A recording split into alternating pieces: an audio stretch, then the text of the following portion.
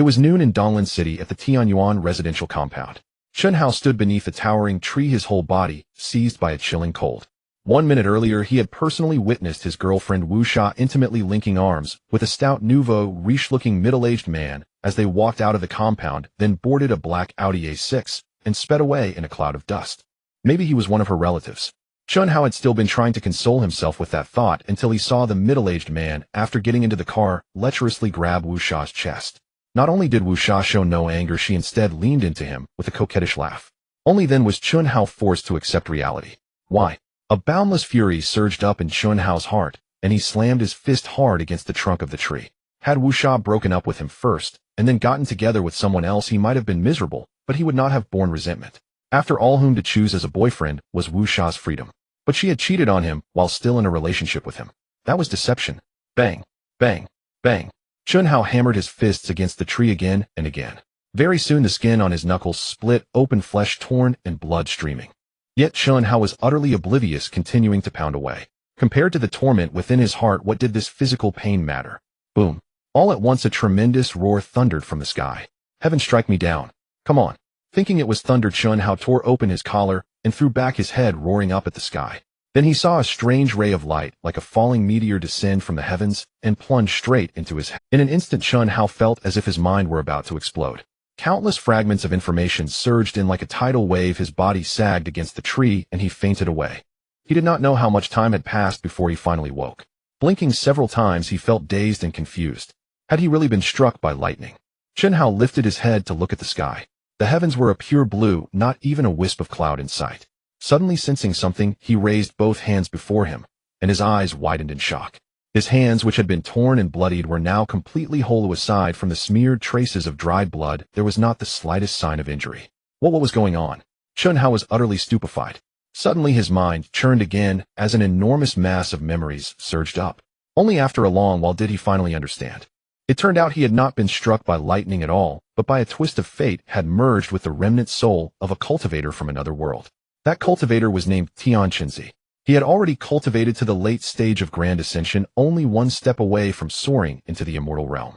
Yet at the critical moment of tribulation transcendence, he was treacherously ambushed. Both his physical body and his nascent soul were destroyed. Only a single wisp of remnant soul managed to escape, tearing through the void to arrive on Earth.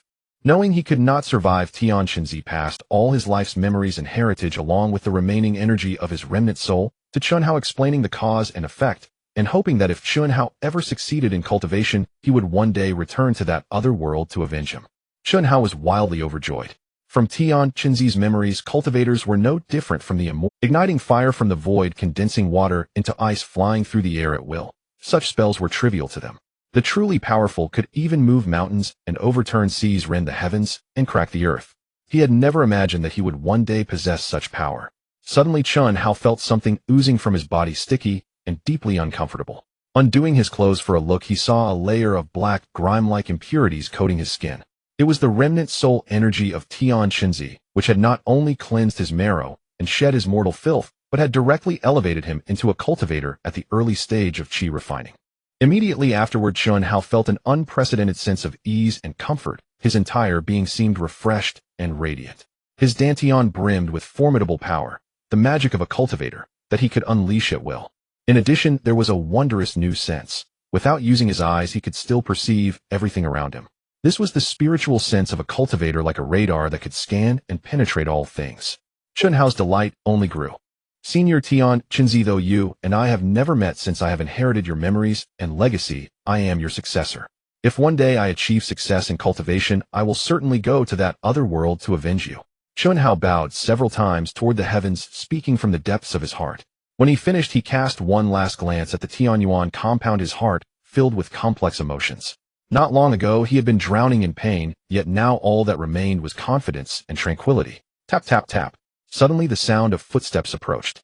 A voluptuous, seductive young married woman passed by, seemingly catching the strange odor coming from Chun Hao's body. She covered her nose in disgust and hurried past with a look of distaste. Chun Hao instinctively swept over her with his spiritual sense. Instantly his eyes flew wide. He hurriedly withdrew his spiritual sense and turned his back. He silently recited core values to himself for a while, and his mind gradually settled. If spiritual sense can see through things, then in the future wouldn't I? Chun Hao thought, with a momentary wicked impulse. He suddenly sniffed and caught the stench of the impurities seeping from his own body. No wonder that sensual young woman had been so repulsed by him. No matter, it was easily resolved. Chun Hao circulated his magic, and with a slight tremor of his body the impurities automatically separated from his skin, turning to fine dust that drifted out from his sleeves and collar. Lowering his head for a sniff, he found himself clean and tidy with no trace of odor remaining. Looks like I can even skip bathing from now on. Chun Hao shrugged and turned to leave. Someone's fainted. Call an ambulance quickly. Just as he stepped out of the Tianyuan compound, Chun Hao heard an anxious shout. Turning his head, he saw a crowd gathered in front of a red Maserati on the plaza before the gate.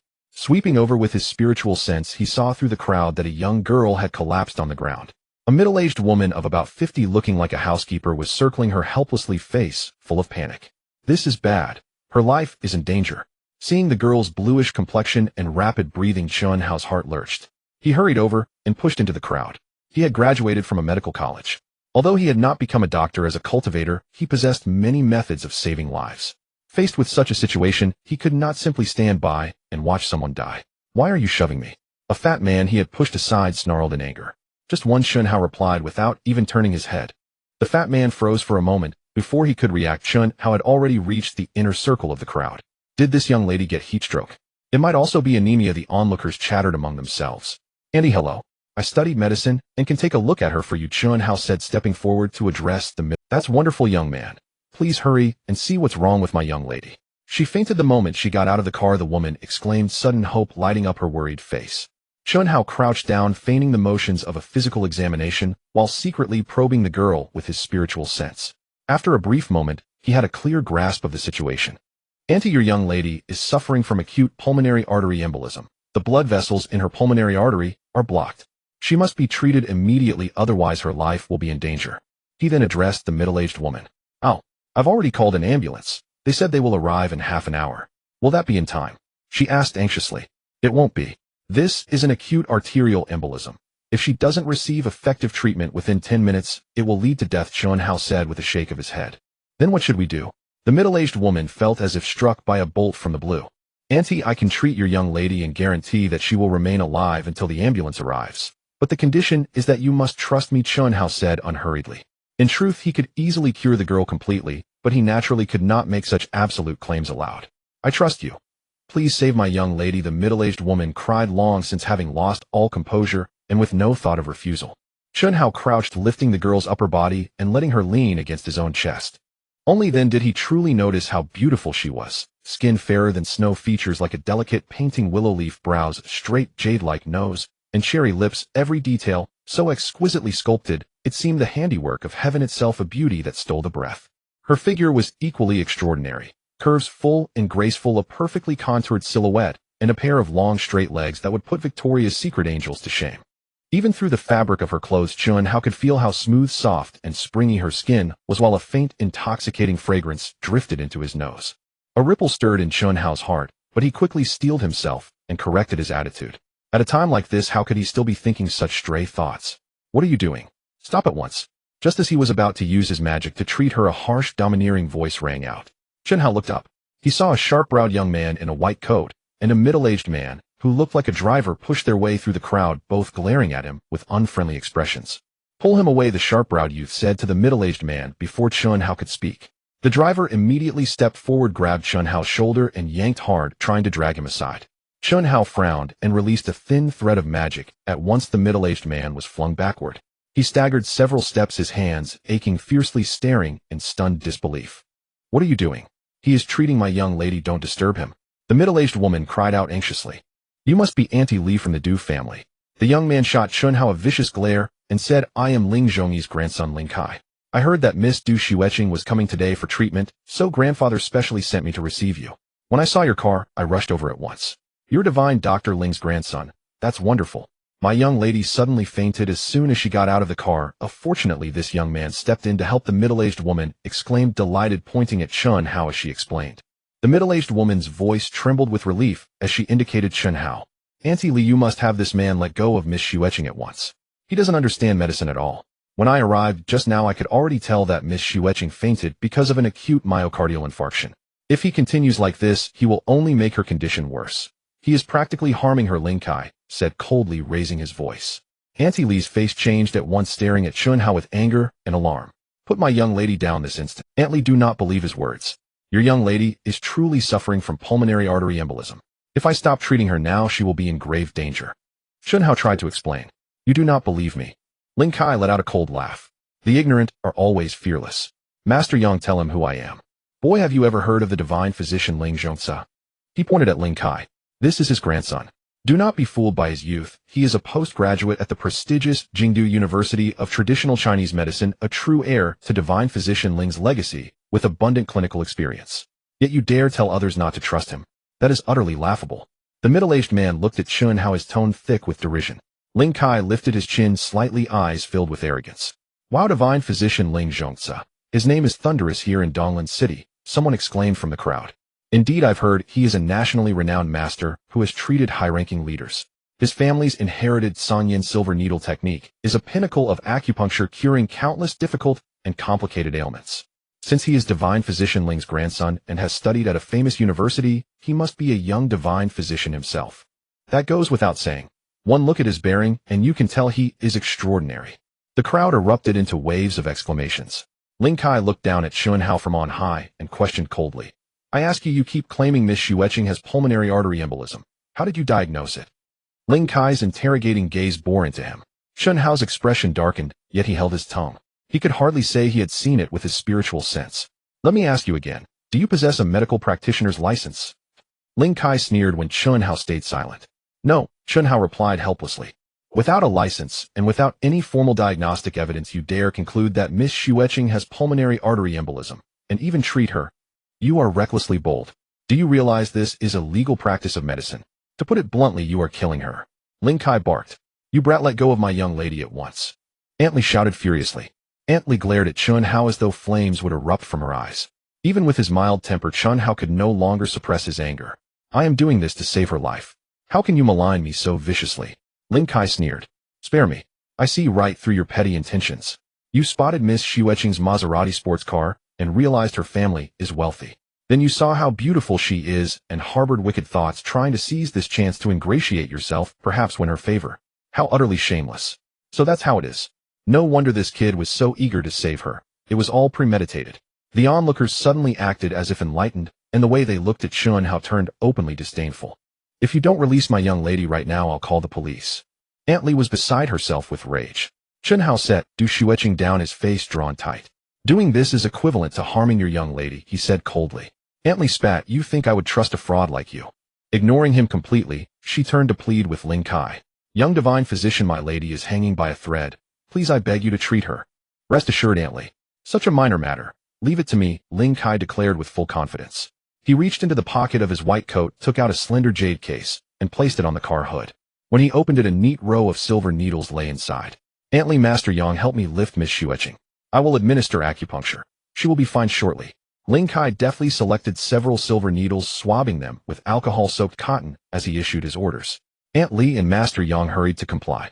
Chun Hao could not hold back. Dr. Ling, you had better re-examine her. If you treat her as though she has myocardial infarction, Miss Xueqing's condition will only worsen. You are gambling with her life. Ling Kai snorted in disdain. You think you are worthy to instruct me? Oh. Aunt Lee snapped. Why haven't you left yet?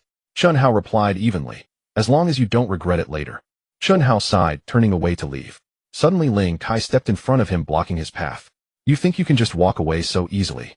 He sneered and said to Master Yang. This fraud has no medical license and is practicing illegally. Watch him, don't let him run. Once I cure Miss Xueqing, I'll see to his punishment. Yang Shifu glared at Chun Hao like a tiger eyeing prey and nodded. All right. Chun Hao let out a short, incredulous laugh. Fine, I won't leave. I'll stay and watch exactly how you cure Miss Xueqing. You think you can even understand what you see? Ling Kai glanced at him with open contempt. Holding the silver needles, he began treating Du Xueqing. In less than 3 minutes, he finished the acupuncture. In that brief span, Du Xueqing's face shifted from ashen blue to flushed red. Her labored breathing eased and became regular, as though her condition had greatly improved. So this is the Ling family's famed Sanyin silver needle technique. My eyes are truly opened. Yes, this is real life-saving. That kid earlier was just blindly fumbling. Fortunately, the young divine physician stopped him, or there might have been a death. The onlookers once again broke into a chorus of acclaim. She is fine now. Aunt Lee helped Miss Xueqing into the car and let her rest a while. She will soon wake up. Then take her to my grandfather for further recuperation, and she will fully recover. Ling Kai smiled faintly and put away the silver needles. Thank you, young divine physician. Without you, my lady would truly have been in danger. You truly are from a family of divine physicians. Aunt Li said, her voice thick with gratitude. Aunt Li was moved to tears. Ling Kai turned, fixing his gaze on Chun Hao with a cold smile. Didn't you claim I would worsen Miss Xueqing's condition? How does it feel to be slapped in the face now? The crowd also looked at Chun Hao, their faces full of ridicule. You will soon know who is truly slapped in the face, Chun Hao replied calmly. Still so stubborn, Ling Kai scoffed. Master Yang, call the police and have him arrested. Yang Shifu pulled out his phone. All right, I'll call right now. At that moment, Aunt Li's frantic voice rang out. Young divine physician, come quickly. My lady suddenly vomited blood. Aunt Li's urgent cry shattered the moment. What? Ling Kai froze, then hurriedly turned around. The crowd saw that Du Xueqing, who had just seemed improved, was now gushing fresh blood from her mouth, her complexion even more blue-purple than before. The onlookers were horrified. Young divine physician, what is happening? Aunt Li screamed. Impossible. I clearly used the silver needles to relieve her myocardial infarction. How could it end up like this? In an instant, Ling Kai lost all the composure and arrogance he had displayed moments before. His face turned pale with panic. Chun Hao's cold voice cut through the turmoil. It is very simple. You treated Miss Xueqing's condition as myocardial infarction and used silver needles to forcefully dilate her cardiac vessels. It might appear to offer temporary relief, but in truth it is useless. Worse, by wasting precious time you have aggravated the pulmonary artery embolism, which is why she is now coughing blood. The crowd turned to him in shock. Could it be that Chun Hao was right, and the young divine physician had made the wrong? Nonsense. Veins bulged on Ling Kai's forehead. Who do you think you are to dare say I am wrong? Chun Hao replied evenly. If you truly believe you are right, then continue treating her. But do not say I failed to warn you. Because of your mistaken treatment, Miss Xueqing could originally have held on for 10 minutes. Now at most 5 remain before she dies of asphyxiation from the blood. She is coughing. Ling Kai could no longer speak. Beads of sweat the size of soybeans broke out on his forehead as his face took on a sickly green hue. Young man, I was wrong about you earlier. I'm truly sorry. Please don't hold it against me and save my lady, would you? Aunt Li saw this and realized that Ling Kai must have made a mistake. Anxious and angry, she approached Chun Hao, her face full of shame. I'm sorry, but I don't have a medical license. If I intervene, I could be accused of practicing medicine illegally, and I can't bear that responsibility. Everyone turned to look at Ling Kai and Master Yang. Master Yang was embarrassed, quickly putting down his phone. Mr. Ling, didn't you say you wouldn't let Miss Xueqing's condition worsen? How does it feel to be slapped in the face now? Chun Hao said lightly. Ling Kai's face turned a shade of green and purple. This was exactly what he had just said, but now Chun Hao was throwing his words back at him. Young man, we know we were wrong. Please, it's a matter of life and death. Hurry and save the young lady. Chun Hao, realizing he had spoken out of anger, naturally couldn't remain indifferent. He walked over, pointed like the wind, and tapped a few spots on Du Xueqing. Immediately, Du Xueqing stopped coughing up blood, and her complexion quickly returned to normal. Everyone was instantly shocked, eyes wide open. Just a few taps could stop the bleeding. It was truly miraculous. What kind of medical technique is this? Ling Kai was even more shocked and couldn't help but ask. He vaguely sensed that Chun Hao seemed to be using acupoint techniques, but what kind of acupoint technique could produce such immediate results? Even though he came from a family of traditional Chinese medicine, he had never heard of it. Bring me the silver needles.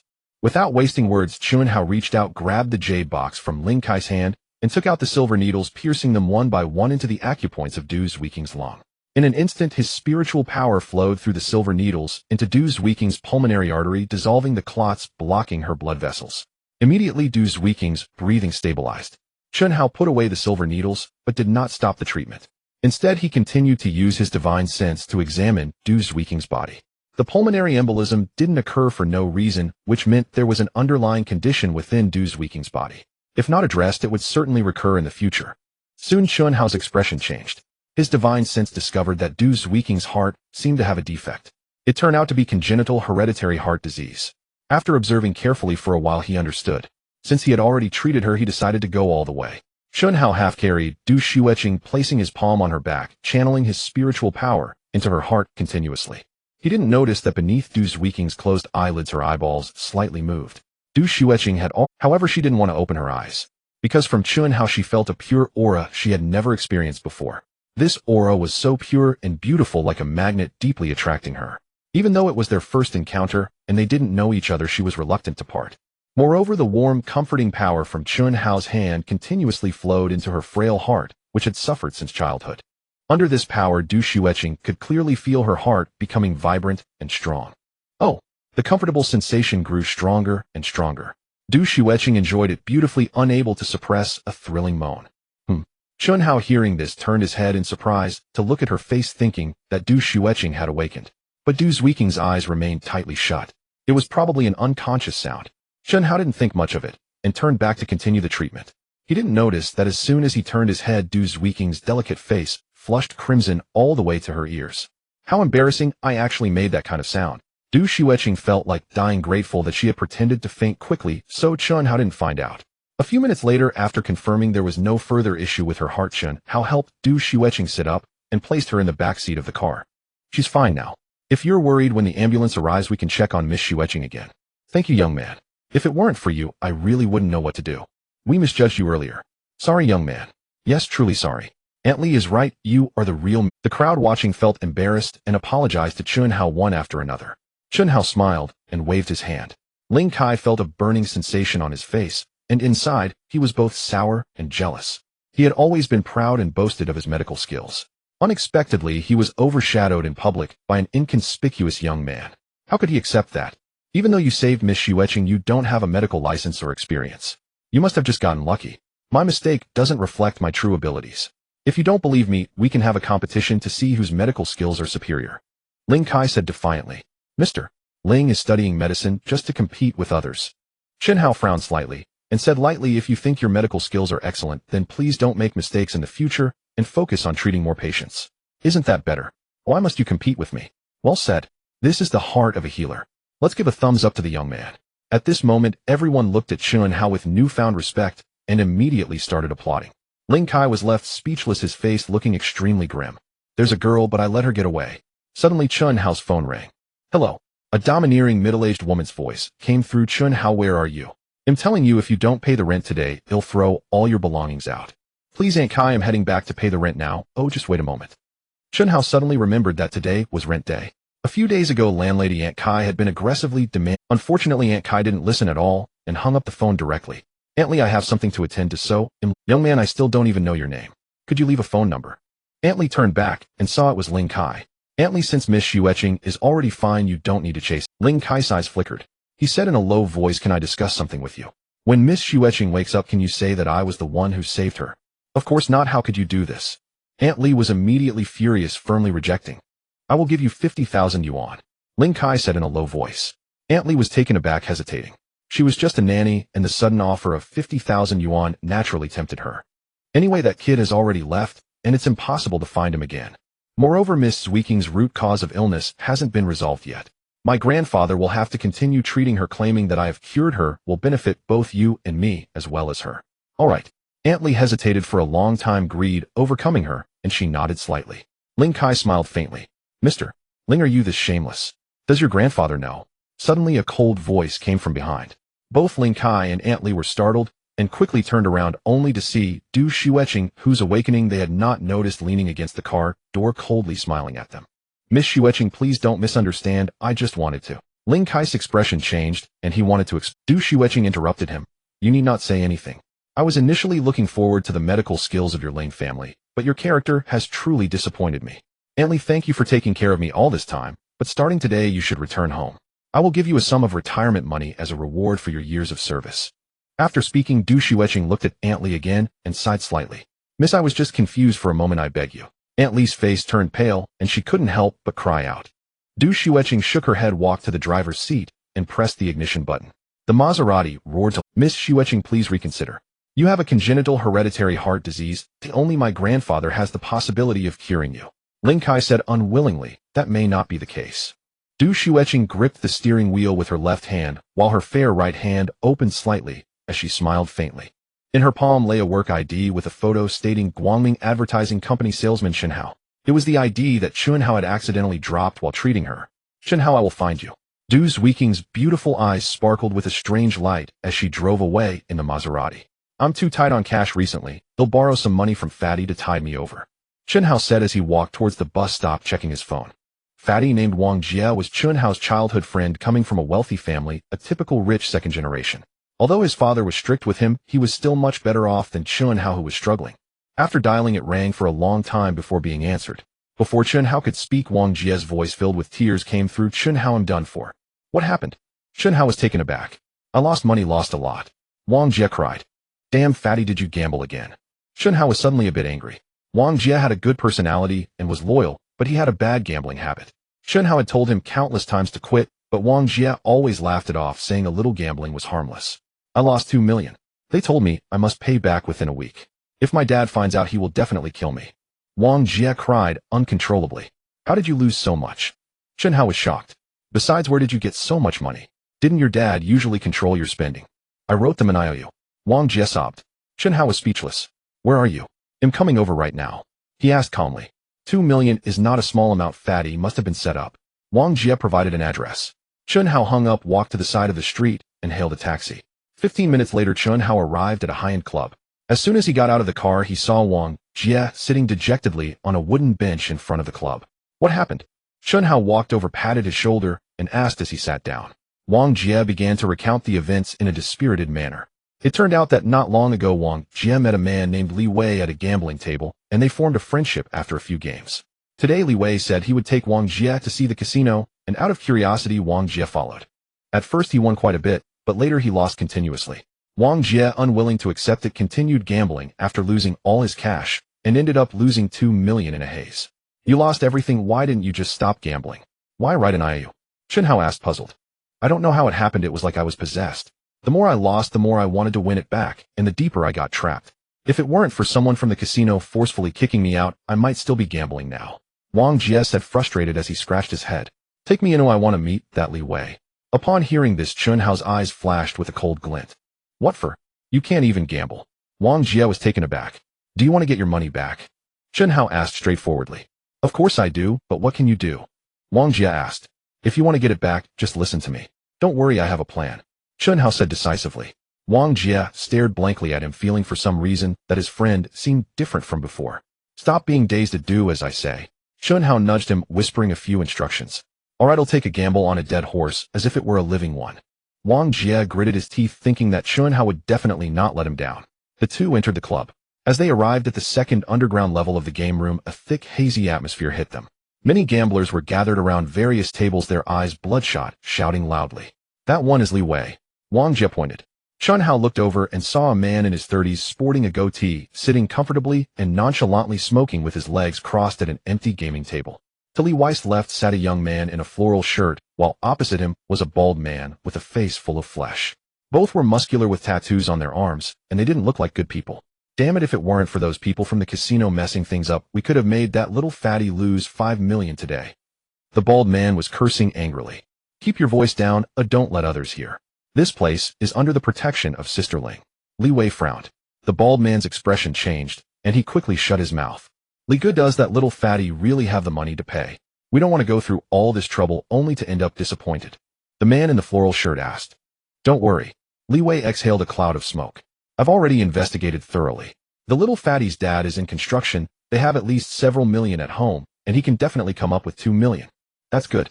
It's worth all those days you've been befriending him, reeling in this big fish. The man in the floral shirt laughed. Such a naive, rich second generation is the easiest to trick. Bastard, so you were setting me up. Wang Jie was filled with rage upon hearing this, unable to hold back from. Don't act rashly. Chen Hao reached out to stop him. We'll settle this account with them bit by bit. Wang Jie suppressed his anger and nodded. The two walked over. Why are you back? Seeing Wang Jie, Li Wei and the others were taken aback. Li Gu, I didn't have enough fun earlier, so I went out for a bit and brought my friend back to continue playing. Wang Jie said as instructed by Chen Hao. Li Wei and the others exchanged smiles, thinking that a dog cannot change its nature, eagerly coming to give us money. Fatty, if you want to continue playing, we certainly welcome you. Li Wei said leisurely, but let me remind you, you owe me 2 million, and it must be paid back within 7 days. Otherwise, you know I'm out here mixing with the crowd. If you default, don't blame me for being rude to you. As he spoke, his expression darkened, revealing a hint of malevolence. Wang Jie was instantly filled with resentment. Li Wei had previously called him brother with such enthusiasm, but after cheating him, he immediately turned his back. Li Gu, what's the matter? It's just 2 million, no problem, I'll pay it for Fatty. Let's not ruin our friendship over such a small amount. Chen Hao chuckled and casually took a seat. Li Wei and the others looked at him in surprise. Who is this kid? He seems unremarkable, but is so confident. Let me introduce you, this is my good friend Chen Hao. Not only does he enjoy this, but he is also a rich second generation, much wealthier than I am. Wang Jie suppressed his hatred and deliberately emphasized the word wealthy. Li Wei and the others' eyes, they had just regretted not making Wang Jie lose more money, but unexpectedly Wang Jie not only returned, but also brought an even bigger prey. So it's you, Brother Chen Hao. I'm sorry for the oversight. Would you like a cigarette? Li Wei's expression changed rapidly, immediately flashing a full smile as he took out a pack of soft Zhonghua. Thank you, Li Gu, but I don't smoke. Chen Hao waved his hand and took out a bank card, slamming it on the table with bravado. I didn't bring cash, but this card has 10 million. Besides paying Fatty the 2 million, the rest can be used as today's betting capital for a good time. This was actually his salary card with not a penny in it, just for show. 10 million. Li Wei and the others were overjoyed to hear that. Why don't you go pour Brother Chen Hao a glass of water? Li Wei turned and instructed the man in the floral shirt, secretly giving him a wink. I'm on it. The man in the floral shirt understood and hurried off. Not long after, he returned with a steaming cup of tea and handed it to Chen Hao. Chen Hao took it, his divine sense sweeping over it, and he sneered inwardly. The tea was tampered with, definitely drugged. Although an ordinary person would notice nothing, it could not escape the eyes of a cultivator like him. It was likely that Wang Jie had fallen for it, and this tea was involved. He tilted his head back and took a big gulp, then suddenly spat it out, splattering Li Wei and the others all over. I'm sorry, brothers, I just choked a bit. Truly sorry. Chen Hao quickly put down his cup and apologized repeatedly, handing over a tissue. It's fine. Although the three weren't very happy, they couldn't get angry and accepted the tissue to wipe themselves. Get Brother Chen Hao another cup, Li Wei said. The man in the floral shirt went again. Sorry about that. Chen Hao clasped his hands together. He intentionally sprayed that mouthful, not only bringing out the drug's effects from the tea, but also amplifying it with his spiritual power, intending to let the three of them taste the bitter fruit. Brother Chen Hao, what do you want to play? Li Wei revealed a smile again, all in. Fight the landlord. Or something. Li Gu, I prefer something simple and straightforward. Let's just play high cards, 10,000 around, winner takes all. How does that sound? Chen Hao said. No problem. I like your style, brother. You say how to play, and we'll play. Li Wei was surprised for a moment, then laughed even more cheerfully as he took out a deck of cards. At that moment, the man in the floral shirt brought over another cup of tea. Chen Hao didn't even look and drank it all in one go. This little dose of drug had no effect on him.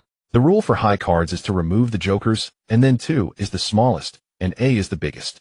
If the cards are the same, they're ranked by spades, hearts, clubs, and diamonds. The biggest wins, and the winner takes all, right? Li Wei asked while skillfully shuffling the cards. That's right, let's do it. Chen Hao nodded. For the first round, brother, you go first. Li Wei laid the cards out on the table after shuffling and gestured. Then I won't be polite. Chen Hao casually drew a playing card. He did not use his divine sense to see through it, as he wanted to figure out how the opponent was cheating and then use their own methods against them. Li Wei and the others looked on, exchanging confident smiles. This kid seemed quite arrogant, but he was actually a novice. Just by looking at his movements, it was clear he had never played before. Chen, how are you sure you can do this? Wang Jie, watching from the side, felt anxious and couldn't help but come over to ask in a low voice. Trust me, fatty. Chen Hao smiled confidently. Sister Ling, the little fatty you told me to chase away earlier, is back, and he brought a young guy with him.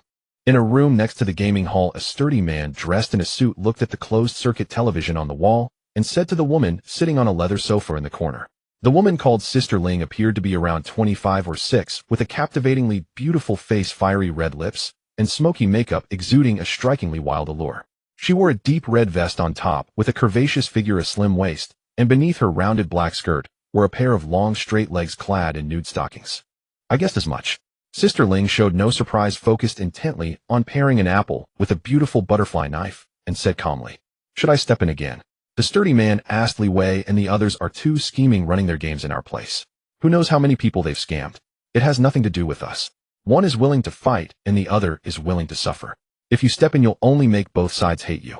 Sister Ling said flatly, We're not saints. A single act of kindness is enough. At this moment at the card table, Li Wei, the man in the floral shirt, and the bald man also drew a card. Chen Hao remained calm and secretly observed, noticing that all three, while drawing cards, lightly rubbed their hands over the card faces first before selecting one. Chen Hao's heart stirred as he looked at the playing cards with his divine sense, and he suddenly realized. The surface of the cards appeared normal, but there were extremely subtle unevenness in the middle, clearly marked. No wonder Fatty lost so badly. However, it was strange that Li Wei and the others did not draw high cards, but instead drew low ones. Li Wei had a 6 of diamonds, while the man in the floral shirt and the bald man had a 2 of spades and a 4 of hearts respectively. Upon thinking it over, Chen Hao understood. The three were doing it deliberately, drawing low cards first to let him win, and once he tasted success and raised the stakes, they would start cheating for real. It's all done, brother Chen Hao, show your cards. Li Wei said. Chun Hao revealed his card, which was a 9 of clubs. The other 3 followed suit, but naturally none had a better hand. A good start. Chun Hao laughed heartily. Brother Chun Hao is amazing winning the first hand like this. It seems we are in for a terrible loss today. Yes, I hope you can show mercy in the future, brother. Li Wei and the others pretended to frown, but a glint of cold laughter flashed in their eyes. With the round concluded according to the winner-takes-all rule, all 3 of them lost, and Chun Hao earned 30,000. Wang Jia was in charge of keeping score, calculating the final tally later. In the second round, Chun Hao drew a jack of hearts, and again the 3 of them had smaller cards, adding another 30,000 to his winnings. In the blink of an eye, a dozen rounds passed. Chun Hao had losses and wins, but overall he won significantly more than he lost, totaling around 100,000.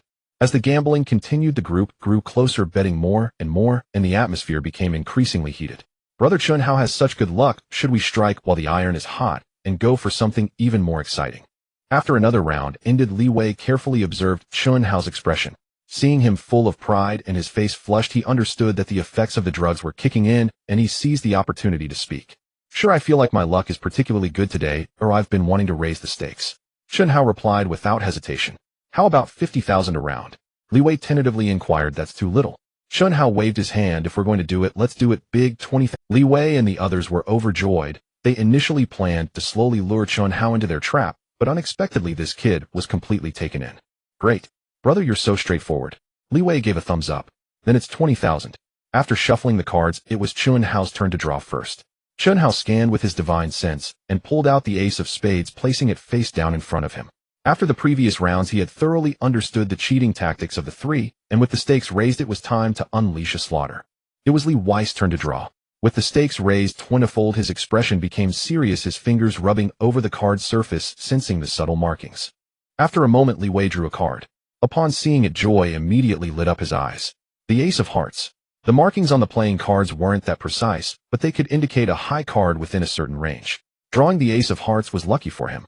Although there was still the Ace of Spades remaining, the chances of Chun Hao drawing it could be disregarded. Victory was assured. Li Wei placed his card down discreetly, tapping his middle finger on the table. This was the signal agreed upon with the flower-shirted guy and the bald man, meaning he had drawn a very high card and was essentially guaranteed to win. They could draw freely. The flower-shirted guy and the bald man understood the cue and each casually drew a card. Show your cards, Brother Chun Hao. I guess my luck this round will be better than yours. Li Wei looked at Chun Hao with a hint of mockery in his smile. Is that so? Chun Hao smiled as he revealed his card. Li Wei's smile instantly froze. The flower-shirted guy and the bald man were also taken aback. They never expected that such a slim chance would land in their favor. This was just too unlucky. Li Gu, it seems your guess was off. Chun Hao chuckled. That's fantastic, Chun Hao.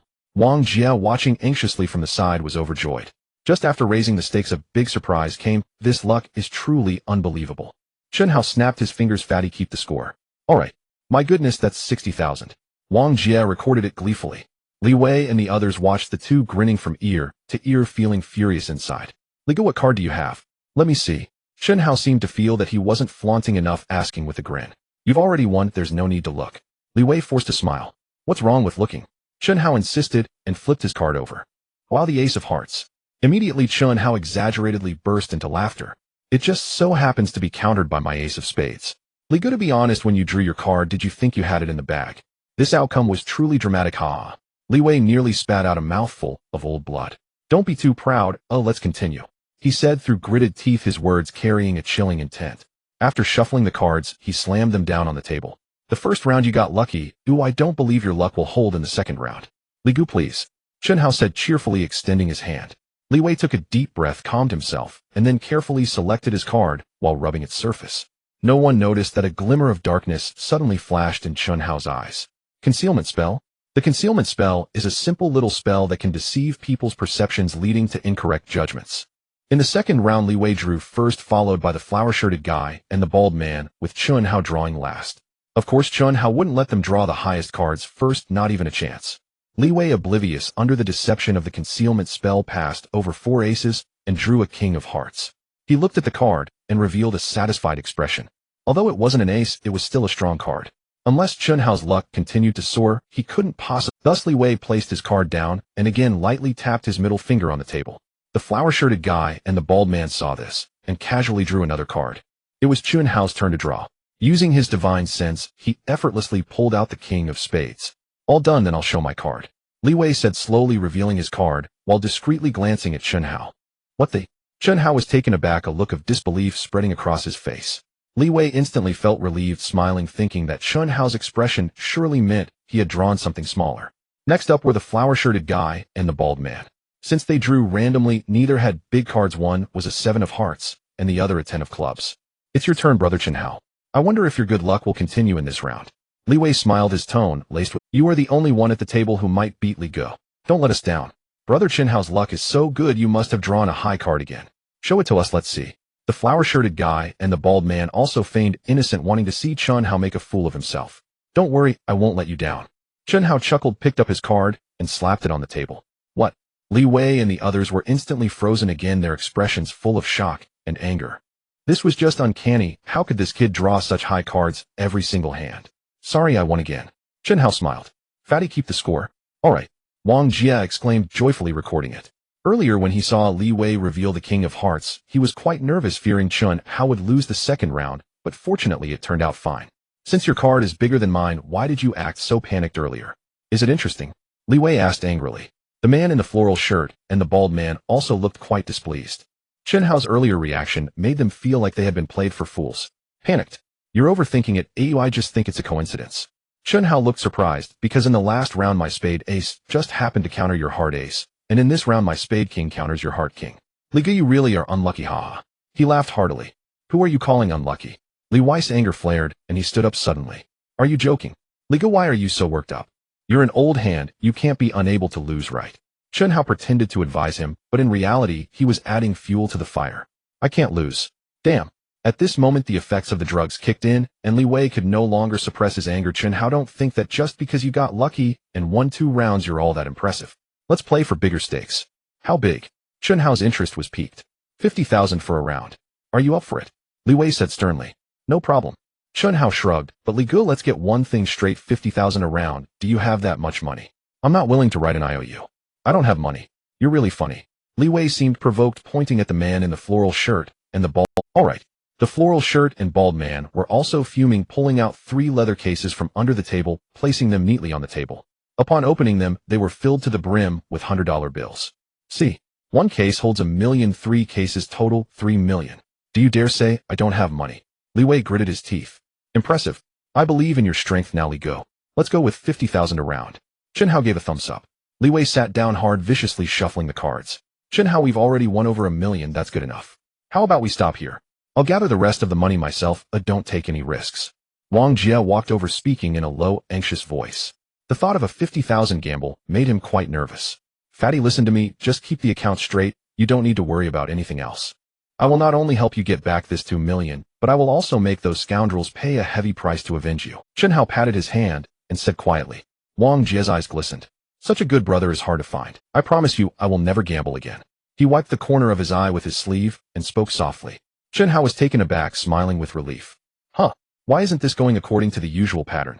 In the next room, a muscular man looked at the surveillance screen with a look of surprise. What's wrong? Sister Ling continued peeling an apple, not lifting her head or opening her eyes. Li Wei's cheating didn't work. Instead, that kid brought by the little fatty won 2 rounds in a row, losing 120,000. It seems Li Wei is getting anxious and has been outsmarted. The muscular man stroked his chin, speaking with great interest. Oh. Sister Ling also showed a hint of surprise. Is that kid skilled? Pretending to be a pig to eat a tiger. Doesn't seem like it. The muscular man shook his head. His movements are quite naive. He's clearly a novice. Oh. Sister Ling's voice became flat. Then he's useless. It's just pure luck. As long as he continues to gamble, he will lose eventually. I think so too. The muscular man sighed, but honestly I really hope that kid's luck continues, letting Li Wei and the others suffer. It's your turn to draw carefully. At this moment Li Wei finished shuffling the cards and laid them on the table, speaking ambiguously to the floral shirt. Don't worry, Li Ge. The floral shirt viciously blew into his palm, rubbing the card surface and selecting. I don't believe that the 3 of them with marked cards can't handle a Chen Hao who relies solely on luck. Chen Hao smiled, his eyes flashing with a glimmer, once again activating his illusion technique. After a few seconds the floral shirt drew a card, looking at it, and his expression immediately fell. A diamond jack. Although it was also a big card, it was the smallest among the big cards. He dejectedly placed the card down, lightly tapping his right ring finger on the table to indicate that his card wasn't very big, letting the bald man and Li Wei cover.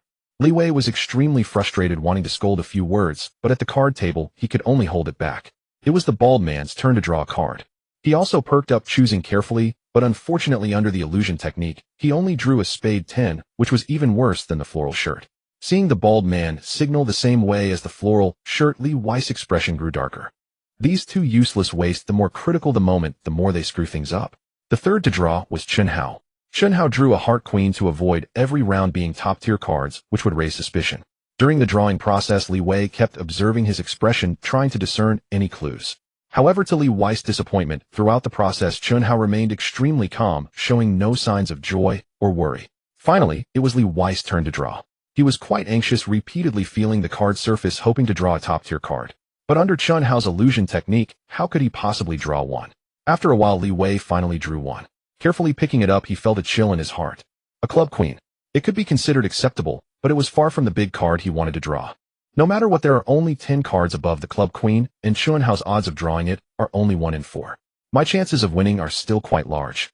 Li Wei could only comfort himself with this thought. I'm revealing my cards. The floral shirt saw that all 4 had drawn, and he was the first to flip over his card. Li Wei glanced at it, and immediately looked at Chen Hao. Chen Hao's face remained calm, showing no expression. Li Wei's heart sank, immediately giving rise to an ominous thought. Now it was a 50,000 high-stakes gamble. If Chen Hao lost, it was unlikely he would remain indifferent.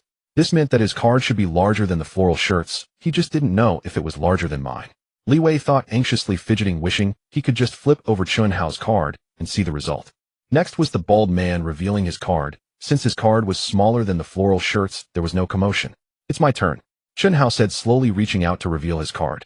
It can't be lower than a club queen, it can't be. Li Wei clenched his fists tightly, focusing entirely on watching, shouting in his heart. Unknowingly, he was soaked with sweat, front and back, beads of sweat trickling down his forehead, even making his face contort in a grimace. Chen Hao revealed his card. Spade queen. Oh. Li Wei felt as if he had received a heavy blow, shouting as his face turned ashen. The floral shirt and bald man also changed their expressions drastically. Although they still didn't know what Li Wei's card was, his expression clearly indicated that he had lost. Brotherly, seeing you like this, you aren't just being countered by me, are you? Chen Hao smiled, subtly stabbing a knife into Li Wei's heart. Li Wei sat rigidly, unable to utter a single word. In one round, they lost 500,000, combined with the previous losses of 120,000. Their total losses had reached 300 million, leaving them with almost nothing. Such a brutal blow nearly caused Li Wei to collapse. No, I haven't revealed my cards yet. I can still turn the situation around with that method. Suddenly a thought flashed through his mind, and his eyes lit up. At that moment, Chen Hao reached over and flipped his cards. What are you doing? Li Wei was taken aback and couldn't help but rage. With the cards revealed, defeat became inevitable, and there was no turning back.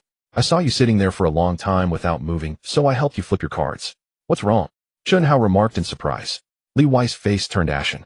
Haha, this Chen Hao has really hit a streak. Li Wei's heart must be bleeding now. In the adjacent room, a muscular man watched the surveillance footage with great interest, chuckling maliciously. Did he win again? Sister Ling suddenly stopped peeling the apple and looked up to ask. Yes, 3 consecutive rounds, and Li Wei's meager fortune has almost all gone in. The muscular man laughed. Sister Ling remained silent, suddenly standing up and walking to the surveillance screen to take a look. What's wrong, Sister Ling? The muscular man asked in surprise. Chen Hao is not an ordinary person. Not only did Li Wei fail to see it, but you also underestimated him. Sister Ling skillfully played with a butterfly knife, her beautiful eyes fixed intently on Chen Hao. No way. While I can't match your keen eyesight, I can tell that Chen Hao has never gambled before. He must just be lucky, the muscular man said in surprise. A warrior who seeks battle will surely perish. In a casino, one might be lucky once or twice, but it can't last forever. Sister Ling's beautiful eyes flashed with brilliance. Chen Hao is definitely a master. Fatty, how much have we won? Chen Hao stretched lazily. 283,000. Wang Jie was incredibly excited, nearly jumping up. Not only did he pay off all his debts, but he also won more than 80,000. Very good, Chen Hao smiled slightly. Today has been quite enjoyable. Brotherly, let's settle the accounts here. Settle the accounts. Li Wei gritted his teeth. You want to leave after winning money? There's no such easy deal. Then what do you want? Chen Hao sneered. They'll bet my entire fortune against you in the last round. Are you brave enough? Li Wei glared at him, his eyes bloodshot, as if he wanted to eat him alive. What would I be afraid of? Chen Hao replied. But brotherly, do you still have money? Of that 300 million, most of it is now mine, leaving you with barely 20,000. Are you joking about betting your entire fortune? Li Wei's blood rushed to his head as he slapped a promissory note and a car key onto the table. This is the 2 million from Fatty and my car, a BMW X5, which I just picked up less than a week ago, plus that little 20,000. Is that enough?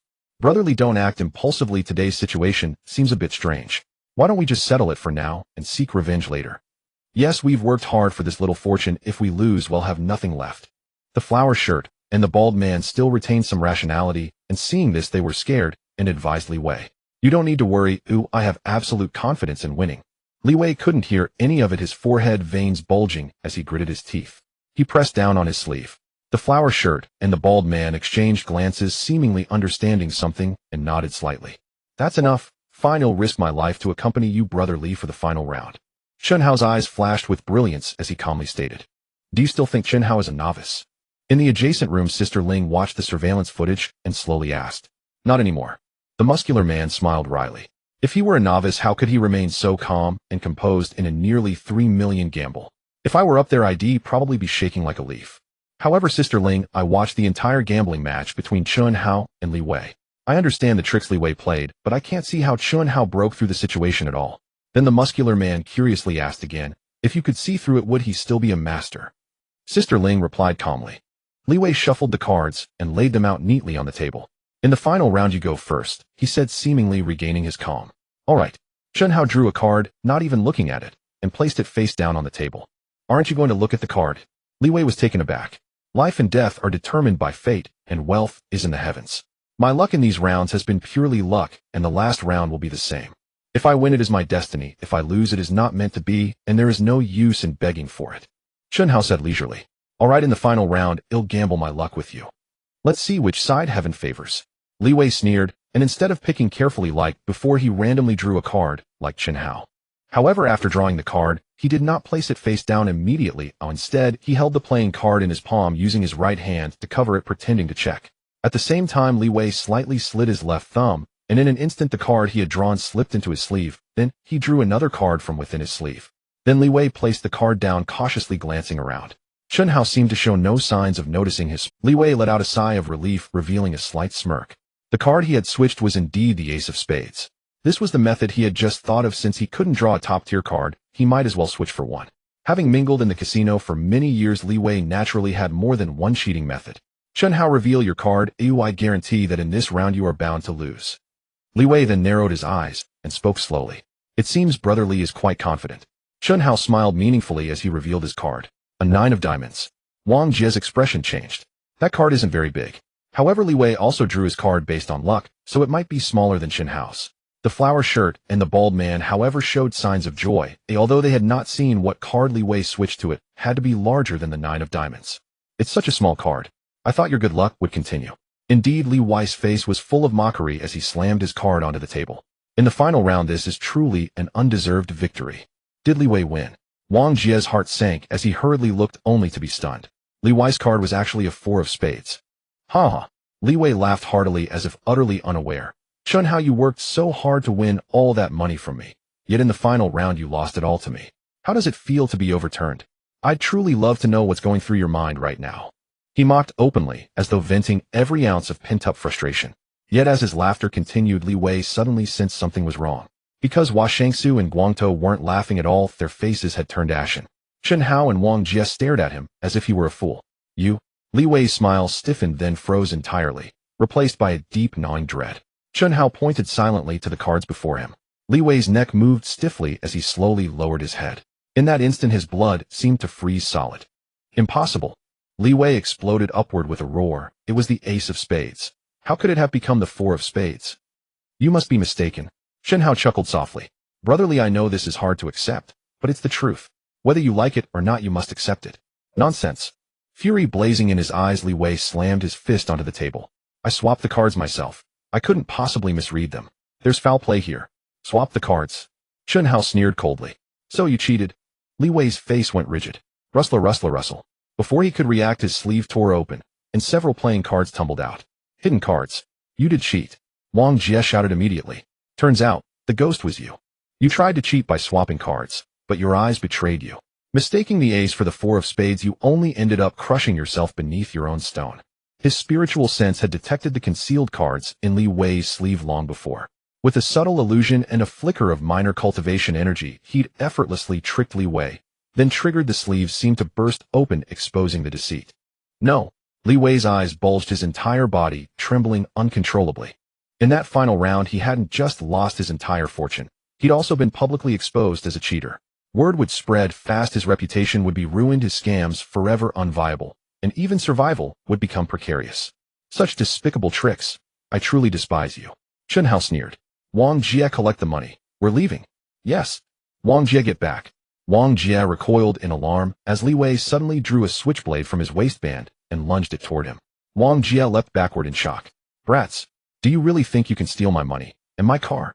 Li Wei's face twisted into a mask of savage fury, trying to renege. Chen Hao rose slowly, cold light flashing in his eyes. What if I do? Try taking even 1 cent from me, and I'll gut you where you stand. And listen well, Chen Hao, this isn't over. You'll pay for this, mark my words. He spat the words venomously, shoved the IOU and car keys into his pocket, and barked, let's go. Hua Shangsu and Guangtou, equally vicious, drew daggers, snatched up their briefcases, and hurried after Li Wei toward the exit, while onlookers scattered in terror. A bit. From the adjacent room, Ling Jia watched the scene unfold, her beautiful face instantly turning ice cold. Understood, Sister Ling. The burly man's expression darkened too as he strode swiftly from the room. Let's see if you three actually make it out of here. Chen Hao stepped forward, blocking their path.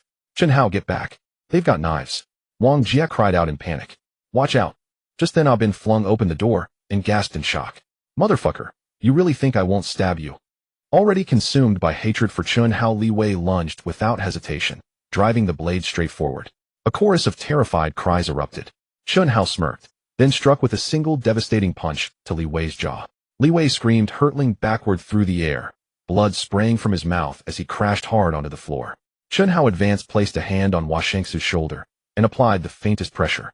Hua Shangsu shrieked like a slaughtered pig, his arm dislocating with a sickening pop as his dagger clattered to the ground.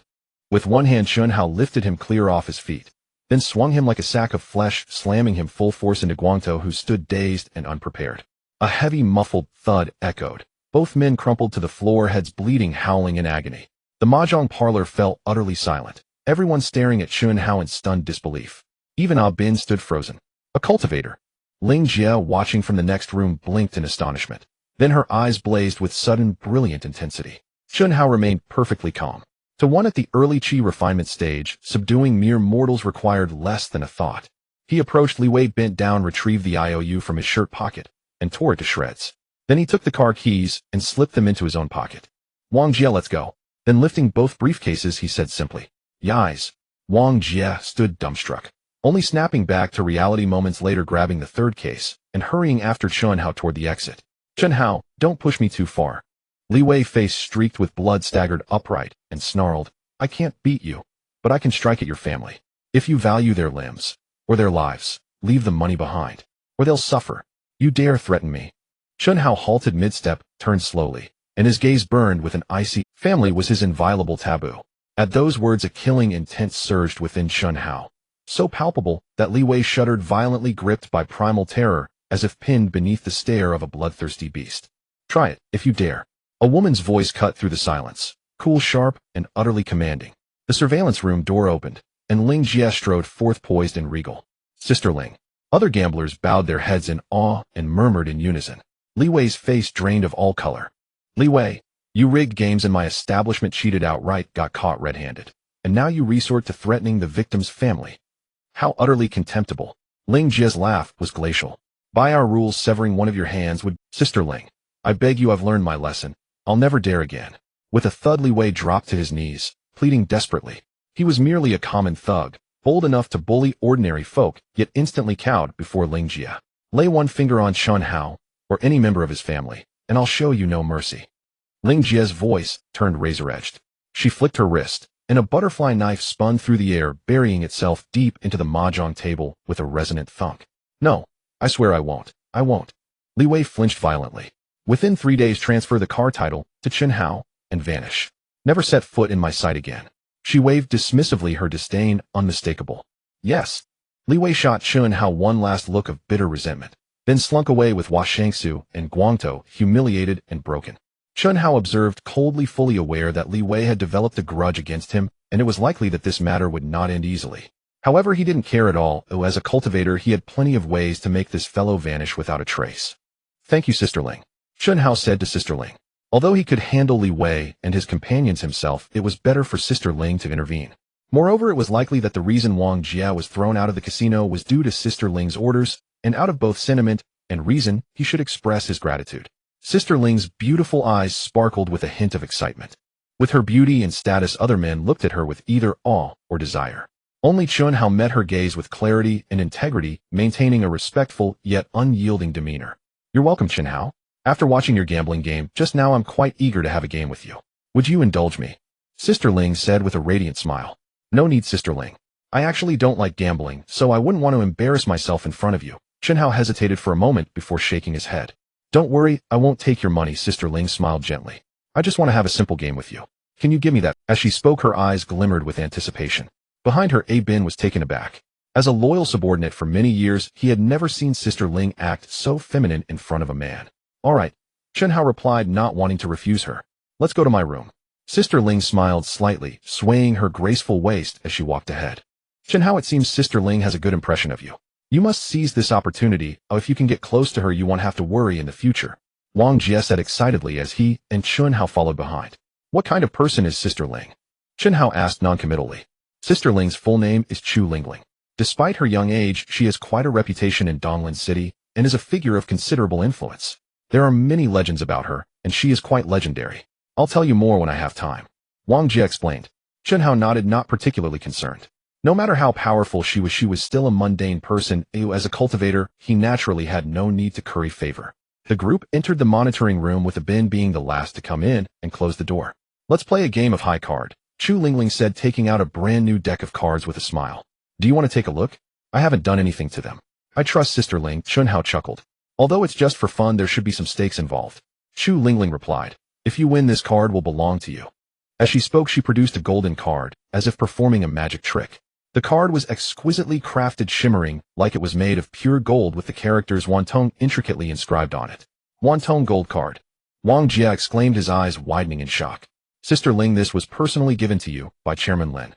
Bin's expression also changed, unable to contain his surprise. Chu Lingling waved her hand dismissively. Bin fell silent. Chun Hao was momentarily taken aback. He had never heard of the Wantong gold card. It's a private gold card issued by Wantong Group in limited quantities. Having this card makes you a VIP of Wantong Group, granting you various privileges.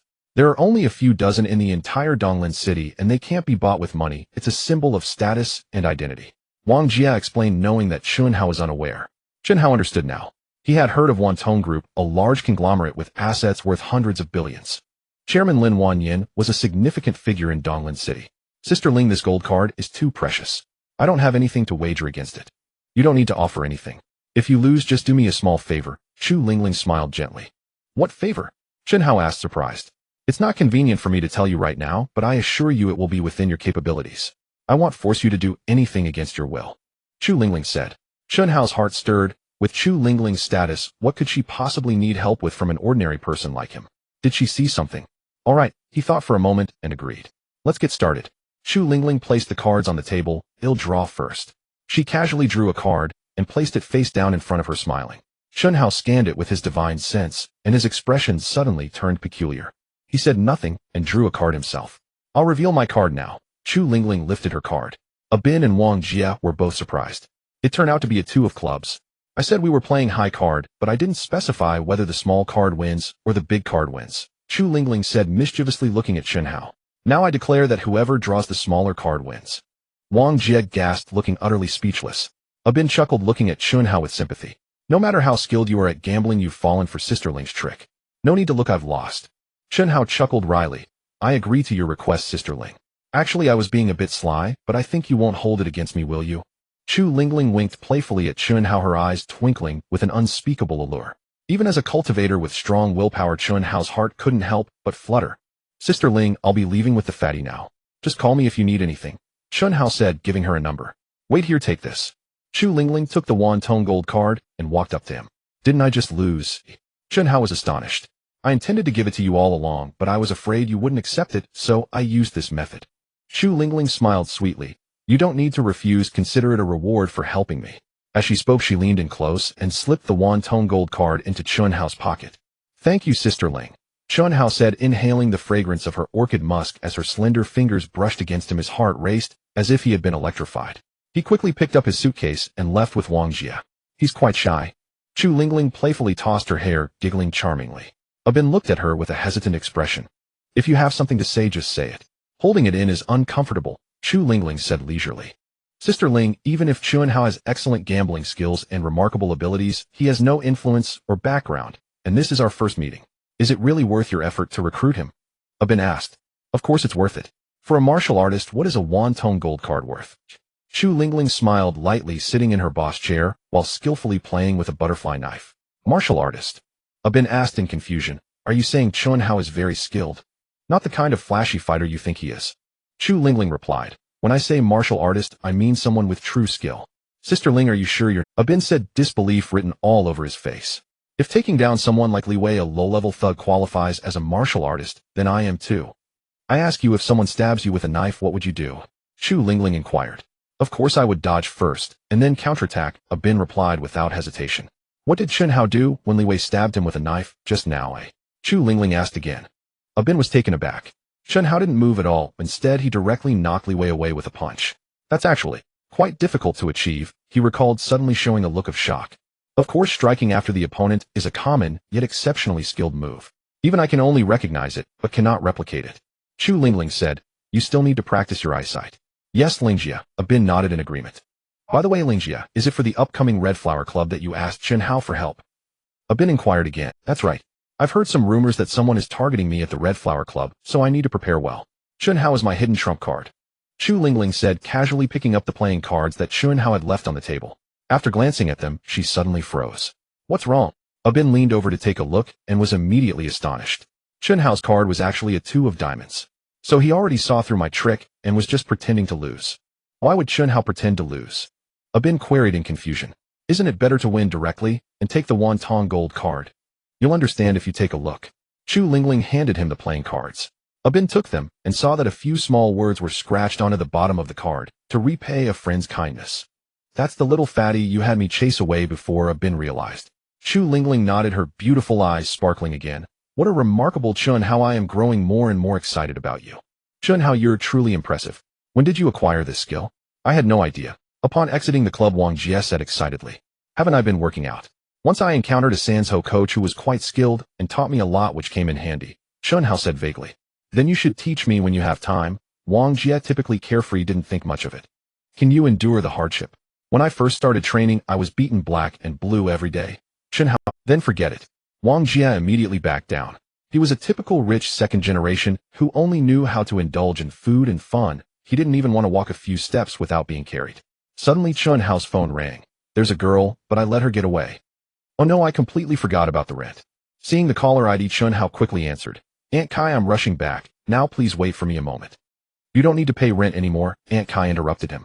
I found a new tenant, and I've thrown your belongings outside. Hurry back to pack them up. If you wait any longer, they might be taken by scavengers. How could you do this? The lease isn't even up yet. Chun-Hao shouted angrily. Beep beep. Aunt Kai hung up the phone directly. What happened? Wang Jie asked. Chun-Hao angrily recounted the situation. Forget it, what's the point of arguing with such a woman? Besides, you are practically a wealthy man now. Why bother renting that shabby place? Just buy a house directly. Stay at my place for the next few days. My parents are out of town, and we can have a good time together. Alright, but I still need to go retrieve my belongings. Do I have important documents in there that I can't lose? Chun-Hao. The two got into Li Weiss BMW X5. Wang Jie drove, and in less than 10 minutes they arrived at the neighborhood where Chun-Hao rented. After getting out of the car, Chun-Hao saw a pile of luggage thrown in front of the unit from a distance. Damn woman. Chun-Hao gritted his teeth in anger and rushed over to check. Luckily, all the documents were there and not lost. He retrieved the documents and stuffed his clothes into the suitcase. As for the bedding, it was already old, so he simply discarded it, tossing it into the trash can. Then Chun-Hao scanned the room with his divine sense and saw Aunt Kai with her flabby face and belly standing in the living room, spitting and arguing with 2 boys who looked like students. For only 800 a month, if you search all over Donglin City, you won't find a cheaper place. What are you waiting for? Hurry up and pay. So she hadn't rented it out yet. Chun-Hao heard this and immediately devised a distraction. Instantly, in the eyes of the 2 boys, the room became cramped and dim, exuding a chilling atmosphere. Looking at Aunt Kai, she resembled a witch with a blood-red mouth. Sorry, we're not renting anymore. The 2 boys turned pale with fear and hurriedly turned to leave. You already promised, how can you go back on your word? Upon hearing this, Aunt Kai became furious and chased after them shouting, "Damn it." The two boys ran away even faster. "You broke people can't even afford 800 a month." Aunt Kai chased them out of the unit, but seeing that she couldn't catch up, spat angrily on the ground. "Aunt Kai, it seems your house hasn't been rented out after all." Chunhao said, cheerfully smiling. "It hasn't been rented out, and I won't rent it to you either." Aunt Kai turned around and saw him, her anger increasing. "Do you see that pile of junk? Hurry up and take it away. Don't blame me if you lose anything. You threw away the tenants' belongings, and you still have the nerve to scold them." Wang Jia exploded in anger. "What's wrong with that? If they can't even pay the rent, should I keep it for the new year?" Aunt Kai said arrogantly. "You?" Wang Jia was about to retort, but was stopped by Chunhao, who smiled. "Aunt Kai, actually I came back to pay you the rent, and I intended to pay for 2 years in one go. Unfortunately, you didn't give me the chance." "You can stop right there," Aunt Kai sneered. "I know you well enough. You're so poor that you can't even afford to eat, yet you dare to pay me rent for 2 years. What a ridiculous boast. Chunhao, you refused to rent it at 1,000 a month, yet others were eager to take it at 800 and were rejected. Aunt Kai, you really know how to do your math." Wang Jia laughed heartily, adding fuel to the fire. "Get lost." Aunt Kai's face turned green with rage as she slammed the door and went inside. Chunhao and Wang Jia exchanged smiles. Back in the car, Chunhao's phone rang again. "Hello." Chunhao glanced at the caller ID and calmly answered. "Chunhao, are you at the place you're staying?" A cold female voice came through. It was his ex-girlfriend Wu Sha. "Here, but I'm about to leave. Is there something you need?" Chunhao replied coolly. Wu Sha was taken aback by his tone, about to snap, yet paused as if recalling something and suppressed her anger. "Fine." After a moment's hesitation, Chunhao agreed and hung up. "Wu Sha?" Wang Jia asked. Chunhao nodded. "That wretch still dares show her face to you." Wang Jia fumed. "Let's go. I'll stand with you and give her a piece of our minds." Earlier, Chunhao had told Wang Jia about Wu Sha's infidelity, leaving the stout young man furious. "No need," Chunhao said calmly. "We're already done. This is the perfect time to sever ties completely." Chunhao stepped out of the car and walked toward the residential compound's main gate. From afar, he spotted Wu Sha, dressed in a brand new Kenzo ensemble, her shoulder draped with an equally pristine Louis Vuitton bucket bag. Wu Sha was merely an ordinary office clerk. Such an outfit was far beyond her means, clearly a gift from that nouveau riche suitor. She noticed Chunhao too, yet offered no greeting, her expression cold, aloof, laced with quiet arrogance. "Perfect timing, Wu Sha. I have something to say to you too." Chunhao approached her and spoke, voice calm and detached. "You have something to say?" Wu Sha froze, startled. "Yes, I believe we're incompatible. Let's end it. No more meetings, ever again." Chunhao stated bluntly, and turned away without another word. Wu Sha stood utterly paralyzed. She'd come precisely to break up with him, expecting shock, anguish, perhaps even desperate pleas for her to stay. Instead, reality struck her like a stinging slap. "Stop right there." Snapping back to herself, she rushed after him and blocked his path, breathless with fury. "What else do you want?" Chunhao asked, unruffled. "How dare you break up with me?" Wu Sha exploded. "Do you even deserve to dump me, eh? Please step aside, we're finished." Chunhao cast her a look of pure disgust, realizing with bitter clarity how blind he'd once been to fall for a woman like her. Wu Sha read that contempt instantly, and erupted. "I won't move," she shrieked. "Chunhao, if you don't explain yourself right now, you won't leave this spot." "Wu Sha, stop this pointless theatrics. The only reason I haven't laid everything bare is to spare you the final shred of dignity, for old time's sake." Chunhao frowned, noticing curious onlookers gathering around. "How absurd. Who are you to grant me dignity?" Wu Sha roared. "Speak up," I demanded. "Let's hear what pearls might spill from a dog's mouth." "Because you cheated." Chunhao snapped, his composure finally cracking. "Think it's some badge of honor? Fine, I'll make it public. Consider it done." Wu Sha recoiled as if struck, eyes wide with disbelief. "You think I don't know about that nouveau riche you—" Chunhao sneered. "I saw you together, with my own eyes. And yes, that car parked over there. He dropped you off. Am I wrong?" He pointed sharply. "Whoa, plot twist. I thought he was in the wrong given how aggressively she's acting. Turns out she's the one who strayed." Haha. She assumed he knew nothing, demanding he justify the breakup, only to be humiliated on the spot. Bystanders leaned in, whispering with gleeful intrigue. "Lies. Utter lies." Wu Sha flushed crimson, denying wildly. "I've never met any nouveau riche. I've never cheated." "Chunhao, you've got no proof. Don't bite like a rabid dog and slander my honor, or I'll sue you for defamation. Shall I recite your hotel check-in records with him, aloud, for everyone to hear? That counts as evidence, doesn't it?" Wang Jia's voice cut in. He strode forward, phone in hand, smirking. "A friend just pulled the logs. This month alone you checked into hotels with him over 10 times. Don't tell me you two were fully clothed, lying side by side under the covers, discussing philosophy and life goals." Laughter erupted, boisterous, unrestrained. Wu Sha's face burned a deep, mortified purple. So what? Who I choose is my business. No one has the right to interfere. Chen Hao, even that nouveau riche is worth 1,000, 10,000 times more than you. You're destined to remain a nobody forever, pathetic, hopeless. I should have dumped you long ago. The crowd's expressions soured, disgust flickering across their faces. Not only had she betrayed him, she wore her shame like armor. Nobody. Wang Jie scoffed. Foolish woman. I'll tell you plainly, Chen Hao's wealth could bury you alive. Fatso, you're shamelessly puffing up your sleazy friend. Seizing the chance to save face, Wu Sha sneered. As if I don't know exactly what he is. He calculates every cent at restaurants. He wears the same few outfits year-round. And buying me a few hundred yuan perfume felt like tearing out his soul. Now he'll bury me in money. Preposterous. Onlookers glanced at Chen Hao with growing doubt. He was undeniably handsome, but clad in cheap mass-market clothes. Hardly the portrait of affluence. Wang Jie, let's go. Nothing more to say to her. Chen Hao refused to linger. Where are you going? Wu Sha snarled, blocking his path again. Didn't Fatso say you're swimming in cash? Prove it. Crush me with it. Don't chicken out. Her composure had shattered, jaw clenched, voice venomous, eyes blazing with spite. Whether I'm wealthy or not is none of your concern, Chen Hao said flatly. Step aside. My patience is exhausted. None of my concern.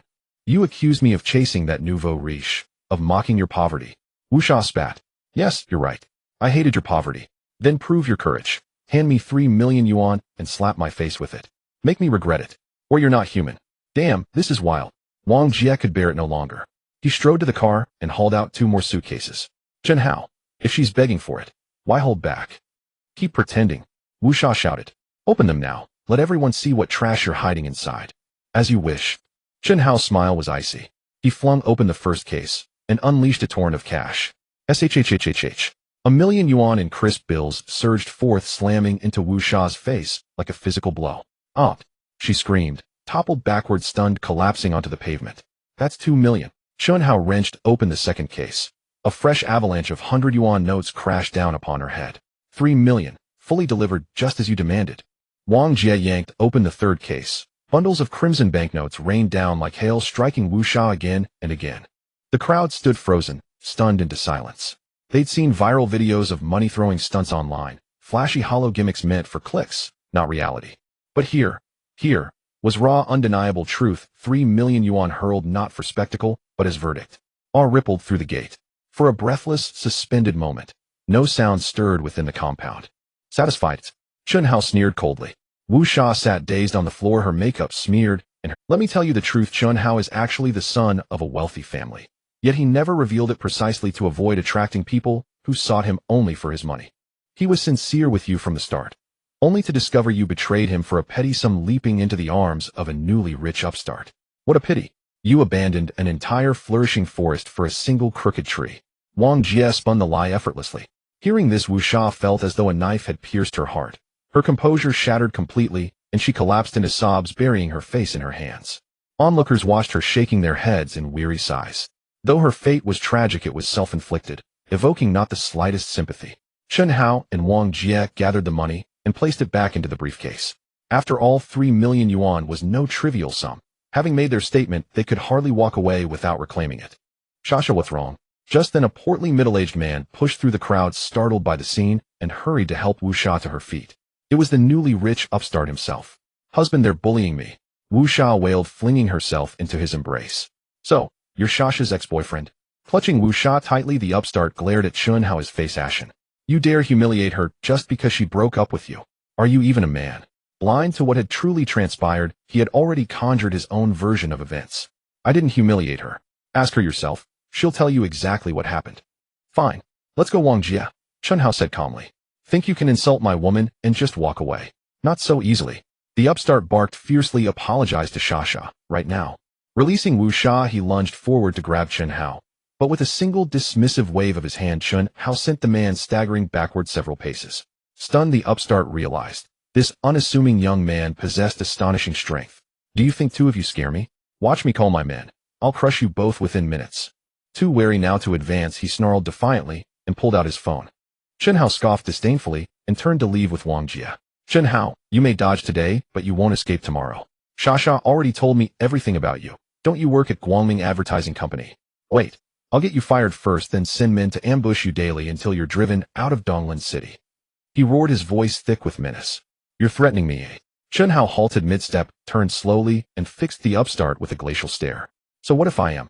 The upstart swaggered. I have connections in both legal and underworld circles. Can't I handle one loser like you? Apologize to Sha now, or end up crippled.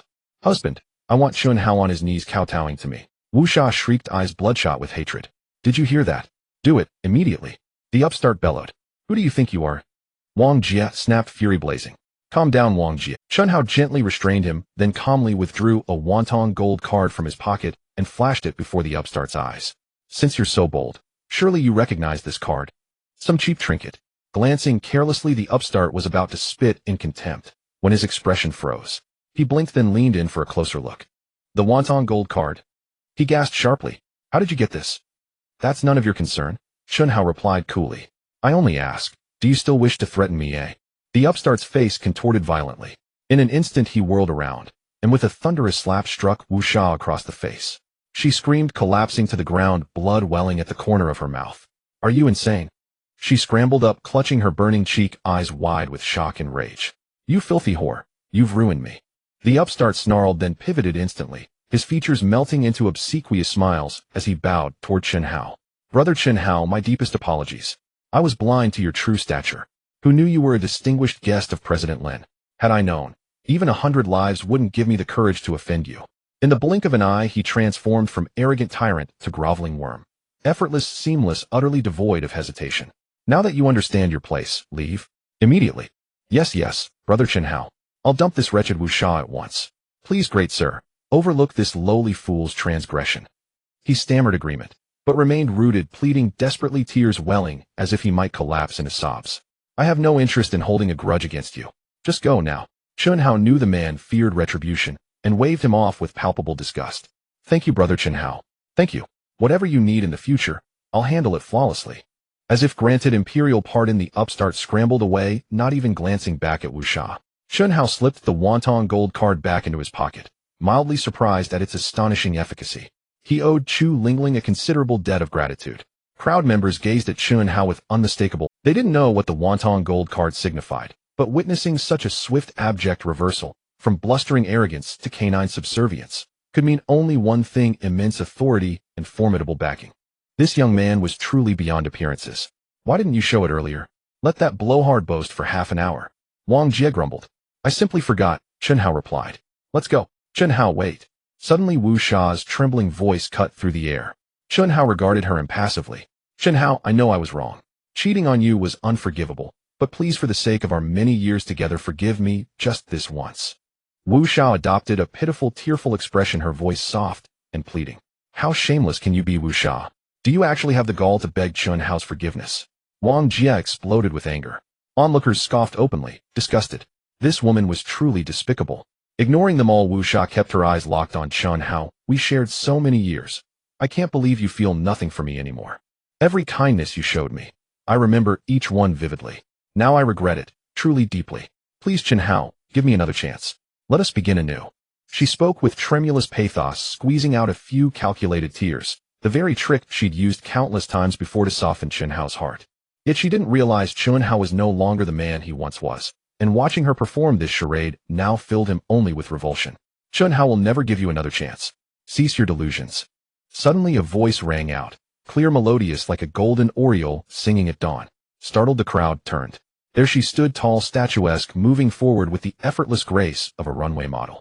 Her raven black hair cascaded like a waterfall. Her face, exquisitely delicate, lightly adorned, was a masterpiece carved by divine hands. Everyone stood spellbound. None had ever seen such breathtaking beauty. Several men gaped, mouths agape, drool slipping unconsciously from their lips. Miss Xueqing. Chun Hao was taken aback. This girl was indeed the one he rescued at noon. Miss Du Xueqing smiled charmingly at him, her slender jade finger resting on her rosy lips, indicating him not to reveal her identity. A simple gesture from her was both enchanting and adorable. Then Du Xueqing walked up to Chun Hao and intimately linked her arm with his. Who are you? Wu Sha's face turned ashen. The moment Du Xueqing appeared, she instantly made Wu Sha look dull and lifeless, like a wild chicken encountering a beautiful swan. Moreover, Du Xueqing was wearing the same stylish outfit from Kinzo, making them look like they had clashed in fashion. It's not scary to clash in fashion, it's the ugly one who feels embarrassed.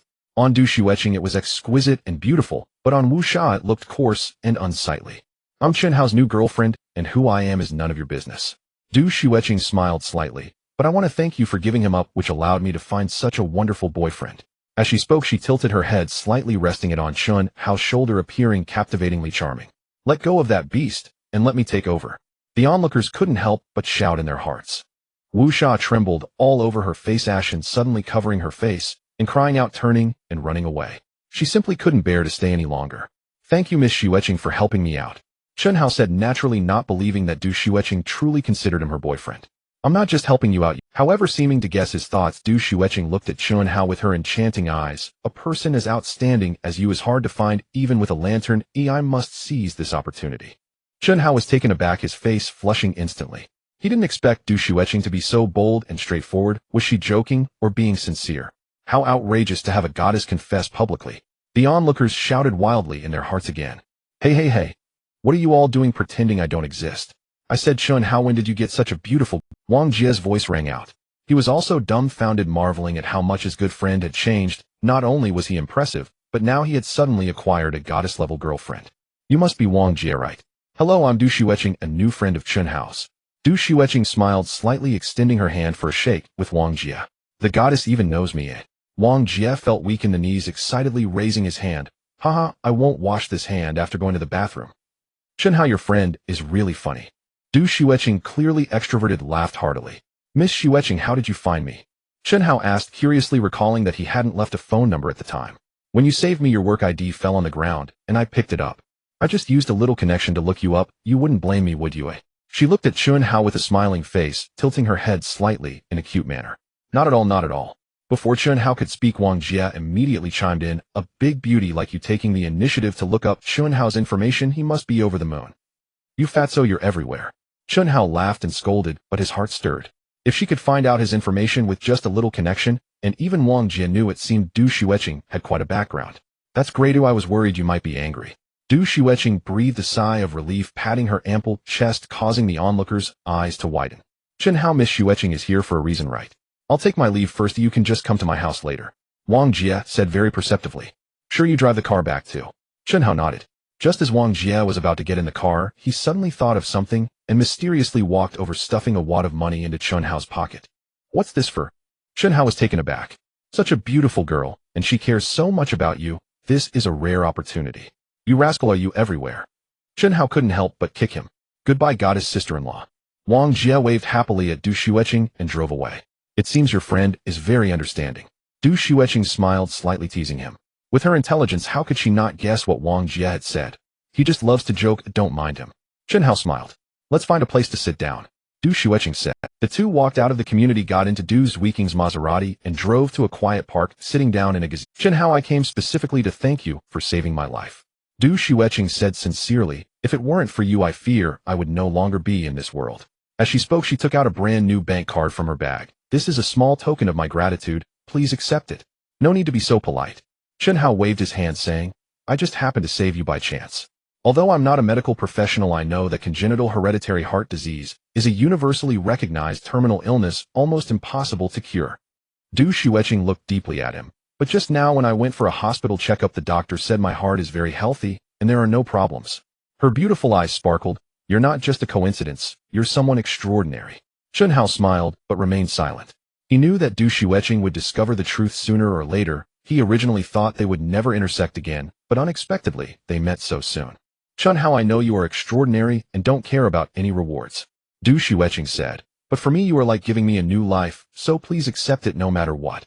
Alright then, I won't be polite. Since the conversation had reached this point, Chen Hao couldn't refuse any longer, accepting the bank card and saying, but I'm not extraordinary. Oh, I'm just an ordinary person who happens to know a little about medicine. In my heart you are extraordinary. Du Xueqing looked at him with radiant beauty. I was just thinking that if you insisted on refusing, I would have to offer myself in return. Chen Hao felt a bit shy, not daring to meet her bright gaze, thinking to himself, are beautiful girls now this bold? Du Xueqing smiled slightly. With her wealth and beauty, she had many pursuers, including many talented young men, but she felt nothing for them. For some reason Chun Hao felt just ordinary to her, yet she found herself quite fond of him, unable to resist teasing him a bit. Chun Hao, besides thanking you, I also want to ask you for a favor. Du Xueqing said. Speak. You know my heart disease is hereditary, stemming from my father. He underwent surgery before, but it wasn't cured. Now that he's getting older, and with the heavy burden of company affairs, his condition is worsening. He has seen many doctors, but there seems to be no good solution. Du Xueqing said. So I want to ask you to help treat my father. I know you don't want to draw attention, so aside from my parents, I won't tell anyone about your treatment. What a clever girl. Chun Hao praised silently, in his heart nodding. All right, as long as your father trusts me, I have no problem. Great. Du Xueqing was overjoyed. Tomorrow night is my birthday party, and I invite you to attend and treat my father. Sure. After exchanging phone numbers and addresses and chatting for a while, Du Xueqing received a call and left due to an urgent matter. Chun Hao went to a nearby bank to check his bank card balance using the ATM. Even though he was mentally prepared, he couldn't help but be shocked when he saw the long string of numbers. Chun Hao couldn't help but feel emotional. Just a few hours ago, he was a penniless loser, and now he possessed a fortune of millions. Cultivating the path of immortality changes destiny. Returning to Wang Jie's house, the chubby guy looked surprised. You're back so early. Didn't you go to a hotel? You didn't finish it 7 times, did you? You stud. The guy then had a lewd expression. Get lost. Chun Hao said irritably. Miss Du had something to do. We chatted for a bit, and then parted ways. I see. Wang Jie smirked. Then you must be feeling really pent up, right? Do you want me to call a few girls over for a wild night of fun? You've let your desires cloud your judgment. Chun Hao replied. If you want to call them, go ahead, but I'm not interested. I need some rest. With that, Chun Hao walked into the bedroom and casually closed the door. Going to sleep so early? You must be weak. Wang Jie muttered. So boring, I might as well go play games. In the bedroom, Chun Hao sat cross-legged on the bed, his hands crossed over his abdomen, closing his eyes. He certainly was not going to sleep, but rather preparing to cultivate. The path of cultivation consists of 9 great realms: refining, chi, foundation, establishment, golden core, nascent, soul, transformation, void, refining, harmonization, great ascension, and tribulation, transcendence.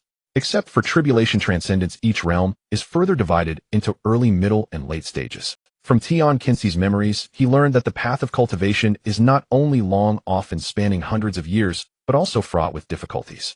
Few can successfully transcend tribulation after reaching the late stage of great ascension. However, with Tian Qinzi's memory inheritance, it was equivalent to being reborn as a latest-stage cultivator of great ascension. As long as he had enough resources, reaching the peak was merely a matter of time. Yet, just a few minutes later, Chun Hao opened his eyes in shock. He had exerted all his strength in using his technique, but the spiritual energy he absorbed from the heavens and earth was remarkably scarce. What's going on?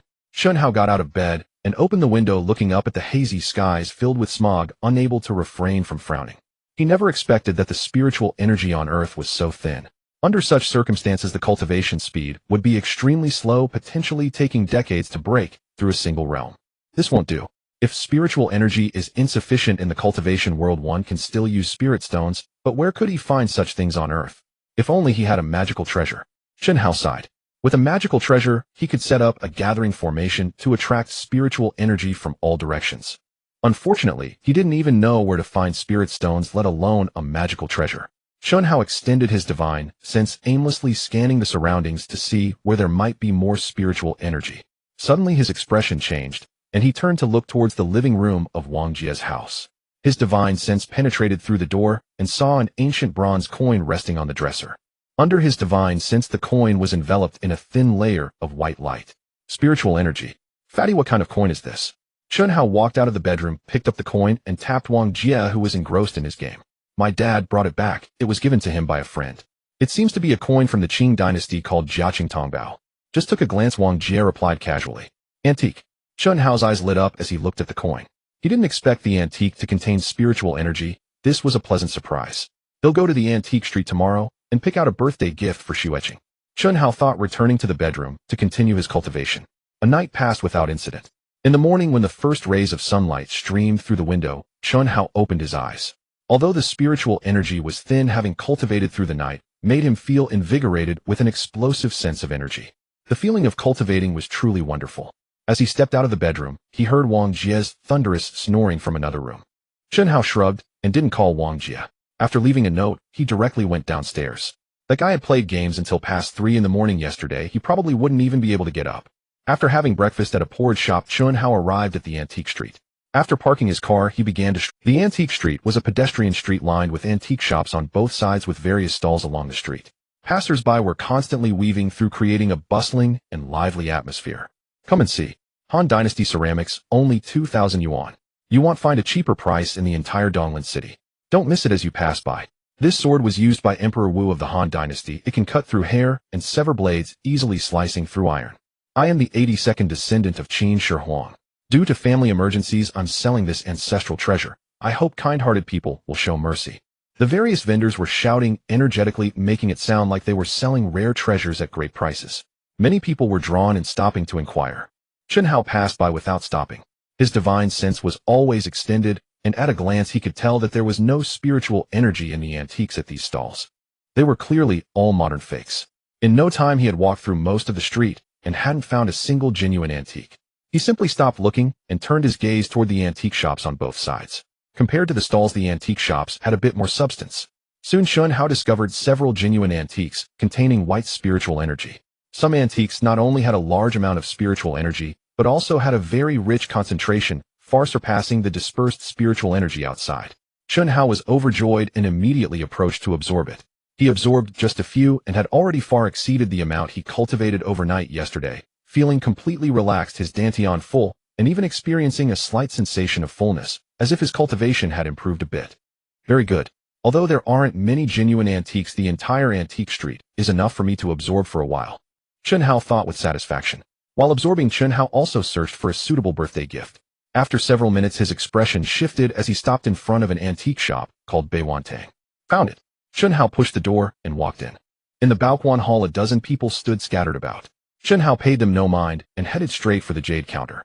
He had just seen a blood-red jade bracelet exuding a rich aura of spiritual energy nestled among a pile of ordinary jade pieces.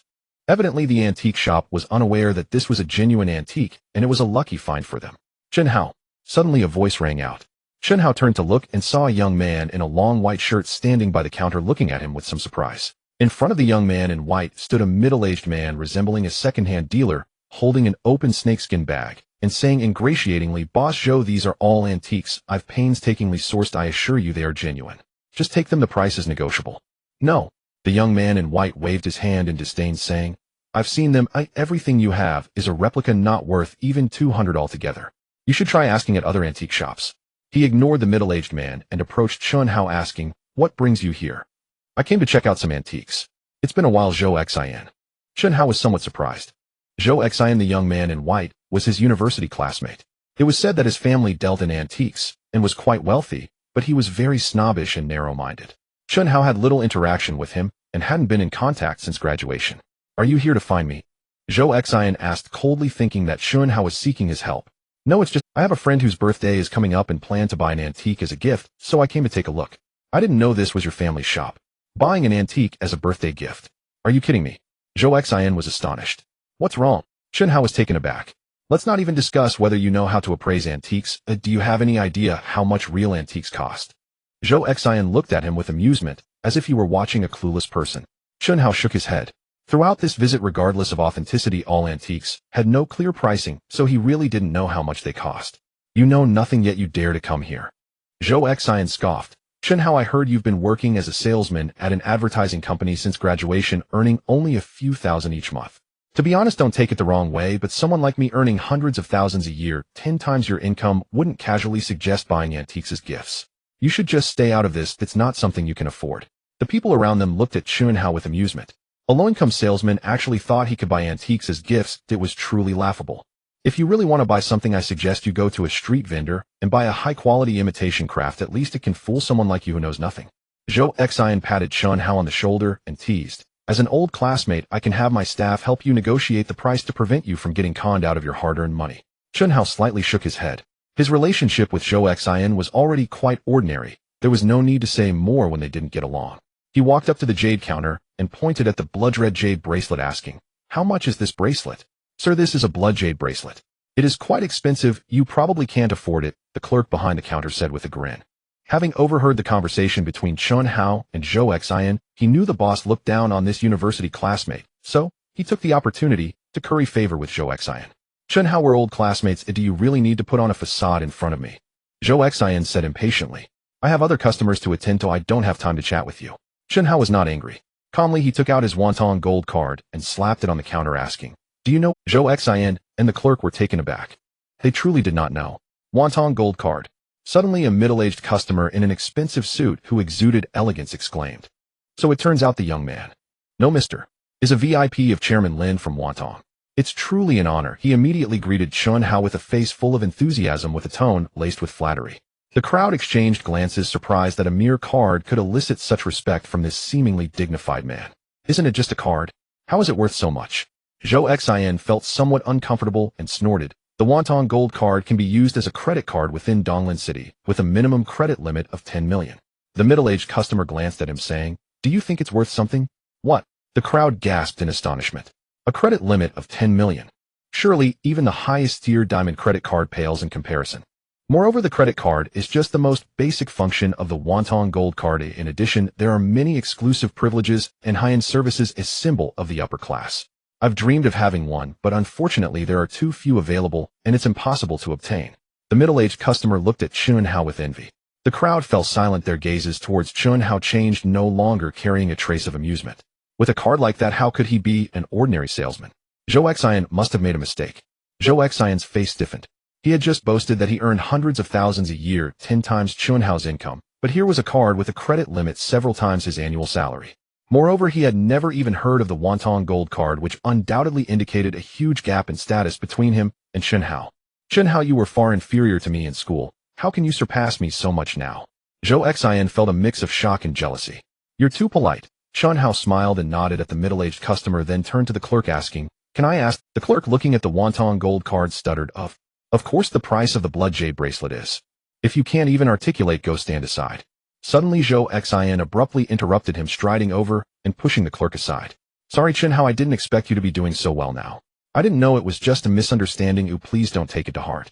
Then Zhou Xian put on a smile completely devoid of the previous awkwardness. "It's fine. I just want to buy this bracelet. How much is it?" Chen Hao didn't bother to argue with him and said lightly, "Zhou Xian, you truly have an eye for beauty. This blood jade bracelet is something I painstakingly sourced. Its quality is absolutely assured." A flash of cunning glinted in Zhou Xian's eyes. "Originally, I was going to sell it for 300,000, but since we're old classmates, I'll let it go for the cost price today, 100,000. You can take it." Hearing this, the clerk was momentarily stunned, then quickly understood. Although antiques were not clearly priced, they had a default price range internally. This blood jade bracelet was merely a high-quality imitation purchased at a maximum price of 10,000, yet Zhou Xian was asking for 10 times that, claiming it was the cost price. Clearly, he knew Chen Hao had money and wanted to take advantage of him. The other guests also shifted their expressions. They were all knowledgeable and could tell at a glance what kind of item the blood jade bracelet was. Yet no one spoke up. In the antiques business, what matters is discernment. Without it, spending a high price on a counterfeit would only lead to self-reproach, a term known as missing the mark in the trade. Moreover, they were not related to Chen Hao, so naturally, they wouldn't take the initiative to remind him. "Boss Zhou, isn't what you're doing a bit unethical?" However, the middle-aged guest suddenly said coldly. Zhou Zin's heart sank, and he forced a laugh, saying, "What do you mean by that?" "You know exactly what I mean." The middle-aged guest sneered. "This blood jade bracelet has a dark color with numerous blood streaks that are mixed and impure. It's clearly a high imitation worth not even 1,000 yuan, and you dare to say it costs 100,000 at cost. You're trying to swindle, Mr. Chen, aren't you? What nonsense are you talking about? How I sell it is none of your business." Zhou Xian, exposed, became furious. The middle-aged guest ignored him and said to Chen Hao, "Mr. Chen, you might be new to antiques and not fully understand the intricacies. This blood jade bracelet is definitely not genuine. Do not fall for the scam."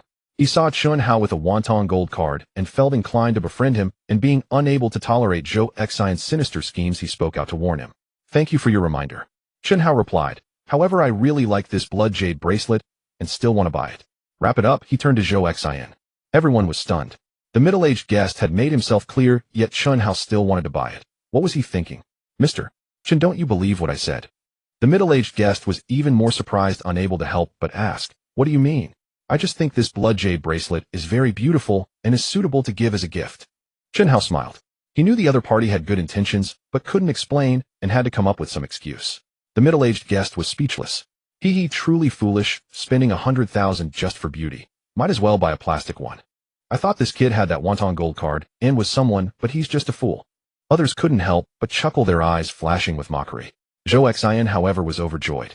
He initially thought the middle-aged guest would mess things up and Chun Hao wouldn't buy it, but unexpectedly this college classmate turned out to be a pig teammate providing him with unexpected assistance. Exactly, it's beautiful. Old classmate, you indeed have an eye for quality. Ooh, I admire your discernment. He laughed heartily and gave Chun Hao a thumbs up. The shop staff all covered their mouths and snickered. The middle-aged guest shook his head discreetly, showing a look of disappointment. He initially wanted to befriend Chun Hao, but realized he was a fool, which was a waste of good intentions. The second-hand dealer's eyes lit up as he approached Chun Hao with a snakeskin bag, saying, "Mr. Chen, since your discernment is so good, why not take a look at the antiques I collected? I'm sure there's something you'd like, and I guarantee the prices are reasonable." Upon seeing this, everyone sneered. Clearly this second-hand dealer saw that Chun Hao had money but didn't understand anything, and wanted to take advantage of him, which was quite cunning. Chun Hao casually glanced over, about to refuse, when suddenly he was taken aback, his expression turning to one of surprise. His divine sense detected a striking burst of spiritual energy from the snakeskin bag. From his continual absorption of spiritual energy, he had roughly grasped the pattern: the older and more valuable the antique, the denser the spiritual energy. The intensity of this spiritual energy burst was almost on par with all the genuine antiques on Antique Street combined. What astonished Chun Hao even more was that the scattered spiritual energy from the surroundings was actually gathering toward this burst of spiritual energy. This was certainly beyond what an antique could achieve. Chun Hao quickly focused his attention and saw that the source of the spiritual energy was an old compass, looking shabby and unremarkable. The rusty surface of the compass was engraved with some patterns. It was precisely these patterns that absorbed the spiritual energy of heaven and earth continuously. Chun Hao was both surprised and delighted. He recognized what this old compass was. It was indeed not an antique, but a magical artifact. He had been too focused on the blood jade bracelet earlier and hadn't scanned the second-hand dealer's bag with his divine sense. He nearly missed it. The second-hand dealer had been closely observing his expression, and seeing this felt secretly pleased, quickly asking, "Mr. Chen, do you see anything you like?" Chun Hao took a deep breath, regained his composure, and pointed at the old compass, saying, "How much is this?" The second-hand dealer's eyes rolled around, and he praised, "You have a great eye, sir. Although this compass may not look like much, it is one of the finest treasures among my collection. Today is my first day of business, so I'll give you a discount of 200,000. How about it?"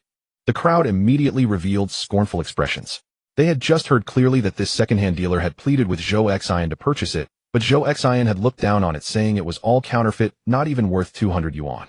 Now seeing that Chun Hao wanted it, he actually opened his mouth to ask for 200,000. How shameless. That dead second-hand dealer is so greedy. Zhou Xian snorted in dissatisfaction, but didn't expose him. Instead, he smiled slyly and said, "Old classmate, this compass is clearly a good item. Spending 200,000 is a great deal. Hurry and buy it." He was eager for Chun Hao to be fooled again. "No problem." Chun Hao took out his bank card. "I didn't bring cash. Can I make a transfer?" Encountering a magical artifact on Earth is truly a rare opportunity, let alone 200,000, even a million. Chun Hao would buy it without hesitation. "Of course, I brought a POS machine." The second-hand dealer was overjoyed, thinking that such a fool was a once-in-a-lifetime opportunity, and he was bound to make a fortune. It seems this fool has money to burn. First, he spent 100,000 on a fake, then 20,000 on a piece of junk, making us laugh at him in vain. The crowd looked at him mockingly, their scornful expressions deepening. The middle-aged guest watched coldly, saying nothing. He wondered how this fool had obtained the wanton gold card. Soon after Chun Hao completed the transfer, the middle-aged man handed over the compass. Chun Hao took it and examined it with his divine sense, unable to contain his joy. With this magical artifact, he could set up a spirit-gathering array to continuously absorb the spiritual energy of heaven and earth, no longer needing to worry about what to do after absorbing the antiques. This trip to Antique Street was truly worthwhile. "Mr. Chen, I have more antiques, each one a treasure. Would you like to take a look?" The middle-aged man, having made 200,000, was grinning from ear to ear and wanted to entice Chun Hao further. "No need to, I'm satisfied just having acquired one genuine item." Chun Hao smiled. Being tricked into buying a piece of junk while thinking it was genuine was truly foolishness to the extreme. The crowd scoffed at this. "Zhou Xian, is the blood jade bracelet packed yet?" Chun Hao turned to ask. "It's already packed," Zhou Xian replied, waving his hand as a staff member brought over an exquisite gift box. Chun Hao took it, scanned it with his divine sense, confirmed it was correct, and paid with his card. "Chun Hao, you must come to Baoshui Hall often. Ooh, I welcome customers like you." Zhou Xian laughed heartily. Others also scoffed with a chuckle, and the shop was filled with a joyful atmosphere. At that moment, the door opened, and a middle-aged man wearing gold-rimmed glasses and looking refined walked in. "Boss, what happened to that blood jade bracelet? Why is it missing?" Immediately, the elegant middle-aged man hurriedly approached and asked. The elegant middle-aged man looked at Chun Hao and said, "Sir, I really like that blood jade bracelet. Can I buy it Everyone was taken aback. It was just a high-quality imitation, or was it really necessary to fight over it? Sorry, I need this blood jade bracelet for a reason, so I can't sell it to you. Chunhao was also a bit surprised and politely declined. How much did you pay for it? I can offer double the price. The elegant middle-aged man seemed quite anxious. He paid 100,000 for this bracelet. Are you really going to pay double? A customer couldn't help but interject. No problem. Without any hesitation, the elegant middle-aged man said, as long as you agree, I will pay you immediately. Saying this, he took out a checkbook from his pocket. Everyone was stunned. A fake blood jade bracelet had first been bought by Chunhao for 100,000, and now this elegant middle-aged man actually wanted to buy it for double the price. Is he crazy? It's not about the money. I bought the blood jade bracelet as a gift for someone, so I won't sell it. Chunhao shook his head. Upon hearing this, the elegant middle-aged man deflated like a punctured ball, smiling wryly. It seems you are an expert knowing that the blood jade bracelet is genuine. I arrived a step late, alas. What? Everyone was taken aback. Are you mistaken? The middle-aged customer couldn't help but ask. That blood jade bracelet is just a high imitation. How could it possibly be real? The elegant middle-aged man shook his head and sincerely said to Chun, how, sir, could you lend me the blood jade bracelet for a closer look? Chunhao opened the gift box and handed over the blood jade bracelet.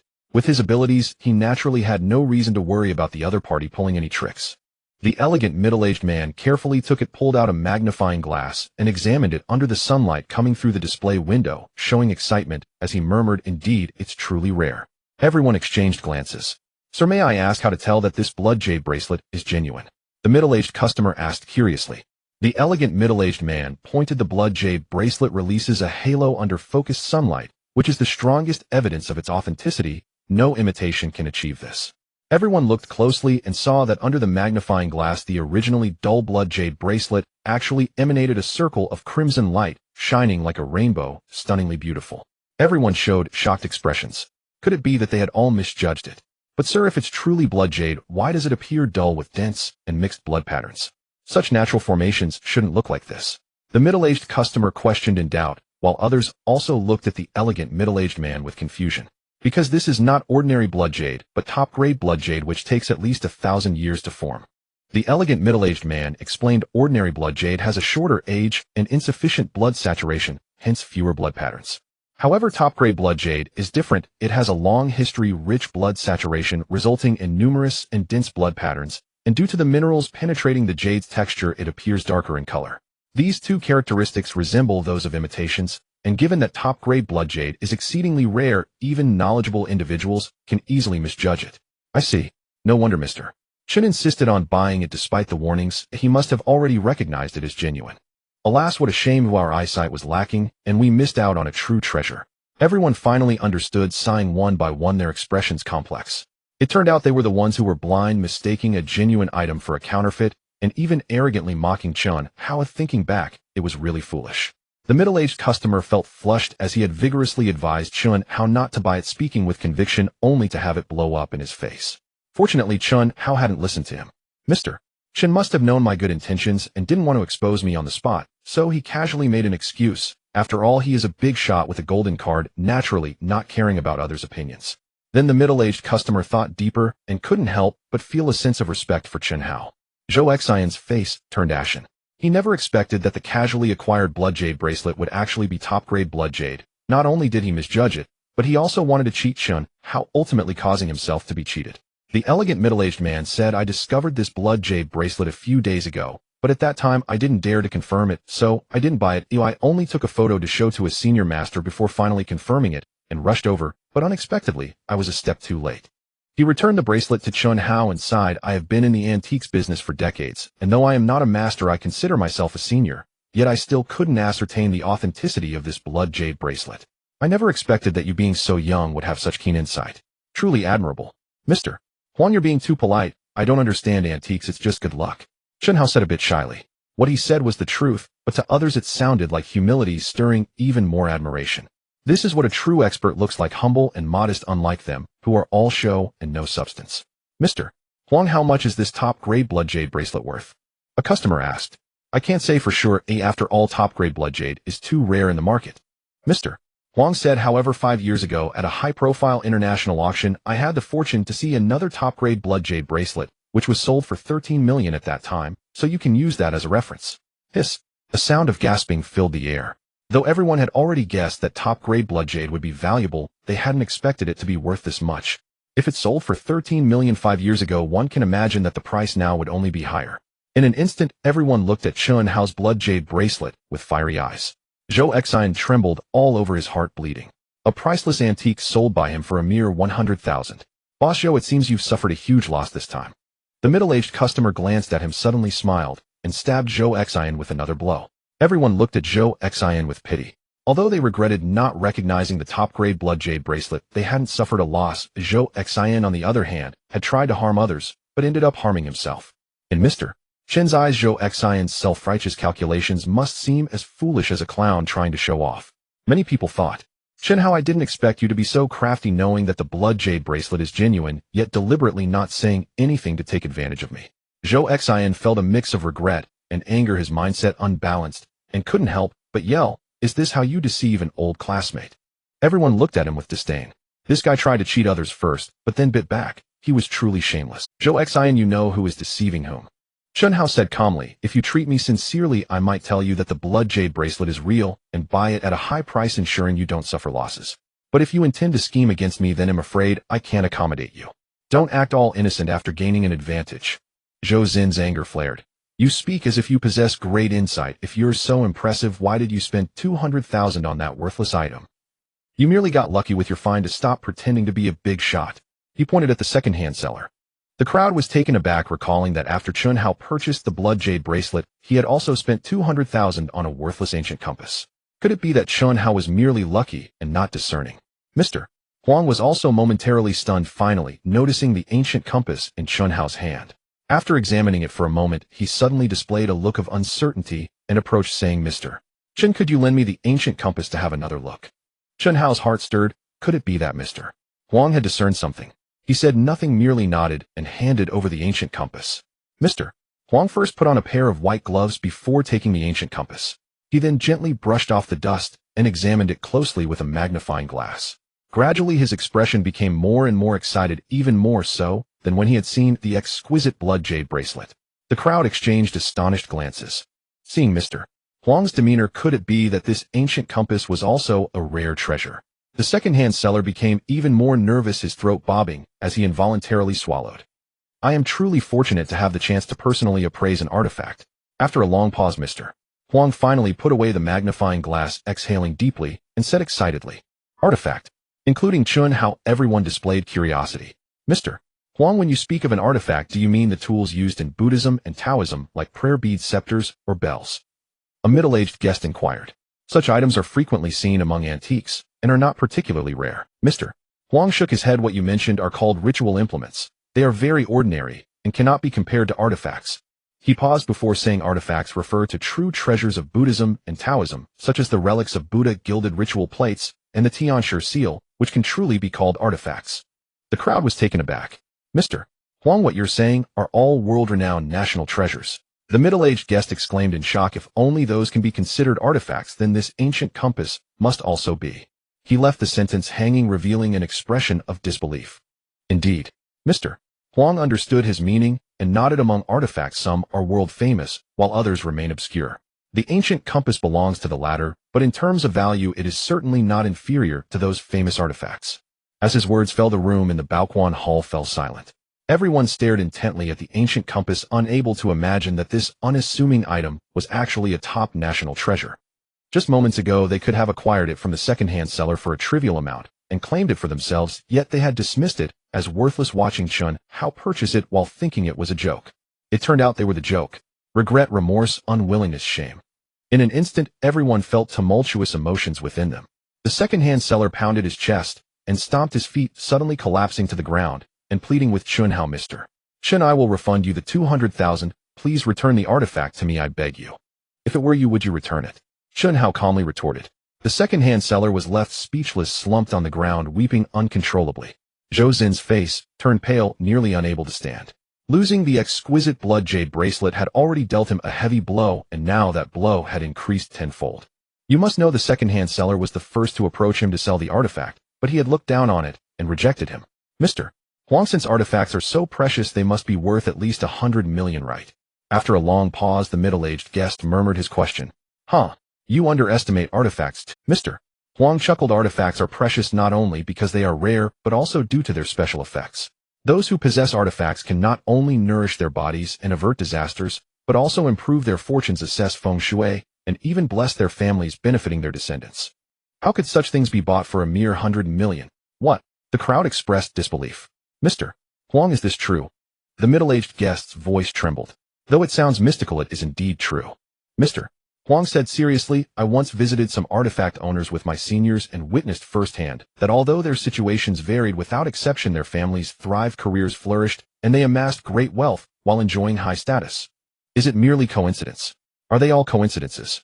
Thus the value of artifacts is difficult to measure with specific monetary terms. They can only be described as priceless treasures. The crowd fell silent, their faces filled with shock. The preciousness of artifacts exceeded their imagination. Suddenly a dull thud sounded. It was the second-hand seller who couldn't withstand the shock and collapsed to the ground fainting. At the same time, Zhou Xian rolled his eyes and involuntarily fell backward. Fortunately, two associates reacted quickly and caught him just in time. So this is what artifacts mean.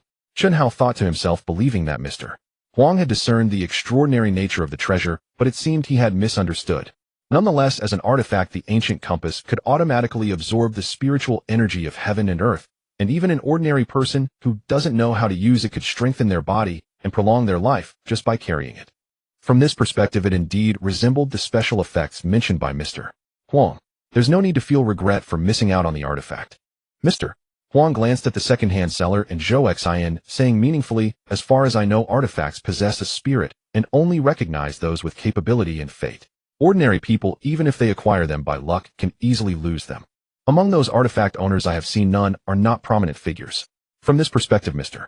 Chen must be extraordinary and possess deep fortune to acquire an artifact. The crowd turned their gazes to Chen Hao. This time they didn't even feel envy, only a sense of respect in the presence of someone they perceived as unattainable. What Mr.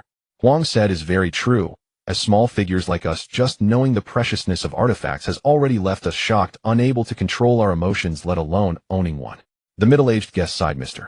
Chen, however, remains unperturbed. Even this calmness alone surpasses us greatly.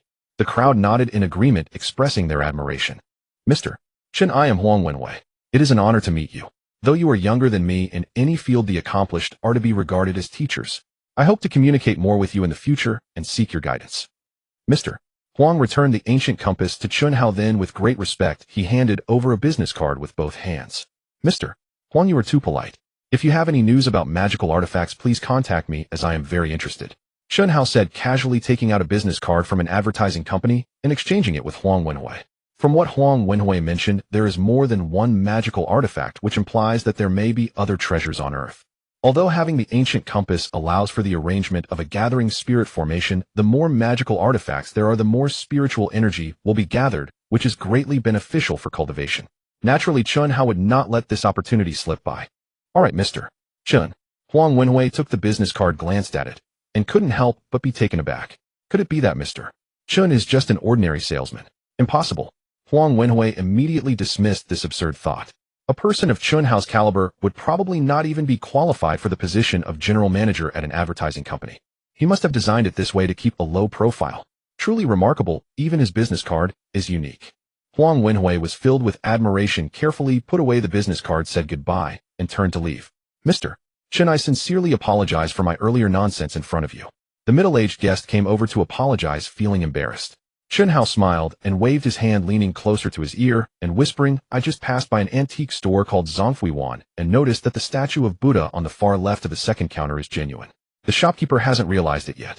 If you're interested, you can go take advantage of it. The middle-aged guest was taken aback, both surprised and delighted. Mr. Chen, I didn't expect you. I'm truly. He was so excited that he momentarily didn't know what to say. Hurry up and go. Chen Hao waved his hand with a smile. The middle-aged guest had shown kindness, and he naturally wanted to reciprocate. Yes, thank you, Mr. Chen, thank you so much. The middle-aged guest repeatedly bowed in gratitude as he left Baoquan Hall. The others watching this exchanged knowing smiles, aware that Chen Hao had provided the guest a great benefit. Had they known this earlier, they would have reminded him during their earlier discussions. Chen Hao walked out of Baoquan Hall and checked his phone. It was still not yet 10 o'clock. Du Weeking's birthday party was at 5 in the afternoon, so there was still plenty of time. He guessed the fat guy was still sleeping. After all, he would just be sitting around at home. Instead, he thought it would be better to use this time to look at houses. He drove away from the antique street, wandering around the city. After several hours, Chun Hao checked out more than a dozen properties, but found none to his liking. It wasn't that Chun Hao was picky, but after becoming a cultivator, his requirements had changed entirely from those of an ordinary person. For example, cultivation itself was fine, he could just sit quietly and meditate, but what about supernatural powers? He feared that a few punches would cause the house to collapse. Moreover, cultivation required a large amount of pills to assist, and Chun Hao would definitely need to practice alchemy in the future, perhaps even grow spiritual herbs. He couldn't possibly rely on a gas stove and flower pots. Additionally, the city was filled with smog. In such an environment, even if a gathering spirit formation were arranged, the purity of the spiritual energy would still be affected. Chun Hao suddenly understood why in other worlds cultivators had to build caves.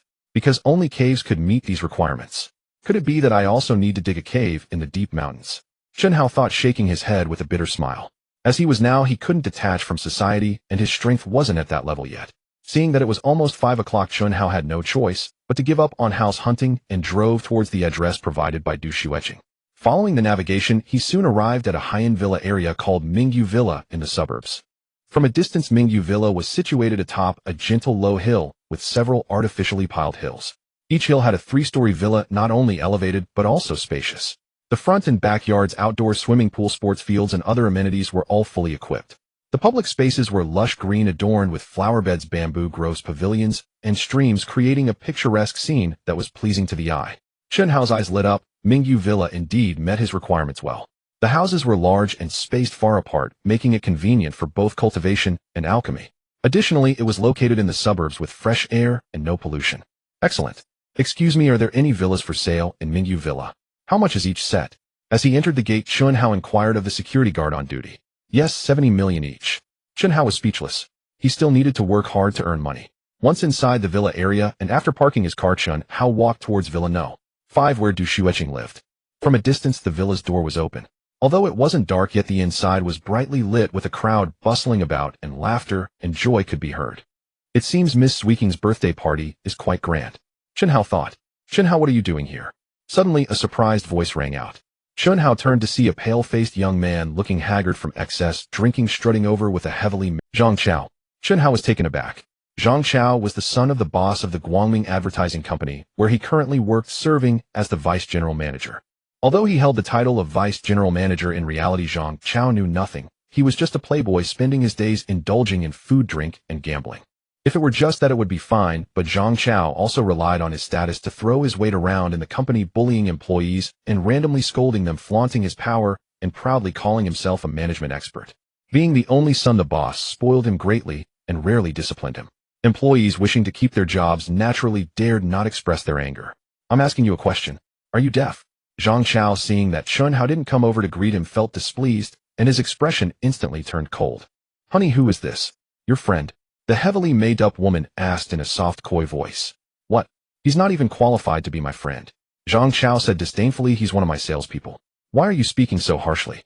The heavily made-up woman covered her mouth and laughed. Shouldn't a boss treat employees well? I'm already being polite. Zhang Chao snorted coldly. In the company, I slap them hard as a boss. I must maintain authority in front of employees. They need to fear you, or else they won't work properly. Wow. Honey, you're so impressive. The heavily made-up woman looked at him with admiration. Chun Hao sneered and said nothing, turning to leave. Previously, he had to consider Zhang Chao for the sake of work, but now he naturally didn't need to care. Did I tell you to leave? Zhang Chao, seeing this, grew furious. Get back here. The heavily made-up woman was astonished. Mister Chun, this salesperson is too bold, isn't he? He actually doesn't give you face. Chun, how do you want to get beaten?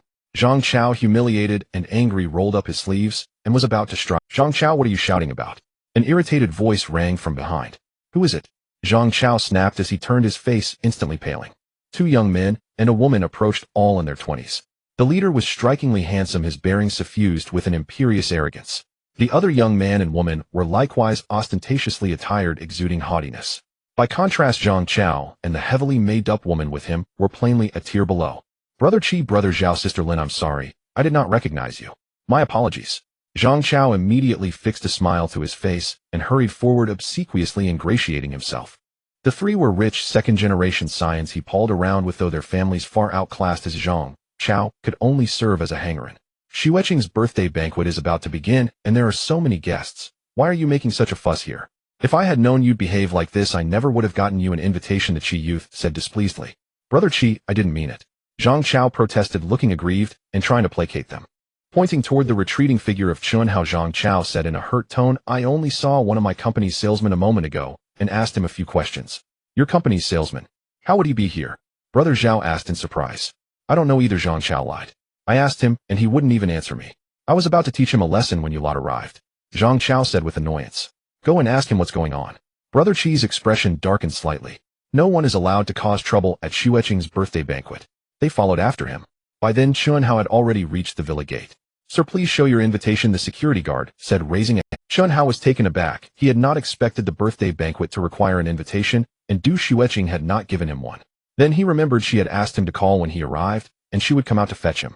He produced his phone to dial, but found it had inexplicably powered off. Sorry brother, my phone is dead. Could you please notify Miss Du Xueqing for me? My name is Chun Hao. I'm a friend of hers. Please ask her to come out, he told the guard. The guard glanced at him and thought the young man had quite the nerve to expect Miss Du to come out personally. Yet Chun Hao spoke with politeness which left a favorable impression, and the guard nodded slightly. A friend. A sneer cut through the air. I've known Xueqing so long. When did she ever have a friend like you? With that, Brother Qi and the others came over, their expressions hostile as they stared at Chun Hao. You're that salesman from Zhang Chao's company, aren't you? Given Xueqing's status, she wouldn't have a friend like you. That's laughable. And you expect Xueqing to fetch you herself?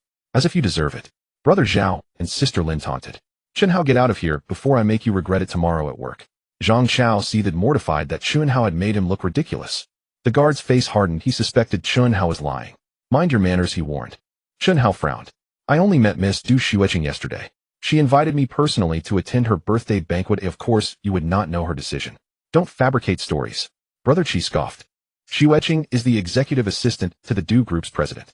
Her birthday banquet is a major affair hosted by the Du family. Its guest list is filled with socialites and corporate magnates. Even your boss Zhang Chao had to beg me for an invitation.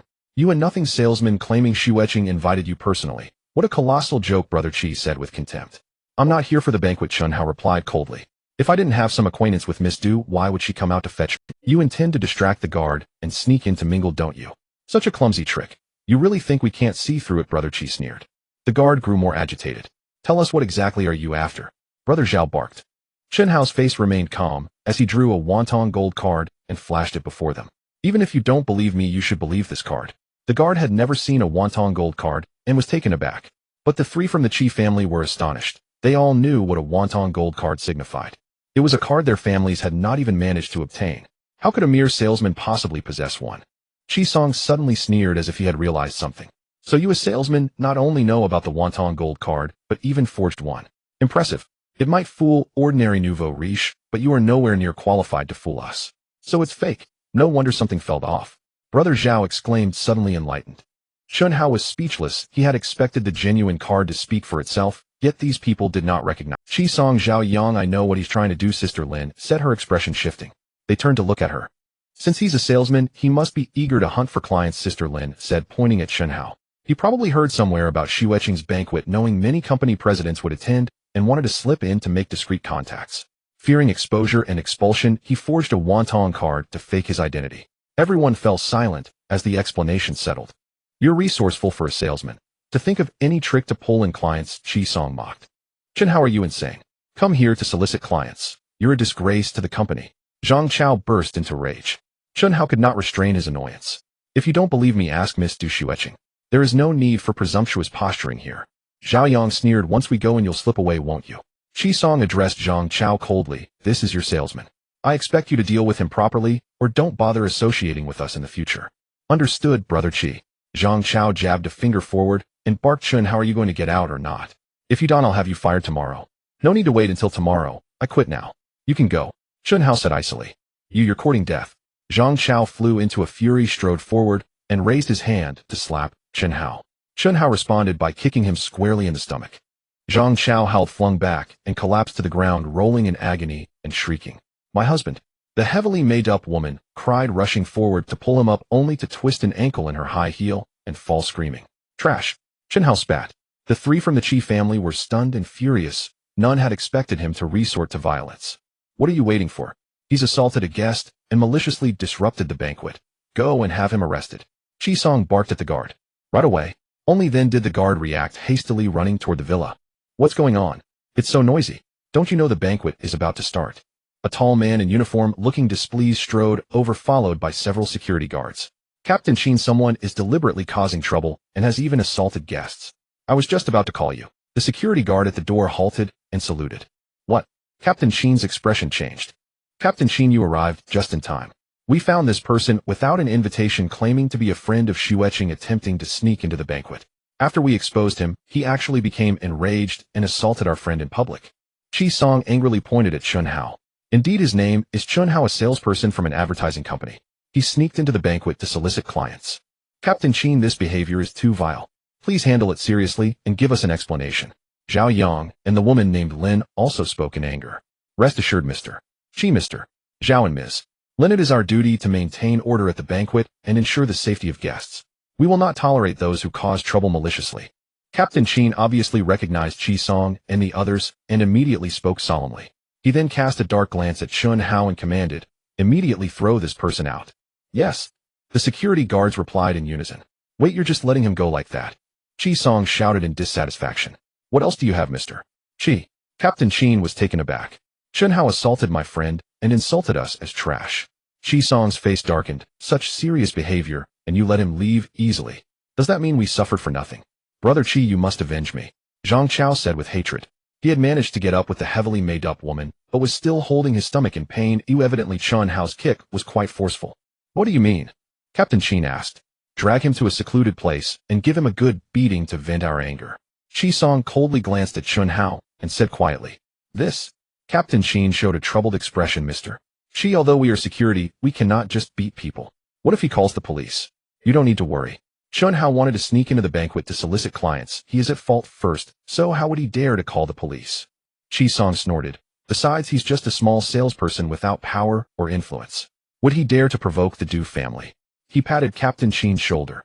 You know we are all friends of Xueqing. We have a good relationship. As long as you say a few good words for you, praising your loyalty and outstanding ability, how could you not get promoted in the Du group? Captain Sheen was taken aback, both surprised and delighted. He had been in the Du family for many years, always stagnating in the position of security captain, worrying about not having a way to advance. Unexpectedly, an opportunity had come. Mr. Chi, rest assured I will teach this guy a severe lesson and make sure to vent your and your friend's anger properly. Immediately Captain Sheen patted his chest and vowed. That's more like it. Chi Song showed a satisfied smile. Captain Sheen, you don't know the truth of the matter. I advise you not to be easily swayed and become someone else's tool. Chun Hao said coldly. If Miss Xueqing finds out that they are not from the Du family, they might not face any consequences, but you will definitely be in big trouble. Don't bring calamity upon yourself. Although Chi Song spoke in a low voice, how could Chun Hao not hear? He felt quite irritated. Captain Sheen and Chi Song's expressions changed. You really know how to intimidate, but unfortunately the young lady could never possibly know you. So don't try to use that to intimidate us. Captain Sheen then sneered and shouted, grab him. Yes, Captain. The security guards responded, rushing towards Chun Hao. Stop. What are you doing? Suddenly a crisp and furious shout rang out. As the voice fell, a beautiful girl in a white dress quickly stepped out, and it was Du Xueqing. Seeing that it was already 5 o'clock and Chun Hao had not called, she was worried and came out to check just in time to witness this scene, filled with surprise and anger. Miss Xueqing. The security guards quickly stopped and saluted in unison. Miss Xueqing, this person has ill intentions and wants to cause trouble at the banquet. I was just having someone capture him. Captain Sheen also hurriedly saluted, speaking loudly, as if to take credit. You shut up. Du Xueqing trembled with anger. Mr. Chun Hao is my specially invited guest. How dare you treat him like this? This is utterly lawless. What? Everyone was taken aback. Chun Hao, are you alright? I'm sorry, it's all my fault. I should have come down to Du Xueqing walked up to Chun Hao, repeatedly apologizing, her beautiful face pale. Chun Hao not only had a connection to her father's ability to heal his illness, but what frightened Du Xueqing even more was that if Chun Hao left in anger, he might never acknowledge her again. Du Xueqing herself didn't know why she cared so much about this young man after only knowing him for a day. Everyone simply couldn't believe their eyes. Unexpectedly, Chun Hao really knew Du Xueqing, and even more unexpectedly, Du Xueqing was so humble in front of Chun Hao. It should be known that although they were all rich second-generation, Du Xueqing's family background and abilities far surpassed theirs. Although they called each other friends, their statuses were not equal. In front of Du Xueqing, they were basically in a position of flattery. Now seeing this scene, how could they not be uttered? Chi Song's face was even ashen. He had long admired Du Xueqing and had been pursuing her with careful flattery, but Du Xueqing had never treated him with any courtesy. Now seeing the goddess of his heart, so anxious about Chun Hao, he felt a mix of jealousy and hatred. I'm fine, my phone just ran out of battery, so I couldn't call. I'm sorry for making you wait so long. Chun Hao shook his head. Du Xueqing then felt slightly relieved, turned her head, her beautiful face cold. Captain Qin, why did you let the security capture Mr. Chun Hao? Miss, I only heard Mr. Qi and the others say that Chun Hao is a salesperson from an advertising company trying to sneak into the banquet and even assaulted and insulted guests, so I. Captain Qin's face was pale, inwardly lamenting, continuously sending signals to Qi Song with his eyes, meaning you quickly help me out. Xueqing, Chun Hao claims to be your friend, but we have never seen him, so naturally we won't believe it. Moreover, we did not lie. Chun Hao is indeed a salesperson and did indeed hit someone, and the one who was hit is his boss, my friend. Qi Song suppressed his jealousy and stepped forward, glancing at Zhang Chao. Yes, I can prove it. I am Zhang Chao, the vice president of Guangming Advertising Company. Chun Hao is indeed my employee and just hit me. Zhang Chao timidly stepped forward. Faced with a stunning beauty like Du Xueqing, he didn't dare to even breathe loudly.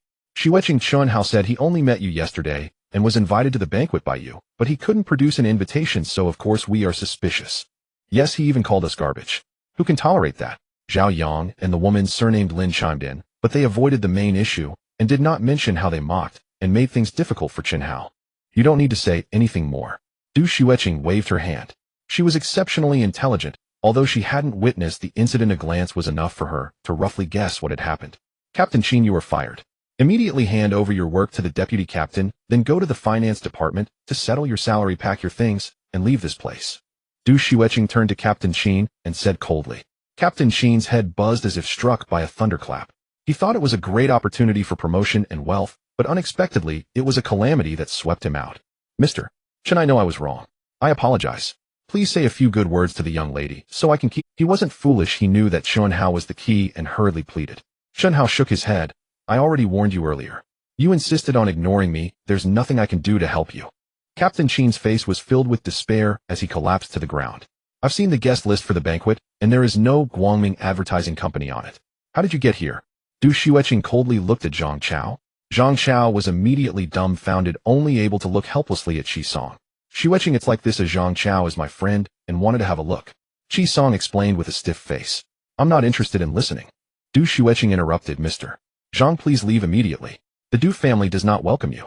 Zhang Chaos' face turned pale. Although he was publicly chased away, he dared not utter a word. And you, Qi Song, along with Zhao Yang and Lin Wei, are formal guests invited by the Du family. I will not chase you away, but don't expect any investment from the Du family for that project your family wants. Du Xueqing said expressionlessly. Qi Song's face changed dramatically. Xueqing, are you really going to disregard business interests for Chun Hao and ruin a project worth several billion? Are you saying that after all our time together I'm not even worth as much as a friend you met yesterday? He said angrily. Qi Song, please watch your words. I have no feelings for you. Our relationship is merely due to our families having business dealings and knowing each other. That project of yours was never promising to begin with, and it lacks the necessary conditions. Investing in it will only drag the Du family down. I've wanted to cut ties with it for a long time. This is just a formal notification to you. Du Xueqing said coldly. Qi Song's face turned ashen, and he was left speechless. Chun Hao, let's go inside. Du Xueqing ignored him and intimately linked her arm with Chun Hao's as they walked inside. Let's go. Qi Song's eyes were about to burst with rage as he turned to leave. Qi Song, don't act impulsively. Our families rely on the Du family for business. We need to maintain good relations and can't afford to offend Xueqing easily. Zhao Yang quickly pulled him back. Yes, if you leave like this, won't it make Chun Hao even prouder? Perhaps he wants you to leave like this. Lin Wei also advised. Qi Song stopped in his tracks and fell silent. After a while he nodded with a serious expression. Chica, what should I do? Can't you think of a way to get me in? I bragged to others that I was invited to Miss Dust's birthday banquet. If I go back like this, it'll be so embarrassing. Zhang Chao still hadn't left and said with a mournful face. Get lost. You jinx. Qi Song was instantly furious. If it weren't for you, I wouldn't be in such a predicament today. He kicked Zhang Chao hard in the stomach. Zhang Chao cried out and fell flat on the ground. Honey, a heavily made-up woman screamed and hurried to help him. Qi Song snorted, adjusted his clothes, and turned to enter the main door with Zhao Yang and Lin Wei. Chen, how am I handling this well? After entering the villa, Du Xueqing said gently, if you're still upset, I have nothing to complain about. Chen Hao smiled. This girl, whether in intelligence or ability to handle matters, surpassed, most truly worthy of her prestigious family background. That's good. When Du Shueqing saw his smile, her heart blossomed with joy, as if she had successfully won the affection of someone she liked. At this moment, the two had entered the first-floor hall. All the guests were surprised to see Du Shueqing intimately linked with Chen Hao. It should be known that with Du Shueqing's beauty and status, her suitors were like fish in a river, countless and overwhelming, yet none could win the heart of the goddess. All met with failure. The topic of Du Shueqing's romantic prospects had even become the hottest private discussion. Every day people speculated about who might be able to pluck this beautiful rose. Now seeing this situation, could it be that the princess of the Du family finally has a master? But how come I've never seen this guy before, or even heard of him? In an instant all eyes were on Chen Hao. Many young talents who had pursued Du Shueqing showed clear hostility. They had exerted much effort in trying to win Du Shueqing's heart, yet this guy, who didn't even look that impressive, how could he be worthy of embracing such beauty? Miss Shueqing, happy birthday. May you grow younger and more beautiful in the days to come, and may the Du family flourish and prosper. Happy birthday, Miss Shueqing. May all your wishes come true.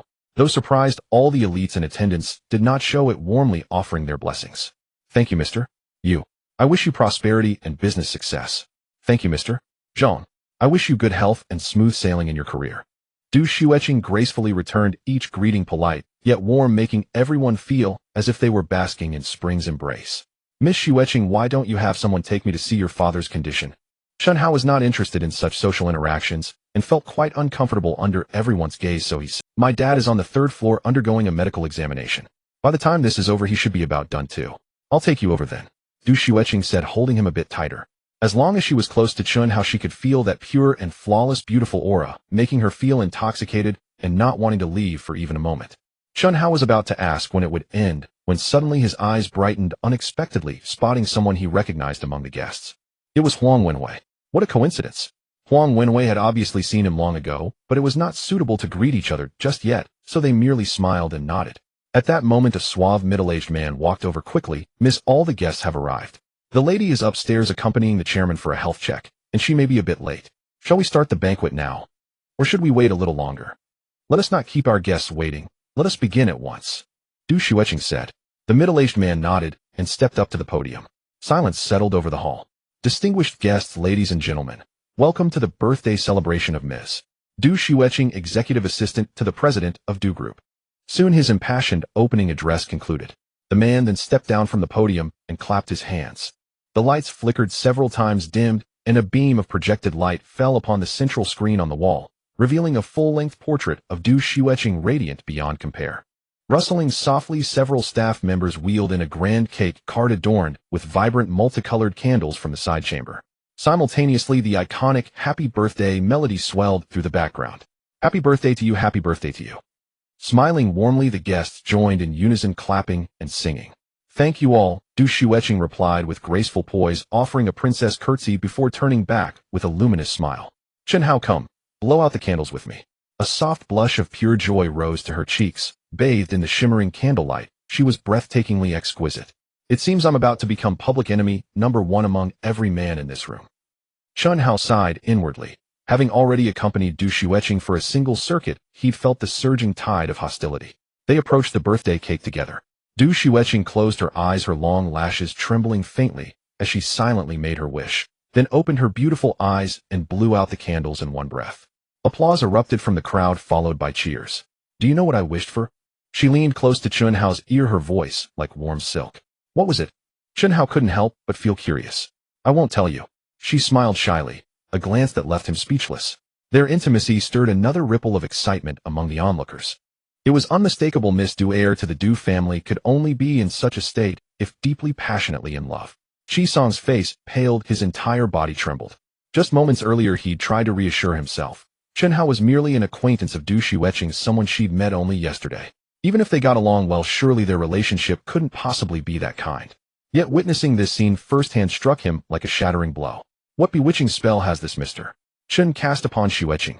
Indeed, I can't believe it either. They've known each other for just one day. Zhao Yang and Lin Wei muttered discontentedly. Would you like to see Chen Hao humiliated in front of everyone?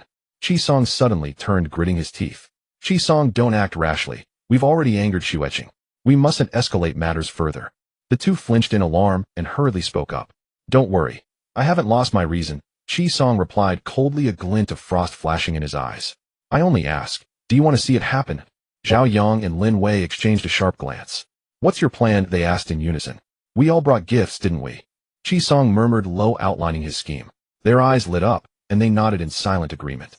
At that moment the lights brightened once more and staff began slicing the cake, distributing portions to the guests. Xueqing, happy birthday. Lin Wei stepped forward first, presenting a gift box with a gentle smile. A small token of my affection, for you. Seeing her, Du Xueqing's expression cooled slightly, but in public she accepted it courteously. Thank you. Go ahead, open it. You'll love it. Lin Wei extended her hand with a knowing smile. With no choice but to comply, Du Xueqing opened the box, revealing a necklace of deep crimson gemstones, each the size of a thumb's tip, gleaming with intoxicating brilliance under the chandeliers. Carnelian. A connoisseur among the guests instantly exclaimed. A collective gasp rippled through the room. In today's market, fine jewelry commanded immense prestige, and a strand of carnelian of this caliber would easily fetch several 100,000 yuan. Though the guests were all elites, affluent and discerning, few would dare present so extravagant a gift. Thank you, Lin Wei. I truly love it. Her expression softened. The necklace itself held little significance for her, but the thoughtfulness behind it did not go unnoticed. I'm glad you do, Lin Wei replied, stepping aside, and with subtle precision signaled Zhao Yang, and Zhao Yang strode forward, beaming as he presented another gift box. Xueqing, this is a birthday gift I selected with great care. Open it now. You'll find it utterly delightful. His words piqued her curiosity.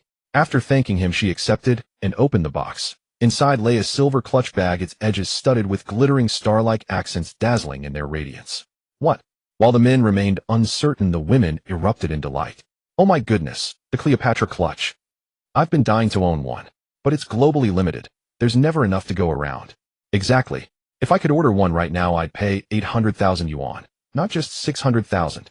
Hearing the animated chatter, the men stared in awe, never imagining a mere handbag could command such astronomical value. Many exchanged wry smiles. Having watched Lin Wei and Zhao Yang present their gifts, several had nearly stepped forward themselves. Until seeing those two offerings, they immediately abandoned the idea. Though their own gifts were no trifles beside the carnelian necklace and the Cleopatra clutch, they simply paled into insignificance. To offer one now would only invite embarrassment. Thank you, Zhao Yang, Du Xueqing replied, her lovely eyes alight with genuine delight. Even a woman as extraordinary as she remained by nature drawn to fine bags, jewels, accessories, and elegant attire. You're most welcome. Fine swords belong to heroes and exquisite bags to refined beauties, Zhao Yang replied with effortless charm, then stepped aside. Qi Song drew a slow, steadying breath and advanced with a composed smile. All eyes turned to him expectantly. The first two gifts had been nothing short of spectacular. What rare treasure would this young man unveil? Xueqing, I owe you an apology. Earlier, unaware that you and Shun Hao were friends, I misunderstood. Please forgive me. He bowed deeply before her. His public admission left Du Xueqing no room to hold a grudge. Even if she disliked him, she could only reply coolly, "It's all right." Qi Song exhaled softly. Xueqing, today is your birthday. I pondered long and hard over what to give you. And then it struck me what gift could possibly surpass sincerity itself. With solemn reverence, he produced a small gift box and offered it to her with both hands. Sincerity? What kind of gift was that? Confusion flickered across the faces of the assembled guests. Du Xueqing herself looked puzzled. Qi Song merely smiled faintly, saying nothing but gesturing gently for her to open the box. Du Xueqing opened the gift box and took out a small heart-shaped object connected by a platinum chain. The crowd immediately displayed expressions of disappointment. After keeping everyone in suspense for so long, it turned out to be just a small, ordinary crystal heart. How could one have the face to present something like this? Xueqing, this genuine diamond heart was prepared by Qi Song for a long time just to present to you today, Zhao Yang interjected at the right moment. Diamonds. The crowd gasped in surprise. Diamonds are among the most expensive jewels. The value of a 1-carat diamond can vary from tens of thousands to hundreds of thousands, depending on its clarity, color, and cut. And 1 carat weighs only 200 milligrams, meaning 5 carats only amount to 1 gram. This transparent heart, though small and thin, must weigh at least several grams. Even if crafted from the lowest grade of diamonds, it would still be worth millions. What a significant expenditure. Qi Song's eyes sparkled with pride as he intentionally refrained from explaining, allowing Zhao Yang to do so for greater impact. Qi Song, this gift is too precious. Oh, I cannot accept it, Du Xueqing said, quite shocked, shaking her head. She had just cut off a major project from the Qi family. How could she accept this? Xueqing, with your unparalleled beauty and status, no matter what gift is presented before you, it pales in comparison. Qi Song smiled. Moreover, as I just said, this is not merely a gift, but a true heart. It is not just my sincerity, but also the heartfelt gratitude of the Chi family for the close cooperation with the Du family over the years. Therefore, please, you must accept it no matter what. His words were quite eloquent, leaving Du Xueqing at a loss for how to refuse. She could only nod and say, "You're welcome, it is my honor," Qi Song replied, slightly bowing. He looked at Chun Hao and casually asked, "Mr. Chun Hao, I am quite curious, since you and Xueqing are so close, what gift would you give her on her birthday?" The crowd turned their attention to Chun Hao. "Mr. Chun Hao is here to handle other important matters. The birthday banquet is just a side event, and there is no need to bring a gift." Du Xueqing's expression changed, and she quickly said, "She had invited Chun Hao to treat her father. How could she allow him to give a gift?" "Xueqing, I know you do not care for gifts, but on such an important day, how could Mr. Chun Hao not express his intentions? Surely he has prepared something special. Let's take a look and appreciate it." Qi Song laughed, glancing around. "Don't you all agree?" "Exactly, Mr. Chun Hao has even blown out the candles with Miss Xueqing. With such a good relationship, how could he not prepare a gift? That would be quite rude. I believe Mr. Chun Hao's gift must be better than Mr. Qi's, otherwise how could he live up to Miss Xueqing's kind treatment? Let us quickly see it." Those young talents, filled with hostility towards Chun Hao, were eager to find an opportunity and immediately began to stir the crowd. Du Xueqing shot a furious glance at Qi Song. With her intellect, how could she not see that Qi Song was doing this intentionally? "I almost forgot," Chun Hao smiled. He took out the gift box and handed it over. "Happy birthday, Miss Xueqing. Just a small gift, a token of my regard." "Thank you," Du Xueqing said with a somewhat forced smile. She was now in a dilemma. Although Chun Hao had given a gift, how could it possibly compare to Qi Song's trio? If she opened it on the spot, wouldn't that embarrass Chun Hao? However, worry only brings trouble. Quick, open it, and let us feast our eyes. Indeed, everyone else's gifts are opened before the crowd. Mr. Chun cannot be an exception. The crowd was eager to see Chun Hao's embarrassment and pressed on. Du Xueqing could only helplessly open the gift box. Upon seeing the blood jade bracelet, her heart sank. Although she did not understand antiques growing up in a prominent family, she had seen enough to recognize that Chun Hao's gift was a counterfeit. Qi Song, on the other hand, brightened up. He too did not understand antiques, but had some knowledge. Knowing it was a fake, he was secretly delighted. "Everyone, look at this. This is a blood jade bracelet, a very precious antique." Qi Song did not just expose the truth, but loudly proclaimed, "Mr. Chun Hao truly has extraordinary taste. Impressive." He began to clap. However, no one in the hall joined in the applause. Instead, expressions of disdain appeared on everyone's faces. "What antique? It's just a high-quality imitation. Do you think we can't tell, eh? High-quality imitation is an overstatement. It's clearly a shoddy counterfeit." While others present genuine gifts, Mr. Chun, having such a close relationship with Miss Xueqing, presents a fake worth a few hundred yuan. Truly disgraceful. Immediately, mocking voices began to rise. Qi Song. Du Xueqing's face turned white with anger. This guy was clearly stoking the flames. "Don't speak nonsense."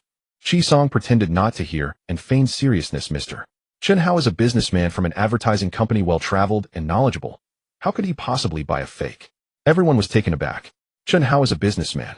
Instantly, many became excited. They had thought this kid was quite impressive. Turns out he is just an insignificant salesperson. Surely, any person present has a status far exceeding his. Salesperson? Haha, Mr.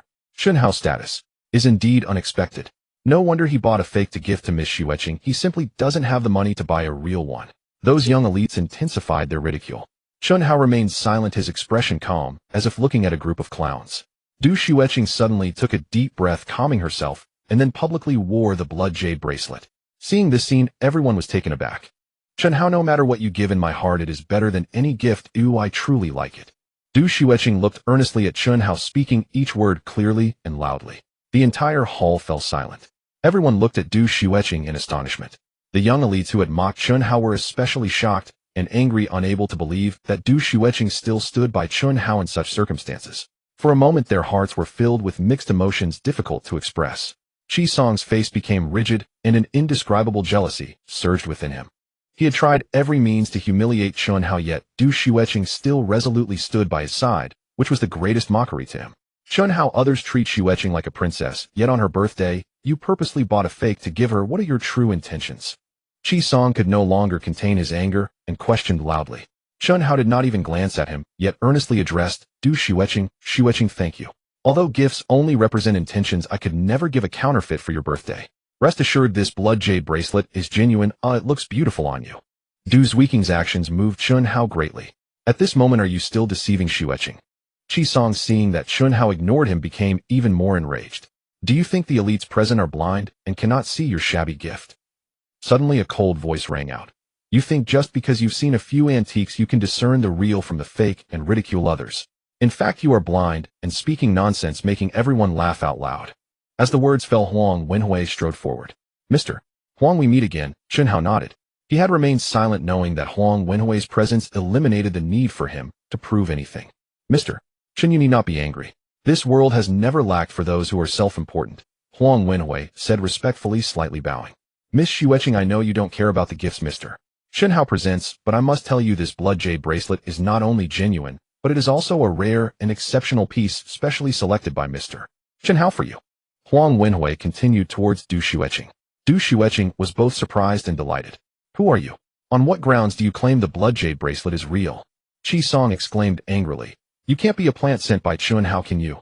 The ignorant are fearless. Huang Wenhui scoffed, tossing a business card forward. Look closely, I am a formal council member of the National Cultural Relics Association, a level 1 appraiser enjoying special allowances. I have personally appraised more antiques than you have ever seen. I remember now, I saw Mr. Huang on a treasure appraisal show on TV. He is indeed an expert. No wonder he looks so familiar, I've seen him too. Many voiced their agreement. Even if you are an expert, that doesn't mean you are always right, you might have misjudged it. Qi Song's face turned stiff, yet he stubbornly retorted. Many must share your sentiments, huh? No problem, I will give you all a lesson today. Huang Wenhui sneered. He stepped forward saying, Miss Xueqing, please lend me the blood jade bracelet for a moment. Du Xueqing took off the blood jade bracelet and handed it to Huang Wenhui. Chen Hao felt a bit curious. In the antique store that morning with ample sunlight, Huang Wenhui could use a magnifying glass to focus the sunlight to prove the exceptional quality of the blood jade, but now that it was dark, how would he prove it? Please have the staff temporarily turn off the lights and project the image, Huang Wenhui said, holding the blood jade bracelet and walking to the screen on the central wall of the hall. Du Xueqing turned and signaled. Soon the hall darkened and only a focused beam of projected light fell onto the white screen. Now I invite everyone to see what constitutes an exceptional blood jade bracelet. Huang Wenhui gently placed the blood jade bracelet under the beam of light. Immediately the blood jade bracelet radiated a dazzling crimson halo on the backdrop, resembling a circular rainbow shimmering with a breathtaking beauty. Everyone gasped in unison. Wow, so beautiful. Some ladies even exclaimed excitedly, their eyes sparkling like stars. The blood halo is the most unique characteristic of exceptional blood jade, Huang Wenhui declared loudly. Many mistakenly believe it to be a counterfeit because exceptional blood jade. He reiterated his earlier statements from the morning. So this is what exceptional blood jade entails. I truly have gained knowledge today. Thank you, Mr. Huang, for allowing us to witness such a beautiful blood halo. Today's visit was truly worthwhile. The crowd suddenly understood, applauding and praising him. Huang Wenhui removed the blood jade bracelet, the projected light vanished, and the lights were turned back on. In the field of antiques, professionalism, experience, and discernment are paramount. Some people should not think that just because they have seen a few antiques they know how to appraise them. Shouting about authenticity and counterfeit will only make them the laughingstock. Huang Wenhui sneered. Hearing this, those young elites who had mocked Chun Hao earlier turned crimson, their faces filled with embarrassment. Qi Song's face was a mix of green and red. He orchestrated this scene to humiliate Chun Hao publicly, but unexpectedly, it was himself who ended up embarrassed. Even if it is genuine, what of it? At most it's worth a few $100,000, far less than my diamond heart, Qi Song begrudgingly muttered. The crowd shook their heads. To publicly state such a thing was truly disgraceful. Huang Wenhui scoffed and was about to speak when suddenly a voice of ridicule rang out. If you don't understand, then don't spout nonsense. A few $100,000. You couldn't even buy a scrap of exceptional blood jade for that. Everyone turned to see a man in a tang suit in his 50s stepping forward, looking at Qi Song with a mocking expression. Mr. Ma, you have come too. Huang Wenhui was taken aback. Old Huang, it has been 5 years, do you still remember me? The man in tang suit greeted him. How could I forget? Huang Wenhui quickly approached, shaking the man's hand, smiling. At the auction in New York 5 years ago, you shocked the entire auction house by purchasing the exceptional blood jade bracelet for $13 million. 13 million is already old news, Mr. Ma smiled lightly. Now the exceptional blood jade bracelet has skyrocketed to 20 million internationally. But it is still difficult to find a buyer, he said, proudly rolling up his sleeves to reveal another blood jade bracelet on his wrist. The crowd was utterly shocked. They had not expected this seemingly small blood jade bracelet to be so precious. At first I also thought that the gift Mr. Chun Hao presented to Miss Du was a counterfeit, but seeing you, old Huang, I recognized it was real. Mr. Ma continued, hearing someone making such outrageous claims that exceptional blood jade is only worth a few $100,000. How can that be tolerated? He looked at Qi Song with a cold smile. Do you still think the blood jade bracelet is inferior to your diamond heart? Song's face turned beet red, unable to utter a single word. Not only is it inferior, but I also just checked his diamond heart has issues and is definitely not a genuine diamond, but rather a South African rough diamond. Huang Wenwei also sneered. Though a South African rough diamond is still a diamond, its value is far inferior to that of a real diamond, even if polished. The so-called diamond heart is at most worth 8 to 900,000, definitely not over $1 million. The crowd gasped as they looked at Song with disdain. Seeing this fellow so jubilant, it turned out the gift he presented also had its flaws. Song's expression changed drastically, not expecting the final secret to be exposed on the spot. Truly a disgrace. What are you all looking at me for? Since rough diamonds are also diamonds, does that mean I committed fraud? He retorted. At this point, Song suddenly thought of something and shouted, but someone is indeed committing fraud. Is Mr. Lin Wanyan, chairman of Wantong Group, here? I report that Chun Hao forged the Wantong gold card and is deceiving people. Will you not intervene? Song stopped spouting nonsense. Du Shueqing shouted angrily. I am not talking nonsense. Before entering the villa, I witnessed Chun Hao take out a forged Wantong gold card to deceive us. Song exclaimed loudly. Not only did I see it, but Zhao Yang and Lin Wei also saw it, and the security guard at the entrance can also testify. He pointed at the two individuals. Zhao Yang and Lin Wei nodded. Mr. Chun Hao, is what he said true? A heavy and authoritative voice resounded. Immediately a tall, sturdy, and imposing middle-aged man stepped forward, hands behind his back, his narrow eyes emanating a piercing light, fixed on Chun Hao. The surrounding guests instinctively moved away from him. Even among this assembly of elites, Lin Wanyan stood as one of the most formidable figures. Mr. Chairman Lin, this must be a misunderstanding. Chun Hao doesn't even know you. How could he possibly possess a Wantong gold card? Miss, I didn't ask you. Lin Wanyan spoke coolly, his gaze sharp and unblinking as it locked onto Chun. Du Shueqing's delicate face paled. Though she ranked among the finest of her generation, she still lacked the confidence to stand unflinchingly before a titan like Lin Wanyan. Chun Hao gently drew her behind him and said calmly, Mr. Chairman Lin, I do indeed hold a Wantong gold card. Not a forgery, but an authentic one. If you doubt me, feel free to examine it. He produced the card and extended it forward. A flicker of astonishment passed through Lin Wanyan's eyes. His aura was overwhelming. Even exceptional younger figures like Du Shueqing stood before him with deferential reverence. Most others would tremble uncontrollably, unable even to lift their gaze. Yet Chun Hao, though courteous in speech, treated him no differently than an ordinary person, neither subservient nor arrogant. This young man is no ordinary talent. Lin Wanyan accepted the Wantong gold card, scrutinized it closely for several moments, then narrowed his eyes slightly, saying nothing. Mr. Chairman Lin, is it fake? Song watched anxiously and couldn't help but ask. Du Shueqing's heart tightened. Should Chun Hao offend Lin Wanyan, even her parents' presence might not afford him any leeway. It's genuine. Lin Wanyan glanced once more at Chun Hao and spoke slowly. Song's face crumpled into profound disappointment. Du Shueqing exhaled in quiet relief. The onlookers were deeply startled. Moments earlier, Song had claimed Chun Hao was merely an ordinary sales representative. How then could a sales rep possess an authentic Wantong gold card? Though genuine, Lin Wanyan's tone shifted. Every Wantong gold card is personally bestowed by me, and I've never met you. How then did you acquire it? Chu Lingling gave it to me, Chun Hao replied. Chu Lingling. A collective jolt ran through the crowd. Several faces visibly changed. Her name may have carried little weight in mainstream business circles, but on the streets of Donglin City, it inspired dread. I did indeed present Chu Lingling with a Wantong gold card, Lin Wanyan admitted, clearly surprised. Yet from all I know, she holds herself aloft with supreme pride. Why would she bestow it upon you? Mr. Chairman Lin, your questions seem rather excessive, Chun Hao remarked coolly. Though the Wantong gold card bears your imprint, once gifted to Miss Ling, it became wholly hers. As for why she chose to give it to me, that lies beyond your concern. With that, Chun Hao reached out and retrieved the card from Lin Wanyan's hand. A collective gasp echoed through the room. Among such elites, Lin Wanyan commanded awe and reverence. Yet Chun Hao dared speak so boldly before him. Was he courting death? Du Shueqing's face whitened instinctively. She brushed Chun Hao's arm with her fingertips, fearing he underestimated Lin Wanyan's terrifying stature. Lin Wanyan, however, stood frozen, staring at Chun Hao in disbelief. To the world, he was a sovereign figure, mastering both legitimate enterprise and shadowed domains alike. Few knew he was also a martial artist of extraordinary prowess. Not even seasoned masters could wrest anything from his grasp. Yet Chun Hao plucked the gold card from his hand with effortless ease, as if lifting a sheet of paper. Lin Wanyan hadn't even registered the movement. How is this possible? Mr. Chairman Lin, what's troubling you? Chun Hao smiled faintly, well aware of Lin Wanyan's martial skill, and fully intending his gesture as a quiet display of authority. Lin Wanyan finally stirred from his daze, gazing at Chun Hao with complex, searching eyes as he murmured, "You're a martial artist too. What do you think?"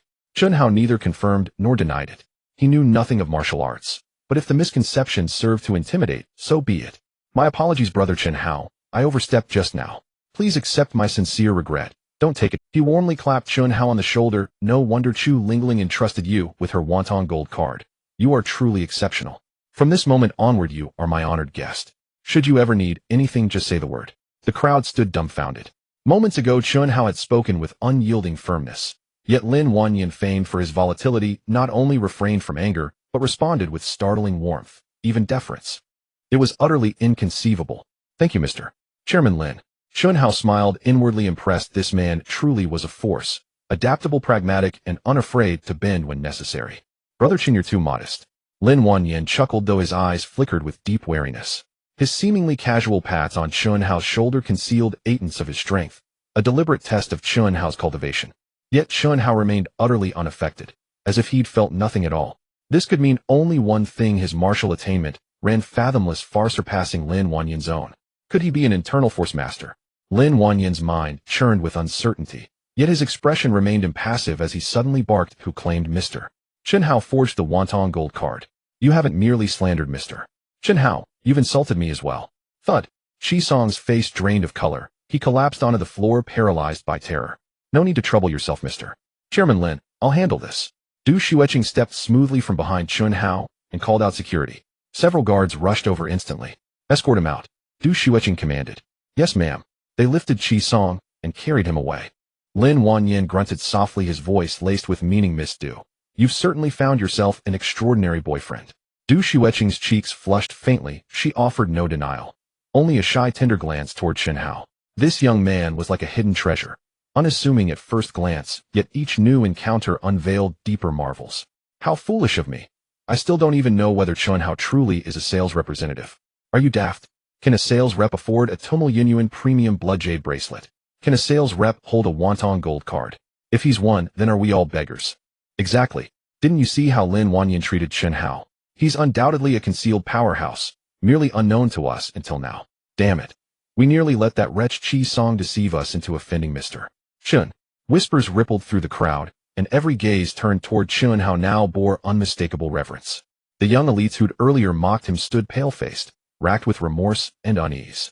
If even Lin Wanyan bowed publicly before Chun Hao, how dare they provoke him? What if he sought retribution? In truth, they overestimated his interest. He had no intention of troubling them at all. At that moment, the middle-aged banquet host hurried over, his expression grave as he whispered urgently to Du Xueqing, "Miss, the chairman has encountered an urgent matter. The madam requests you ascend immediately." Du Xueqing's expression changed, but she quickly regained her composure. "Understood. Please welcome the guests for me and call if anything arises." The middle-aged man nodded.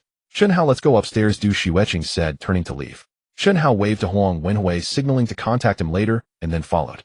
The two arrived on the third floor. Du Xueqing pushed open a double door and walked in with Chun Hao. The room was large, filled with various medical equipment, humming and buzzing.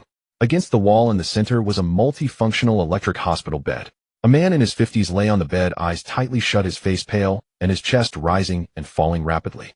The man wore an oxygen mask and was connected to various lines. Several doctors in white coats were urgently administering aid around the bed. At the foot of the bed stood a graceful and well-maintained middle-aged woman, her face full of anxious worry. "Mom, what happened to Dad?" Du Xueqing hurried over, asking in shock. "Xueqing." The middle-aged woman turned to see her, her eyes reddening instantly. "Your father suddenly suffered heart failure, Dr. Lu and the others are trying to save him. How could this happen? He was fine before I went downstairs." Du Xueqing looked anxiously at the hospital bed. "We don't know. There were no warning signs. That just happened suddenly." The Madame Du choked up, saying, "Fortunately, your father was undergoing a physical examination and all the specialists were present, otherwise the consequences would be unimaginable." As she spoke, her body trembled slightly. "Don't worry, Mom." Du Xueqing comforted, embracing her shoulder. "I've invited a miraculous doctor. He will surely heal Dad." Saying this, she waved to Chun Hao. "Hello, Annie. I'm Chun Hao, a friend of Xueqing. I have some knowledge of medicine and hope to help." Chun Hao stepped forward. Madame Du was taken aback. She thought Chun Hao was merely a staff member who entered with them, not realizing he was a doctor. "Xueqing, can't you be more sensible?" Immediately, Madame Du's expression darkened as she said angrily. This young man looked to be only around 25 or 26, dressed casually, and hardly resembled a miraculous doctor.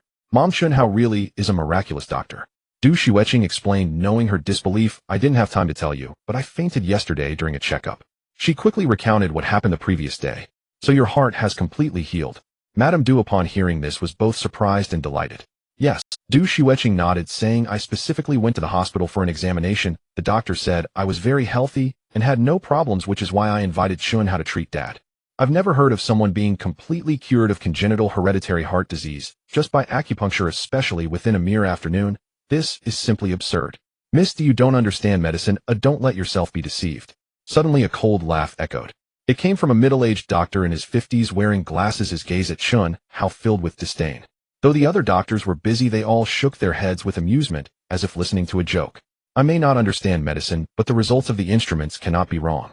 Du Xueqing took out a test report from her bag and handed it to the middle-aged doctor. The middle-aged doctor glanced at it and shook his head, saying this doesn't prove anything. Machine tests are not always accurate. Perhaps Miss Du's heart function appeared normal at that time, so no issues were detected. Then why do I feel great now, completely different from before? Du Xueqing asked stubbornly. It's only been a day. What could you possibly feel? Heart disease doesn't always manifest. The middle-aged doctor continued, besides you're young and healthy. As long as you're not overly stimulated, you're not much different from a normal person. Anyway, Chunhao will definitely heal me. In a moment of frustration, Du Xueqing couldn't help but the middle-aged doctor chuckled in disbelief, shaking his head. He said to Madame Du, Madam, I know the young lady is very concerned about Chairman Du's health, but one cannot act impulsively in a medical crisis. Nowadays, scammers are very adept at exploiting the psychology of patients' families, appealing to their hopes to swindle money. You please don't fall for it. As he spoke, he cast a contemptuous glance at Chunhao. Yes, Dr. Li, you are right. Madame Du's expression shifted from joy to disappointment, and she nodded slowly. Then with a cold face, she turned to Chunhao and said, please leave immediately. Mom, you don't believe me either. Du Xueqing exclaimed. I trust the doctor more. Madame Du interrupted her, saying your father is being rescued. Don't say any more. Miss Xueqing, I will leave first. Please don't disturb your father's rescue. Chunhao replied calmly, turning to leave. He was not angry. After all, using magical powers to heal congenital heart disease had already surpassed worldly norms, and ordinary people could hardly believe it. Chunhao, don't go. Du Xueqing was anxious and hurried to catch up. Xueqing, come back. Madame Du was both surprised and angry, not expecting her usually intelligent daughter to care so much about a fraud. Suddenly the door to the room opened, and an elderly man in a white long robe entered, carrying a light yellow medical box. Following him was a young man in a similar long robe. It's you. As Chunhao reached the door, he happened to face the two men. Both he and the young man exclaimed in surprise together. This young man was none other than Ling Kai, whom he encountered yesterday at noon. What are you doing at my house? Du Xueqing followed behind, and also saw Ling Kai, her pretty face instantly cold. Be quiet. Xueqing. Madame Du hurried over. This is Ling Zhongse, the miraculous doctor I specifically invited to treat your father. How can you speak so rudely? Mom. Du Xueqing angrily pointed at Ling Kai. Didn't I just tell you? Yesterday Ling Kai misdiagnosed me and almost caused my death. Fortunately, Chunhao saved me, and then Ling Kai tried to bribe Aunt Li, claiming he treated me. How can such an unethical person be invited to treat my father? Miss Xueqing, you fainted yesterday and might not be fully aware of the situation. I saved you, and it was Mr. Chunhao who misdiagnosed you. Ling Kai coughed a few times, pretending to say. Chunhao's expression changed. He didn't expect this guy to lie to his face. You're talking nonsense. Who saved me? Don't I know? Du Xueqing was even angrier. Miss Du, please don't be angry. I heard Ling Kai explain the situation yesterday. Ling Zhongse said slowly, though it's only his side of the story. I've heard that Mr. Chunhao has neither a medical qualification certificate nor any experience as a doctor. Is that true? Everyone looked at Chunhao in surprise. Chunhao could only nod. The audacity of today's scammers is truly remarkable. Dr. Lu mocked, being nothing yet daring to call oneself a miraculous doctor. This is simply outrageous. Madame Du, Miss Du, although my grandson may lack talent, he possesses a medical license and has been practicing medicine with me for several years, gaining experience. Surely he is better than Mr. Chunhao, so who is misdiagnosing here? Lu Zhongse calmly stated. Many people witnessed it yesterday. Du Xueqing said anxiously. That's... Madame Du exclaimed angrily. Do you still believe this fraud? Get out of here right now. She pointed at Chunhao and shouted sternly. Chunhao sighed and said to Du Xueqing, Miss Xueqing, it seems I can no longer treat your father. I'm sorry, goodbye. He turned to leave. Chunhao, I believe in you, please don't go, don't go. Du Xueqing grabbed him, unable to hold back her tears. Madame Du watched this scene in shock. Her daughter had never been interested in young men. Why was she so anxious about this Chunhao? Could it be that she's developed feelings for this fraud? An idea suddenly surged in Madame Du's mind, turning her face pale. Buzz. Suddenly the sound of the heart monitor grew louder, resembling an alarm, piercingly harsh. Everyone was startled and turned to look. They saw the man on the hospital bed convulsing all over, his breathing rapid, as if he could hardly draw in air. Quick, get the respirator and inject the stimulant. Apply pressure to the chest, make sure the heart doesn't stop. The surrounding doctors were sweating profusely, flustered and disorganized. What's wrong with my husband? Madame Du asked urgently, ignoring Chen Hao.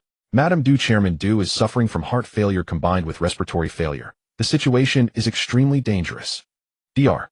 Lu said with a serious expression, we will do our utmost to save him, but there's no guarantee. You should be mentally prepared. After saying this, he got busy again. Madame Du felt as if struck by lightning, her face turning pale. Master Lu, please save my husband. She regained her composure and anxiously pleaded with Lu Zhongzi. Madam, don't worry, I will treat the chairman right away. Lu Zhongzi with a serious expression comforted her and quickly walked over. Dr. Lu and the others knew he was a renowned doctor, and they all stepped aside. Chen Hao, my dad won't be in trouble, right? Du Xueqing cried. Xueqing, don't worry, your father will definitely get better. Chen Hao reassured her, secretly snapping his fingers, sending a strand of energy into Du Xueqing's father. Though he felt frustrated, he couldn't ignore it for Du Xueqing's sake. With this energy, at least he could ensure her father's life was safe. At the bedside, Lu Zhongzi grabbed Du Xueqing's father's wrist to take his pulse. Suddenly, he showed a look of confusion. Although the pulse was very weak, it was quite stable, indicating a lingering vitality. This did not match his current near-death appearance. What was going on? Grandpa. At this moment, Ling Kai had already opened the medicine box and took out a silver needle, wiping it with alcohol before handing it over. Lu Zhongzi had no time to think further. He took the silver needle, slightly adjusted his energy, and inserted it into the crucial points on Du Xueqing's father's heart and lung meridians. His actions were swift and skilled, appearing both brilliant and professional. Everyone watching couldn't help but show expressions of admiration. Chen Hao slightly nodded. Although he considered Lu Zhongzi's acupuncture technique trivial, it was indeed top-notch among ordinary practitioners. A few minutes later, Lu Zhongzi finished the acupuncture. He let out a breath, his face turning flushed as he coughed lightly a few times. Ling Kai hurriedly handed him a pill and a thermos, which Lu Zhongzi accepted and swallowed. Master Lu, how is my husband? Madame Du asked anxiously.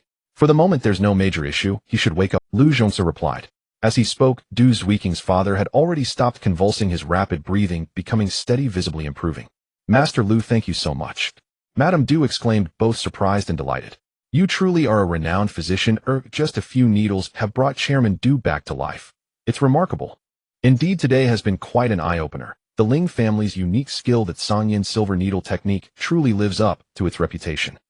Dr. Lu and the others also expressed admiration, deeply impressed. Lu Zhongzi smiled slightly, but confusion flashed in his eyes. Logically, even if he personally performed the acupuncture, Du Xueqing's father shouldn't have recovered so quickly. It was as if an unknown force was assisting him from the shadows. Recalling the abnormalities he had noticed while taking the pulse earlier, Lu Zhongzi's heart suddenly sank. From the pulse reading, it seemed that even without his intervention, Du Xueqing's father would not have suffered any harm. Why are you still here? At this moment, Madame Du saw Chen Hao and instantly erupted in anger. If you don't leave, I'll call security. Mom, Chen Hao cannot be a fraud. Please let him take a look at Dad, just once, okay? You're still defending him. Madame Du trembled with anger. Madame Du, please don't be upset. Suddenly Ling Kai walked up to her and whispered, this Chen Hao is very persuasive. Yesterday he misdiagnosed but deceived Miss Xueqing into thinking he was her savior, earning her complete trust. In this situation, forcibly driving Chen Hao away would only deepen the conflict between Miss Xueqing and you. Madame Du paused, calming down, and nodded. You are right, Master Ling. Do you have any ideas? My grandfather's Sangyin silver needle technique can put Chairman Du into a state resembling critical false death, but it's just an illusion, posing no harm to his body, and he will recover quickly. Then, Madam Du, you can intentionally let Chen Hao try to save him. If Chen Hao fails, it will naturally reveal his true fraudulent nature, and without you needing to say anything, Miss Du will automatically sever ties with him. Good idea, thank you, Master Ling. Madame Du's eyes brightened with joy. Ling Kai then whispered the plan to Lu Zhongzi. Lu Zhongzi had no objections, feigning to check Du Xueqing's father's condition while subtly twisting the silver needle. Soon his face turned pale and his breath weakened, becoming barely detectable. Master Lu, what's going on? Dr. Lu and the others, unaware of the situation, were all shocked, and Lu Zhongzi pretended to have a grave expression and, after examining for a while, sighed. Chairman Du has been ill for many years. His constitution is too weak and the needles are ineffective. Madame Du, I'm sorry, I've done my best. Even you, Master Lu, can't do anything. What should we do? Madame Du feigned astonishment, murmuring. Mom, let Chen Hao take a look, he must have a way. Du Xueqing was unaware they were acting and grew anxious. All right, I will trust you this once. Madame Du seized the opportunity to push it along. Chen Hao, my mom has agreed, please act quickly, Du Xueqing hurriedly said. Chen Hao cast a cold glance at Ling Kai and walked to the bedside. Ling Kai felt guilty avoiding eye contact. Having lied initially, he could only resort to such a sinister scheme to avoid future exposure. Although Chen Hao's medical skills were commendable, how could they possibly compare to Lu Zong's? This was an insolvable situation. Chen Hao glanced at the arrangement of silver needles on Du Xueqing's father's body, a faint cold smile appearing on his lips. This seemingly unsolvable situation was nothing but a joke to him. He flicked his fingers, sending a surge of mana to one of the silver needles. Instantly, the mana broke through the Tsangyan silver needle technique, flowing through the needle and entering Du Xueqing's father's body, swiftly repairing the damaged heart and other organs.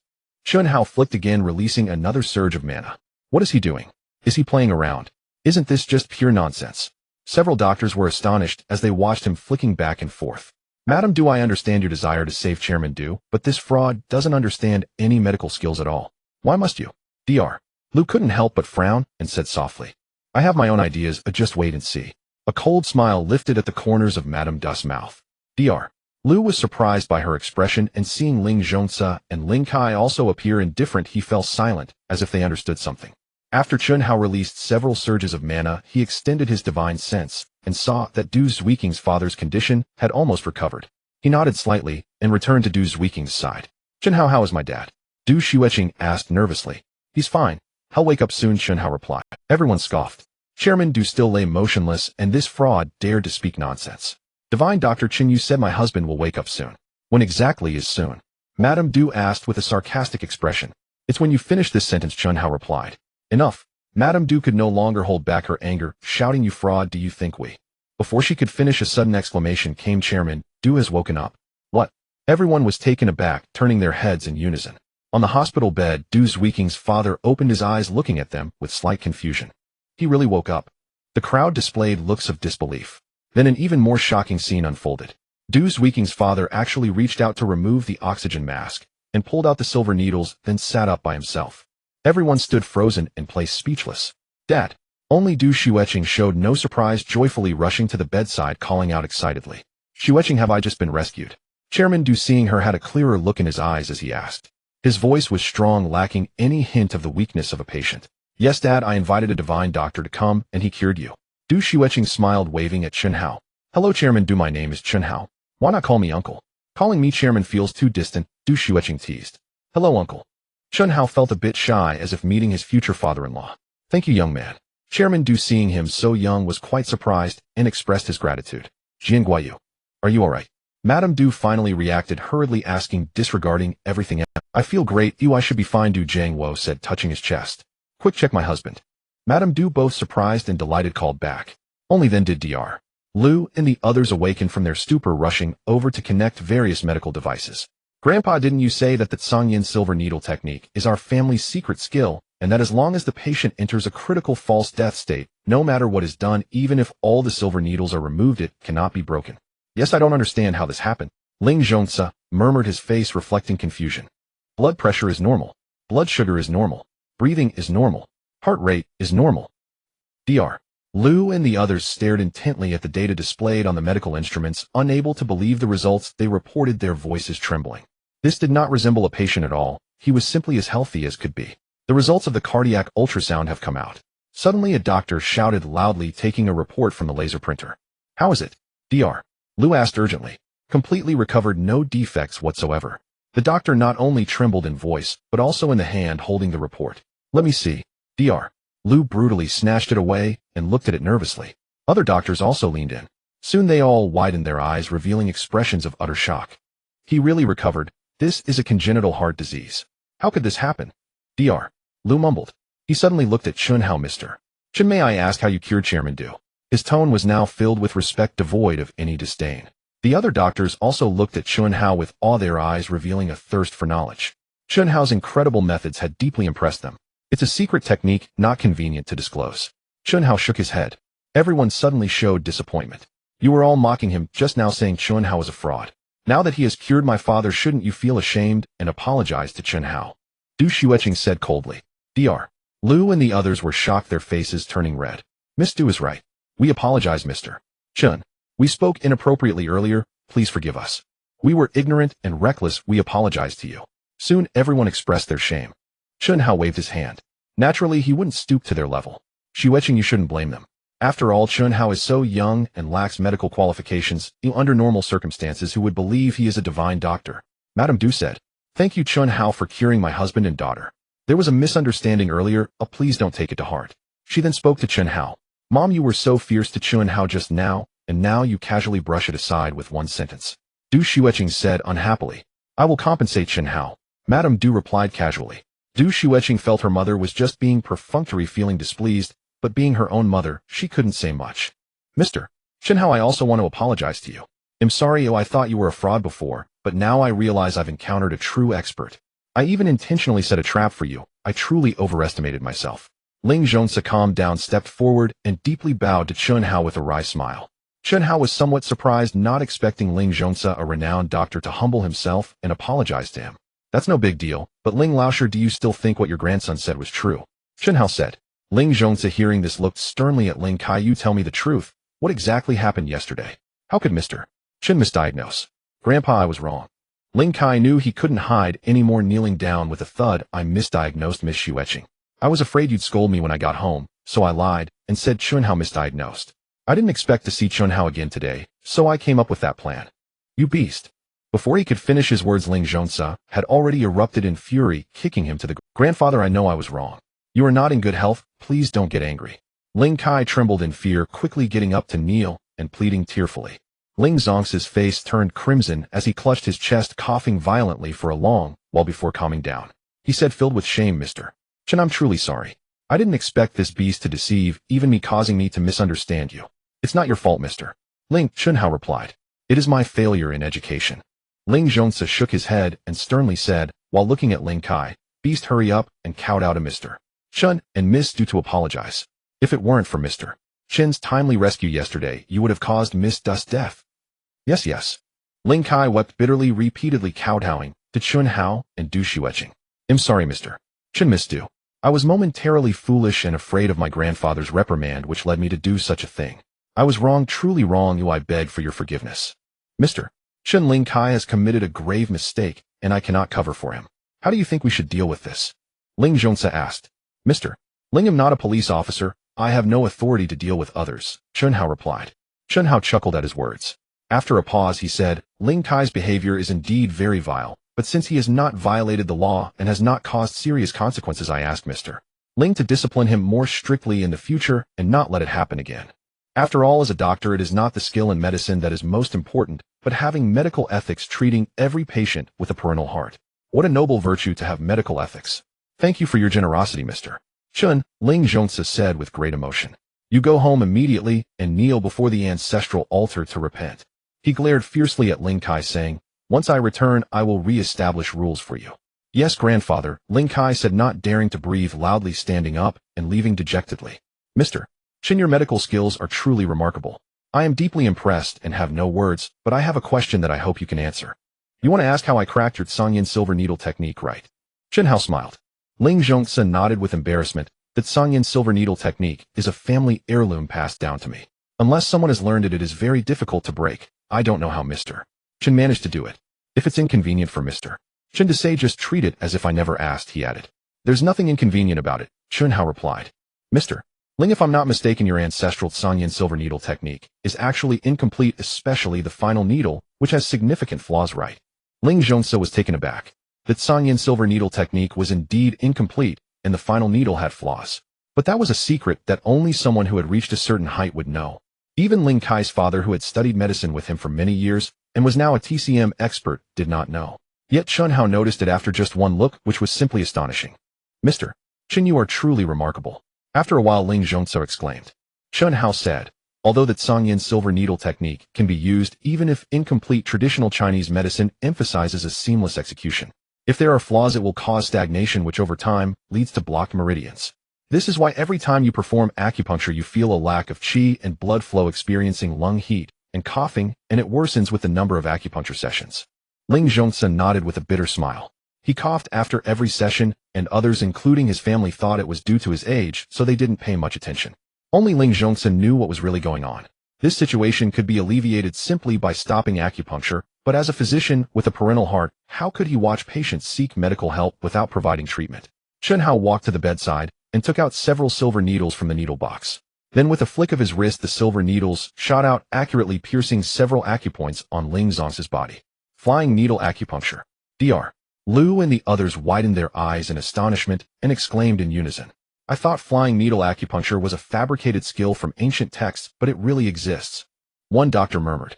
Ling Zhongsa was even more excited. As the ancients said, to hear the Tao in the morning is worth dying in the evening. I can witness the ancient skill of flying needle acupuncture. Even if I were to die immediately, I would have no regrets. As soon as he finished speaking, he suddenly let out a large mouthful of black blood with a foul smell. Everyone was taken aback. Could it be that the divine Dr. Ling's words came true, and he had unfortunately spoken his fate? Mr. Ling, how do you feel? Only Chen Hao maintained a calm expression, smiling as he asked. Thank you, Mr. Chen, for forcing out the stagnant blood that has been building up in my body for so long. I have never felt this comfortable before, as if a heavy burden has been lifted. Ling Zhongsa patted his chest, taking a few breaths, before gratefully saying. As he spoke, the redness on his face receded, and he regained a healthy complexion, his voice also becoming robust. Only then did everyone understand that Chen Hao was treating Ling Zhongsa's illness. Mr. Ling, take another look at my silver needle technique. Chen Hao said. Ling Zhongsa looked down and was immediately moved. This silver needle technique was something he was very familiar with. It was indeed the Sanyin silver needle technique. Ling Zhongsa didn't find it strange that Chen Hao could perform it. After all, someone who could spot the flaws in the Sanyin silver needle technique at a glance would find it too simple to imitate. Wait. Something's wrong.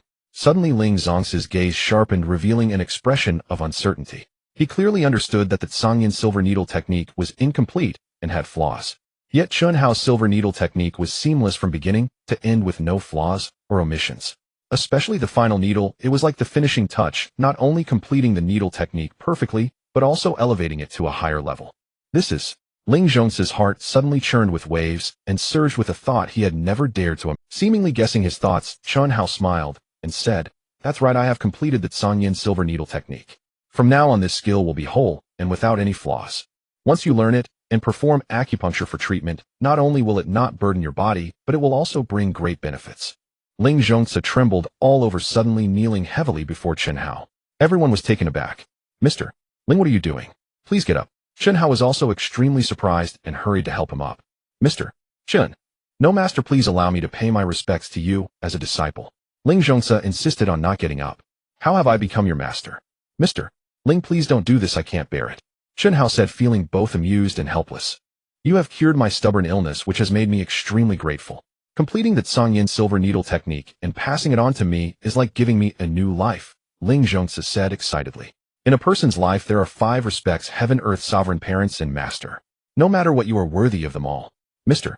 Ling, I simply feel that your dedication to treating patients despite your own health is commendable, and I wanted to lend you a hand without any ulterior motives.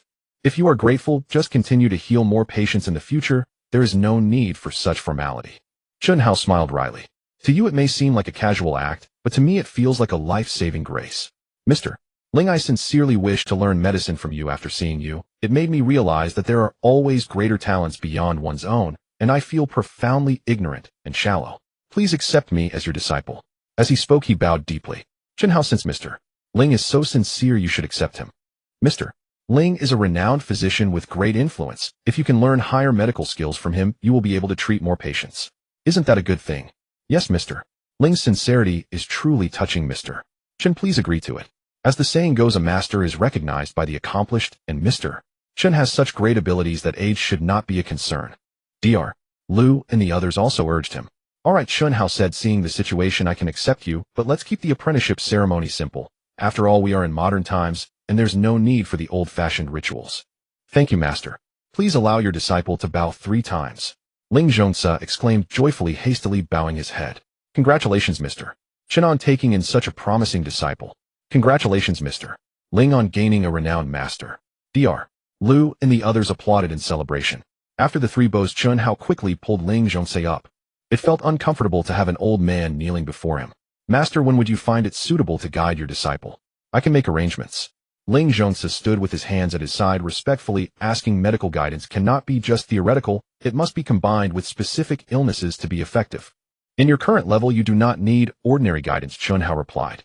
So go back first and master the complete Sungyin silver needle technique. Then like before go out and treat patients. If you encounter a problem you cannot solve I will guide you, this way your medical skills will truly improve. Yes, master. Ling Zhongsa had no objections, and after leaving his contact information, left Mr. Chen, our hospital is willing to hire you as an authoritative expert with a high salary as long as you make an appearance once a week. No, once a month we will pay you a net salary of 100,000. We can offer you 200,000 without needing you to make an appearance, just for the title. Dr. Liu and others crowded around eagerly expressing their offers. I say everyone, you are wasting your effort. Chunhao only understands medical skills, but he is not a doctor. How could he possibly make public appearances? Du Xueqing couldn't help but roll her eyes. Dr. Liu and the others were stunned, realizing that Chunhao did not have a medical practice license, and they exchanged wry smiles. As the master of the current national leader, he actually does not have a medical practice license. Who would believe that? Chen, how would you be interested in being our family's private doctor? No medical license needed. Oh, as long as you are willing I will offer you an annual salary of 10 million. Du Jiangwo looked at him with great interest and finally spoke. Dad, Chunhao is an extraordinary person. Why are you being so mundane? Du Xueqing pouted. What's wrong with being extraordinary? Everyone still needs to eat and sleep. Du Jiangwo laughed. Since Chunhao has the ability, of course he can earn more money. There is no contradiction in that. Uncle Du, I am not an extraordinary person. I am just an ordinary person. Chunhao said, however, I currently have no thoughts of being a private doctor. Please understand. Du Jiangwo nodded. Although Chunhao had declined his offer, he felt even more admiration. His disinterest in an annual salary of 10 million showed that this young man had great aspirations and was far from ordinary. Xueqing, since your father is well now, you should go downstairs and host the guests. Chunhao will stay. Oh, I have something to discuss with him. Mrs. Du said. Mom, what do you want to talk to Chunhao about? Du Xueqing immediately became nervous upon hearing this. Chunhao saved your father, of course I want to thank him properly. Mrs. Du replied calmly. Du Xueqing then felt relieved. Chunhao, I will find you downstairs later. Chunhao nodded. Du Xueqing left. Chunhao, follow me. Mrs. Du beckoned. The two exited the medical room and entered a study where Mrs. Du closed the door. She then walked to the window, crossed her arms, and quietly gazed outside, showing no intention of speaking. Mrs. Du, what do you want to talk to me about? Chunhao was somewhat puzzled, as it did not seem like she was going to thank him. Mr. Chen, I just heard Xueqing recount the events of yesterday. So you and her have only known each other for one day. Mrs. Du did not turn around, and after a moment slowly asked. Chunhao nodded. In just one day you can hardly even be considered friends, let alone anything deeper, wouldn't you agree? Mrs. Du spoke with hidden implications. Chunhao nodded again. Xueqing has an outgoing personality and is warm to others. Moreover, you saved her, so it is quite normal for her to be grateful and trust you. However, that does not signify romantic feelings between a man and a woman. Do you understand? Mrs. Du suddenly turned around and said seriously. Upon hearing this, Chunhao understood her meaning and replied calmly, Mrs. Du, I am not being overly sentimental. That's good to hear, Mrs. Du said. Mr. Chen, I know your medical skills are remarkable. You are a top figure in the industry. However, our Du family is not merely a business family. We have a deep-rooted background. I cannot explain everything in just a few words, nor is there a need for me to do so. She paused. Let me put it this way, you and the Du family are not in the same world. Chunhao smiled, but said nothing. Therefore, I hope you will have less contact with Xueqing in the future, as it is ultimately an impossible matter. Do not harbor any misguided hopes. Mrs. Du stated. I can only assure you that I will not pursue Miss Xueqing, but I cannot stop her from seeking me out. Chunhao replied. Do you think Xueqing would actively pursue you? Mrs. Du's eyes flashed with a hint of disdain. What I mean is I cannot interfere with Miss Xueqing's actions, Chunhao replied. As long as you do not seek Xueqing, I guarantee she will never see you again. Mrs. Du scoffed. Chunhao remained silent. Mrs. Du walked to the desk, opened a drawer, took out a blank checkbook, tore off a check, and handed it to Chunhao. The maximum amount is 50 million. This is your reward for curing my husband. Chunhao shook his head and did not accept. What do you want? Mrs. Du frowned. I want a villa in Mingyu Mountain Villa. Chunhao replied without hesitation. Mrs. Du was taken aback and then revealed a look of disdain. Your appetite is quite large. Do you know how much a villa in Mingyu Mountain Villa costs? Does Mrs. Du think that Chairman Du's life is not worth 70 million? Chunhao replied calmly. Madame Du's expression changed. So it turns out that even a transcendent being can be so greedy. I thought you were above worldly desires. Chunhao replied coldly. Please speak more politely. Without me, you would already be a widow. Madame Du glared at him in anger. Chunhao chuckled disdainfully. After a moment, with a stern face, Madame Du picked up the phone on her desk and said, "Qian, come to the study." A moment later, there was a knock at the study door. "Come in." The door opened, and a sharp-looking man in his 40s walked in. "Madam, you called for me. Take Mr. Chen to Villa No. 18. Also prepare the property documents and transfer them to him as quickly as possible." "Understood, madam." Qian looked at Chunhao in surprise and nodded in response. "The Du family is now clear with you. Remember what you promised." Madame Du cast a cold glance at Chunhao and hurried out of the study. "Mr. Chen, please follow me," Qian said. Chunhao nodded. The two left Villa No. 5 and walked towards Villa No. 18. "Does the Du family have 2 villas in Mingyu Mountain Villa?" Chunhao asked as they walked. "Yes, mister." The chairman initially bought 2 villas. Villa No. 18 was originally intended for the young lady, but since it is located on the farthest hill of Mingyu Mountain Villa, the young lady found it too desolate and did not like it, so it has remained vacant. Qian replied. Chunhao nodded. After about 10 minutes, the two arrived in front of Villa No. 18. By this time it was completely dark, and Chunhao could only use his divine sense to scan. He saw that Villa No. 18 was surrounded by bamboo groves on 3 sides except for the front. Beyond the bamboo grove, past the fence, was an endless expanse of desolate hills which indeed looked very lonely. However, Chunhao was very satisfied. For him, the more desolate the better. Villa No. 18 was simply a modern-day cave dwelling. Mr. Chen, Villa No. 18 has long been renovated and lacks nothing. You can move in right away. Qian handed over a golden key. Let me know when it is convenient for you to go through the transfer procedures. I should have time tomorrow. Please leave me your contact number. Chunhao said. All right, Mr. Chun. The two exchanged contact information and Qian left. Chunhao entered the villa, and as expected, it was as Qian had said, exquisitely decorated with high-end furniture and appliances. All the essentials were available. The large house looked very pleasant. Chunhao could not help but feel excited as he explored the upstairs and downstairs. Afterwards, Chunhao charged his phone and called Wang Jie to inform him that he would not be returning tonight. Wang Jie knew he was attending Du Zuiking's birthday party and immediately understood, loudly congratulating him for going to bed with her 16 times, each time being the immediate man, which made Chunhao hang up in anger. Then Chunhao called the business manager of Guangming Advertising Company to resign. The manager was not surprised. The turnover rate for sales staff was always high, and it was normal for people to come and go. He only told him to come to the office tomorrow to handle the resignation procedures. Chunhao agreed. Just after hanging up, suddenly his phone rang again. The caller ID showed Du Xueqing. Chunhao hesitated for a few seconds, pressed the call off, and then turned off his phone. He was not concerned about Madame Du. As a cultivator, Chunhao had no need to worry about such matters. The main thing was that Chunhao's mindset had completely changed from that of an ordinary person. After cultivating, the only thing in his heart was the path to immortality. Du Xueqing had feelings for him. How could Chunhao not notice? If this continued, it would likely become a hindrance on his path to cultivation, so it was better to cut ties early. I'm sorry, Miss Xueqing, just consider me a fleeting passerby in your life. Chunhao thought as he left the villa, went to the parking lot, drove his BMW X5 into the villa's private garage, and took out an ancient compass from the trunk. Then Chunhao went to the rooftop of Villa No. 18 to prepare to set up a gathering spirit formation. With a wave of his hand, the ancient compass floated automatically in front of him, its rust disappearing completely, revealing a shiny and smooth surface emitting a faint glow under the starry sky. The patterns on the surface of the compass were fully revealed, and the speed of absorbing the spiritual energy from heaven and earth increased significantly. Chunhao looked carefully for a moment and revealed a look of surprise. The main purpose of these patterns is to absorb the spiritual energy from heaven and earth, which means that the ancient compass itself is a gathering spirit treasure, and using it to set up a gathering spirit formation will definitely be several times more effective than other treasures. From now on, it shall be called the gathering spirit disc.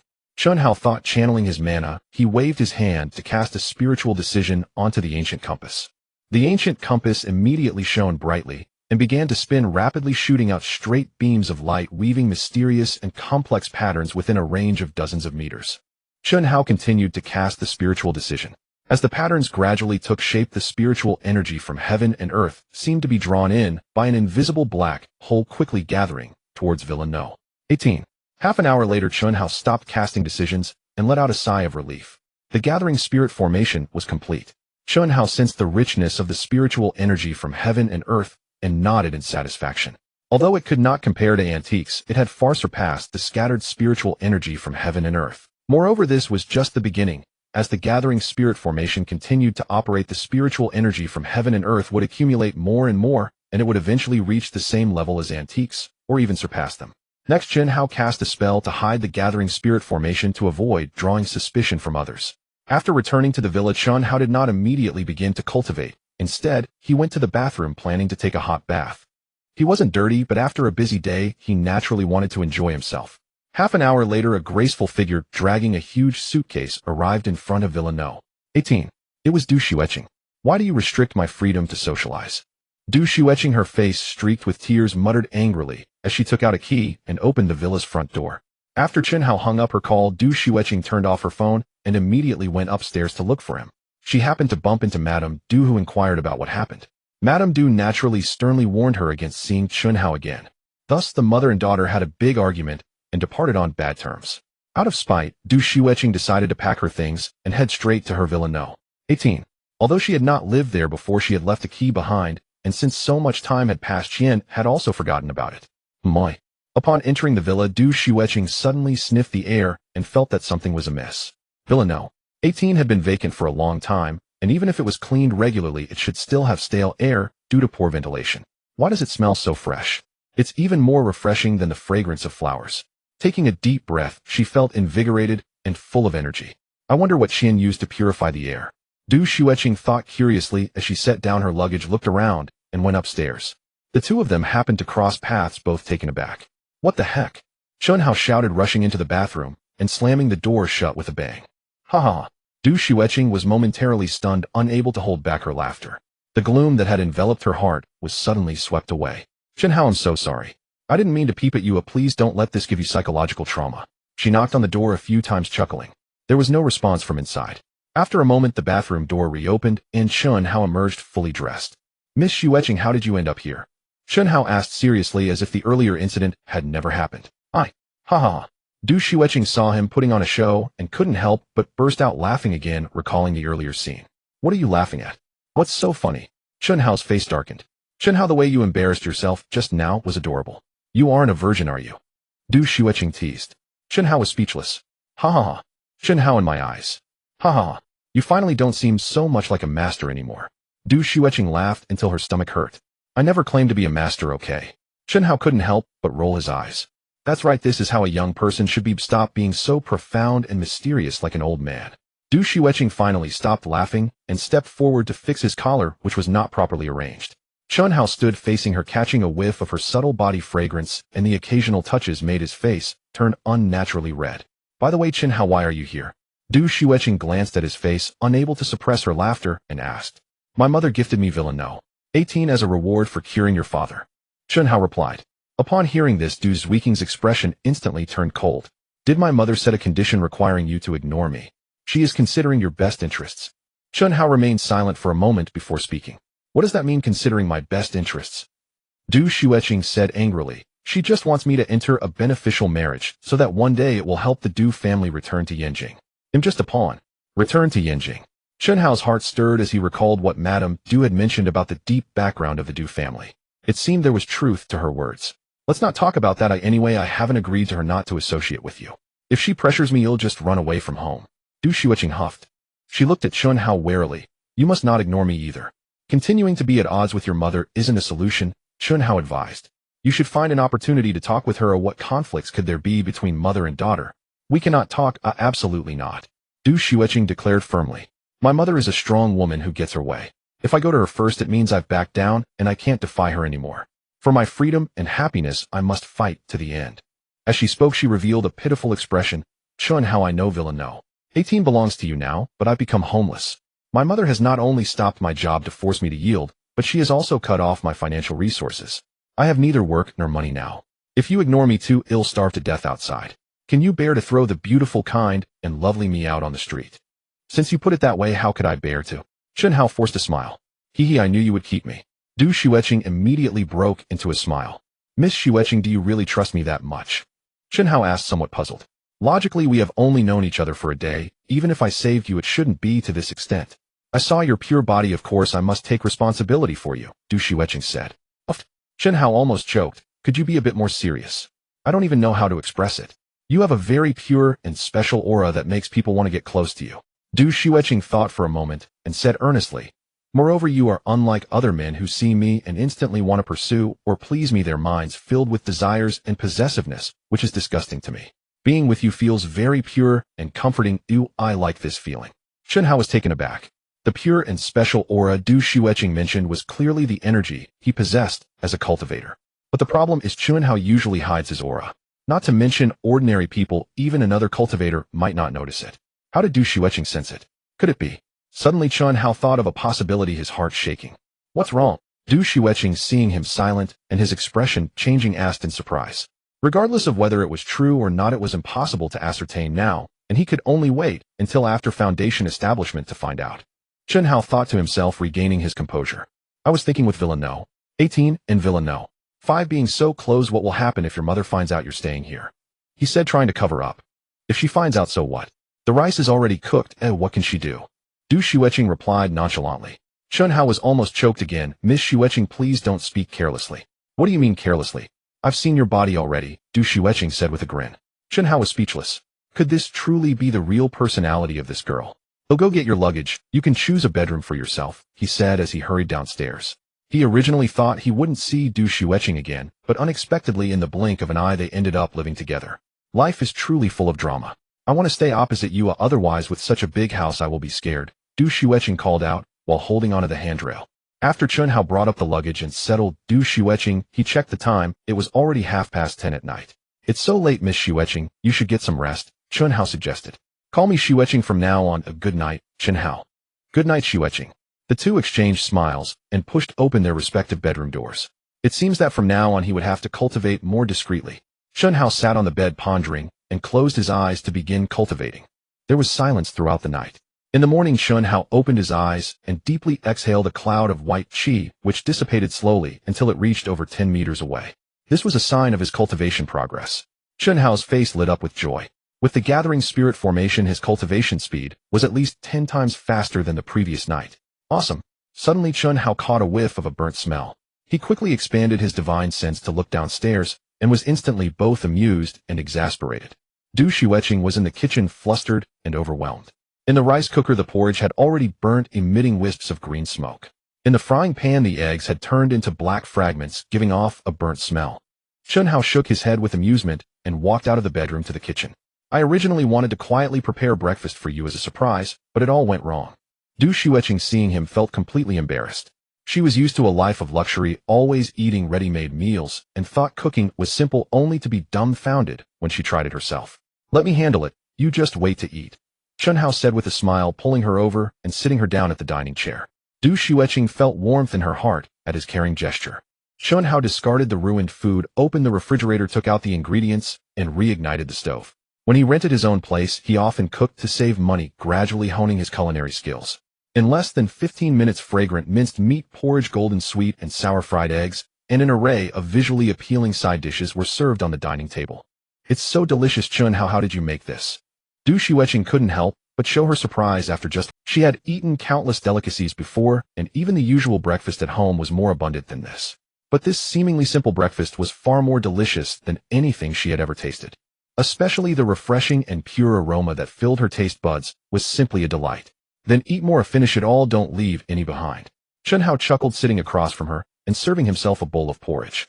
These ingredients had been nourished overnight in the gathering spirit array, brimming with spiritual energy, well beyond ordinary food, and after careful cooking, they were naturally delectable. All right. Du Shueqing couldn't stop her small mouth from eating. In the blink of an eye, the two finished breakfast. Though I'm full, I still want to eat. Du Shueqing looked down at her belly and pouted, saying, It's all your fault for making such delicious food. What if I gain weight? Don't worry. Chunhao replied, smiling. I specifically chose high nutrition ingredients with low fat content. You can eat as much as you like. Not only won't you gain weight, but you'll also become healthier and more beautiful. Chunhao, you're so considerate, Du Shueqing said joyfully. From now on I'll cook and you just need to eat, Chunhao said while tidying up the dishes. All right. Du Shueqing looked at him, her heart warmed, and touched her beautiful face, unable to hide a happy. After tidying up efficiently, Chunhao took out a bank card and handed it to Du Shueqing. What's this for? Du Shueqing was taken aback. This card was the one she had intended to give Chunhao as a thank you. Aren't you out of work and broke? Chunhao said, just use it for now. Dr. Chen, are you going to support me? Du Shueqing didn't take it, smiling as she asked, have you ever seen someone who supports another and still has to cook for them? Chun Hao replied with irritation. You can keep it. Du Shueqing smiled and pushed it back. I cried poor yesterday just to stay at your place. It's not to the point of using your money. Didn't your mom cut off your financial support? Chun Hao asked. I anticipated that my mom might do this, so a long time ago, I prepared a secret little stash for myself. Du Shueqing smiled proudly. It's better that my mom stopped my job, so I can start my own business and have full control without any restrictions. So you had a backup plan ready all along, Chun Hao remarked. Du Shueqing, once I find a suitable project, let's embark on a grand venture together, okay? Du Shueqing linked her arm with his, her beautiful eyes revealing a sense of longing. Let's talk about it after I resign. Chun Hao replied noncommittally. I really don't understand why you want to be a salesman at a small advertising company. Du Shueqing pouted. I'm just an ordinary person, isn't it normal to be a salesman? Enough about that, I'm leaving, Chun Hao smiled. Come back early, oh I'll wait for you, Du Shueqing reminded him as she carefully arranged his clothes. Chun Hao suddenly felt a bit dazed, as if this scene was one where he had already settled down, heading out for work and bidding farewell to his lovely wife. How should he handle his relationship with Shueqing going forward? He walked out the door with mixed feelings. An hour later, Chun Hao arrived at Guangming Advertising Company. After parking, he walked into the office of the business. You're here, here's the resignation form, fill it out. The business manager, Su Qian, a plump man in his 30s, said as he saw Chun Hao entering and handed him a form. All right, you can go to the hall and pack your things. When the boss arrives, I'll have him sign it. And you can go to finance to settle. Su Qian glanced at the form and nodded. Thank you for your trouble, manager. Chun Hao said politely as he left the office and headed to the hall. Chun Hao, why are you so late? Don't you know today is Monday? You must arrive half an hour early for the morning meeting. If I were the boss, I would have fired you on the spot for your laziness. A woman with thick makeup and an extravagant appearance scolded him upon seeing him. This woman was Lu Yin, an old employee of the company with a fierce personality. Relying on her seniority, she frequently bullied newcomers like Chun Hao who hadn't been there long. What business is it of yours? Chun Hao replied indifferently. The surrounding employees looked at him in astonishment. It was known that not only was Lu Yin an old employee, but she also had a good relationship with the young boss Zhang Chao, and even Su Qian wouldn't dare offend her easily. Had Chun Hao grown a bear's heart and leopard's guts? Who are you talking to? Lu Yin was also taken aback, her eyebrows raised as she prepared to explode. Suddenly a cheerful voice rang out. Everyone, don't go out for lunch today, I'm treating. As the words fell, a short young man with acne on his face strutted in confidently. Oh Jiangxing, what good news do you have? Did you win the lottery? The crowd asked curiously. Didn't I complete 2 big deals recently? The bonus was given out last Friday, and I bought a car this weekend, Jiangxing said, proudly tossing a brand new car key onto his desk. An employee leaned over, picked up the car key, and said, Dongfeng Peugeot 301, nice. It must have cost around 80 to 90,000 in total. So you bought a new car? That deserves a celebration. The crowd exclaimed with envy. Jiangxing, after work, can I hitch a ride in your car? Everyone asked eagerly. Sister Lu, why does your face look so bad? It's ruining your beautiful looks. Jiangxing approached Lu Yin, immediately flattering her. This noon, sit in my new car. I'll take you for a ride. Good brother, you're really impressive. I didn't spoil you for nothing. Chun Hao, look at Jiangxing, he joined the company with you, and now he's bought a car. Now look at you with no results and no attitude. What's there to brag about? She then coldly mocked. Chun Hao scoffed disdainfully. Jiangxing's ability to secure big deals was fundamentally not due to talent, but rather his skill in flattering and serving others. Zhang Chao rewarded Jiangxing's loyalty by transferring several high-quality clients that originally belonged to the company under Jiangxing's name. This was an open secret in the company, although no one spoke of it, everyone silently looked down on it. Lu Jie is right, Chun Hao, you really need to put in some effort from now on. We used to take the bus to work, but now you're still on the bus, while I've already started driving my own car. Don't you feel uncomfortable seeing that? Jiangxing and Chun Hao had always had a mediocre relationship, and seeing this scene, he immediately seized the opportunity to criticize, saying, not just uncomfortable, you must be envious and resentful to death. Lu Yin sneered. Don't be like that, Chun Hao. Jiangxing laughed heartily, teasing. How about I give you a ride home today? You can indulge in the luxury of a private car for once. No need, I have my own car. Chun Hao replied indifferently. Just bought a bicycle. Jiangxing laughed even harder. Nice, riding to work every day saves you $2 on bus fare, which fits your current financial situation perfectly. At this moment, a property security guard walked in saying, excuse me, whose BMW X5 is outside? You must be mistaken. Do we have anyone here who can afford a BMW X5? Jiangxing scoffed. It's my car, what's wrong? Chun Hao asked. Sir, the guard politely responded, could you please move your car? It's occupying our property's designated parking space. All right.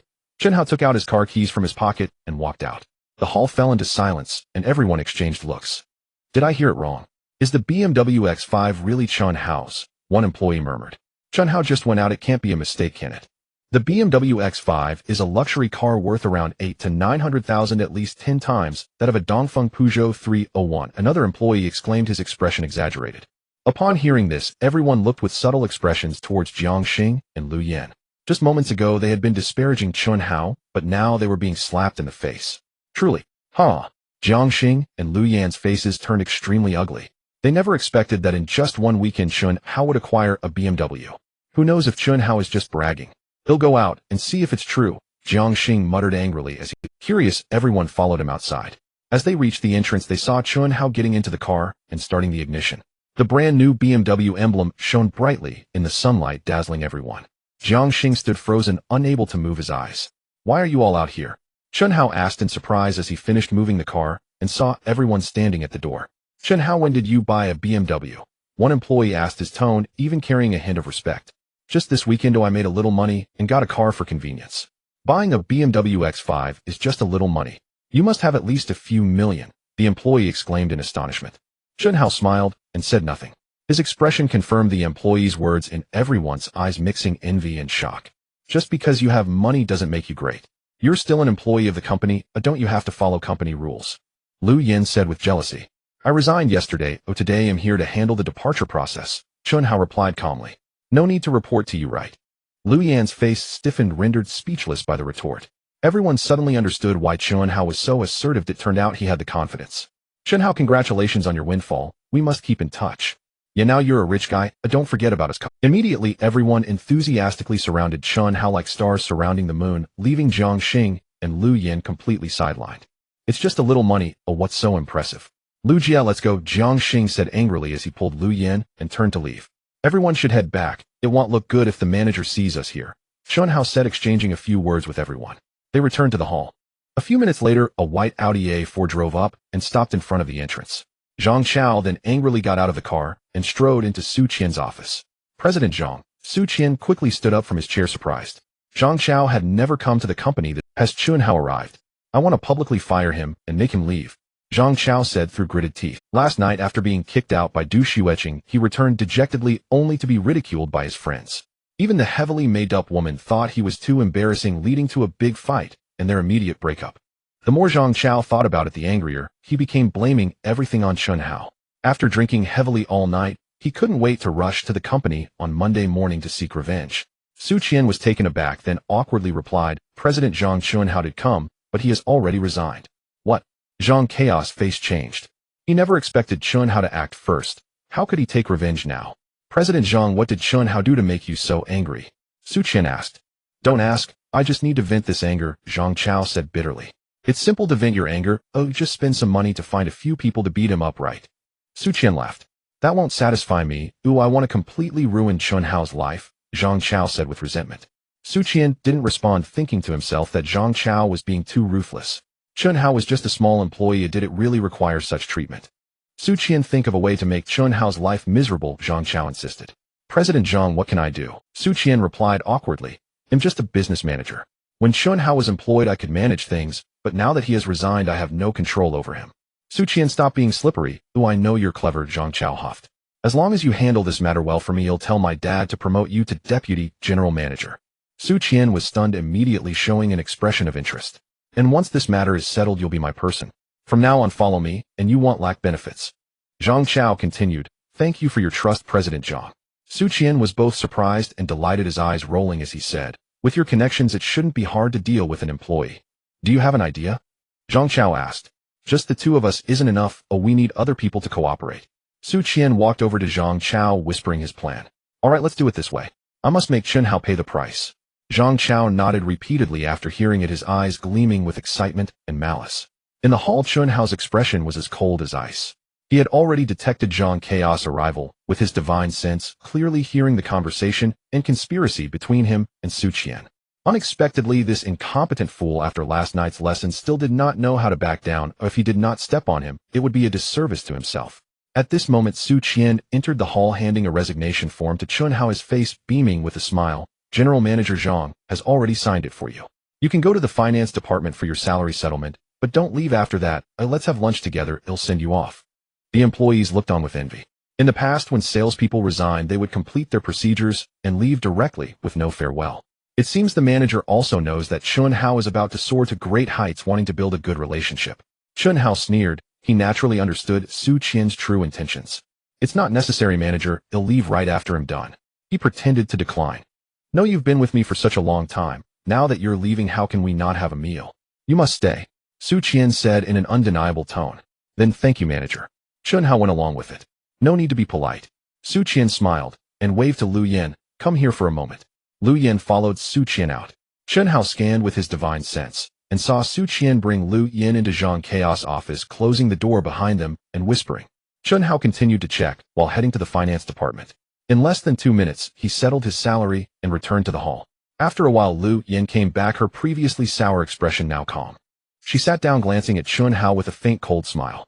Subsequently, Zhang Xing and several other employees loyal to Zhang Chao were also called away by Su Qian. Chun Hao pretended to play with his phone while secretly observing with his divine sense. Soon the morning, at noon, Su Qian came to the hall.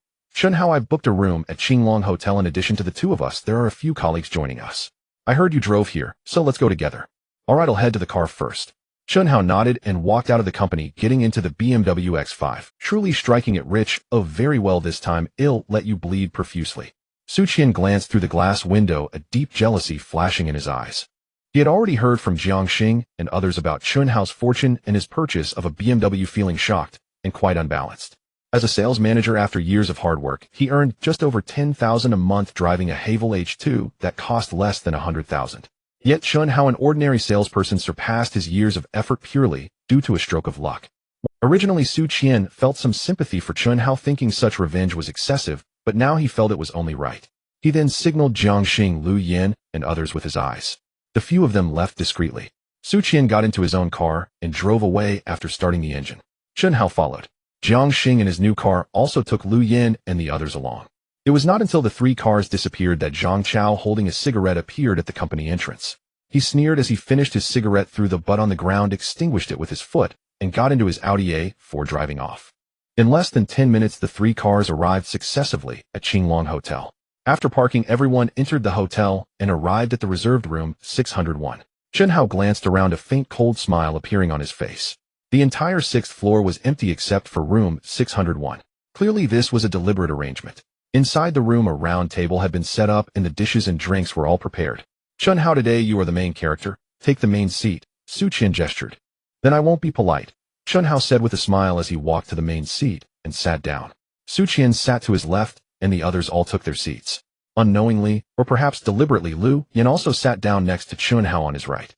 Seemingly feeling the room was too warm, she removed her outer clothing as soon as she sat down. Underneath was a pink camisole revealing her two fair shoulders with a deep neckline that displayed a profound valley, looking rather provocative and sexy. Come everyone, fill your cups. Oh, Chun Hao, for the first toast. Well, collectively toast to you, wishing you a bright future and great success ahead. Su Qian raised his glass and spoke. Everyone responded in kind. Thank you, manager. Thank you, everyone. Chun Hao also raised his glass and drained it in one go. For the second glass, I toast Chun Hao individually. Lu Yen refilled her glass and raised it, saying, Little brother, we had a bit of a disagreement before. Oh, I feel really bad about it and have been wanting to apologize. Now I finally have the chance to say it. You are a big man, generous. Can you forgive me? She looked at Chun Hao with watery eyes, feigning emotional depth. What is Lu Jie saying? It was just a little misunderstanding. There's no need for such a grand apology. I'm quite embarrassed now. Chun Hao said, nonchalantly laughing. Come, drink as you like. I'll finish it. Saying this, he drank it all at once. Everyone cheered in unison. Little brother, you are too straightforward. Oh, I like your character. Drink a little more today. Oh, we won't go back until we're drunk. Lu Yen smiled seductively, affectionately patting Chun Hao's shoulder, her ample bosom purposely pushed forward, brushing against Chun Hao's arm. Chun Hao, for the third glass, I toast you. Jiang Xing stood up and raised his glass, saying, I also want to apologize to you. I didn't know you were doing so well before and said some unpleasant things. I'm truly sorry. You are magnanimous, so don't hold it against me. It's nothing, Jiang Xing. We are good brothers. No need for words. It's all in the wine. Chun Hao laughed and stood up to drink. Chun Hao, for the fourth glass, I toast you, wishing you a bright future and everything goes smoothly. Chun Hao, we won't see each other again, so we must drink together today no matter what. The others took turns to toast, almost without pause. Chun Hao did not refuse either. Cups were emptied as the drinks flowed. In the blink of an eye, 3 rounds of drinks passed and 5 dishes were served. Chun Hao had lost count of how many cups he had drunk. His face flushed, his breath reeking of alcohol, and his words slurred. He was clearly drunk. Su Qian exchanged glances with Lu Yin. Lu Yin understood, brewing some emotions and feigned sadness, saying, Chun Hao, little brother, after this meal you will be leaving. Just thinking about it makes me sad. Oh, I really can't bear to part with you.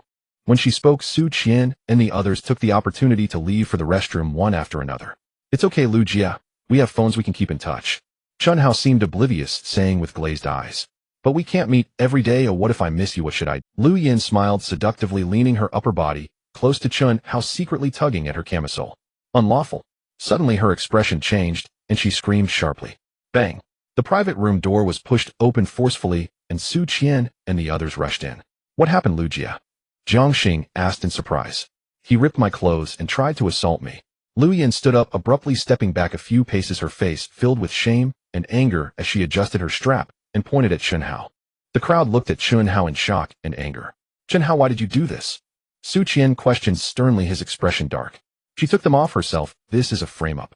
Chun Hao sneered inwardly, but feigned panic as he argued. Nonsense. Lu Yin retorted angrily. Clearly you were drunk, your beastly nature unleashed, and seeing no colleagues around you try to take advantage of me. How despicable of you to bite back. We all know Lu Jia's character. She has always been virtuous. How could she possibly take off her clothes herself? Your defense is utter nonsense. Jiang Xing scoffed. Exactly, you've already resigned. What motive would Lu Jia have to frame you? You clearly have a grudge against her, so you wanted to insult her while drunk. Others chimed in with anger. Why do you all blame me? Isn't Lu Yan's word just one-sided? Chun Hao pretended to be furious. Whether it's one-sided or not, there are cameras in the private room. We can check and see. You wouldn't oppose that, would you? Su Qian pointed at the camera in the corner of the ceiling. All right, let's take a look then, Chun Hao replied. Upon hearing this, the crowd exchanged glances, a hint of cold laughter in their eyes. Jiang Xing, have the waiter pull up the surveillance footage so we can see the truth. We don't want to wrong Chun Hao. Su Qian ordered nonchalantly. Jiang Xing nodded and turned to leave. After a short while, he returned with a waiter holding an open laptop. Manager, I had the waiter copy the surveillance footage onto the computer, Jiang Xing said. Let's open it and take a look. The waiter placed the laptop on the table and clicked on a video file on the desktop. Everyone focused intently. The video showed Lu Yan's strap falling down, exposing her chest, followed by her screaming about the assault. Chun Hao, you see this, right? What else can you say? Jiang Xing sneered. Wait, this footage is incomplete. Why isn't the earlier part included? Chun Hao's expression changed. Sir, the footage captured the exchange between you and this lady, and that is all. There's nothing else. You can see for yourself. The waiter said, then clicked on other video files on the desktop, which indeed showed everyone dining and drinking normal. Impossible. This surveillance footage is wrong. It must have been cut. Chun Hao shouted. Shut up. Su Qian retorted angrily. The waitstaff at Qinglong Hotel don't know us. Why would they cut the footage? The ironclad facts are right in front of you. Do you still want to deny it? Manager, call the police immediately and have this beast arrested. Jiang Xing shouted. No. If this gets out, my reputation will be ruined. How can I live on? Lu Yin collapsed onto the sofa, covering her face and crying uncontrollably. What's going on here? Suddenly a voice rang out. Zhang Chao walked in, looking surprised at the scene. President Zhang. Everyone exclaimed in unison. President Zhang, what brings you here? Su Qian asked. I had a lunch appointment with a client here and just sent them off. I remembered you mentioned sending Chun Hao off at Qinglong Hotel, so I came up to take a look. Zhang Chao said. He had actually been waiting downstairs, and upon seeing Su Qian's message, he immediately came up. President Zhang, you have to stand up for me. Lu Yin suddenly slid off the sofa, crying as she knelt before Zhang Chao.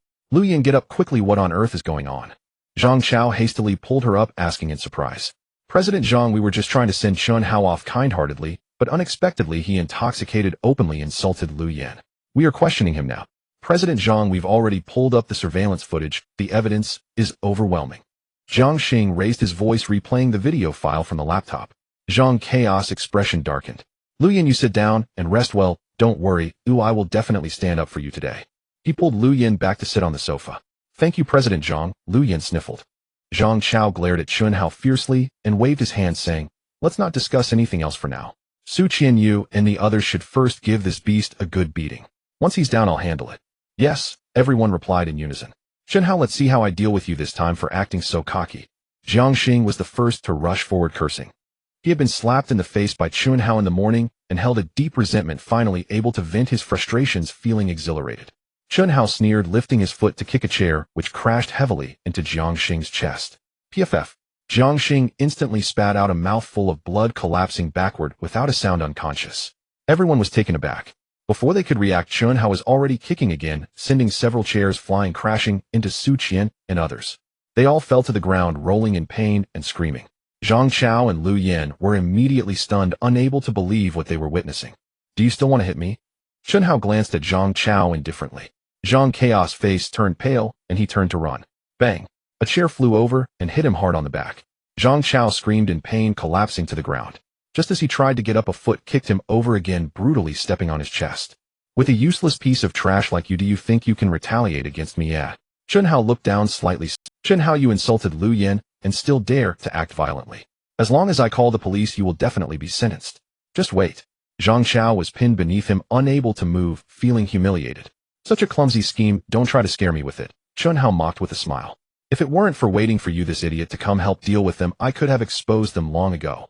He took out his phone, pressed a few buttons, and opened a video. It was indeed Lu Yan deliberately getting close to him, taking off her strap herself. Including Lu Yan's line about what would happen if she wanted him was clearly recorded, echoing in the private room, as if she were a seductive courtesan, alluring to the bone. Lu Yan was stunned and stood up abruptly. She never expected that Chun Hao had recorded this scene with his phone. How could this be possible? Chun Hao had been utterly drunk at the time, right? Su Qian and the others were also extremely shocked, even forgetting their physical pain and stopping their screams. You knew we were going to deal with you all along. Zhang Chao was utterly flabbergasted, stuttering as Chun Hao sneered coldly. While Lu Yan had approached him earlier, he appeared unguarded on the surface. But in truth, he had secretly manipulated his smartphone with spiritual energy, capturing everything silently from behind. Lu Yan remained utterly unaware. Zhang Chao, you conspired with Su Qian to entrap me through Lu Yan, colluded with the hotel to edit surveillance footage, and planned to fabricate irrefutable evidence. Then beat me savagely, extort a massive sum in compensation, and finally hand me over to the police for detention, or even imprisonment, on charges of sexual harassment, thereby obliterating my life entirely. How truly venomous. Chun Hao spoke slowly, a glint of frost flashing in his eyes. Zhang Chao recoiled in shocked disbelief, contorting his face. This was precisely the scheme Su Qian had devised for him, down to the last detail. But how exactly had Chun Hao uncovered it? Chun Hao offered no explanation. Instead, he bent down and retrieved Zhang Chao's smartphone from his pocket. What are you doing? Zhang Chao instantly grew wary, thrashing violently to reclaim it. But he could not move an inch. You only persuaded Lu Yan to do this because you slept with her, didn't you? And you filmed countless videos as mementos. How delightfully perverse. Chun Hao scoffed with disdain. I'll post them all in the company group chat, for everyone to savor at their leisure. Earlier, using his divine sense, he had already observed them covertly, gaining full knowledge of their relationship and laying bare every secret stored on Zhang Chao's phone. No, don't. Lu Yan suddenly shrieked, trembling uncontrollably as she collapsed to her knees before Chun Hao. Please, I beg you, don't post them. If everyone sees, how could I ever face anyone again? Do you still have the audacity to speak of face? Chun Hao laughed bitterly. Lu Yan, you're a married woman, yet you've long engaged in adultery with Zhang Chao, aiding him in scheming against me. Such malice, such utter moral bankruptcy. I will not let you go unpunished. These videos won't just flood the company group. I'll also send them to your husband, so he may behold your true nature. As he spoke, Chun Hao began operating deftly on Zhang Chao's phone. No. Lu Yan's face twisted in despair as she crumpled onto the floor, weeping hysterically. Chun Hao, you win. You truly are ruthless. You think that's the end of it? Zhang Chao snarled. I'm the boss and unmarried. Even if you leak those videos in the group, no one dares speak up. But you assaulted us and damaged hotel property. Once I file a police report, you'll be the one dragged away in cuffs. Do you truly believe this is all? Those videos are merely the appetizer, Chun Hao said, voice like ice cracking under pressure. Your phone also holds hard evidence, falsified tax records sent by your finance team, and transaction logs and call records proving you bribed government officials acting on your father's orders to rig the municipal advertising bid. Tell me, if I submit these to the tax bureau and the procuratorate, what fate awaits you? Zhang Chao's face paled. These were undeniable proofs. If Chun Hao reported them, not only would he face imprisonment, but his father and the entire company would be engulfed in catastrophe. Chun Hao's countermove was devastating, effectively annihilating his future. You little bastard, dare you? A thunderous roar erupted. The instant the voice fell, the private room's door burst open, and a group of men stormed in, bristling with menace. At their forefront stood two figures, one a man in his 50s with streaks of silver in his hair, bearing a strong resemblance to Zhang Chao, yet radiating far greater authority. The other was a heavy-set man in his 40s, his face thick with coarse flesh, his head, shaved clothes, a thick gold chain gleaming around his neck, the very portrait of a hardened underworld figure. Behind them loomed a dozen burly henchmen, each gripping a gleaming cleaver, brows furrowed, eyes sharp with lethal intent. Chen Hao paused, startled. The silver-haired man was none other than Zhang Chao's father, Zhang Xingchen, CEO of Guangming Advertising Company. Dad. Zhang Chao scrambled free from beneath Chen Hao's foot, like a drowning man, seizing salvation, crawling desperately toward Zhang Xingchen. Boss. Su Qian and the others staggered upright despite their pain, limping forward. Worthless fool, Zhang Xingchen snapped, shooting Zhang Chao a searing glare. Dad, how did you and Boss Yu know to come? You called Boss Yu earlier requesting a private room to deal with someone. Worried you'd cause trouble, he informed me. So I came to see. And sure enough, you've caused chaos. Zhang Xingchen's expression darkened, yet a flicker of astonishment crossed his eyes. He'd feared Zhang Chao might kill someone in his recklessness, but instead he found the opposite scene unfolding before him. You brought several men, yet couldn't subdue this single youth. Boss Yu tilted his head, studying Chen Hao with palpable surprise. The young man was tall, but clearly an ordinary white-collar worker, showing no sign of combat prowess. Su Qian and the others exchanged bitter, helpless smiles. They never imagined Chen Hao would simply kick over a few chairs and send them all crashing to the ground. It was almost supernatural. Dad, Chen Hao seized my phone. It contains incriminating evidence against us. We must get it back. Zhang Chao pleaded urgently. I told you to delete it. Why didn't you listen? Zhang Xingchen roared. I know I was wrong. Zhang Chao groaned, face twisted in profound regret. He'd assumed no one could access his phone, so he'd neglected to erase anything. Now his own negligence had Zhang Xingchen shot him one more scathing glance, then turned his icy gaze upon Chen Hao. Impressive. After all this time at the company, I never suspected you possessed such talent. Mr. Zhang, do you know what your son intended to do to me? Chen Hao asked calmly. I don't know, and I have no interest in knowing. Zhang Xingchen sneered. Hand over the phone, now, or don't blame me for what follows. And then, will you spare me? Chen Hao arched a brow. Dad, you must not let him go. Zhang Chao's eyes burned crimson. You saw it yourself. He trampled me underfoot, humiliated me without restraint, and now threatens to expose us. He means to destroy us utterly. Zhang Xingchen nodded, his eyes flashing with cruel resolve, as he turned to Boss Yu. Boss Yu, this is your domain. I leave it to you. No problem. Just make sure Guangming Advertising gives my Qinglong Hotel plenty of complimentary ad placements. Boss Yu clicked his teeth and waved dismissively. Several thugs immediately advanced, cleavers raised high. Boss Yu, it seems you run with the underworld. Tell me, have you heard of Chu Lingling? Chen Hao asked. At those words the thugs froze mid-step. Boss Yu blinked, then barked a mocking laugh. Oh, so you claim to know Sister Ling? Yes, Chen Hao replied, nodding. We're acquaintances. So, before you act, consider carefully. He could easily defeat these thugs, but victory without bloodshed was always preferable. Brothers, did you hear that? This kid says he's friends with Sister Ling. Boss Yu wore a sardonic grin as he boomed the words. Ha ha ha. The thugs erupted into derisive, mocking laughter. You don't believe me? Chen Hao's expression hardened. Believe your damn mother. Boss Yu bellowed. In Donglin City alone, at least 80,000 people know Sister Ling's name. Yet you think you can scare me with that? What a goddamn idiot. He snarled and slashed his hand downward, cut out his tongue. I'll teach him to brag. Got it. The thugs roared in unison, and closed in, encircling Chen Hao tightly. Kid, just open your mouth yourself, so I won't have to pry it open for you. A thug pointed a knife at Chen Hao, sneering. Chen Hao kicked him in the chest. Crack. The sound of bones breaking echoed clearly as the thug sprayed blood wildly, flying backward like a kite, with its string cut, smashing hard against the wall. Thud. The entire private room shook violently. Chen Hao delivered a series of flying kicks. Thud, thud, thud, thud. The other thugs had no time to react before they all flew backward, following the first thug's fate. Not a single person let out a scream the moment they were kicked by Chen Hao. They fainted. The room fell into eerie silence. Everyone stared blankly at this scene as if under a spell. Boss Yu, I didn't want it to come to this, but you brought it upon yourself. Chen Hao sighed and walked toward Boss Yu. Only then did Boss Yu react, his face pale with fear as he shouted, quick, kill him. However, not a single thug rushed forward. They all turned pale and trembled all over.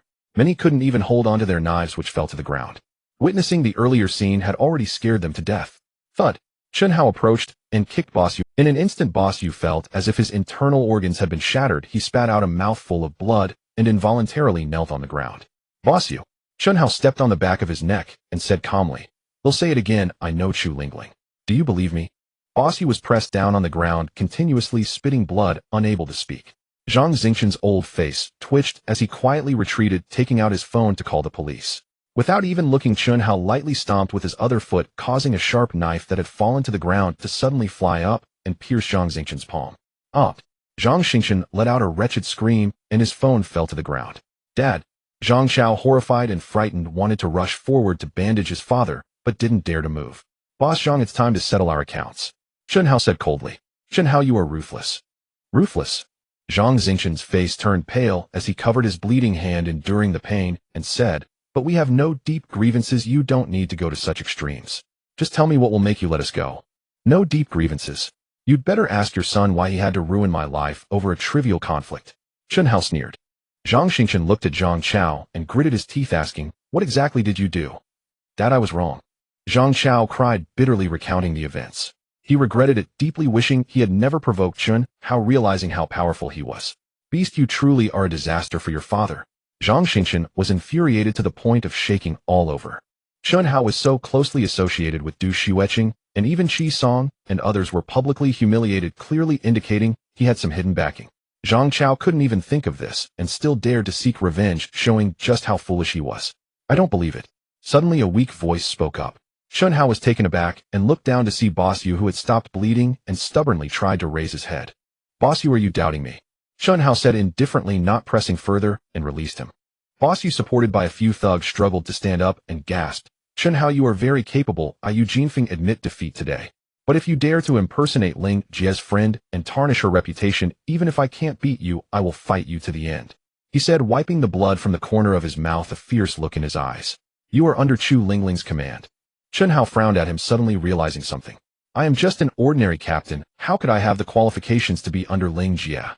But my boss is someone close to Ling Jie, so I am also one of her people, and of course I must protect her reputation. Chun Hao was speechless, thinking that if Chu Lingling were here and heard you call her old lady, she would definitely. Chun Hao, if you are brave, stay here and don't leave. I will call my boss over. Our matter can be settled, but you must have an explanation for impersonating Ling Jie's friend. Go ahead and call. Chun Hao felt a bit helpless. Had he known this would happen, he should have asked for Chu Lingling's phone number earlier to avoid this trouble. Fine, you are a man of your word. Oh, when my boss arrives, I will try my best to convince him not to make things difficult for you. Eugene Feng unexpectedly looked at him, his tone softening as he extended his hand. A thug handed over. Brother Bin, could you come to Qinglong Hotel? Eugene Feng dialed a number, respectfully explaining the situation. After a moment, he hung up the phone. In 10 minutes, my boss will arrive. You should take your subordinates to the hospital. I just broke their ribs, and they are not in life-threatening danger. Chun Hao pointed at the thug lying on the ground. Since he was Chu Lingling's subordinate, he spoke more politely. Thank you for sparing their lives. Eugene Feng breathed a sigh of relief and waved his hand. The other thugs hurriedly stepped forward to carry the unconscious thug out. Boss Zhang, have you thought about what to do? Chun Hao, killing us father and son will not bring you any benefits. Zhang Xingqian said with a bitter smile. The Guangming Advertising Company is probably worth 20 million, and as long as you show mercy and let us go, I will sell the company immediately and give you all the money. We can clear this matter completely. How about that? That if the company is sold, how will we live? Zhang Chao became anxious upon hearing this. Beast, how dare you ask that? Zhang Xingqian gritted his teeth, slapping Zhang Chao hard across the face. Chun Hao nodded. Zhang Xingqian was a smart man. Although the company would be sold, his connections and client relationships remained. As long as he worked hard for a while, he could still make a comeback. But if he got reported and ended up in prison, he would never have the chance to rise again. Let's do as you say. Chun Hao threw his phone to Zhang Xingqian. Don't think of playing tricks. Oh, I've already backed up the evidence inside. What if you don't keep your word after receiving the money and report us? Zhang Chao asked while covering his face. Beast, can you just shut up? Zhang Xingqian said angrily. Do we have any choice left? Zhang Chao fell silent. And you? If it weren't for your bad advice, I wouldn't be in this mess. Let's see how I deal with you. Zhang Xingqian turned his head, glaring at Su Qian with fury. Boss, please spare me. Su Qian's face turned pale, feeling as if he wanted to die. Had he known this would happen, he would never have helped Zhang Chao plot against Chun Hao. Unfortunately, there is no medicine for regret in this world. Eugene Feng, who impersonated Ling Jie's friend. Suddenly a cold voice rang out. As the words fell, another group of people surged into the private room. At the forefront was a burly man in a suit with a square face and sideburns, exuding an air of authority. Hello, Brother Bin. The crowd of thugs suddenly stiffened their expressions and respectfully chorused. Brother Bin, you have arrived. Eugene Fu hurriedly stepped forward. The one pretending to be Sister Ling's friend is Mr. Chun. However, before he could finish his sentence, Brother Bin looked at Chun Hao with an expression of surprise. Brother Bin, we meet again. Chunhao smiled slightly. This burly man was none other than Abin, a subordinate of Chu Lingling. I dare not, Mr. Chen, you can just call me Abin. Abin quickly said respectfully. With even Chu Lingling making great efforts to win over Chunhao and holding him in high esteem, how could he dare to act arrogantly in front of Chunhao? Moreover, after learning about the strength of martial artists, Abin developed even more awe for Chunhao. Eugene Fu and the others were dumbfounded. They had not expected that their boss not only knew Chunhao, but also treated him with the utmost respect like a subordinate. Even towards Sister Ling it was probably only like this. Abin, you came at the right time. Chunhao said. Your subordinate had a bit of a conflict with me, not believing that I am Sister Ling's friend, insisting on finding me for an explanation. Please clarify for him. Eugene Fu, you have such boldness, how dare you offend Mr. Chun? Abin's expression darkened upon hearing this. Do you know Mr. Chun is a VIP of Sister Ling, even she holds him in great respect. Eugene Fu turned pale. Even Sister Ling holds him in such high esteem. What kind of terrifying big shot has he provoked? Brother Ben, I truly didn't know. Mr. Chun is speaking the truth. I thought he was just boasting. Eugene Fu trembled in fear, stuttering his words. Since you are blind to the truth, then say no more. Waste an eye and apologize to Mr. Chun. Abin's expression was cold. Hearing this, everyone felt a chill in their hearts. Life on the streets was indeed cruel. Yes, Mr. Chun, I was wrong. I apologize to you, I'm sorry. Eugene Fu forced a smile, trembling as he picked up a sharp knife from the ground and resolutely stabbed it towards his left eye. That's enough, Abin. Although Chunhao felt indifferent towards Eugene Fu, he appreciated his loyalty and waved his hand, saying, Ignorance is no offense, and Eugene Fu has been very supportive of Sister Ling behind the scenes, making him a loyal man. Let him go, what do you think? Mr. Chen, you can handle it however you wish, I have no objections. Abin quickly replied. Hurry up and thank Mr. Chenu. If it weren't for Mr. Chen's generosity and not holding you accountable, you wouldn't have been able to keep this eye. Thank you, Mr. Chen, thank you. Eugene Fu was both shocked and delighted, extremely grateful, kneeling on the ground and repeatedly bowing his head. Nearby, everyone watched in astonishment. They had never expected that Chunhao wielded such power, his mere words nearly determining Eugene Fu's fate. Zhang Xingchen's face turned pale, trembling all over. He had been forced to sell his company and felt quite resentful, still harboring thoughts of revenge for a future comeback. But upon seeing this scene, his thoughts of revenge vanished without a trace. Eugene Fu bowed his head for a long time before standing up, not daring to breathe, loudly standing aside like a servant. Mr. Chen, how did you come into conflict with Eugene Fu and the others? Abin asked. He was somewhat puzzled, as someone like Eugene Fu, a low-level thug leader, should have no intersection with Chunhao. Chunhao briefly explained the situation. So that's how it is. I didn't expect there to be so many ignorant people. Mr. Chen, do you want me to take care of them for you? Abin nodded coldly, looking at Zhang Xingchen and the others. The crowd immediately shivered. They had just witnessed Abin's mercilessness. No need, I've already dealt with them. Chunhao said, waving his hand. You can leave now. Thank you. Zhang Xingchen and the others felt as if a great mercy had been bestowed upon them, quickly making their escape. Abin, please give me your and Sister Ling's phone numbers. I didn't ask for them last time, and if I had contacted you earlier, this conflict wouldn't have happened. Chunhao said. Sure. Abin handed over the phone number to Chunhao. Thank you for today, Abin. If there's nothing else, I'll take my leave first. Chunhao noted it down and said. Please wait a moment, Mr. Chun. I have something else I want to consult you about. Abin hurriedly said. Chunhao was taken aback and nodded. You all go out first. Abin addressed Eugene Fu and the others. Eugene Fu led the group out and sensibly closed the door to the private room. Mr. Chen, I know your time is very precious, but it's not easy to meet you, and the opportunity is too rare. Abin showed an embarrassed expression, so I hope you can spare a bit of your busy schedule to give me some guidance. What do you want guidance on it? Chunhao asked in surprise. You are a martial artist, of course, it's about teaching me some skills. Abin replied. Chunhao's expression shifted. This was the second time he heard the term martial artist. The last time was at Du Zuiking's birthday banquet when Lin Wanyan mentioned it to him. Are you referring to the kind of martial artist depicted in martial arts films? Or are you talking about free fighting experts? Chunhao asked curiously. Mr. Chen, you are a martial artist yourself, how could you not know? Abin was surprised. I learned in secret and have always practiced alone without wandering in the martial world, so I'm not very clear about it.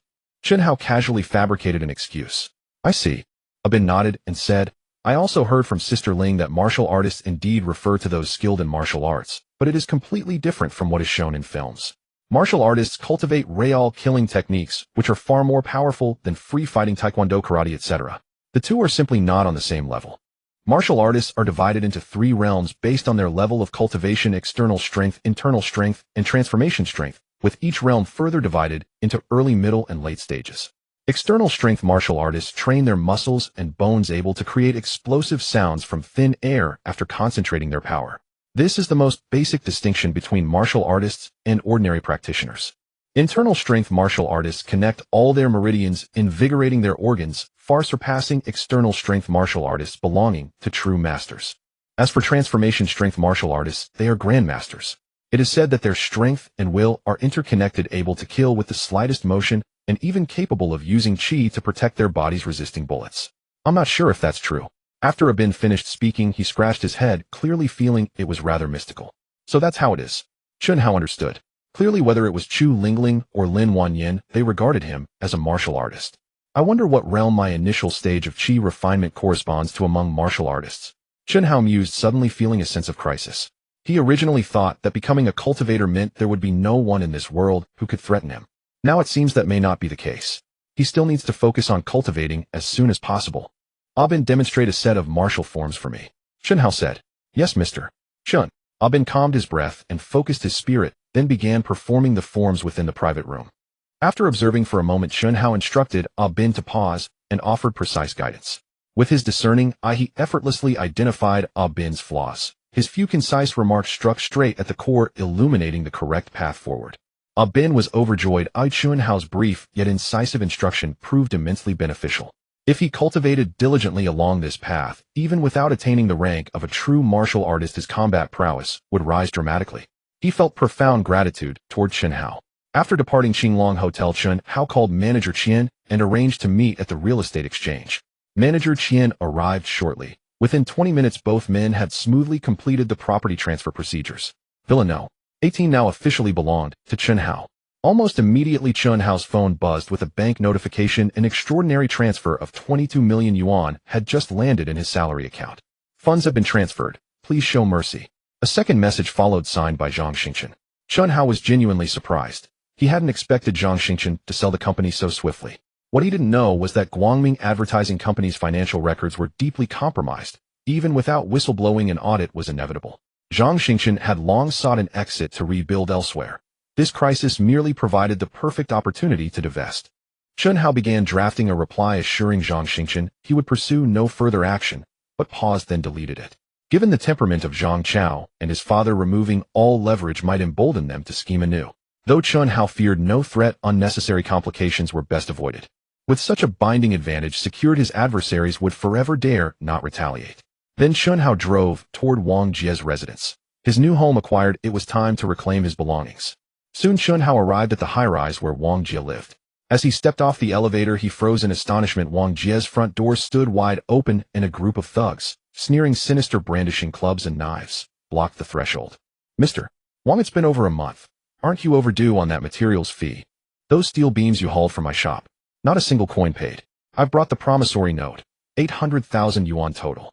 Don't claim you're broke. We've already confirmed it. The client just released your final project payment. You're even preparing to pay your workers. Inside the living room, several portly men, each puffing cigarettes like petty tycoons, confronted a man in his 50s, his face etched with despair. Their tone was sharp, unrelenting. Beside him stood a fashionably dressed middle-aged woman, her sunken eyes betraying deep exhaustion. They were Wang Jie's parents, Wang Zhanshuan and Yang Xiuying. Wang Jie stood behind them, his own expression heavy with worry. Mr. Lu, Mr. Son, Mr. Wu, could you grant us just a few more days? Wang Zhanshuan pleaded. Yes, the client did disperse the funds, but yesterday afternoon an accident occurred. I'd just withdrawn the money from the bank when it was snatched. I filed a police report and am awaiting updates. Right now I truly have no spare cash.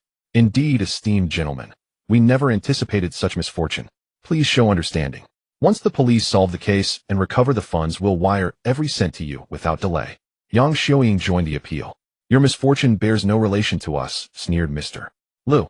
Does your poverty entitle you to withhold our dues? What logic is that in this world? Exactly.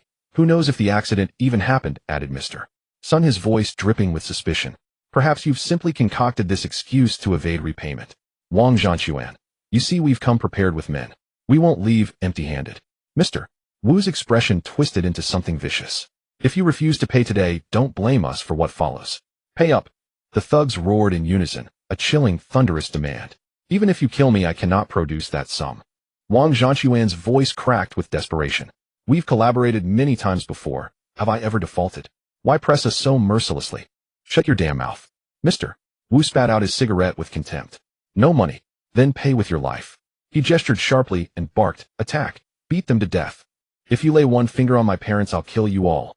Wang Jie's eyes burned crimson. He roared, fists clenched, stepping squarely in front of his parents.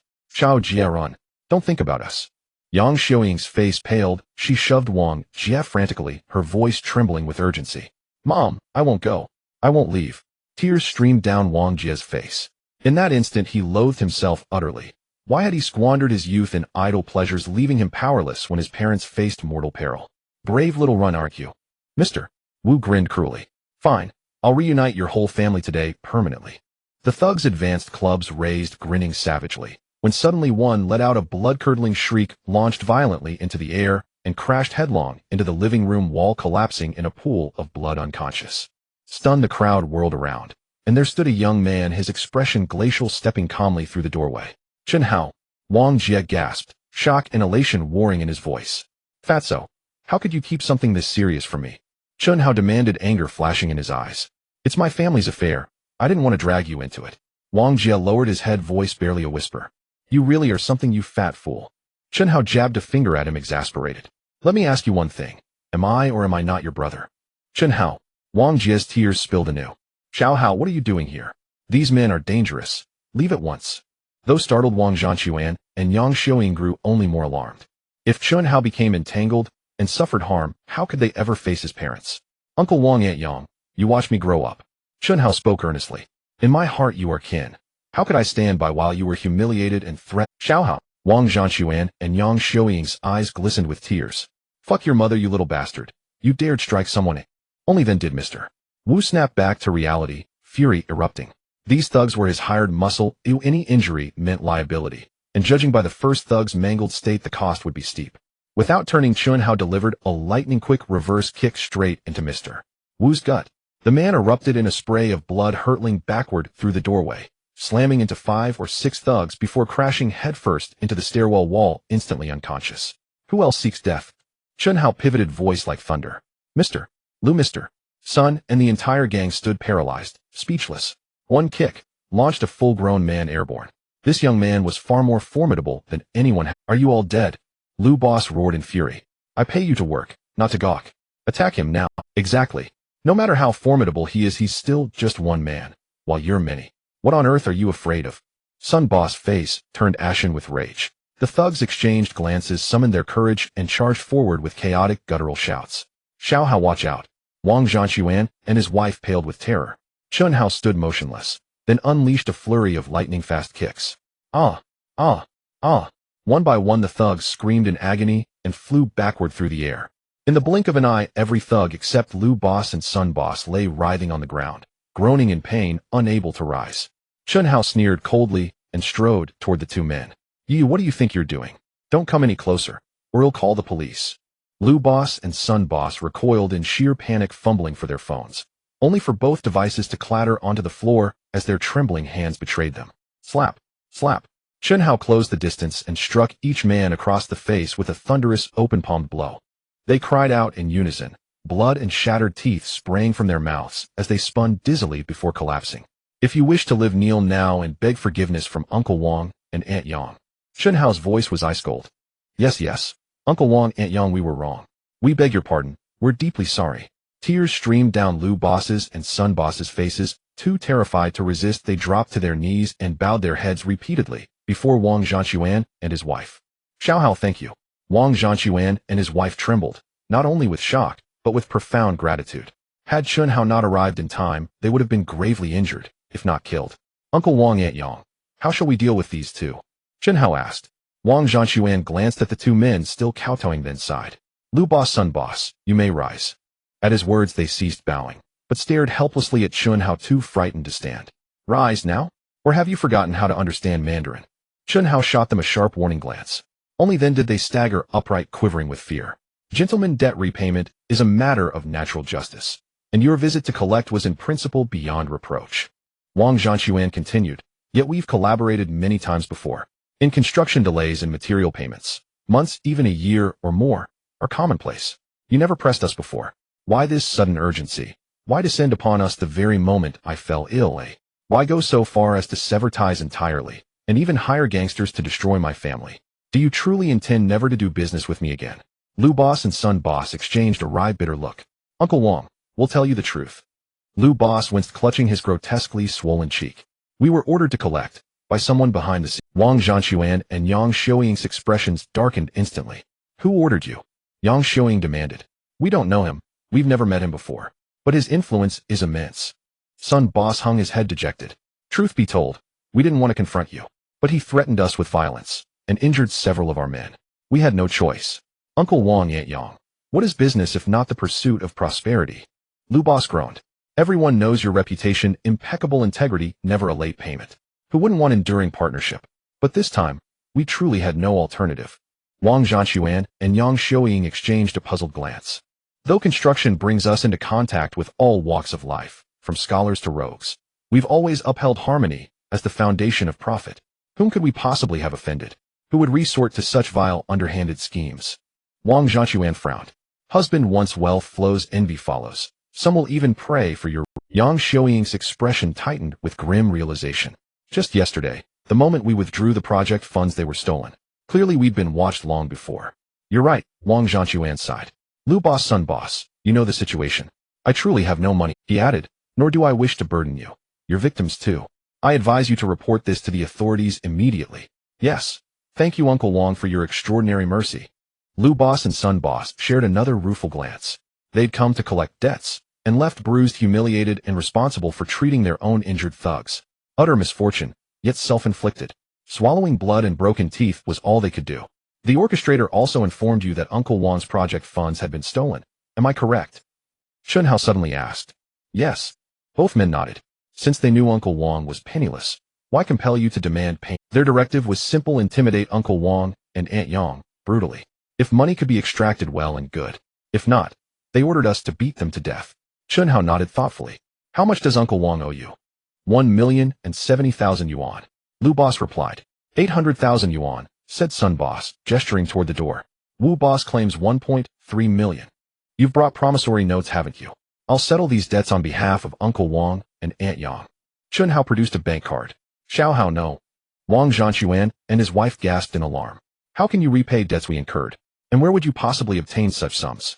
Uncle Wang, Aunt Yang, please trust me for now. Chunhao waved a hand. This matter runs deeper than it appears. Let me dismiss them first. Dad, Mom, listen to Chunhao. He's truly extraordinary now, urged Wang Jia. His parents stared stunned and fell silent. You have POS machines, yes. I'll transfer the funds directly. Chunhao extended his hand toward Sun Boss and Lu Boss. Hand over the promissory notes. Yes, of course. Overjoyed, the two hurriedly passed over the notes and retrieved their machines. Chunhao first had Wang Zhanquan and his wife verify the note's authenticity, then swiped his card to complete the payments. Next, he instructed Sun Boss to fetch cold water, revive Wu Boss, retrieve his note, and only then transfer his payment. Upon waking, Wu Boss dared not even glance at Chunhao, shaking uncontrollably instead. From that day forward, he earned the mocking epithet Neighbor Wu II. Take your money and leave, Chunhao said coolly after concluding all affairs. Tell your employer the debt has been settled. They'll likely cease their harassment. Yes, thank you.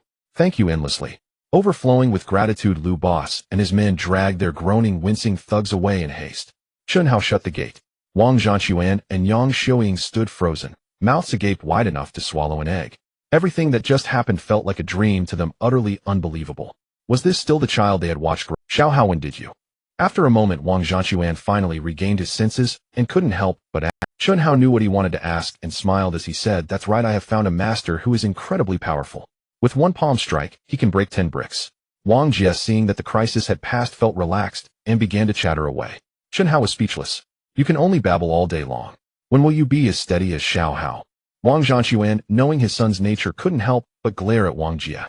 Wang, Uncle Yang, please don't tell my parents about this yet. I'm afraid they won't be able to accept it all at once. Chunhao reminded. Wang Zhanquan and Yang Xiuying nodded.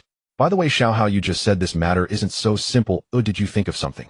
Wang Zhanquan asked. Chunhao nodded and inquired, Wang, Uncle Yang, and did many people know about the project funds being robbed yesterday? Who would dare let more people know? Aside from notifying the police, Wang, Uncle and I have been trying hard to suppress. Yang Xiuying forced a smile. The amount of the project funds is huge. Aside from paying off the material costs owed, the most important thing is to pay the workers their wages. This is their hard-earned money from the past 6 months, and if they find out it's gone, they will definitely cause a stir. That's it. Chen Hao said. Since the news hasn't leaked, how did the people behind it like Boss Lu know? Hearing this, Wang Zhanquan and Yang Xiuying's expressions changed. Xiao, how do you mean the people behind it? Wang Zhanquan, who could become a contractor, wasn't slow-witted. He immediately thought of something and exclaimed, "Exactly, it's most likely the robbers." Chen Hao affirmed. Then let's quickly notify the police. As long as we can catch the people behind it, we can definitely trace it back and recover the project funds. Yang Xiuying quickly said. Yang, and it's too late. Chen Hao shook his head. If I'm right, those people behind it have already. Why? Yang Xiuying asked in confusion. If Boss Lu and the others can't get their money and end up seriously injuring you, it would definitely attract police attention. Chen Hao explained. At that time, the investigation would lead to them. How could they possibly leave any traces? Then what? Yang Xiuying showed a look of disappointment. Not good. Suddenly Chen Hao thought of something, and his expression changed. What's wrong, Xiao Hao? Wang Zhanquan asked. Wang uncle, since the robbers can secretly manipulate Boss Lu and the others, they can surely also secretly notify your workers and incite them to cause trouble. Chen Hao said. Wang Zhanquan and Yang Xiuying's expressions turned grave. Suddenly, there was a rapid knocking on the door. Who is it? Wang Zhanquan asked.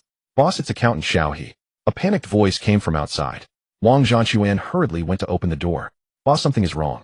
A young man looking tense rushed in carrying a box and said urgently, the workers found out about the robbed project funds and have been incited to collectively demand their wages. They are already at the community.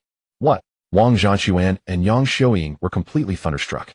Heartless boss refusing to pay the wages, utterly immoral, it's against natural justice. Suddenly a wave of angry shouts echoed up from the bottom of the building. Everyone hurried to the window and looked down startled. In the center of the community basketball court, a dense crowd of workers had gathered shouting slogans under the leadership of a few leaders. Between two basketball hoops, a large white banner was hung. We want to survive. We want to eat. Wang Zhanquan, return our hard-earned money. Countless residents of the community peered out from windows or balconies watching the commotion. Wang Zhanquan felt as if the world was spinning and fell backward. Wang uncle. Chen Hao reacted quickly and hurriedly caught him. Honey. Dad. Yang Xiuying and Wang Jia were alarmed and quickly rushed over. I'm fine. Wang Zhanquan took a deep breath, gritted his teeth, and stood up. Let's go down. Honey, we don't have money to pay the workers. Oh, what's the use of going down? We should call the police and let them disperse the crowd, Yang Xiuying urged. Yes, boss, the workers are very emotional right now. If they don't see money, it will definitely be bad for you. Xiao He also advised. Wang Zhanquan shook his head. Even if I'm torn apart by the workers today, I still have to go down. Right now, society is paying a lot of attention to the salary situation of migrant workers. If we let them stir up trouble and the media gets wind of it, it will be extremely serious for us under public pressure. Bankruptcy is a minor issue. Losing one's reputation and possibly going to jail would be a far worse fate. Chen Hao nodded, acknowledging that Wang Zhanquan could think of this point, which showed his far-reaching perspective. Yang Xiuying and Xiao He fell silent upon hearing this. Wang uncle, I'll go down with you. Let me handle this. Chen Hao said. Xiao Hao, you have already helped Wang uncle a lot. I can't thank you enough. How could I let you step up again? Wang Zhanquan shook his head. Yes, Xiao Hao, we can't trouble you anymore, and this matter can't be solved anyway. Yang Xiuying said despondently, for us in construction, the material costs owed are just a small part. The labor costs are the main issue. Hundreds of workers' wages which have been delayed for more than half a year amount to at least over 10 million. No problem. Chen Hao took out a salary card. There are 22 million in here. Take it and resolve the immediate issue first. What? Everyone was stunned, hardly believing their ears. Chen Hao, didn't you just win 3 million the other day? Where did you get so much money? After a while, Wang Jia said in surprise, I made some more money afterward. You don't know. I'll tell you when I have time. Chen Hao replied. Xiao Hao, you. Are you serious? Does this card really have 22 million? Wang Zhanquan stammered in shock. Wang uncle, would I lie to you?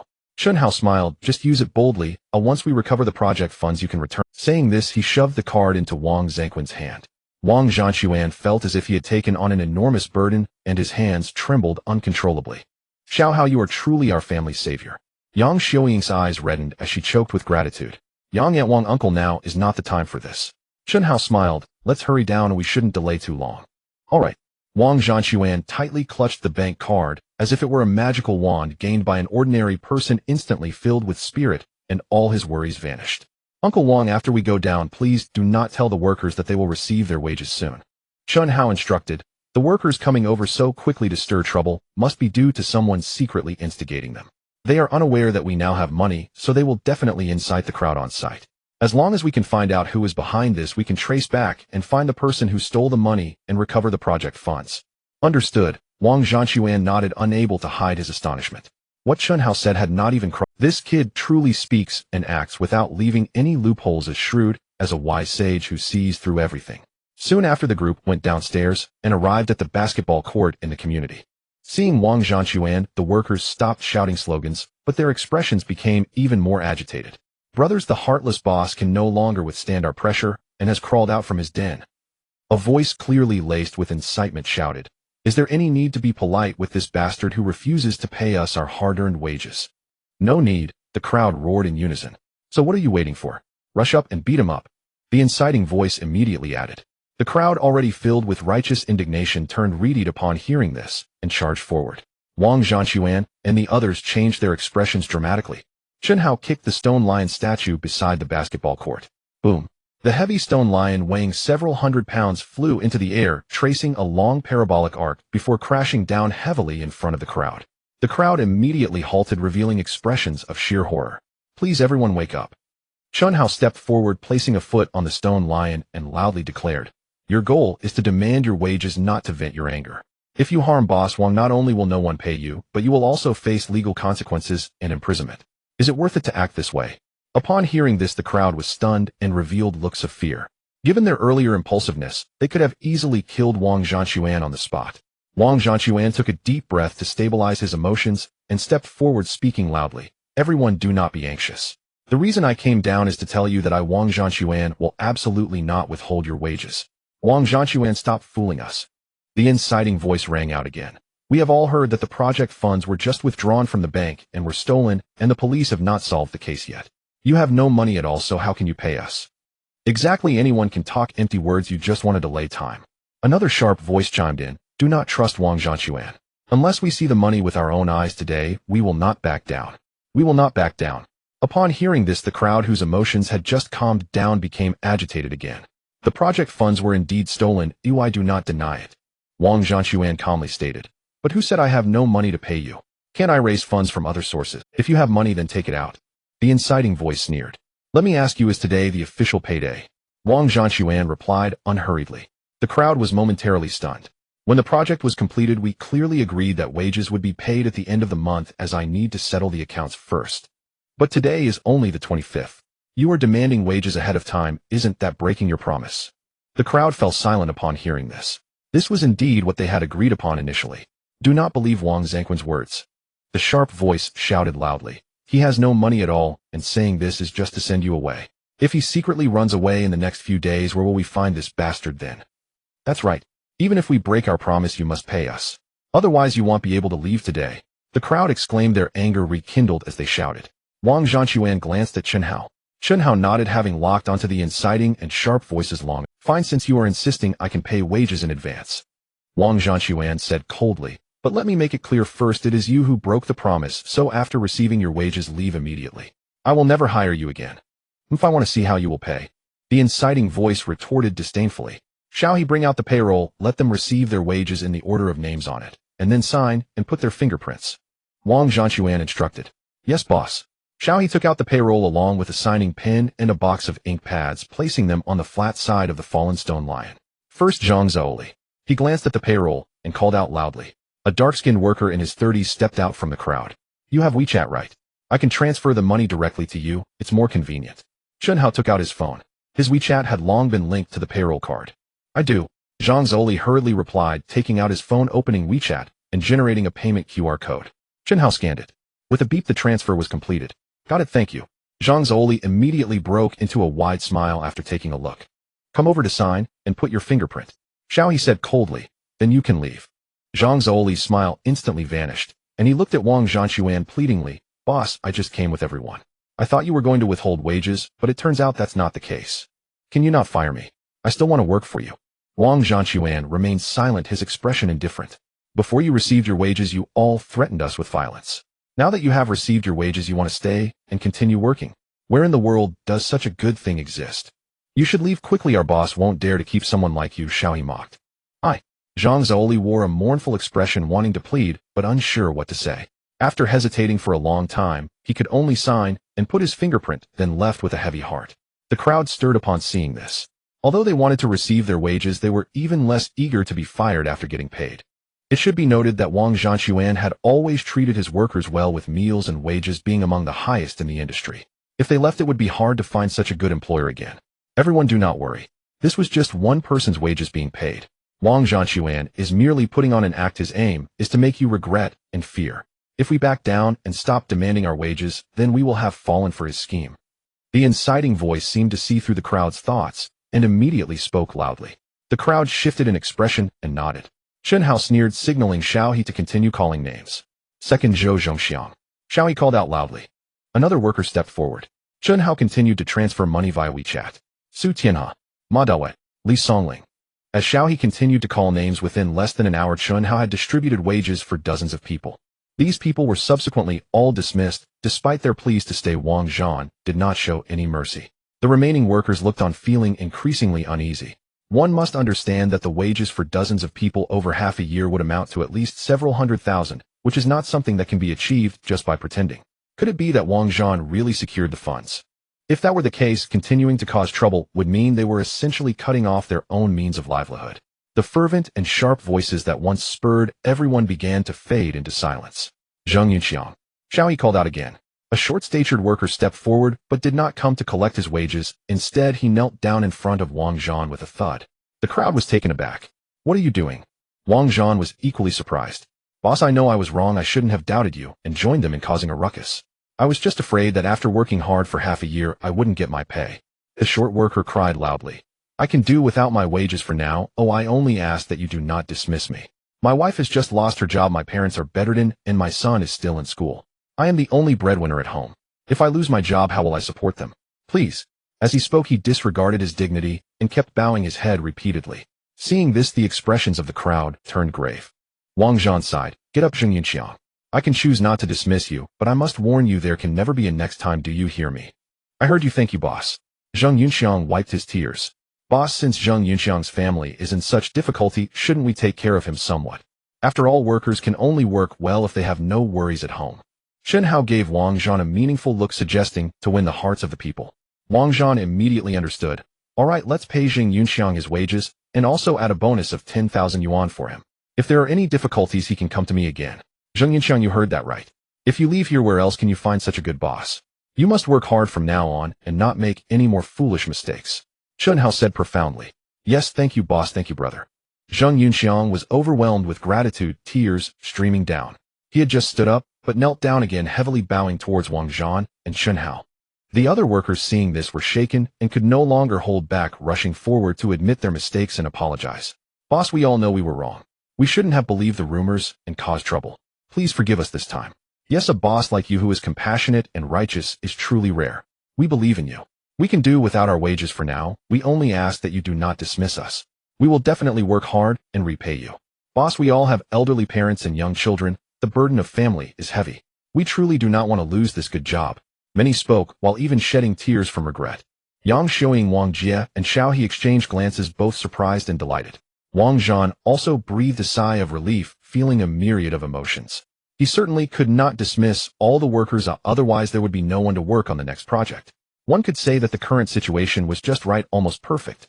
This was all thanks to Chen Hao, otherwise not only would they have failed to resolve this public disturbance, but both he and Yang Xiaoying could also have faced misfortune. Dear workers, the boss is not incapable of forgiving you, but you made mistakes. Don't you think you should redeem yourselves, eh? Chen Hao spoke loudly. Brother, just tell us what you want us to do. Even if it means climbing a mountain of blades or crossing a sea of fire, we will not hesitate.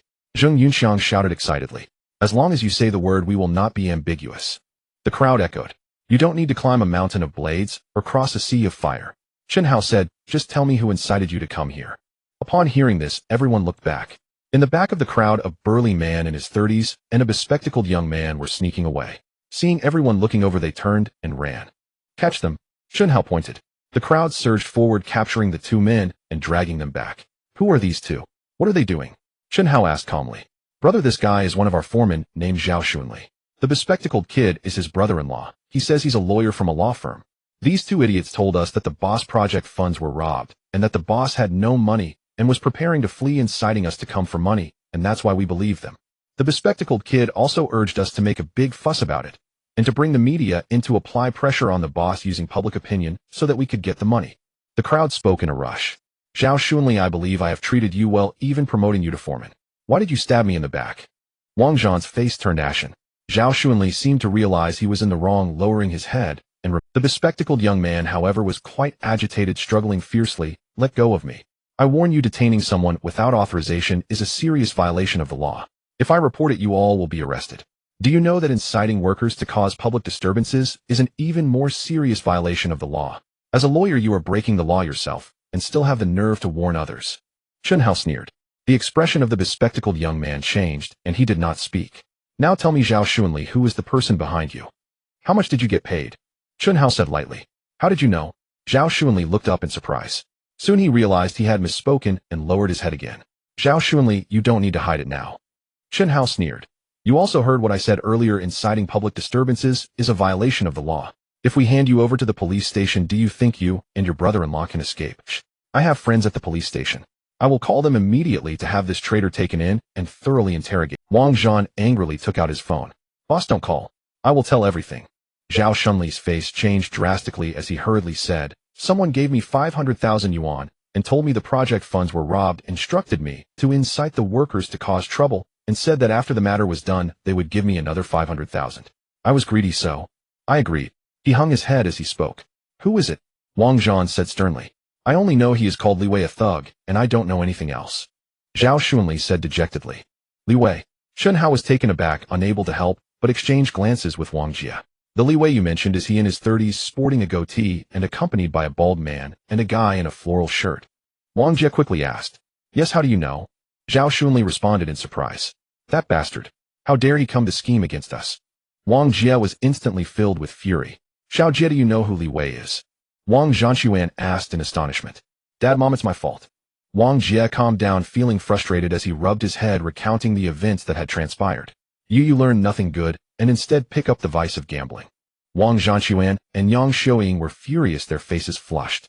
Uncle Wang, Aunt Yang, please don't blame Xiao Jia. He has learned his lesson through this experience and won't make the same mistake again in the future.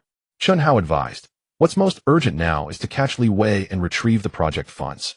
His words awakened the dazed individuals. Let's notify the police immediately. Yang Xiuying said. Wait a moment, Aunt Yang. Chen Hao gestured towards Zhao Xunli. Li Wei said he would give you 500,000 after the matter is settled. Do you have his contact information? Zhao Xunli nodded. You should call him now. Just say that you've stirred the workers to create a disturbance and everything is going smoothly, and ask him where to collect that 500,000. Chen Hao said. Zhao Xunli dared not disobey and made the call according to Chen Hao's instructions. Moments later he hung up. Li Wei told me to go collect the money right away and instructed me not to tell anyone. The address is 84 Dongjiao Road. Aunt Yang, let's call the police now and have them go directly to 84 Dongjiao Road. The project funds must be there, Chen Hao said. Xiao Hao, you really thought this through. Yang Xiuying said, happily taking out her phone to call the police. You all wait for news. You all go to the bathroom for a moment. Chen Hao said as he turned to leave. Hurry back, Xiao Hao. Uncle Wang wants to have a good drink with you tonight, Wang Zhanshuan said. Chen Hao responded, and after leaving the community, immediately activated his powers, rushing towards the address Li Wei had mentioned. He moved at such incredible speed that passers-by only felt a blur pass by, and when they looked again, Chen Hao's figure had already vanished. In less than 5 minutes, Chen Hao arrived in front of an abandoned building set for demolition. With a sweep of his divine sense, he saw 4 individuals sitting on the concrete floor of the 3rd floor, drinking beers and feasting on some delicacies. Among them 3 were Li Wei, the guy in the floral shirt, and the bald man. There was also a man of average build, unremarkable in appearance, but solidly built, sitting on the ground like a lump of iron with eyes that occasionally emitted an intimidating glint. Li Guo, when Zhao Xunli comes over, are we really going to give him that 500,000? The man in the floral shirt asked. Give him nothing. Li Wei sneered. This kid is blinded by money. He's nothing but a troublemaker. Since he knows our plans, how could we possibly let him live? You two will act together later. All right. The man in the floral shirt and the bald man exchanged fierce glances and nodded. Chen Hao let out a slight cold laugh and leaped lightly to the 3rd floor. Who? Li Wei and the others were completely oblivious, but the unremarkable man suddenly stood up and shouted sharply, Chen Hao. Li Wei and the others hurriedly stood up and turned around, instantly shocked. Li Gu, we meet again, and you see. Chen Hao smiled faintly, but there was no warmth in his eyes. How did you find this place? Li Wei asked angrily. He then realized something. Was that phone call just now orchestrated by you making Zhao Xunli call? Exactly. Chen Hao approached slowly. Your scheme to secretly instruct the material store owner to demand debts bribing Zhao Xuanli and inciting the workers to create disturbances has all fallen apart. Damn it. Li Wei gritted his teeth in hatred. Li Wei, is this the skilled underling of Chu Lingling you mentioned? The unremarkable man scrutinized Chun Hao with disdain. Yes, mister. Xia, Li Wei replied respectfully. You must be cautious. This kid may seem insignificant, but his skills are formidable. That just means you are too weak, the man named Xia snorted coldly. So he is a martial artist after all. Chun Hao looked at the man named Xia, feigning realization. I was wondering, Li Wei and his crew are just ordinary thugs having lost all their money. Where did they get the power to seize a huge project fund and threaten the material store owner to submit? They must have spent a lot to bribe Zhao Xuanli. So it turns out you are the mastermind behind it all. You can see that I'm a martial artist, the man named Xia said in surprise. Why are you sticking your neck out for Li Wei? Chun Hao did not answer and coldly questioned. Li Wei's schemes were clearly aimed at retaliating against him and Wang Jia, but the purpose of this man named Xia remained unclear. Not to mention, he didn't even know the other party by the status of a martial artist. He shouldn't be involved in the grievances of a low-level thug like Li Wei. Mr. Xia, there's no need to waste time talking to him. Our goal was to lure this kid out, and he has come just in time. As long as we kill him, it will be a significant blow to Chu Lingling's influence. Li Wei said fiercely. No problem taking care of him, will only take a few seconds. You guys go get the money. The man named Xia said, a fierce light flashing in his eyes as he quickly charged towards Chun Hao, delivering a heavy kick to his chest. Boom. The air produced a loud explosive sound. Chun Hao's expression shifted, not retaliating, but instead sidestepping to evade. He had always been unsure of his martial artist level, but this guy was a good test. The man named Xia was greatly surprised. In his view, Chun Hao was at most someone who had practiced combat sports like Sanda, possessing a bit of skill. To a thug like Li Wei, that might be impressive, but to a martial artist, it was a joke. A kick could easily finish him off. Unexpectedly, Chun Hao easily dodged it. How could this be possible? Though he was astonished, he did not falter, kicking empty and immediately sweeping horizontally. This time Chun Hao did not evade, but raised his arm to block. Bang! With a loud crash, Chun Hao stood motionless while the man named Xia was knocked back several steps, nearly stumbling to the ground. You are an internal energy martial artist. The man named Xia's face went pale, his eyes filled with indescribable shock. Just blocking him had sent him retreating so far. Even someone at the late stage of external energy couldn't achieve that. In your eyes, am I equivalent to an internal energy martial artist? Chun Hao retorted. The man named Xia did not answer and turned to run towards the stairs. Chun Hao summoned his powers, a dazzling lightning bolt suddenly illuminating his palm, and with a thunderous roar he struck down towards the man named Xia. Spell palm lightning. The man named Xia let out a miserable scream, struck back several dozen meters, and fell to the ground charred. Not far away, Li Wei and his companions had just hoisted several large bags when they saw this scene, instantly terrified, sitting down on the ground. So you are not an internal energy martial artist, but a master. The man named Xia, still alive, looked at Chun Hao as he slowly approached, revealing an incredulous, bitter smile as he struggled to speak. You think I am a master? Chun Hao asked. Of course, who other than a master could possess the miraculous ability to unleash internal energy? The man named Xia murmured, I never expected not only to witness a master in person, but also to have fought with one.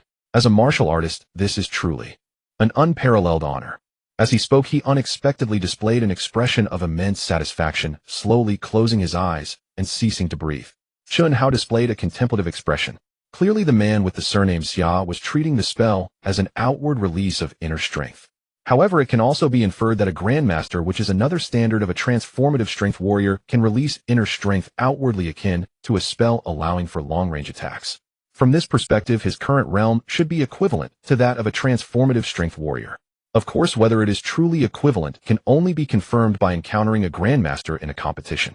Immediately, Chun Hao turned around and walked towards Li Wei and the others. Li Wei and his companions were already pale with fear, sitting on the ground, trembling all over. In their eyes, the man with the surname Xia was already an unattainable existence. They never expected him to be extinguished by Chun Hao with a mere gesture. Speak, how did you come to associate with this warrior of the surname Xia? Chun Hao asked lightly. We allied with Yang Pingshuan and Xia. Mr. Xia was invited by him. Li Wei spoke with chattering teeth. Who is Yang Pingshuan? Chun Hao pressed further. Li Wei stammered for a long time before Chun Hao managed to piece it together.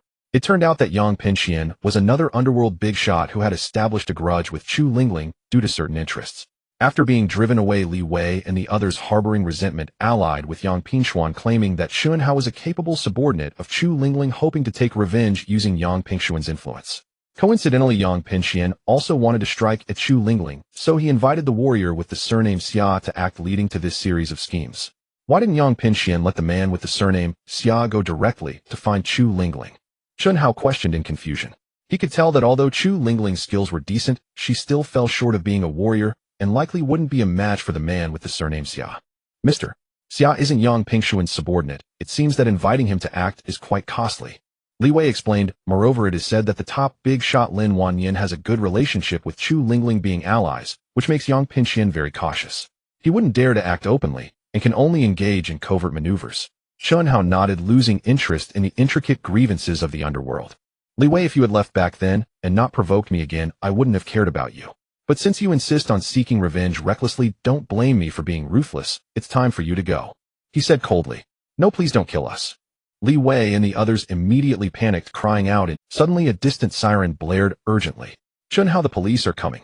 If you kill me, you'll definitely be caught. A murder is a capital offense. Li Wei exclaimed as if he had found a lifeline. Murder is indeed a capital offense, but without evidence, how can they convict? Chun Hao replied, lightly flicking his fingers to unleash a flame that landed on the corpse of the man with the surname Xia. This was a flame conjured by mystical power with an extremely high temperature. In the blink of an eye, the man with the surname Xia was reduced to a pile of ashes. A gentle breeze swept by, scattering the ashes without a trace. Are you a monster? Li Wei and the others witnessing this scene were nearly driven mad. No, I am an immortal, Chun Hao said, slowly shooting 3 flames that entered the mouths of the 3. They instantly transformed into fire beings, collapsing to the ground. Chun Hao's figure flickered and disappeared swiftly. A few minutes later, a group of fully armed police rushed to the 3rd floor of the building. However, apart from a few large bags of money, the entire floor was already empty. The police exchanged glances and began to search cautiously, step by step. After a moment, a striking and tall female police officer ascended to the 3rd floor. She appeared to be around 25 or 26 years old, with a stunningly beautiful face as radiant as the autumn moon, and her bright, glistening eyes revealed a sense of determination and resilience. Team leader Lin, besides the embezzled project funds, no trace of the suspects has been found. The other police officers reported to the female officer after completing their search. I clearly saw a flicker of fire on the 3rd floor just now. Lin, the female officer, frowned slightly and decisively ordered, expand the search area and carefully examine every trace. Understood. The police responded in unison and spread out again. A few minutes later, Chun Hao returned to Wang Jie's residential complex. Why did you take so long? Constipated? Wang Jie asked with a smile. You were the one who was constipated. Chun Hao retorted casually, making up an excuse. I ran into an old classmate and chatted a bit longer. Xiao Hao, the police just called and said they have found the project funds and they are counting the amount. Not a single cent is missing and they will return soon. Yang Xiaoying said joyfully. That's great. Chun Hao smiled. It's a pity we didn't catch Li Wei and the others. They probably sensed something was off and fled with the money ahead of time. It's fine, Uncle Wang, the sky has eyes and they definitely won't escape. Chun Hao consoled with a double entendre. Enough of this, let's go. Xiao Hao, we're going to eat. Tonight Uncle Wang wants to drink with you to his heart's content. Uncle Wang, since the project funds have been found, let's distribute the wages to the workers so they can happily leave without feeling they came for nothing. Chun Hao said. Upon hearing this, the workers instantly showed excited expressions. Xiao Hao, you are too considerate. Wang Zhanquan expressed with emotion. He then faced the crowd and proclaimed loudly. Dear workers, I want to tell you that after the project funds were robbed, I truly had no money. The reason I can pay everyone today is entirely due to this young man standing in front of you. His name is Chun Hao, a good friend of my son and a good child I have watched grow up, so everyone should express gratitude to Mr. Chun Hao. Thank you, Mr. Chun Hao. The workers bowed in unison. I declare that starting today, Mr. Chun Hao officially becomes a major shareholder of my company, enjoying 30% of the net profit share unconditionally every year. Wang Zhanquan announced loudly. Uncle Wang, how can this be? Chun Hao was taken aback. Xiao Hao, you don't have to refuse. Yang Xiaoying smiled and said, this was discussed between your Uncle Wang and me just now. If it weren't for you today, we wouldn't just be worried about the company, but our own lives would also be at risk. This is just a small token of gratitude. No, Aunt Yang, helping you is my duty. How can I take your money? Chun Hao shook his head repeatedly. Stop being so stubborn, just accept it. Wang Jie said impatiently. That way the changes you've been through recently can also be explained to your parents. Chun Hao's expression shifted. He indeed hadn't thought about how to explain to his parents, and Wang Jie's suggestion was a good reason. He nodded, saying, then thank you, Uncle Wang and Aunt Yang. This child, why so polite with us? Yang Xiaoying teased. After we finish distributing the wages, everyone stay, let's go eat at a restaurant. Treating today is like celebrating the new year in advance. Long live the boss. Long live Mr. Chen Hao. The workers cheered in unison. They're over there, hurry. A group of migrant workers staging a collective wage protest. This is breaking news. We must secure the story first. Once the interview wraps up, file the report immediately. Aim for top billing in tonight's evening broadcast. Suddenly, several urgent voices rang out.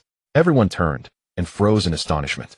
A swarm of media reporters shouldering cameras and gripping DSLRs sprinted toward them like Olympic sprinters. In an instant, a female reporter burst forward, breath still ragged, already thrusting her microphone forward. Sir, our informant reported that your employer has withheld your wages, prompting this collective protest. Could you tell us the specifics? Nonsense. Zheng Yunxiang, the very worker she'd addressed, flared with fury. Our boss is the finest employer under heaven. Even after his construction funds were stolen, leaving him utterly penniless, he borrowed money just to pay us on time, and actively supports struggling workers like me, who spread this vile slander. May his son be born without an anus. Exactly, that's outright defamation. Our boss hasn't withheld a single coin. Not only will he pay us on schedule, he'll even advance our wages. Who's this so-called informant? Let him step forward. We'll beat the excrement out of him. Other workers shouted in unison, their voices thick with outrage. Huh. The reporters stood stunned, exchanging bewildered glances. What on earth was happening? This was the exact opposite of what they'd been briefed to expect. Wait, that banner.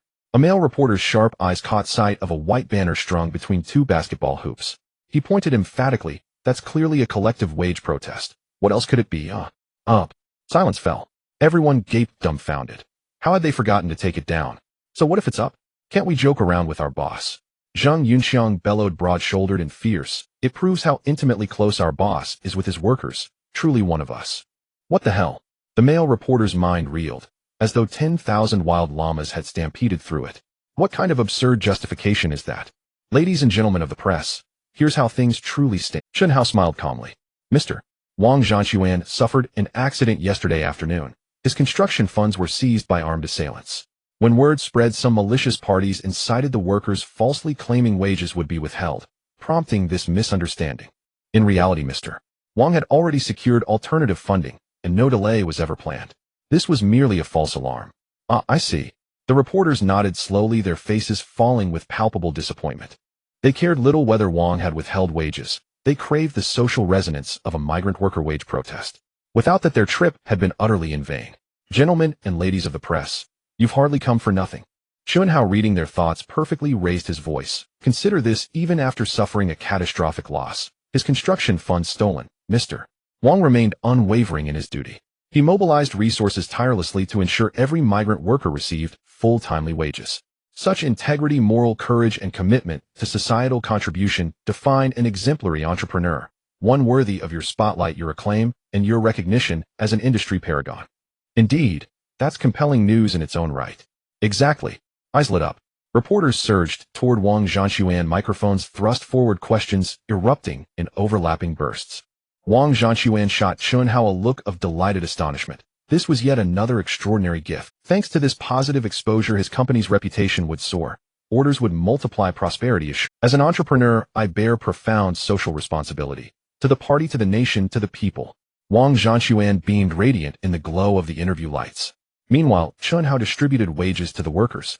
By the time the interviews concluded, every worker had been paid in full, and the reporters departed elated. Chen Hao, the Wang family, Xiao He, and the workers all cheerfully headed to a restaurant, reserving every table for a lavish celebratory feast. Dinner ended near 11 p.m. Chen Hao, come on. I'll call a few girls. We're hitting the KTV. Wang Jie's face flushed crimson from drink, draped an arm over Chen Hao's shoulders, still buzzing with energy. No, I need to head home. Chen Hao glanced at his phone, a flicker of concern crossing his face. Before dinner, he'd messaged Du Shueqing, telling her he'd be delayed and urging her to prepare something light for herself. She hadn't replied. That wasn't like her at all. Damn it, you're choosing romance over friendship. Living with your girlfriend, you ditch your brothers. Wang Jie grumbled. Over dinner, Chen Hao had already told him about acquiring Villa No. 18 at Mingyu Estate. We're not cohabiting. We simply reside in the same villa. And Miss Du isn't my girlfriend. I've told you that countless times. Chen Hao sighed, exasperated. A man and woman alone together. Sparks will fly inevitably. Wang Jie grinned lewdly. I've got some Indian god oil, want a bottle? Keep it for yourself. Chen Hao snorted. I'm leaving. He turned to Wang Zhanchuan and his wife. Uncle Wang, Aunt Yang, I'll take my leave now. Then he climbed into his car and drove off. Half an hour later, Chun Hao pulled up before Villa No. 18 at Mingyu Estate. Xueqing, where are you? Entering the ground floor hall, he frowned. Something felt off. Logically, she should have descended the moment she heard his car enter the garage. Yet no one appeared. Then, his divine sense swept outward, and his expression turned deathly pale. Whoosh. He vaulted straight to the third floor and kicked open the bathroom door. Inside, the massive bathtub brimmed with water, yet the faucet still ran, spilling over the rim, cascading endlessly into the drain. Du Xueqing lay motionless beneath the crystal-clear surface. Chun Hao rushed forward, lifted her from the water, and plunged his divine sense deep into her body, scanning frantically. After a long, tense moment, he exhaled sharply. Though she'd been submerged for some time and had ceased breathing, the ambient spiritual energy amplified by the spirit-gathering array had sustained her vital signs, preventing irreversible damage. Without hesitation, Chun Hao lowered his lips to hers, administering artificial respiration infused with pure, refined cultivation energy. Almost instantly, Du Xueqing's slender form trembled faintly, consciousness stirring. At once, she sensed a steady, exquisite current flowing into her, a power both profound and deeply comforting. Chun Hao. Chun Hao. Du Xueqing opened her beautiful eyes, her charming face flushed her gaze, enchanting, as if she were a fairy. Xueqing, you're awake. Chun Hao, what were you just doing? You were drowning. I performed artificial respiration on you. It was an emergency, please don't mind it. Chun Hao held her and stood up, walking out of the bathroom and into the bedroom, laying Du Xueqing on the bed and covering her with a blanket. Drowning? Du Xueqing was taken aback. Yes, what happened? Chun Hao's expression turned serious. If he had been even a moment later, even with the nourishment of spiritual energy, Du Xueqing might have perished. I don't know. Du Xueqing looked a bit confused. I was just soaking in the bath, feeling particularly comfortable, and I unknowingly fell asleep. Then you. Falling asleep unknowingly. Chun Hao was stunned, then revealed a look of realization. It must be due to the overwhelming the spiritual energy gathered by the spirit-gathering array was inconsequential for cultivators like him, but for ordinary people, excessive absorption could easily lead to deep sleep. It was akin to a sick person needing ample rest to digest the nutrients from supplements after a boost. He had neglected this point and almost caused harm to Xueqing. Chun Hao felt a pang of fear. He thought for a moment, grasped Du Xueqing's wrist, and infused a strand of mana into the blood jade bracelet. With this strand of mana, Du Xueqing could fully absorb the spiritual energy without overdoing it, and in case of any unexpected danger, the mana would serve as a lifesaver. Chun, how are we progressing too quickly? Du Xueqing misunderstood, thinking he had ulterior motives. Her face flushed again. I'm checking your pulse, Xueqing. It's fine now, just rest well. Chun Hao casually replied as he stood up. Chun, how do you not have even a little feeling for me? Du Xueqing suddenly felt a bit disappointed upon seeing him like this. Chun Hao was taken aback, a hint of complexity flashing in his eyes. How could worldly emotions compare to the path of immortality? It's late, you should sleep. I'll take my leave. In his heart, he was torn, sighing inwardly, and was about to leave. Stop right there. Du Xueqing suddenly threw off the blanket and got out of bed. Chun Hao hurriedly turned around. Chun, how do you really dislike me that much? I'll just leave so I won't be a bother to you. Tears were already glistening in Du Xueqing's beautiful eyes. I swear to the heavens, absolutely not. Chun Hao raised his hand and declared loudly. Then I'm expressing my feelings. Why are you turning a blind eye? Du Xueqing said angrily. This. Chun Hao racked his brain for an explanation, suddenly inspired. Xueqing, I just feel that feelings need to be nurtured over time. Although I like you, we have known each other for too short a time, so I don't want to be hasty. Otherwise it would be irresponsible to both you and me. Are you serious? Du Xueqing asked, half in disbelief. More real than gold. Chun Hao affirmed earnestly. If you like me, why didn't you say it earlier? Du Xueqing broke into a smile despite her tears. Since we're living together, isn't it easy to cultivate? Du Xueqing threw a pillow at him. Get cooking already. Do you think I can starve while you're out there eating well? Young lady, can you see what time it is? Chun Hao's eyes widened as he pointed at the Swiss mechanical clock on the wall. Besides, didn't I tell you to prepare something to eat yourself? I can't. Du Xueqing declared resolutely. If you don't make me food, I'll starve right in front of you. She rolled around on the bed, wrapped in the blanket. All right. Young lady, let me go cook for you. Chun Hao said, helplessly muttering as he went out. Hee. Chun Hao, you want to escape my grasp? Du Xueqing sat up, wrapped in the blanket, swinging her two snow-white legs, laughing happily. Late at night, Chun Hao sat on the bed, yet unlike usual, he did not cultivate. Instead, he stared blankly out the window. He felt quite unsettled inside. Although he had temporarily deflected the conversation, he hadn't actually resolved the emotional issue between him and Du Xueqing. He was merely delaying it. What to do in the future? Really cultivate feelings? Or be cruel and leave, never to see each other again? Chun Hao smiled bitterly. he truly couldn't bring himself to do the latter. It seems that although I have become a cultivator deep down, I am still indecisive. Chen Hao sighed. Chen Hao, as the saying goes, man follows the earth, earth follows heaven, heaven follows the Tao, and Tao follows nature. All right and wrong are based on natural order, and to follow it is true sincerity. This applies to the mundane world, and so too in cultivation. If you insist on making a choice, it would be the same as being deliberate. Suddenly a kind voice echoed in his mind. Master, are you still alive? Chen Hao was taken aback then. The voice belonged to Tian Qinzi. However, the voice did not sound again. Chen Hao steadied his mind only to realize that it was not Tian Qinzi resurrected, but rather Tian Qinzi's memories resonating with his current state of confusion automatically manifesting in his mind as a voice of enlightenment. To follow the natural order is true sincerity. This applies to the mundane world, and so it does in the path of cultivation. Chen Hao pondered this phrase carefully. Gradually a look of understanding appeared on his face. Indeed, with Xueqing it's best to let things unfold naturally. There's no need to force a choice between the path of immortality and mundane feelings. Moreover, in essence, the mundane is also a part of the great Tao. Chen Hao murmured, feeling a sense of clarity in his heart, as if he had reached a new level of understanding. Thank you, Master, for your enlightenment. He pressed his palms together, gratefully bowing several times. Then Chen Hao's heart became tranquil, entering a state of cultivation. Perhaps because he had attained clarity, his cultivation speed significantly increased. In the adjacent bedroom, Du Xueqing had already fallen into a deep sleep, a sweet smile gracing her lips. Chen Hao, since you have resigned, let's work on the project together. I spent the whole day thinking about it yesterday, and I already have a rough idea. The next morning at the dining table, Du Xueqing enjoyed a delicious breakfast while speaking. Chen Hao had already told her what happened yesterday. I don't understand projects, I can't help you with anything. It's better for you to find a job as a salesperson.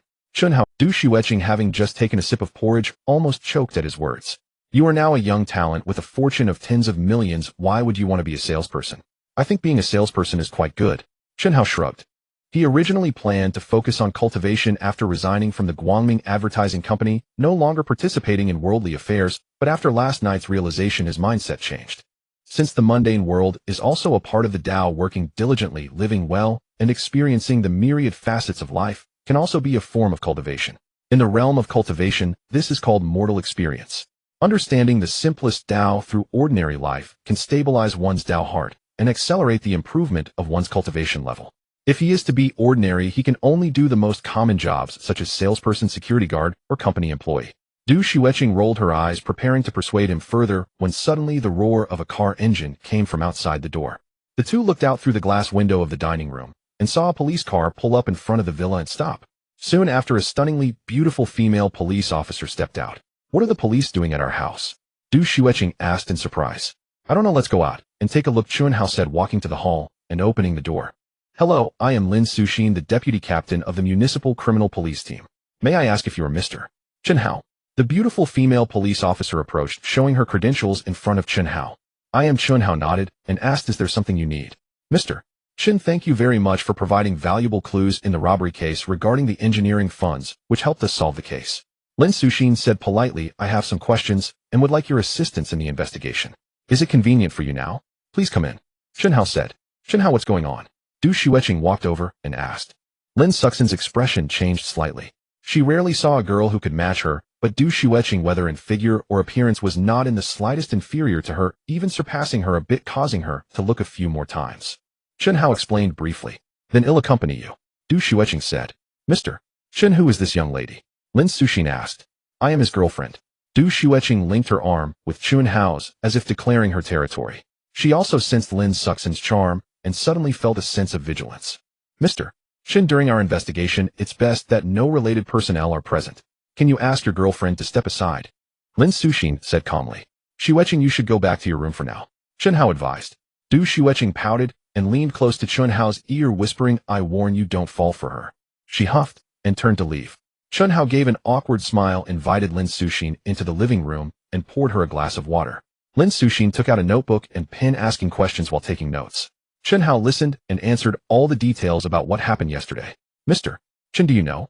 After we arrived at the scene yesterday, although we retrieved the engineering funds, the robbers had already disappeared.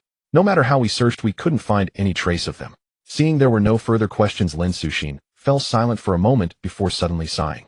I heard, what a pity they escaped. Chen Hao maintained his composure. No, they might not have escaped. Lin Suxin said meaningfully it's also possible they were killed and their bodies disposed of.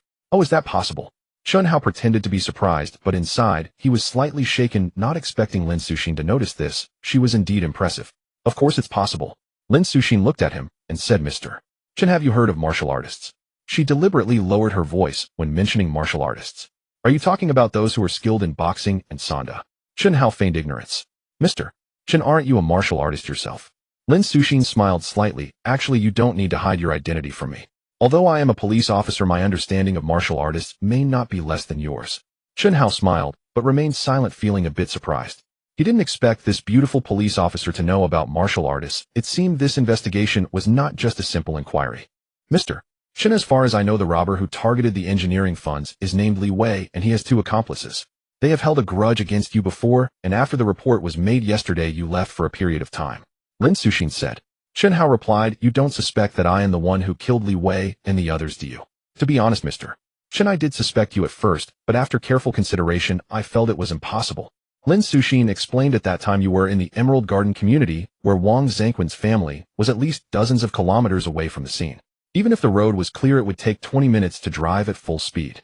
Moreover, Wang Zhangquan's wife Yang Xiuying had already reported to the police. Unless you could arrive in a matter of minutes, kill Li Wei and the others, and completely dispose of the bodies without leaving any trace, even a peak martial artist couldn't achieve that. She smiled and added, of course, if you are a grandmaster, that would be another matter. Have you seen a grandmaster? Chun Hao felt a stir in his heart. Sort of. Lin Suxin shrugged. Officer Lin, your visit today under the pretext of investigating is actually just an excuse to see if I am a martial artist, right? Chun Hao said slowly. That's right. Lin Suxin did not deny it. Although I am not a martial artist, I can still tell if others are. Now that you see what other purpose is there. I have analyzed and investigated. Li Wei and his 2 companions are merely idle personnel from the lower rungs of society. They neither have the strength to rob a large sum of engineering funds, nor the money to bribe Zhao Xunli to incite the workers to riot. Therefore, there must be a mastermind behind this, most likely a martial artist who sensed something was off and killed Li Wei and the others before disposing of the bodies and fleeing. Lin Suxin said sincerely, Mr. Chen, as a martial artist, you naturally know how powerful martial artists can be. Ordinary police officers are not their opponents. If martial artists commit illegal acts, it would cause great harm to society. Therefore, I'd like to ask for your help. I know your time is very valuable, and you have no obligation to solve the case. So it's not about asking you to track down that martial artist, but rather if we encounter something we cannot handle, you could step in to help. As she spoke, Lin Suxin stood up and bowed deeply to Chun Hao, saying, on behalf of the police, I will offer you our utmost support and gratitude. Officer Lin, you're too polite. Chun Hao also stood up. Assisting the police is the responsibility of every citizen, and I am no exception. Just give me a call when you need me. Anyway, the Xia surname warrior is already dead and can no longer harm society. He agreed without any effort, while also gaining a favor from the police, so why not? Thank you, Mr. Chun. Lin Su expressed joy. Mr. Chun, besides that, I have a small personal... Go ahead. Lin Su continued. I really enjoy practicing martial arts and my skills are decent among ordinary people. However, I don't know if I've hit a bottleneck or if I'm just not practicing correctly, as I haven't made any progress for a long time. Therefore, I hope Mr. Chun can guide me. Lin Su's large crystal-clear eyes were filled with hope. I wouldn't dare to guide you, but if you have some free time, we can exchange ideas and spar together. Chun Hao replied ambiguously.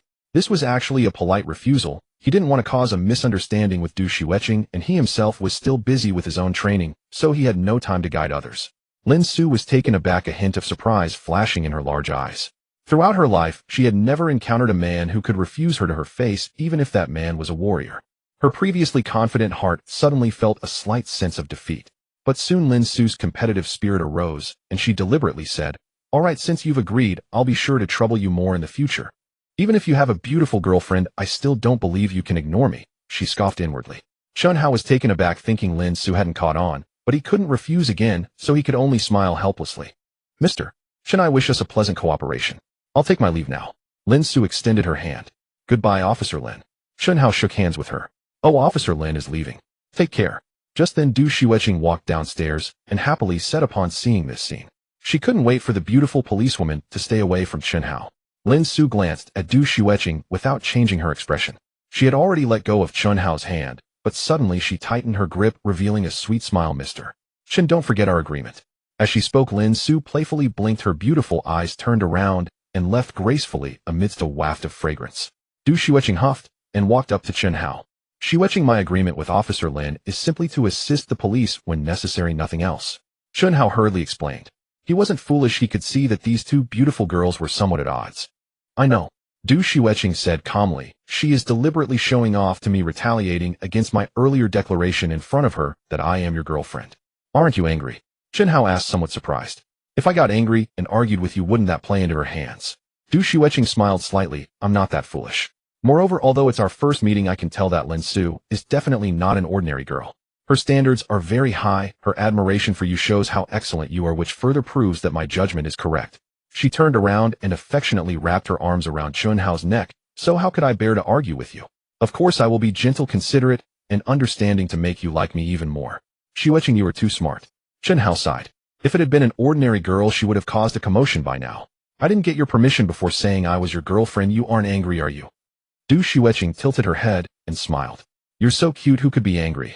Chun-Hao gently pinched, then kiss me. Du Shiweching pouted. Seeing her so adorable, Chun-Hao couldn't help but feel moved and leaned in to kiss her soft cheek. You kissed me, so I am yours now. Du Shiweching leaned into his arms, closed her eyes, and said, from now on I will cling to you, and you must take responsibility for me for a lifetime. Don't mess around, Shiweching, I need to go out to find a job. Chun-Hao said. No, you have to carry me upstairs first, I'm too lazy to move now. Du Shiweching acted spoiled and clung to Chun-Hao like an octopus. Chun-Hao, helpless, could only carry her. After going upstairs, Du Shiweching played around for quite some time before finally letting Chun-Hao go. This day was more exhausting than cultivating. Chun-Hao sat in the car looking at the rearview mirror, wiping the lipstick mark on his neck with a tissue, and smiled wryly. He truly didn't know whether to feel happy or troubled. An hour later, Chun-Hao arrived in front of an office building. He had checked online job postings on the way and saw that a subsidiary advertising company of Shiyu Group was hiring business personnel, which matched his work experience, so he hurried over to apply. Entering the 20th floor of the building, Chun-Hao arrived at the front desk of Shiyu Group and stated his purpose. Please fill out a resume first, then you can wait in the conference room for your interview. The receptionist handed over a form. After Chun-Hao filled it out, he went to the conference room. There were already 5 people sitting there chatting, and they all turned their heads to look at Chun-Hao when he entered. Dude, what position are you applying for? A skinny young man asked. Business staff for the advertising company. Wow. The skinny young man expressed surprise. It seems today is a special event. All 6 of us are applying for positions at the advertising company. Where did you work before? A chubby guy sitting with his legs crossed tilted his chin at Chun-Hao, appearing rather arrogant. Guangming Advertising Company. Chun-Hao said. Guangming, I know it. Really? The chubby guy said boastfully, I'm good buddies with your little boss Zhang Chao. We often have meals together. He just called me inviting me to your company as the business manager. Is that so? Chun-Hao smiled. Why don't you believe me? Should I call Zhang Chao for you? The chubby guy sneered at Chun-Hao's expression. He never said he didn't believe me. Why are you taking it so seriously, Wang Go?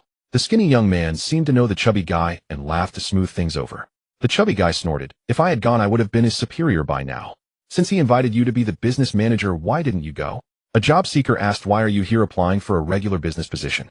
What do you know? Zhang Chao is my buddy. I stand on equal footing with him. How could I possibly work on? The chubby guy said disdainfully, besides, a small company like Guangming with no future is not worth my time. Even if they offered me a position as the deputy business manager, I wouldn't be interested. That's true, small companies really are not good. The skinny young man nodded. They can't make money and have a bunch of work. Exactly, don't be fooled by the small number of people in small companies. The interpersonal relationships are quite complicated, mostly relatives of the boss, each acting like they are the king. Other job seekers also expressed their agreement. You're here to apply, which means you want to jump ship from Guangming. If I tell Zhang Chao, you'll be in trouble.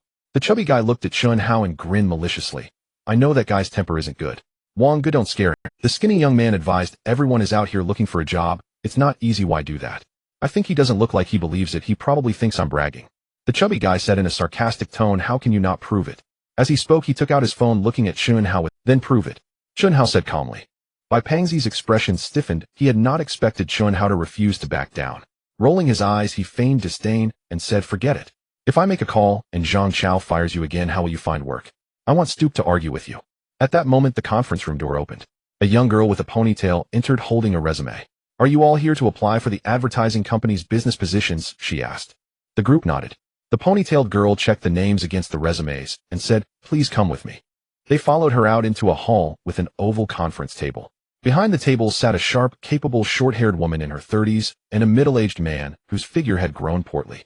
Director, you Mr. Liang, I have brought the applicants. The ponytailed girl said, handing over the resumes and taking a seat beside them. Please have a seat. The short-haired woman gestured. The applicants sat. First, introduce yourselves. I am Yu Hylian, Human Resources Director of Shiyu Group, and this is Liang, the General Manager of our affiliated advertising company. The short-haired woman continued, please introduce yourselves in order to describe your work experience, the reasons you left your previous positions, and why you are applying to our group. He'll go first. Bai Pengzi spoke fluently with an air of confidence. My name is Wang Tao. I hold a bachelor's degree and have 8 years of work experience. I previously served as a business manager at another advertising company. The reason I left is that I am seeking a better professional platform. He spoke volubly, full of self-assurance about his resume. My name is Feng Haifeng. I graduated from a junior college and have 6 years of experience. My name is Sun Ming. I graduated from a vocational school and have 5 years of experience. The gaunt young man and others introduced themselves in turn, though their credentials plainly did not match Wang Tao's. 2 of the applicants, perhaps from nerves, stammered as they spoke. Wang Tao wore an expression of contempt. When it came to Chun Hao's turn, he said, my name is Chun Hao. I have a bachelor's degree and over 2 years of business experience at advertising firms. I left my previous company because the owner sold it, so I am seeking new employment. When he finished, the other applicants were astonished and turned to stare at Wang Tao. Guangming Advertising Company had been sold. How could it possibly have hired Wang Tao as a business manager? Wang Tao's face flushed bright red. He had not expected his bluff to be exposed so swiftly and in such a setting. It was mortifying. Yu Halian observed this and smiled with a hint of meaning. She did not ask further and said to Liang, Mr. Liang, since it is your advertising company doing the hiring, you should lead the interview. Liang nodded and glanced over the candidates. I have read your resumes and heard your self-introductions.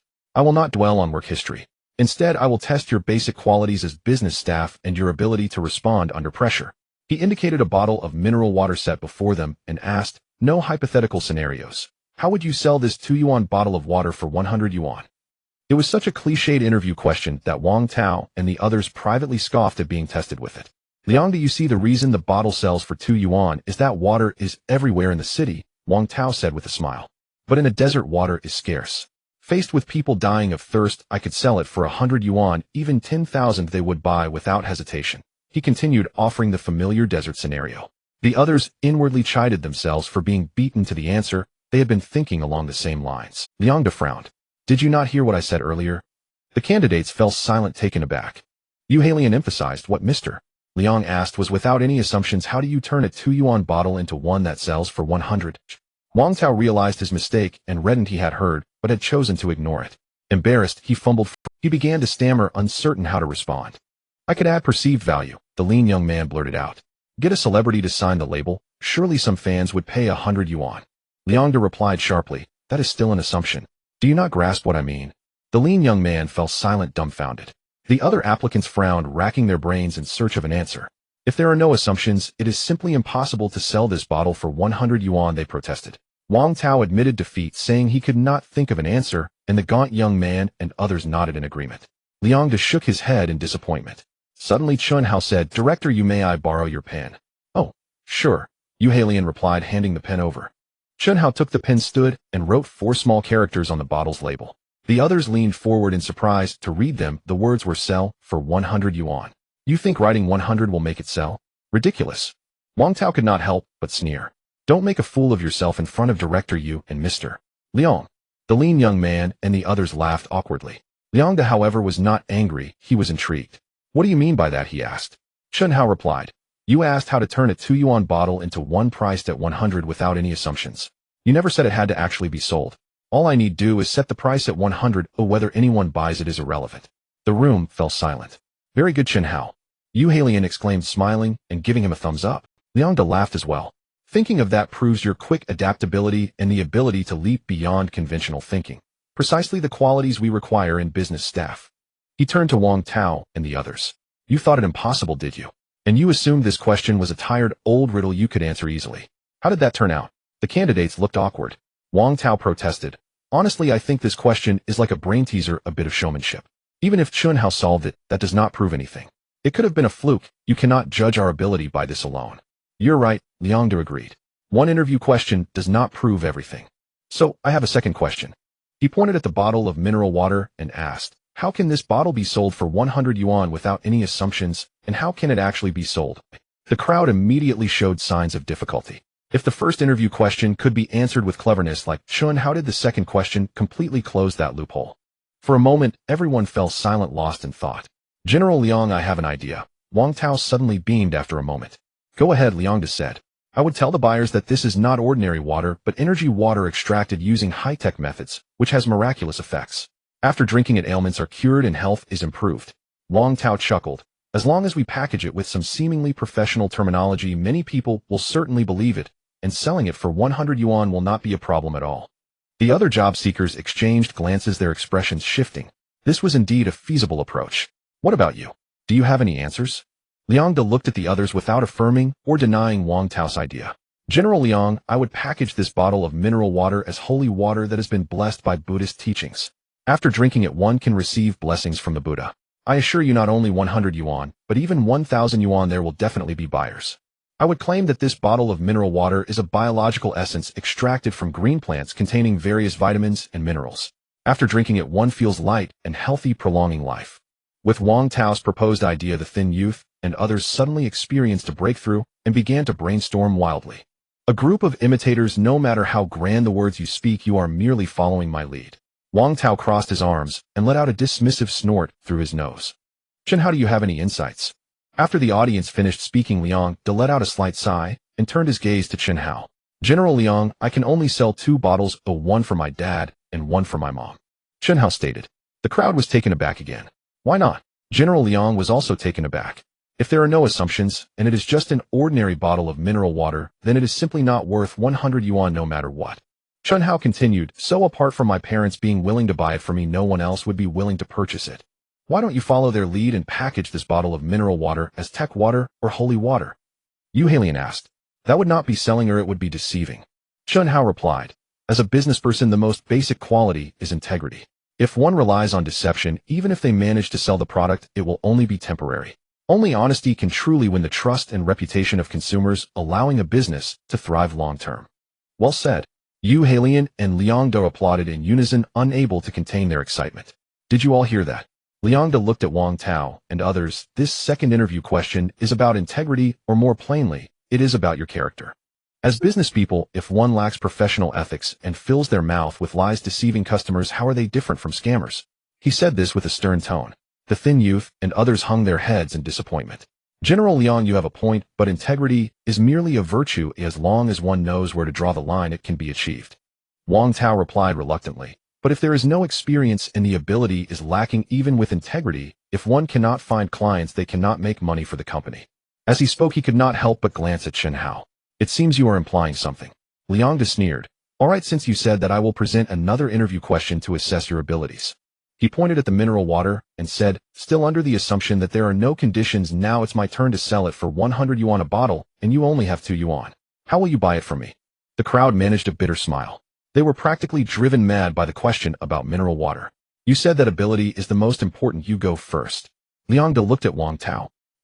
Wang Tao couldn't come up with an answer and had to defer. General Liang, I need to think for a while, let others go first.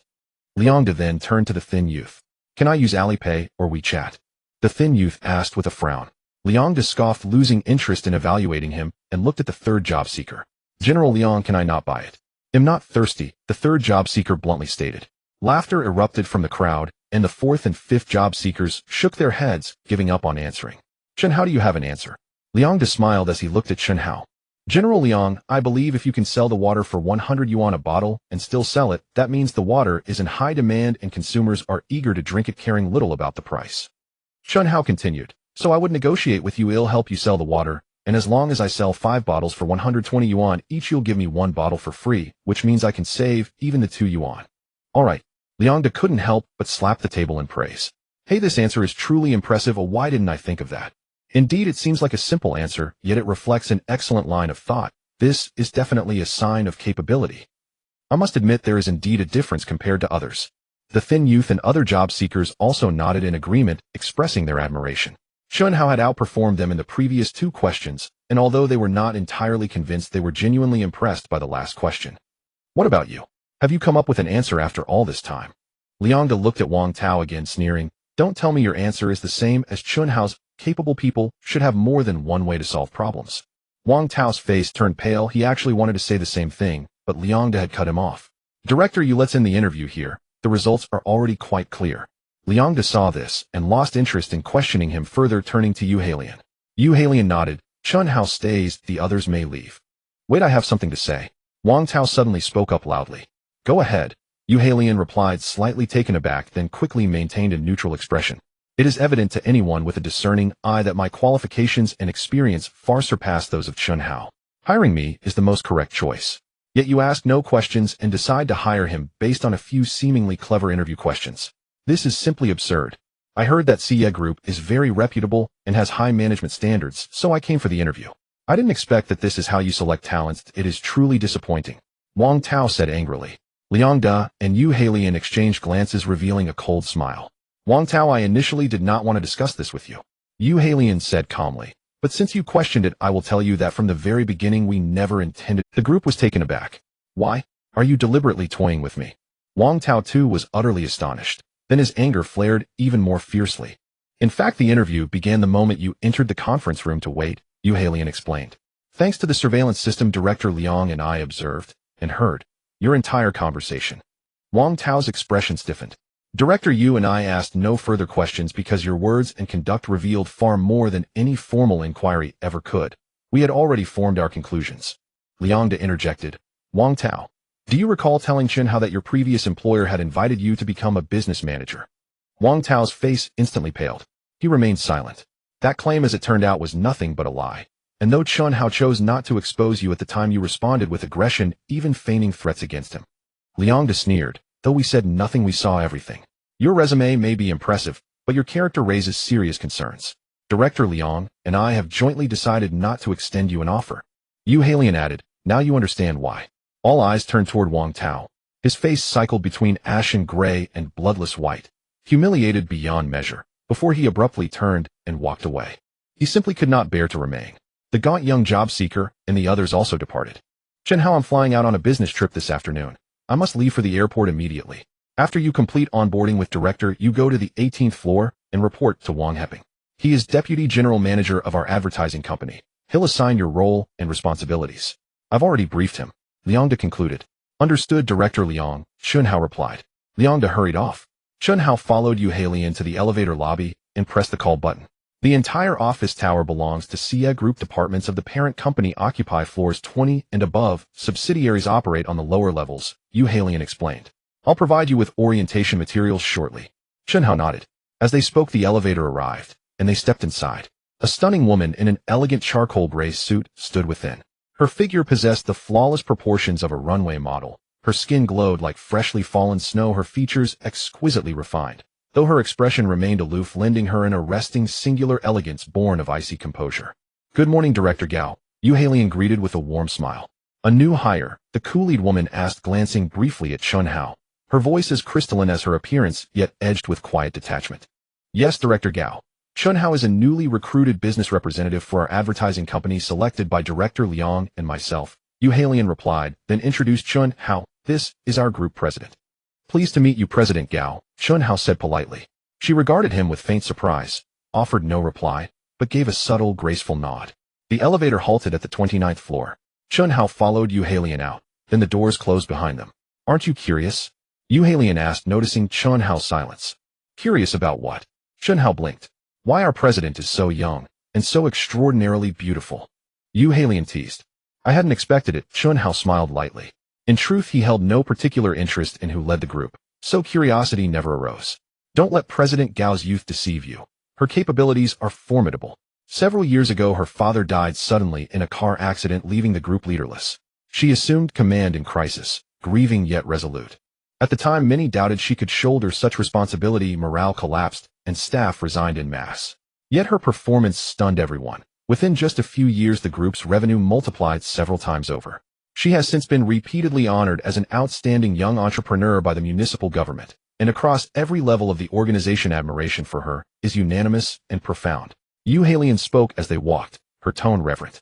Moments later, they arrived at the Human Resources Department. Inside the office, two young women were chatting. One was the ponytailed girl Chun Hao had met during the interview. The other, petite and stylish, wore wispy bangs, delicate, charming, and quietly graceful. Director, you're back. The petite girl rose and said, my classmate has arrived. Could you please speak with her? Wan Rue, you didn't have my authorization to invite your classmate for an interview. Why did you act unilaterally? Yu Halian frowned. Please, Director, just a brief chat won't take long. Wan Rue pouted, drawing out her plea. Fine. Ask her to wait for me. Yu Halian conceded somewhat. Hu Bing, please process Chun Hao's onboarding, she instructed the ponytailed girl. Hu Bing nodded cheerfully. Follow me, please. Soon after completing registration, Chun Hao ascended to the 18th floor, the advertising company. He located the deputy general manager's office. The door stood open, revealing a middle-aged man seated inside, brow furrowed in deep thought. Chun Hao tapped lightly on the doorframe. Excuse me, are you Deputy General Manager Wang Heping? I am. You must be the new business representative Chun Hao. Come in, please. The man looked up, and his frown melted into a welcoming smile. Chun Hao entered. Director Liang has briefed me. I'm to assign your position and duties. Wang Heping continued warmly. As it happens, I have a straightforward task ready for you. Right now. He picked up a business card from his desk and handed it to Chun Hao. Xingda Engineering Company owes us 8,000 yuan in advertising fees, overdue for months with no sign of repayment. Recover this sum. Deputy General Manager, isn't debt recovery usually handled by the staff originally assigned to that account? Chun Hao asked, puzzled. This is a corporate matter, and should you succeed, you'll earn a generous 10% commission. Wang Heping's gaze flickered momentarily before he smiled again. Director Liang praised your outstanding interview performance and asked me to nurture your talent. Don't disappoint me, Chun Hao. Understood, Deputy General Manager. I'll depart immediately. Chun Hao nodded and left the office. After he'd gone, Wang Heping's expression hardened. He snatched up the phone on his desk. Wait a little longer. I've just assigned the new hire an exceptionally difficult task. If he fails, I'll have grounds to terminate him, and then find a way to bring you aboard. Uncle, you promised 2 weeks ago you'd get me in, but now they've already hired a new representative. Why haven't I heard? The voice on the other end bristled with dissatisfaction. I didn't anticipate the company would recruit so swiftly, and hiring falls under Human Resources Authority, with final approval resting solely with Director Liang. As Deputy General Manager, my influence is limited. We'll need patience and strategy to secure your placement. Await my word. Wang Heping frowned, ended the call, and set the receiver down. An hour later, Chun Hao arrived at Xingda Engineering Company. Just as he got out of the car, he saw 2 disheveled men, bruised and battered, stumbling out of the main entrance. You have a nosebleed, quick, wipe it away. A young man glanced at his companion and hurriedly pulled out a tissue. This isn't a company, it's a den of bandits. They owe money and still beat people up. Unbelievable. The other man took the tissue, wiping his nose while angrily cursing. Keep your voice down, don't let them hear you, or they might come out and beat us again. The young man looked back in fear. Are you here to collect debts? Chun Hao, surprised, stepped forward to inquire. Yes, Xingda Engineering owes us for materials. It's been almost half a year without a single penny. We came to demand payment, and as soon as we opened our mouths, they beat us out. The other man said bitterly. Didn't you report them to the police or sue them? Chun Hao asked. The young man replied with a wry smile. Xingda Engineering claims to be a company, but it's actually a criminal gang. When the police arrive, they scatter like rats and can't be caught. If we sue, they'll just change their name, and we won't be able to collect at all.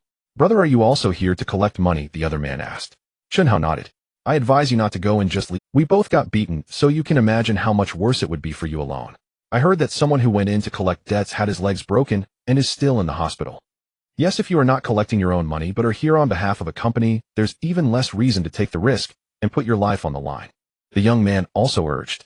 Let's go check the hospital. Oh, I feel really dizzy, said the other man. The 2 of them limped away. Chun Hao's expression changed frequently. He did not expect Xingda Engineering to be in such a situation. Wang Heping couldn't possibly be unaware of this. Why would he send him to collect debts and casually describe it as a simple task? Deep in thought, Chun Hao turned around, using his divine sense to observe the internal situation of Xingda Engineering Company. He could certainly leave, but he felt extremely displeased at the thought of being caught off guard without understanding the situation. Lee, this kid is quite lucky. He didn't even get inside before encountering 2 people who were beaten out, thus avoiding a disastrous encounter. Not far away in a parked black Hummer SUV, a young driver smiled at the middle-aged man and the passengers. Including this young man, there have been a total of 4 groups of debt collectors this morning. All 3 previous groups were driven away by the people from Xingda Engineering Company. The middle-aged man said slowly. Yes, Lee, the young driver responded. It's certain that Xingda Engineering is definitely not a legitimate company. Just as that person said, it's part of a criminal gang. Lee's face darkened. It's outrageous that the advertising company under our group is conducting business with a criminal gang, and no wonder there are bad debts. I will investigate this thoroughly when I get back to see what's going on. Just as the young driver was about to speak, his expression suddenly changed. Lee, that kid actually went inside. Lee looked up and saw Chun Hao striding through the main entrance of Xingda Engineering Company. The 2 exchanged a glance, both utterly astonished. What does this kid think he's doing? Doesn't he fear getting beaten? The young driver murmured. Perhaps he feels wronged because Xingda owes him money, Lee sighed. but it's too risky for him to go in alone. Xiao Mao, keep a close watch. If anything seems off, call the police immediately. Yesly. Xiao Mao took out his phone, staring intently at the entrance. Once Chun Hao entered, he immediately saw a scene of chaos and disarray. Desks and chairs were askew, the floor was littered with garbage, and miscellaneous items were haphazardly piled in the corridors. Three of a kind. Three kings. A group of men dressed in gaudy clothing with hair dyed in traffic light colors were seated at several makeshift desks, playing poker with piles of money beside each of them, clearly gambling. In addition, some were lounging on old sofas with bare torsos in inappropriate positions, while others sat in chairs with their legs propped up on desks. It truly looked, as the man had said, this was not a company, but a den of criminals. What are you doing here? A yellow-haired man heard the footsteps and turned to Chun Hao, impatiently shouting, I'm here to collect debts. Who is the person in charge here? Chun Hao replied, What the hell? The yellow-haired man was taken aback, then exclaimed in surprise, What's going on today? Debt collectors are coming in droves, one after another. Get lost, don't disturb us while we're playing cards. A bare-chested man waved his hand at Chun Hao, saying, You're lucky, I'm too tired from beating people up and don't want to exert any more effort. The group of thugs laughed heartily. I'm asking who the person in charge is. Do you not understand English? Chun Hao said calmly. The laughter abruptly ceased. The expressions of the thugs instantly turned cold. You trying to get yourself killed? I'll make that happen. The bare-chested man roared angrily, jumping down from the table, grabbing a wooden stick, and marching towards Chun Hao. Wait. Suddenly the yellow-haired man pulled him back. Why are you stopping me? The bare-chested man glared. This kid is different from the previous debt collectors. He's quite bold. The yellow-haired man chuckled. Let's just let him meet the manager, shall we? As he spoke, he exchanged a mocking glance with the others, who also displayed amused expressions. Fine, I have no objections. The bare-chested man's anger suddenly dissipated as he turned to Chun Hao with a cold smile. Kid, you want to see our person in charge, right? Follow me, he said, striding up the stairs while Chun Hao quietly followed. The thugs trailed behind, giggling and eager to watch the show. Reaching the second floor, the bare-chested man stopped in front of an office, knocked on the door, and walked in. A minute later, he opened the door and waved Chun Hao in. Our manager wants to see you. Chun Hao entered. Woof, woof, woof. As soon as he stepped in, a fierce barking erupted, and a German shepherd the size of a calf lunged at Chun Hao, baring its teeth menacingly. Chun Hao stood still. Suddenly, the shepherd stopped its paws, flailing desperately, but unable to advance even an inch. It turned out it was chained up. The other end was tied to a fixed metal frame, allowing it to only reach the center of the room. The thugs, who were ready to burst out laughing, were suddenly left dumbfounded. How come this kid doesn't seem scared at all? They knew that they had used this tactic to frighten debt collectors before, and some had even wet their pants on the spot. The bare-chested man and the chubby man sitting behind the desk were both extremely surprised. You are the person in charge of Xingda Engineering Company? Chun Hao, without even looking, asked the chubby man, while the shepherd dog continued to growl and snarl. Kid, you're quite impressive. The chubby man snapped back to reality and looked at Chun Hao in astonishment. I am an employee of the advertising company under Cia Group. Your company owes us 80,000 in advertising fees, and I am here to collect the money today. Chun Hao replied lightly. The chubby man laughed contemptuously, said nothing, and opened the drawer, pulling out a glinting dagger, and began to toy with it. Our company has money, but we simply don't want to pay. What can you do about it? He leaned back in the boss chair, a look of extreme arrogance on his chubby face. The other thugs crossed their arms and looked at Chun Hao mockingly. Chun Hao was not angry. He turned his gaze calmly to the shepherd dog and said, If I'm not mistaken, this is an imported purebred German shepherd, very rare, worth at least 100,000 in the market. You're quite willing to spend money. That's right. I'd rather spend 100,000 on a dog than pay you a single cent. The chubby man said defiantly, This dog is very obedient. I have it leashed right now. What do you think it will do if I let it go? He smirked maliciously, revealing two large yellow canine teeth. Manager, this dog is in heat right now. If you let it loose, don't blame me if it mistakes this kid for a female dog and goes after him. The bare-chested man suddenly thought of something and chuckled lewdly. The thugs burst into laughter. The chubby man's eyes lit up as he slapped the table and laughed heartily. You are right, I should do this. Before he could finish his sentence, there was a flash before his eyes, and the dagger he was toying with somehow ended up in Chun Hao's hands. Chun Hao seized the shepherd dog and slammed it onto the desk, thrusting the dagger down fiercely. With a thud, it pierced through the dog's neck and embedded deeply into the wooden table. Hiss!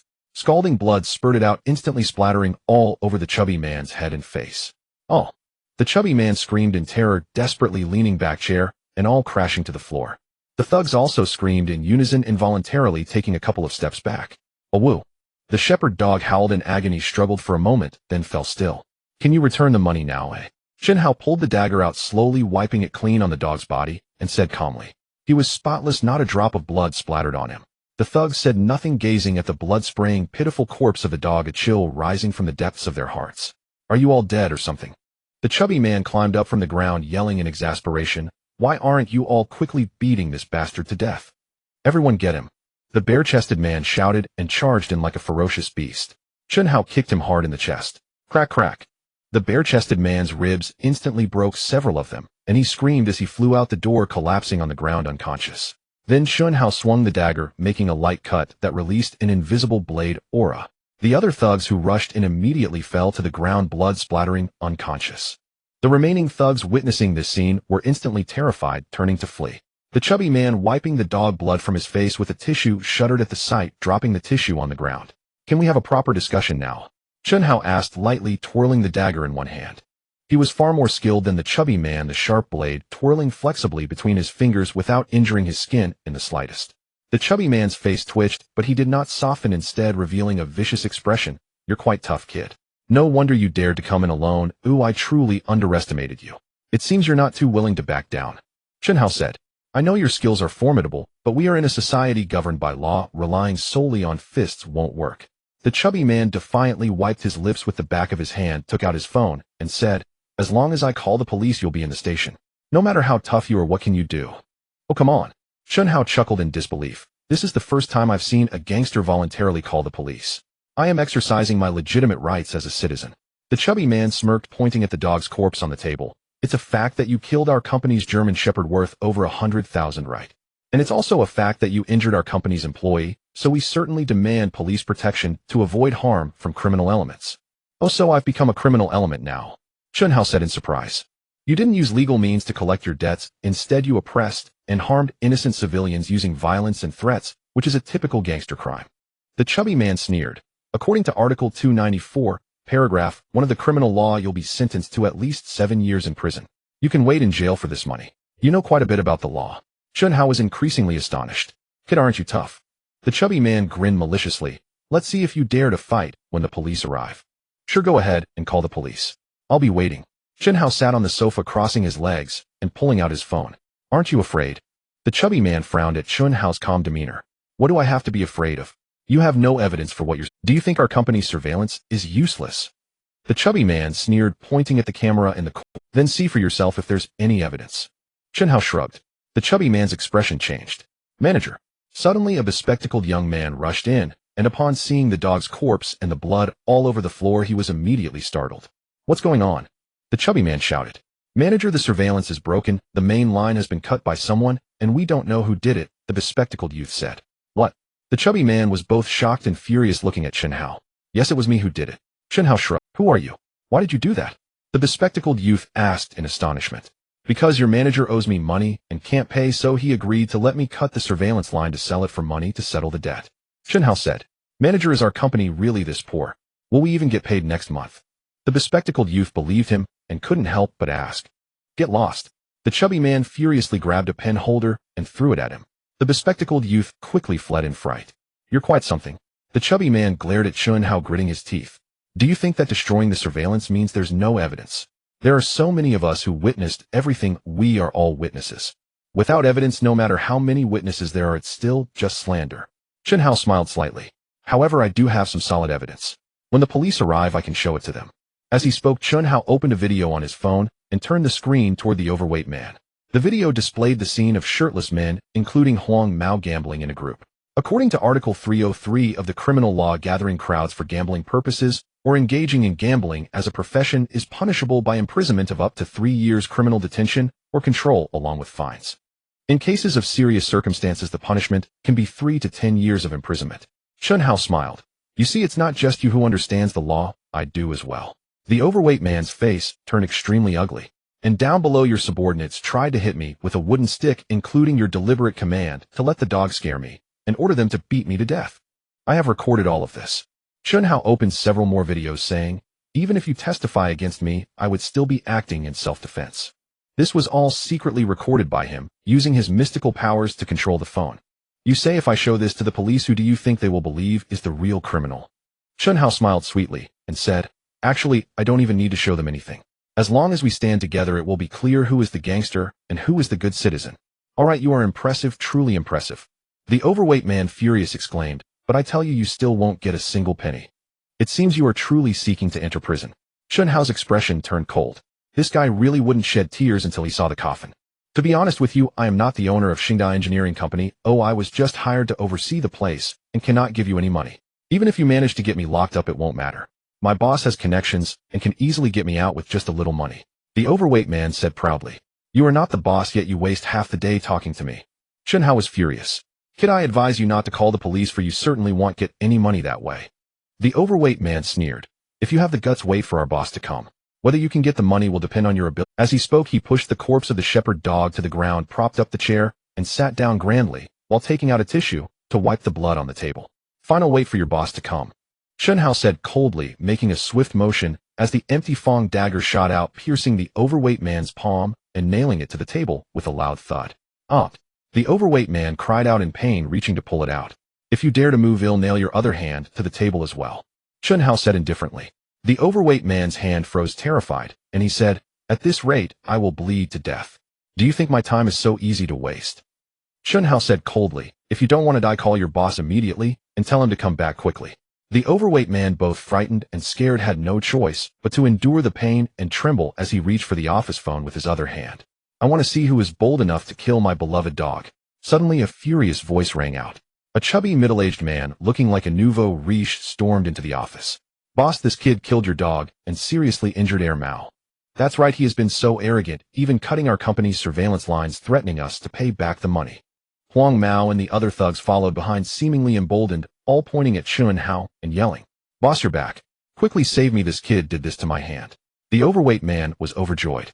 It seemed he had gained confidence. He gritted his teeth and pulled out the dagger, immediately wincing in pain, and tears streamed down his face.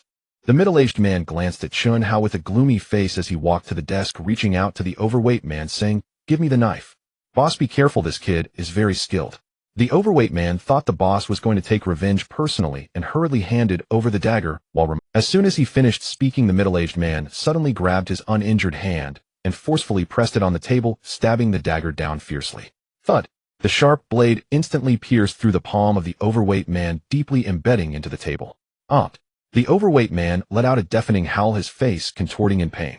Huang Mao and the other thugs were taken aback. Brother Chun. No, Mr. Chun, this bastard actually dared to offend you. How do you think I should deal with this? The middle-aged man turned around, his face full of flattery, bowing and scraping before Chun Hao. So it turns out you are the boss of Xingda Engineering. Chun Hao sneered. Such a company truly suits your image. This middle-aged man was indeed the nouveau riche who had supported Wu Sha. I'm sorry, Mr. Chun, how much does our company owe you? I will pay it back immediately. The nouveau riche smiled awkwardly, secretly cursing in his heart. How could he run into this jinx again in just 2 days? 800,000. Chun Hao said casually. Also, your subordinates threatened me, verbally used violent means, and pretended to be the person in charge, wasting a lot of my time. How should we settle this? Hearing this, the nouveau riche's facial muscles twitched a few times. He turned around and kicked the overweight man hard in the knee. Thud! The overweight man immediately cried out in pain and fell to the ground, pulling at his injury, suffering unbearably. Slap yourself, apologize to Mr. Chun. If Mr. Chun is not satisfied, I will chop off both of your hands and feed them to the dogs. The nouveau riche shouted sternly. I was wrong, Mr. Chun, I'm sorry, please spare me. The overweight man did not expect Chun Hao to have such a high status, and that even the boss dared not offend him.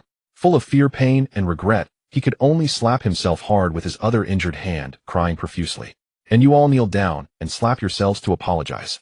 The nouveau riche turned around and pointed at Huang Mao and the others, shouting, I'm sorry, Mr. Chun, we were wrong. The thugs were completely dumbfounded and could only kneel down one after another, slapping themselves hard while begging miserably. Don't think that making your subordinates self-harm will compensate me, Chun Hao said coldly. How could that be? The nouveau riche smiled cautiously as he walked to the desk, took out 2 blank checks, wrote down the amounts, and retrieved the company seal and financial seal from the safe to stamp them. Mr. Chun, one check is for the 800,000 debt, and the other is for 10 million as compensation to you. A flicker of pain crossed his face as he respectfully handed over the checks with both hands. At least you are perceptive. Chun Hao took the checks, confirmed their accuracy with a glance, pocketed them, and coldly stood up to leave. Finally, I have sent this jinx away. The nouveau riche finally let out a sigh of relief, collapsing onto the sofa. Boss, Mr. Chun has left. Can I go to the hospital now? The overweight man drenched in sweat from, "Damn it, do you still dare to talk? If it weren't for you bunch of bastards, I wouldn't have lost over 10 million. The nouveau rich's face turned ashen as he kicked him down to the ground, venting his fury with heavy kicks. Chun-Hao walked out of the door. "Mr. Lee, that kid has come out." "Oh, he didn't get beaten." The driver Xiao Mao was shocked and widened his eyes. Mr. Lee was equally astonished. Xiao Mao, go down and ask him if he has gotten the money. Seeing Chun-Hao about to get into the car, Mr. Lee hurriedly said. Xiao Mao responded and got out of the car, waving at Chun-Hao and shouting, "Brother, wait a moment." Chun-Hao paused and turned around. "You are here to collect the debt, right? Did you get it?" Xiao Mao hurriedly stepped forward and asked him. Chun-Hao nodded. "May I ask how you managed to get it?" Xiao Mao asked curiously. "They owe money, so they should pay it back. Isn't that normal?" Chun-Hao smiled. "Brother, stop keeping us in suspense." Xiao Mao pouted. "We've been waiting here all morning, and we've seen 4 groups coming to collect debts. The first 3 were driven out by the people from Xingda Engineering Company, and you are the only exception. You guys are also here to collect debts." Chun-Hao smiled but did not answer. Instead, he asked back. He could not teach them his method of collecting money. "We are from Xia Group. Xingda Engineering Company owes our subordinate advertising company a sum for advertising fees and hasn't paid for several months, so we came to check what's going on." Xiao Mao said. "What?" Chun-Hao was taken aback. "Young man, are you collecting debts for yourself or for the company's receivables?" At this moment, Mr. Lee also walked over and kindly asked. "I am also from Xia Group. I am a salesperson from the subordinate advertising company." Chun-Hao said in surprise. "I came this time specifically to chase the overdue advertising fees." Mr. Lee and Xiao Mao were also stunned. "That's odd. I basically know all the employees of the advertising company. How come I've never seen you before?" Xiao Mao exclaimed. "I am a newly hired salesperson today," Chun-Hao said. "I just reported to the advertising company and Deputy General Manager Wang Heping assigned me this task." He recounted the events. "Mr. Lee, it turns out Chun-Hao is one of us. This is wonderful." Xiao Mao said excitedly, quickly introducing. "Chun-Hao, I am Mao Xiaowei, the driver of the group's General Administration Department, and this is Mr. Li Shuangping, our group's Executive Vice President. Xiaoqin, you are quite remarkable. On your first day at work, you've solved a significant problem for the group." Mr. Li Shuangping laughed heartily and extended his hand. "Mr. Li is overpraising me," Chun-Hao said, modestly shaking hands with Mr. Li Shuangping and then with Mao Xiaowei. "Xiaoqin, can you now tell us the secret to recovering the debt?" Mr. Li Shuangping smiled. "Mr. Li, I don't have any secrets." Chun-Hao thought for a moment and said, "After encountering those 2 people who were beaten, I kept my eyes open. When I went in, I just happened to see Xingda Company's employees gambling in a crowd. I secretly filmed it with my phone and used that as leverage to successfully collect the debt. As for the other matters like killing dogs and beating people, he naturally skipped over them." Mr. Li Shuangping and Mao Xiaowei suddenly understood. "Xiaoqin, you are not only clever, but also bold and meticulous. You truly are impressive, Mr. Li Shuangping praised. "I admire you." Mao Xiaowei also gave a thumbs up. Chun-Hao smiled. "By the way, why did Wang Heping let a new employee like you chase the debt?" Mr. Li Shuangping asked. "Does he not realize this task is dangerous?" "I was also puzzled, Mr. Li," Chun-Hao said thoughtfully. "Mr. Wang said it was just a very simple small task, so I came. If I hadn't coincidentally run into those 2 who were beaten, I might have fallen into a trap as well. A simple small task." Mr. Li coldly sneered. "Wang Heping really knows how to speak. He must have some ulterior motive." "There must be an ulterior motive, Mr. Li," Mao Xiaowei said angrily. "How can he say it's a simple task when it's this dangerous? Isn't he deliberately putting Chun-Hao in a difficult position?" "Xiao-Chun, let's go back to the group, and then you go see Wang Heping to see what he has to say. He'll follow you there." Mr. Li Shuangping thought for a moment and said coldly, "Yes, Mr. Li." Chun-Hao nodded. "Chun-Hao, you are already driving a BMW X5, and yet you come to apply as a salesperson." Mao Xiaowei was surprised upon seeing Chun-Hao's car. "It's not mine, but it's a friend's car. I borrowed it for a few days because I have something to attend to." Chun-Hao casually made an excuse, thinking that he couldn't drive the BMW to work in the future. It was too conspicuous. Mao Xiaowei nodded and followed Mr. Li Shuangping back to the Hummer SUV. The 2 cars started and left one after the other. An hour later, the 3 returned to Xia Group. Chun-Hao arrived at Wang Heping's office on the 18th floor of the advertising company. "You are back. How did it go? Were you able to recover the debt?" Wang Heping saw him and no longer had the smile from before, instead adopting a serious attitude, as if handling official business. "Mr. Wang, I went to Xingda Engineering Company," Chun-Hao said nonchalantly. "I found it to be very chaotic there. Unlike a legitimate company, it resembles a gang. Why didn't you mention this to me earlier?" "What does it matter how they are?" Wang Heping said indifferently. "What you need to do is to recover the debt." "How can it not matter? I saw with my own eyes that other debt collectors were beaten out," Chun-Hao said. What if I went to collect the debt and got beaten as well? So you didn't manage to collect the debt? Wang Heping frowned. You can't even complete such a simple task. It's disappointing that General Liang said you were very capable. Mr. Wang, didn't I say that Xingda Engineering Company beats people? Didn't you hear? Chen Hao raised his voice. Chen Hao, watch your tone. Do you know I am your superior? Wang Heping suddenly stood up and shouted sternly. Chen Hao remained silent. Xingda Engineering Company didn't beat people early or late, but they just happened to beat people when you went there. Wang Heping said coldly, do you think I can't see through this? This is just a lie you made up because you can't complete the task. Mr. Wang, if you don't believe me, you can go see for yourself. Chen Hao said. There's no need for that. Wang Heping shook his head. You are fired. Go to the Human Resources Department to complete your resignation procedures. On what basis do you fire me? Chen Hao sneered. You can't even complete such a simple task. Your work ability is too poor, and you even lied and deceived your superior. Our advertising company certainly won't hire someone with such poor morals like you. Who says I didn't complete the task? Chen Hao took out a check and slapped it on the desk. Look, clearly the debt of 800,000, not a penny less. You? Wang Heping was stunned, looking at the check, revealing an expression of disbelief. Since you completed it, why didn't you say so earlier? After a moment, he angrily asked. Because I wanted to know your purpose. Chen Hao sneered. Now I understand you never intended for me to complete the task, but merely wanted to find an excuse to fire me. Wang Heping's expression changed. Wang Heping, today is our first meeting. We are strangers and have no conflicts whatsoever. So, I am very curious, why are you doing this? Wang Heping did not respond, but his expression darkened. I will say it again, Chen Hao, you are fired. Please leave immediately. I have completed my tasks. What reason do you have to fire me? Chen Hao furrowed his brows. You haven't. Wang Heping calmly picked up the check and placed it in the drawer. The 800 debt was recovered by me, and it has nothing to do with you. The High Commission also belongs to me. Wang Heping, you really have no shame. Chen Hao said coldly. Aren't you afraid I will report you to the group leaders? You, a new employee who has been here less than a day, do you even know who the group leaders are? Wang Heping sneered and waved his hand. Get lost, or I will call security. Does he know me? Suddenly a cold voice echoed. As the voice fell, Li Shuangping walked in with a stern expression. Behind him was a man in his 30s. Mr. Li. Wang Heping's face changed drastically. I heard everything you just said, Li Shuangping said with a cold smile. Wang Heping, you are quite impressive, aren't you? Do you think you can act recklessly just because you are in an advertising company? Mr. Li, this is probably a misunderstanding. Please let me explain. Wang Heping said anxiously. You don't need to explain. Li Shuangping interrupted him. I went to Xingda Engineering Company this morning to understand the situation. I personally witnessed the whole process of them beating people and Xiao Chun recovering the debt, including the word Xiao Chun said to you, all of which were at my behest. What? Wang Heping looked at Chen Hao in shock. You didn't expect this, did you? Chen Hao smiled coldly. I specifically checked the business contract between Xingda Engineering Company and the advertising company just now and found that it was indeed handled by you. Moreover, the contract has issues with underpricing, which makes it impossible for the company to profit. How do you explain this? Wang Heping's face turned pale, and he was left speechless. Ding ding ding. Suddenly the office phone rang. Xiao Chen, go answer the phone, Li Shuangping said. Chen Hao picked up the phone. Hello. Hey uncle, has that new salesperson been dealt with yet? A loud voice came from the phone. Not yet. Chen Hao's heart moved, mimicking Wang Heping's voice vaguely while pressing the speakerphone button. Then hurry up. The loud voice didn't catch on, urging, if you don't fire him, how can I get in? Chen Hao hung up the phone. Everyone looked enlightened. No wonder you wanted to set up Xiao Chen. It turns out you wanted to bring your nephew into the advertising company. That's quite insidious. Li Shuangping said with a cold smile. Wang Heping's face turned ashen as he pleaded, Mr. Li, I was just momentarily confused.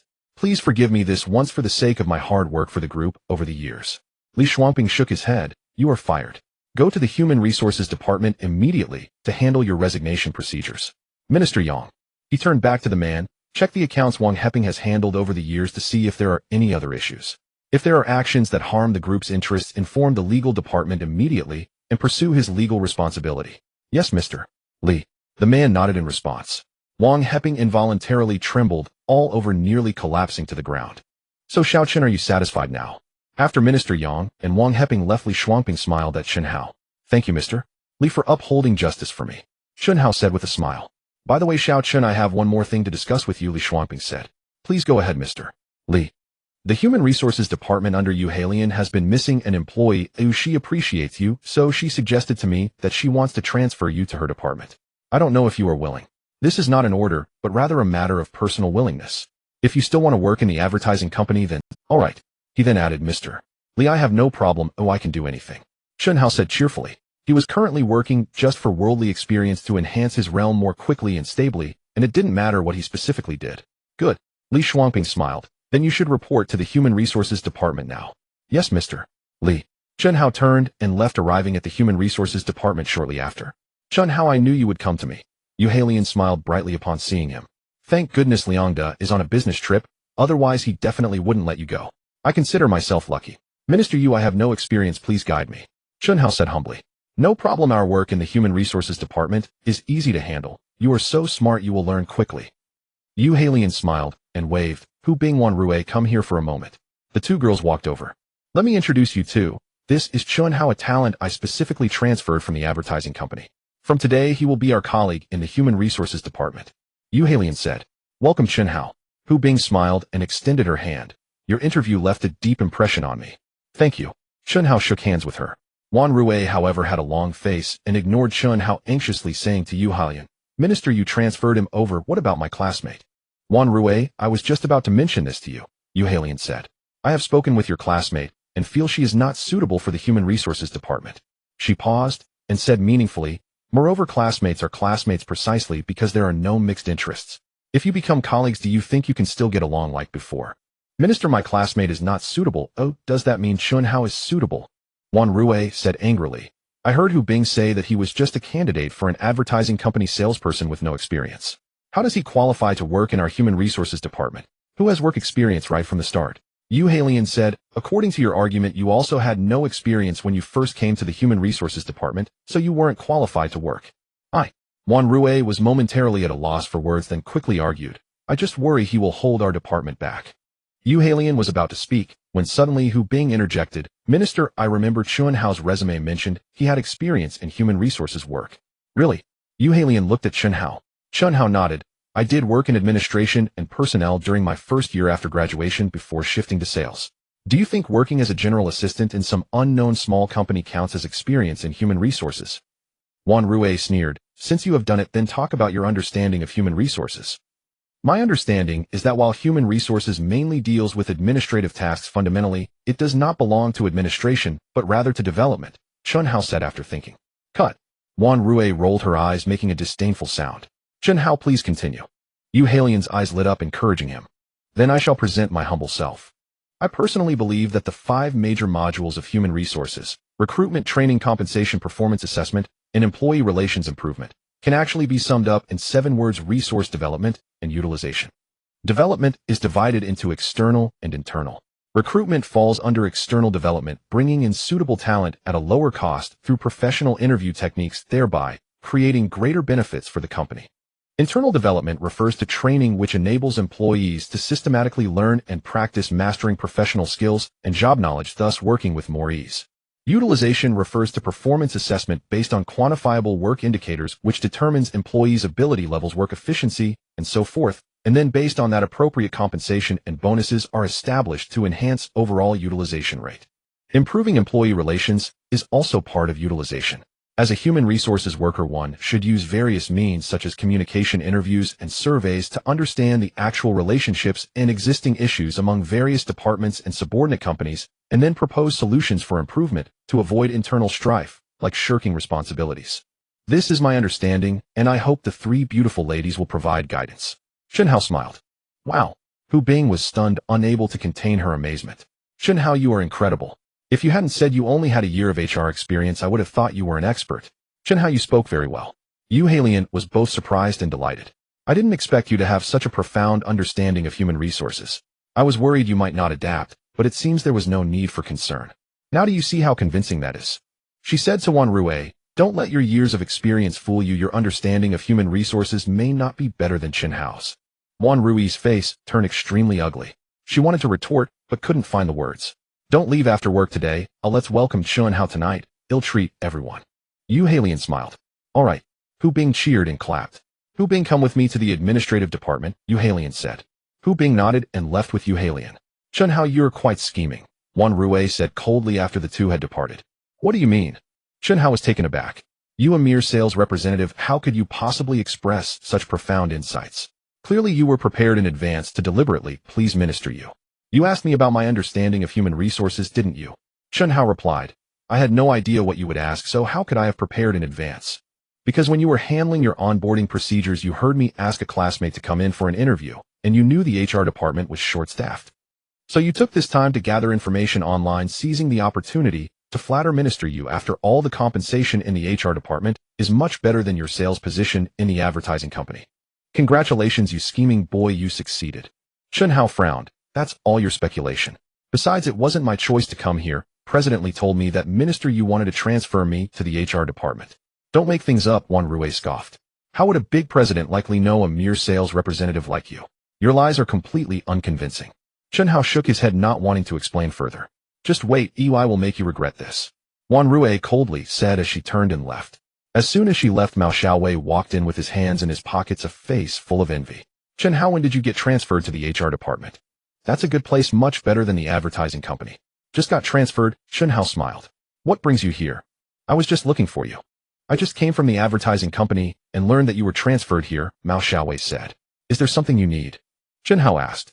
Brother, Mao Xiaowei leaned in closer. Can I borrow your BMW X5 after work today? I want to impress a girl I like tonight, and I need to save face. Please, he said, displaying a pleading expression and clasping his fists repeatedly. Just be careful while driving. Chun Hao liked Mao Xiaowei, so he naturally wouldn't refuse and handed over the car keys. Thank you, brother.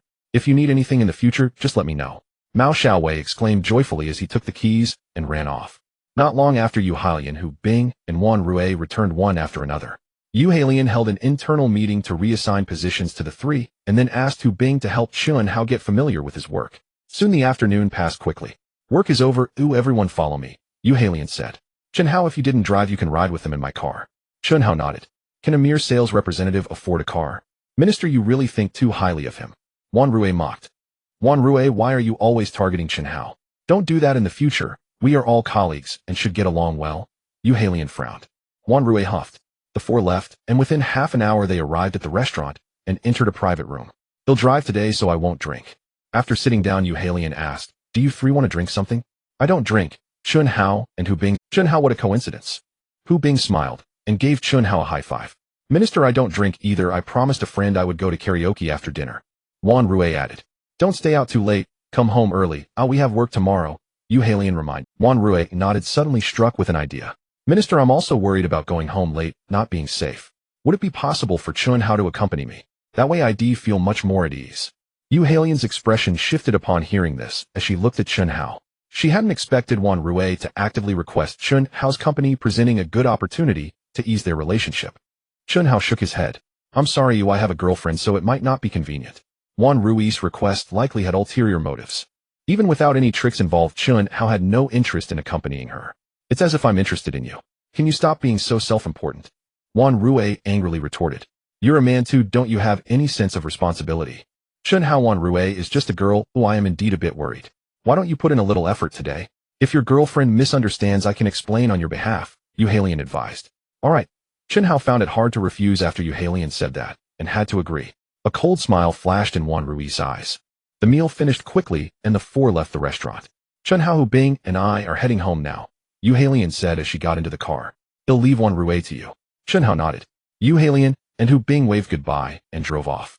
Wan Rui's expression immediately turned cold, and she ignored Chun Hao, busily sending WeChat messages. Chun Hao was naturally not interested in talking to her, so he sent a WeChat message to Du Shueqing about the situation, estimating it would be late before he could return. Did you lend your car to someone else? Call me when you're done, and I'll pick you up. No need, I'll just take a taxi back. All right. Chun Hao felt a warmth in his heart. No matter the time, Shueqing was always so considerate. At that moment, a brand new 7-seater Buick Enclave drove up and stopped in front of them. Xiaorui, a girl with a baby face and another with a mushroom hairstyle, rushed over, calling out.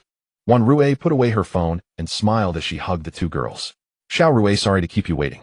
There was a bit of traffic on the way. A young man with a trendy punk hairstyle wearing a stylish jacket walked over, holding the car keys, and smiled. Hey Zhang Deshao, did you get a new car? Wan Rui glanced at the Enclave behind him, smiling as she waved to the other two young men. Yuda just picked up the car today, and it hasn't been registered yet. But he said he had to pick you up in a new car as a sign of respect, so he took it out with a temporary license plate. A tall and strong young man laughed. Xiaorui, Yuda really has no words for you. Oh. Looks like our little Rui is going to be touched. Guan Wei and the girl named Lu Tingchang Juan Rui's face turned red as she shyly replied, Xiao Rui, you don't need to be so polite with me. Xiao Rui, who are you with? Guan Wei asked, curiously noticing Chun Hao standing alone nearby. Juan Rui's face showed immense disgust as she quietly said, his name is Chun Hao, a loser who's pursuing me. He originally applied to be a salesperson at our group's subsidiary advertising company, but somehow he tricked our boss into becoming my new colleague. During today's department gathering, he insisted on accompanying me. The boss agreed because he was worried about my safety. I can't stand him. You guys help me deal with him so that this loser will stay far away from me in the future. Everyone nodded in understanding. No problem, Xiao Rui. He's just a poor loser, and dealing with him will be too easy. Just wait and see the show. Zhang Yuda looked at Chun Hao with disdain and sneered. Exactly, Xiao Rui, just wait and see how Hey, you are Chun Hao, right? I heard you're pursuing our Xiao Rui. Guan Wei said coldly to Chun Hao. Let me tell you, the guys who pursue Xiao Rui are either rich second generation or civil servants. The poorest ones at least have 100,000 at home. I heard you used to be a salesperson with such pathetic conditions. How dare you pursue Xiao Rui? Lu Ting chimed in with disdain. Juan Rui, please have some self-respect. Chun Hao ignored them and coldly replied, don't spread nonsense and create rumors. I have no interest in you at all, nor am I pursuing you. The reason I'm with you today is because you asked me to. The boss said so, and I had to agree. Otherwise, I wouldn't bother with you. Juan Rui's expression changed, though she didn't expect Chun Hao to overhear her words. Who are you talking about? Say it again. The tall young man grew angry and clenched his fist, ready to step forward. Li Jian. Zhang Yuda hurriedly stopped him and whispered, there will be plenty of chances to deal with this loser tonight, why rush? Then he turned to Chun Hao with a smile, saying, don't be angry. We're friends now that you're here, let's all have fun together. Xiao Rui, let's get in the car. Guan Wei's face darkened as she mumbled, what kind of people are these? Clearly pursuing you but too afraid to admit it, and then they accuse others. Who knows who's talking nonsense? Exactly, just a loser acting all high and mighty. Lu Ting added angrily. Li Jian and the slightly chubby young man glared at Chun Hao as they got into the car. Chun Hao stood still, not moving. Chun Hao, I'm sorry, even though this is a 7-seater car, it's packed with stuff, and there's no space for you to sit. Just take a taxi, it's not far, just ahead at Huangqiao KTV, then find us in room 16 on the second floor. Zhang Yuda got into the car, poked his head out from the driver's seat, and although he expressed apologies, a mocking look flashed in his eyes. If you don't have money, you can walk. Hurry up, you'll arrive in an hour. Guan Wei sneered. Everyone laughed. Chun Hao let out a cold laugh and turned to leave. Chun Hao, where are you going? Juan Rui exclaimed anxiously upon seeing this. If Chun Hao left, how would they? You have so many friends around you, you don't need me at all. Chun Hao replied indifferently. The boss specifically ordered that you take me home tonight. Juan Rui retorted angrily. Do you dare to leave? How can I go without a car? Chun Hao shrugged. Even if the boss asks, I have my reasons. Juan Rui, hearing this, felt unhappy, but could only push Zhang Yuda. Let Chun Hao get in the car. Zhang Yuda had no choice but to turn around and say, Pang Xian, open the door and let him in. The slightly chubby young man opened the car door. The seat next to him was empty, there was nothing in it. Chun Hao glanced and shook his head, saying, I want to sit in the front seat. Then where do I sit? Li Jian, who was in the front seat, angrily replied, I can't stretch my legs in the back at all. You can sit wherever you want. Anyway, I'm not going if I can't sit in the front seat. Chun Hao said. You? Li Jian and the others had dark expressions. This guy is really annoying. Li Jian, just bear with it for a bit, we'll arrive soon. Zhang Yuda said, patting Li Jian's shoulder, his eyes flashing with a hint of coldness. Li Jian had no choice but to endure his anger, glaring at Chun Hao as he got out of the front seat and moved to the back. Chun Hao sat down and slammed the car door shut. Can you be more gentle? This is a brand new car worth hundreds of thousands. If you damage it, you won't be able to pay it off even if I sell you. Zhang Yuda couldn't help but shout angrily. Then I won't sit anymore, though I'll go home. Chun Hao moved to get out of the car. Okay, I won't say anything more. Big brother, please just sit down. Oh, consider it a favor to me. Zhang Yuda had no choice but to say. This guy was simply a tough nut, unwilling to yield to either persuasion or coercion. Chun Hao slammed the door shut again, this time with even more force. The car was driving, and everyone remained silent, their faces displaying dissatisfaction. Originally, they intended to give Chun Hao a hard time, but unexpectedly this guy left them feeling gloomy. By the way, Yuda, what made you think of buying a new car? After a moment of silence, Juan Rui asked, wasn't that Passat all-track fine? I got tired of that car. Recently, I made a business deal with my parents and earned some pocket money, so I decided to change to a new car, Zhang Yuda said, with a smile, clearly pleased. That's 3 million. To you, it's just pocket money. You're too modest, Pang Xian laughed. 3 million is a fortune for us, but for Yuda, it's really not that much. Li Jian said, Yuda, your family must have earned at least 8 million this year, right? Make it 16, Zhang Yuda. Wow. Everyone exclaimed in unison. Xiao Rui, you've struck gold. If you marry Yuda, you'll definitely live like a young lady. Lu Ting laughed. What are you saying? Yuda and I are just good friends, Guan Rui said shyly, her eyes revealed. Xiao Rui, you and Yuda are a match made in heaven, Guan Wei said deliberately, unlike some people who are clearly losers but lack self-awareness. As she spoke, she cast a disdainful glance at Chen Hao. Head toad, wanting to eat swan meat, nothing unusual. But it can't be said that way. A good flower needs a green leaf to match it. Without losers to contrast, how can Yuda's excellence be highlighted? Upon hearing this, everyone understood and started to subtly mock Chen Hao. Chen Hao, as if oblivious, simply crossed his legs and focused on playing a mobile game. Seeing this, the group felt somewhat deflated, like throwing a punch into cotton, their strength going to waste. At that moment, Zhang Yuda's phone, which was resting on the armrest, rang. Li Jian, there are traffic police on the road. It's inconvenient for me to answer. Can you see who it is? Zhang Yuda said while steering. Sure. Li Jian picked up the phone and unlocked the screen. What the heck? He exclaimed, his eyes widening in surprise. What happened? Zhang Yuda and the others asked in unison. Let me play something special for you, but don't make a sound, Li Jian said with a mysterious smile, tapping a few times on the phone. An electronic synthesized female voice announced, Alipay transfer received 1 million yuan. Wow! Everyone exclaimed again in unison. How about that shocking, right? Li Jian laughed. This isn't one of those popular funny videos, it's a real 1 million received. Wan Rui and the other girls were visibly excited, nodding vigorously. Yuda, impressive? Peng Xian gave a thumbs up. It must be the client sending the final payment. Zhang Yuda seemed to have also unexpectedly played it cool, beaming with joy. Let's have a blast tonight. Drink whatever you want, we won't stop until we're drunk. Everyone cheered in unison. Ding dong. Suddenly Chen Hao's phone beeped with a new message. Oh, Chen the salesman, how fitting. Guan Wei sneered. Could it be someone is also transferring money to you? Chen Hao didn't speak, exited the game, and opened the message stunned. Li Jian stretched his neck from behind to take a look, and vaguely saw it was a bank transfer notification, instantly becoming excited. It really is a transfer. Too bad I didn't catch the exact amount. Come on, buddy, announce it loudly, so we can all be shocked. Is it necessary? Chen Hao replied nonchalantly. Of course it is. Yuda just showcased his strength, and since you want to pursue Xiao Rui, you must show some sincerity. You can't just rely on words to impress her, can you? Lu Ting sneered.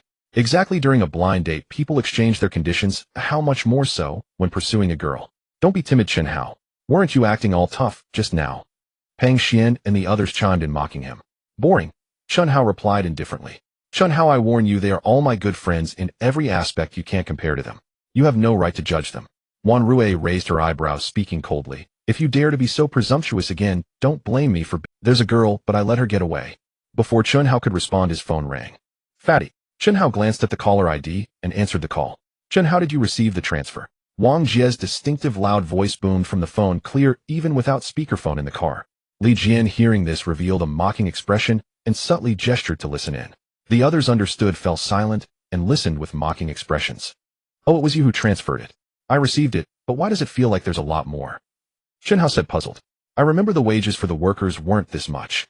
Idiot, did you forget you're a major shareholder in the company?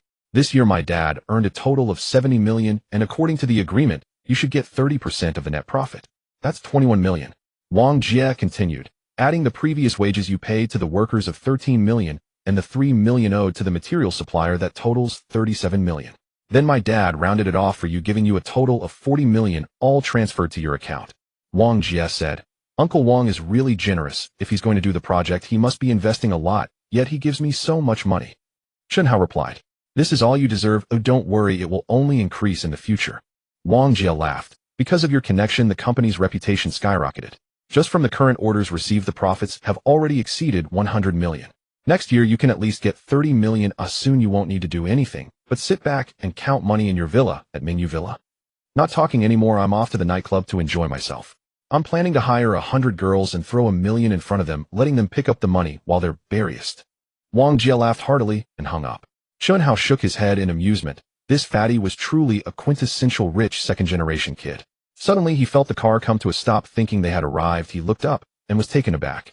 The car had stopped right on the main road with a long line of vehicles behind them honking madly. Turning to look again, including Zhang Yuda, everyone was staring at him with their mouths agape, almost able to fit a chicken egg in there. Did I just hear wrong? You're a major shareholder in the company. Someone transferred you 40 million. And you also have a villa at Mingyu Villa. Li Jian asked, looking dumb. Chen Hao didn't reply, giving Zhang Yuda a poke on the shoulder. Hurry up and drive. Didn't you hear the cars behind honking? Are you waiting for the traffic police to come? Oh, Zhang Yuda finally seemed to awaken from his daze, looking at him in shock as he started the car and continued driving forward. Inside the carriage, everyone remained silent, still in shock.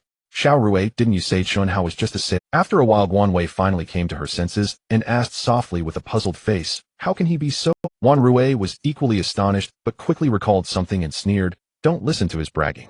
If I'm not mistaken, this must be a friend he found earlier deliberately putting on a show for us. Don't get deceived by it. Everyone suddenly understood. No wonder talking about being a major shareholder and transferring 40 million. It's simply outrageous.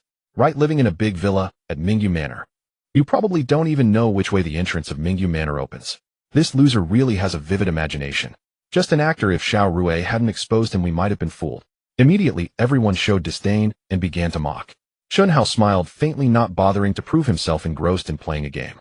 Alright, it's quite a skill to coordinate a performance with friends in such a short time. Let's not discourage him. Zhang Yudao advised teasingly. Everyone burst into laughter.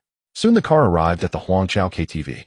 They got out and entered the KTV, heading to the reserved private room on the second floor. Zhang Yudao waved to call the waiter over, skillfully ordering various fine wines and snacks. Pang Xian and Li Jian operated the karaoke machine, testing the equipment, while Wan Rui and the other two girls chattered as they selected songs. Chunhao sat alone in the corner looking at his phone. Before long, the waiter pushed in a cart full of drinks and snacks, setting it on the table before leaving. Come on, everyone, open your drinks. Let's have a great time tonight. Zhang Yuda opened a bottle of beer, raising it high with a smile. Cheers. Everyone opened their beers, clinking glasses and cheering, creating a lively atmosphere. No one paid attention to Chunhao as if he were invisible. Chunhao didn't mind, he was on a different level from these people. Forcing himself to join them would only make it worse. It was better to be quietly by himself. Look at that guy, he looks like a dog. After a few drinks, Guan Wei glanced at Chunhao and suddenly covered her mouth, laughing as she quoted a line. Huh. Everyone laughed in agreement. This loser really has thick skin, he can stay calm in a situation. Zhang Yuda glanced at Chunhao and sneered. After leaving him out for so long, it's time to let Xiao Rui vent her frustrations. He walked over to Li Jian, whispering a few words. No problem, this is my forte. Li Jian's eyes lit up as he nodded with a smile, picking up 2 bottles of beer and walking over to Chunhao, slamming 1 bottle onto the table. Chunhao looked up. Chun, the major shareholder, I heard from Xiao Rui that you have a good capacity for alcohol, so I'm specially toasting you. You want to compete in drinking with me? Chunhao asked calmly, not angry. Yes. Li Jian raised his beer.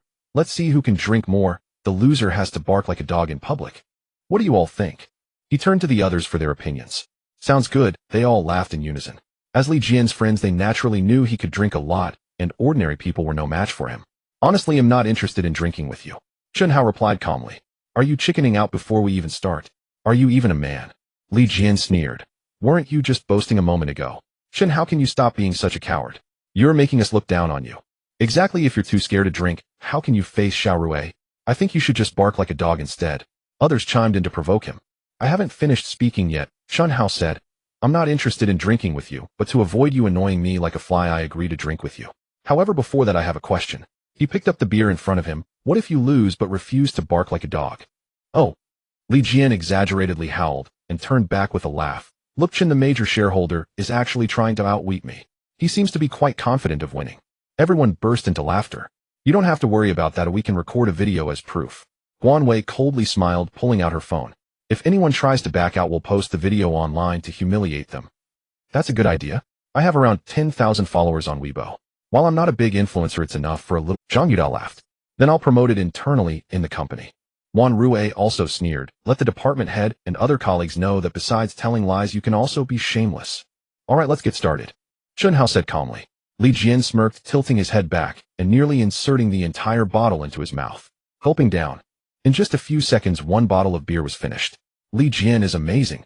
Wan Rui and the other 2 girls clapped and cheered. Not a drop left. After finishing, Li Jian shook the empty bottle at Chunhao, wiped the beer from his lips, and proudly lifted his chin. Chun, the major shareholder, it's your turn. Chunhao picked up the beer and drank it down. Everyone looked on, their faces filled with disdain. Though Chunhao did not appear to struggle and drank steadily, his speed was far inferior to Li Jian's. The strength of the two was clearly at a huge disparity. Why does it feel like bullying a mentally challenged child? There's no sense of accomplishment at all. Li Jian helplessly shrugged. Everyone laughed heartily. Moments later, Chunhao finished his beer and set the empty bottle down. 26 seconds, a full double of Li Jian's time.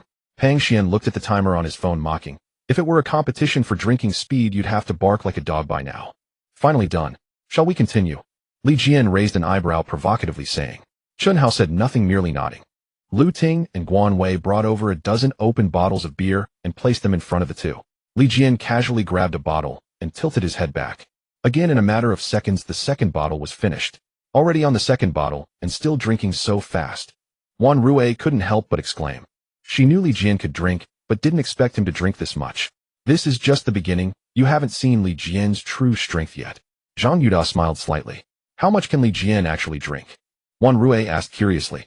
Guan Wei and Lu Ting also cast curious glances. I can't say for sure how much exactly. Zhang Yuda smiled slightly, but I can guarantee that in terms of alcohol capacity, even in the entire Donglin city, Li Jian would at least rank in the top 10. Wow! All three women exclaimed in unison. Poor Mr. Chun, the majority shareholder, must be utterly miserable. Li Jian could probably drink him under the table. Guan Wei glanced at Chun Hao, who was sipping his beer, and sneered. He deserves it. Asking for trouble by challenging Li Jian to a drinking contest in the first place, Lu Ting scoffed. Exactly. And even if he vomits, he'll still have to bark like a dog. Wan Rui sneered coldly. At that moment, Chun Hao finished his second bottle of beer and set the empty bottle down. Mr. Chun, the majority shareholder, how are you holding up? Can you keep going? Li Jian chuckled darkly. Chun Hao remained silent, merely gesturing politely for Li Jian to proceed. Li Jian rolled his neck a few times, seized another bottle of beer, and tilted his head back to drink. He drank swiftly, but noticeably slower than during the first two bottles. Over 10 seconds passed before he set the empty bottle down. No one found this unusual. After all, this was his third bottle. Slowing down was perfectly natural. Chun Hao calmly picked up his own bottle and drank in one fluid motion. A moment later, he placed the empty bottle on the table. This time no one mocked him. Instead, faint frowns flickered across their faces. This man's composure remained remarkably steady. Interesting. Let's go again. Li Jian smirked as he reached for his fourth bottle, drinking it even more slowly than the third. Chun Hao, serene and unruffled, lifted his bottle and moments later set it down, empty once more. Astonishment rippled through the onlookers. 4 bottles already, and yet Chun Hao showed no sign of strain. An ordinary person would have long since faltered. Let's see how long you can last. Li Jian's smile vanished. He snorted, snatched the 5th bottle, and drained it in one furious gulp. When he finished, Chun Hao simply lifted his bottle with the same detached expression. In the blink of an eye, they had reached their 10th bottle.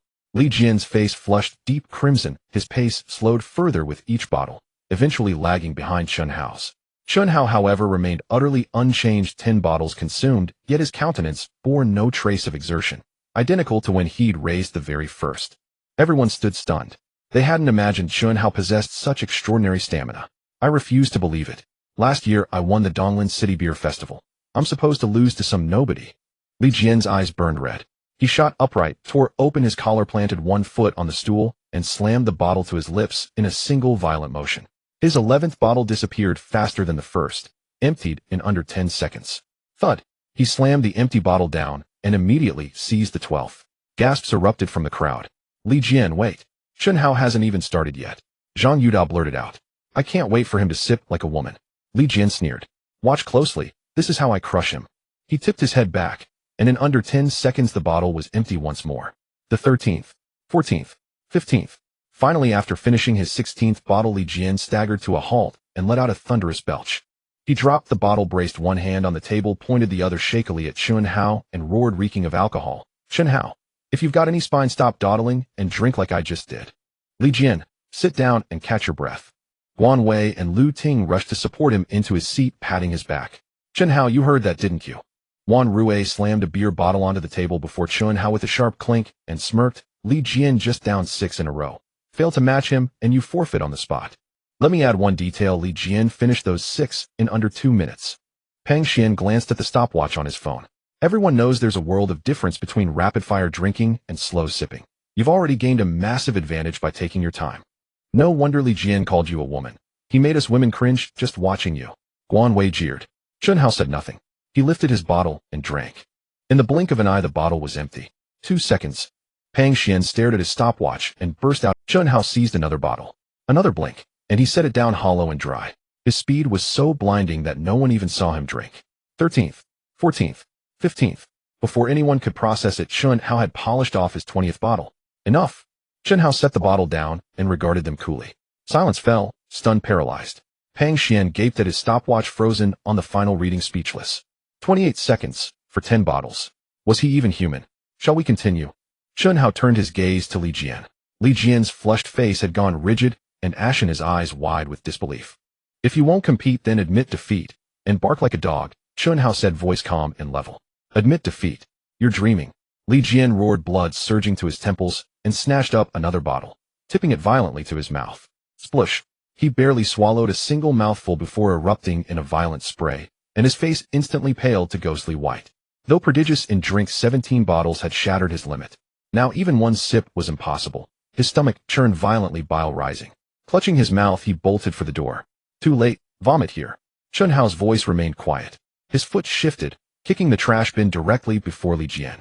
Thud. Li Jian collapsed to his knees, unsteady and trembling, plunging his head nearly into the bin, and retched violently again and again. Everyone recoiled, covering their noses and stepping well back. Zhang Yudao, let's continue our bottle-to-bottle duel. Loser barks publicly. What do you say? Chun Hao lifted a fresh bottle and gave it a light shake before him. I won't drink. Zhang Yudao's face turned ashen. He waved both hands frantically. If Li Jian had been reduced to vomiting, how could he possibly dare? Already backing down without even trying. Are you even a man? Chun Hao's laugh held no warmth. Earlier he'd relished Li Jian's taunts against Chun Hao, but now facing them himself, humiliation burned. Since you won't face me alone, then include him and the three of them too. Chun Hao pointed first at Pang Xian, then at Wan Rui and the other two women. I've just finished 20 bottles. Surely you don't mean to tell me the 5 of you together lack the courage to challenge me. Pang Xian, Wan Rui and the others turned grim-faced and remained silent. Their drinking capacity didn't even reach 1/10 of Li Jian's. Even united, they stood no chance against Chun Hao. How utterly spineless. I truly despise cowards like you. Chun Hao shook his head. Why not just join Li Jian and bark together? Their faces tightened, livid with shame. The very words they'd hurled at Chun Hao now flung back at them, exact and merciless. At last Li Jian lifted his head from the bin, spent, and slumped on the floor, gasping raggedly. Finished vomiting? Chun Hao asked, voice tranquil. Then honor the wager, and bark like a dog. Li Jian's face twitched. He had never expected to lose to someone in drinking, and it was a crushing defeat. Is this guy's stomach made of a wine barrel? Li Jian is already vomiting like this, and you still want to force him? Wan Rui exclaimed angrily. He brought it on himself, who told him to challenge me in drinking. Chun Hao said indifferently, and even if he vomits, he should still bark like a dog. You? Wan Rui and Lu Ting's expressions changed simultaneously, both shocked and angry. These two phrases were what they had said earlier, and now they were being thrown back at them by Chun Hao. Bark. Hurry up, I'm waiting. Chun Hao looked at Li Jian impatiently. Chun Hao, don't be too much of a bully. How am I bullying too much? Chun Hao sneered. Whoever loses has to bark like a dog. That was the— Do you want to go back on your word? Li Jian gritted his teeth and fell silent. Before the drinking contest, I asked what would happen if someone went back on their word. Chun Hao looked at Guan Wei. You answered saying to record a video as evidence and post it online for everyone to see. Then you said you had tens of thousands of followers on Weibo, enough to showcase it. Chun Hao shrugged. Since Li Jian won't bark like a dog, please proceed with that right away. Guan Wei and Zhang Yuda turned pale. This was originally their way to threaten Chun Hao, but unexpectedly, it was used against Li Jian in the end. You don't need to pressure them. Since I've lost, I will of course honor the agreement. Li Jian's face flushed red as he shouted in anger. Then let's get it over with, and don't drag it out like a woman. Chun Hao said coldly. You were so eager before, but now you look like a sore loser. It's truly pathetic. Li Jian felt humiliated to the point of explosion, helplessly barking like a dog. Woof. Woof. Woof. The crowd felt a mix of embarrassment and anger. Although it was Li Jian barking like a dog, they as a group naturally felt ashamed. Self-inflicted humiliation. Chun Hao sneered, sitting down to continue looking at his phone. Li Jian shot him a resentful glance, stood up from the ground, and strode towards the door. Li Jian, where are you going? Zhang Yuda quickly blocked his path. I don't want to play any more. I'm going home. Li Jian angrily pushed him aside and slammed the door. He's in a bad mood now. You girls should go and talk to him. Zhang Yuda, seeing this, didn't dare to force him, quickly gestured to Guan Wei and Lu Ting. The two girls chased after him. Are you satisfied now? Wan Rui angrily shouted at Chun Hao. We could have had a good time, but you ruined it all. Truly, a single rat dropping spoils a whole pot of soup. Are you even being reasonable? You all provoked me first. Chun Hao yelled back. I don't care, but it's all your— Wan Rui's emotions seemed to spiral out of control. You don't need to stick by me anymore. I find you disgusting. Get lost, the further the better. Truly unreasonable. Chun Hao shook his head, too disdainful to argue with her, and stood up to leave the room. Suddenly the door to the room was pushed open violently, and Guan Wei rushed in with a shocked and angry face. You all come quickly. Lu Ting was just bullied, and Li Jian has started fighting with the other party. What? Zhang Yuda and Pang Xian's expressions changed dramatically as they hurriedly rushed out. Aren't you going to help? Wan Rui saw Chun Hao's nonchalant demeanor and couldn't help but shout again. Just because you say I should help, I will. Chun Hao sneered. Who do you think you are? If you're too scared to go, just say so, coward. Wan Rui looked at him with disdain and hurriedly left. Chun Hao walked out of the room. Arriving at the lobby on the first floor, he saw many people gathered in a circle. Inside were Li Jian, Zhang Yuda, and Pang Xian fiercely kicking a fat middle-aged man who was lying on the ground. Well done. This kind of disgusting scoundrel deserves a beating. Guan Wei shouted angrily with her hands on her hips. Lu Ting, held by Wan Rui, looked satisfied. F you, a few little brats dare to hit me. Do you know who I am? The fat middle-aged man, although covering his head, and in a very sorry state from the kick, spoke with a very arrogant tone. You are my grandson. Li Jian, already furious, became even angrier upon hearing this, kicking him hard. The fat middle-aged man immediately spat blood, his broken teeth flying, and he screamed in agony. Stop pretending like you're tough. Li Jian, still unsatisfied, continued to kick him mercilessly. All right, Li Jian, that's enough.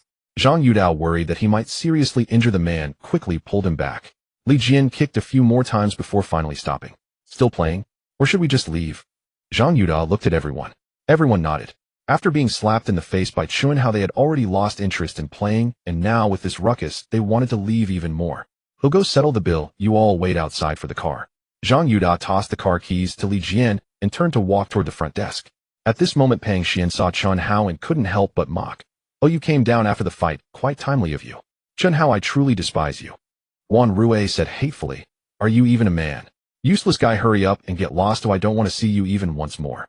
You pathetic loser, if you want to leave, do it yourself. I don't think you can hitch a ride with us. Guan Wei sneered. Let's go. The group turned to walk toward the door. Everyone stopped right there. Suddenly a fierce, intimidating voice rang out. As the voice fell, a man in his 40s with a menacing expression walked over with a group of thugs, each holding clubs and knives, surrounding the crowd. If you don't want to die, get lost quickly. A thug brandishing a knife shouted at the onlookers. The crowd immediately scattered like birds and beasts. Wan Rui and the others turned pale. Who are you? What do you want? Zhang Yuda, who was about to reach the front desk, saw this scene and quickly ran back, asking in shock. Help my friend up. The fierce-looking man didn't even glance at him and ordered. Several thugs stepped forward to lift up the fat middle-aged man. Bossy, you finally made it. The fat middle-aged man spat out a mouthful of blood, grinning through the pain. I was almost kicked to death by these little brats. As he spoke, he cast a resentful glance at the crowd. The group turned pale. They had not taken the fat man's threat seriously when he was boasting earlier, thinking it was just empty talk, not realizing how powerful he was. Old Wang, don't worry, I'll avenge you right away. Boss Yu glared viciously at the crowd and waved his hand. The thugs immediately moved forward. You all better not mess around. Zhang Yuda quickly took out his phone and shouted, otherwise I'm calling the police. Call whoever you want. A thug cursed loudly, swinging the wooden stick in his hand, striking Zhang Yuda's hand hard. Zhang Yudao immediately cried out in pain as his phone fell to the ground. Report it. Why the hell aren't you reporting it? The thug sneered, crushing the phone underfoot. Wan Rui and the others were about to take out their phones, but upon witnessing this scene, they were instantly frozen in fear. Zhang Yuda clutched his hand, cold sweat pouring from his forehead, signaling to the front desk clerk to call them. However, the front desk clerk turned a blind eye and instead approached Boss Yu respectfully, saying, Boss, I have turned off the surveillance and had the front door temporarily closed. Boss Yu nodded slightly. The crowd was both shocked and enraged, now realizing that Boss Yu was actually the owner of the KTV. No wonder no one dared to intervene. Old Wang, how do you want to deal with them? Boss Yu said coldly. First, make these little brats kneel and apologize. The fat man named Wang covered his mouth and pointed at Zhang Yuda, and the others then angrily pointed at Guan Wei. And this filthy bitch, the most detestable one, always shouting from the sidelines, I want to slap her face hard. Guan Wei's face turned pale instantly. Boss Yu waved his hand, and the thugs rushed forward, ruthlessly pinning the few of them down. Guan Wei and the other girls immediately screamed. Wait, Boss Yu. Zhang Yuda said urgently, since you are in this line of work, do you know Zhang Wenlin? Boss Yu paused, glancing at him. Are you referring to Zhang Wenlin from Xingxin Beverage Wholesale Company? Yes. Xingxin Beverage Wholesale is my family's company. Zhang Yuda's face lit up with joy. Zhang Wenlin is my dad. Boss Yu, since you know my dad, could you let us go for his sake? We can apologize to your friend, pay for medical expenses, and compensate for all losses. His father had been in business for many years with extensive connections and knowing many people in this line of work. Establishing connections might help them get out of this predicament. For your father's sake. Boss Yu sneered. You'd better go back and ask your dad if he knows me, Yu Haoguang. Zhang Yuda's face changed drastically. He had heard his father mention this name more than once, saying it belonged to a very notorious figure in Donlin City's underworld, not only powerful, but also ruthless. Those who provoked Yu Hao Wang usually did not have a good end. There were even rumors that Yu Hao Wang had killed people, and not just one, and his methods were extremely brutal. Zhang Yuda clearly remembered that whenever his father mentioned Yu Hao Wang, even behind his back, there would be a look of awe in his eyes. He never expected to provoke such a ruthless person, and he felt a chill in his heart. However, your father is somewhat acquainted with me, so it's not that I can't give you any face. Yu Hao Wang said indifferently. Hey, race the deal, you kneel and slap yourself 20 times to apologize to my friend, and then bring 1 million as compensation, and this matter will be settled. Old Wang, what do you think? He said, turning to look at the fat man Wang. 2 million, not a penny less. Wang said reluctantly, covering his mouth. Did you hear that? Yu Hao Wang turned his head, saying casually. Zhang Yuda's face twitched. What kind of... It's harsher than skinning alive. But he didn't dare complain at all. He could only plead, boss, you mister. Wang, I can agree to you, but could you also spare my friends? Don't push your luck. Yu Haogang's face darkened. I have already agreed to spare you, which is already giving you a chance. Do you want to take more? I beg you, boss, you were young, and don't know better, just let us go this time. Zhang Yuda fell to his knees, gritting his teeth, and began to slap himself. Yuda, why are you degrading yourself to plead with them? Wan Rui couldn't help but angrily say, I don't believe they dare to do anything to us. Are they above the law? She said, glaring at Yu Hao Wang. Do you know this is illegal? If you don't want to be arrested by the police afterward, you'd better release us. Shut up, Xiao Rui. Zhang Yuda's face changed drastically, anxiously shouting. Wan Rui, being an ordinary girl, had no idea about Yu Haogang's terror. Ha ha ha. Yu Hao Wang couldn't help but laugh. Did you hear that? This little girl actually dared to threaten. The crowd of thugs laughed in unison. Boss, she's just a kid, doesn't know better, you mustn't hold it against her. Zhang Yuda's face turned pale as he knelt and pleaded. He'll fuck your mother. Yu Hao Wang kicked him violently in the face. Zhang Yuda let out a loud cry, falling to the ground, blood covering his face. Yuda, Li Jian and Pang Xian were about to rush over, but were fiercely beaten down by the thugs, immediately screaming in pain, rolling on the ground. You were so tough just now, huh? Acting tough, why aren't you acting now? Wang kicked Li Jian hard, cursed, you little brat who doesn't know how to appreciate kindness. Yu Hao Wang stepped on Zhang Yuda's head, coldly saying, you didn't take the chance I gave you, now I don't want to give you any more. And you filthy woman. He sneered at Wan Rui. Didn't you say I was breaking the law and threatened to call the police afterward? Well, today I'm going to break the law thoroughly for you to see. Saying that, Yu Hao Wang waved his hand. Take these 3 bitches into an empty room and take turns. Yes. The thugs responded enthusiastically. Old Yu, I've suffered a lot today, can I let off some steam first? Wang said while kicking Li Jian. He glared at Guan Wei with hatred. Especially this filthy bitch, I want to slap her hard and see if she dares to be so mouthy again. No problem. Yu Hao Wang said indifferently, do whatever you want. He waved his hand, and the thugs immediately pushed the 3 girls towards the private room. The 3 girls immediately began to cry and shout. Stop. Suddenly a faint voice rang out. Everyone was taken aback and turned to see Chun Hao walking over slowly. Didn't I tell you to get lost? Can't you understand human language? One thug thought Chun Hao was just a spectator who hadn't left, cursing as he approached with a wooden stick ready to strike him hard. Chun Hao kicked him in the chest. The thug screamed as he flew into the air, falling to the ground and passing out. The crowd was stunned. Who are you? Yu Haogang's expression also changed as he asked while turning his head to subtly signal. A thug understood and turned to leave. Who I am isn't important. What matters is that I promised someone to take her home today. Chun Hao pointed to Wan Rui. So you can't touch her. Kid, do you think just because you have some skills you can threaten me yet? Yu Haogang's expression changed several times before coldly saying. Chun Hao said, Bossy, since you are in this line of work, you should know Yang Xiaobin, right? Upon hearing this, the crowd's expressions changed instantly. Are you referring to Abin Chu Lingling's subordinate?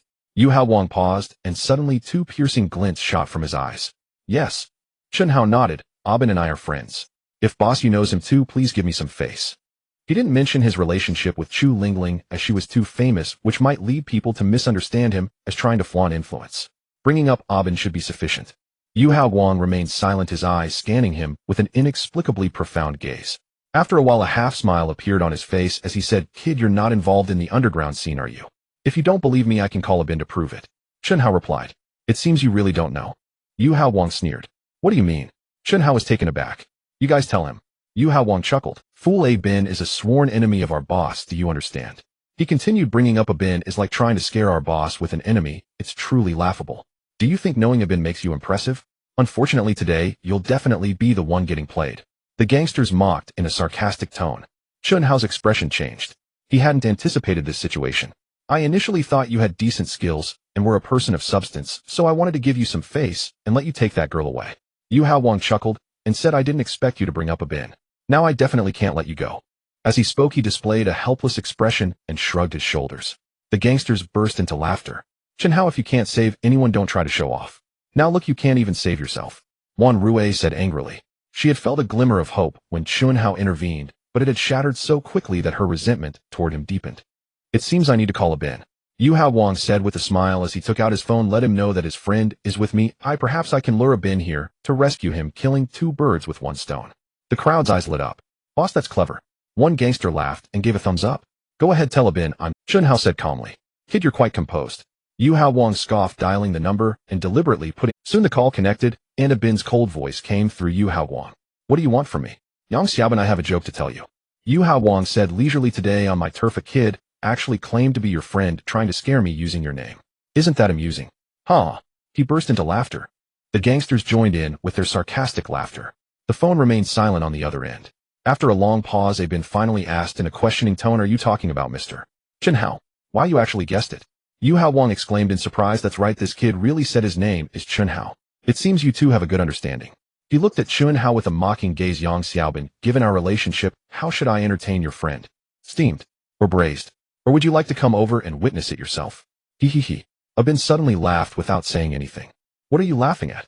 Yu Hao Wang was taken aback. You're finished, Yu Hao Wang. A bin said in an extremely, just you. Yu Hao Wang thought he was being threatened and sneered. I don't need to say much to you. A bin scoffed, suddenly raising his voice. Mr. Chen, are you there? I'm here. Chun Hao replied. Mr. Chen, since Yu Hao Wang dares to provoke you recklessly, you don't need to be polite. Yu Hao Wang's main business is the Dynasty KTV with dozens of establishments in Donglin City, all doing quite well. As long as you take him down, you could earn at least tens of millions annually. I'm not interested in those things.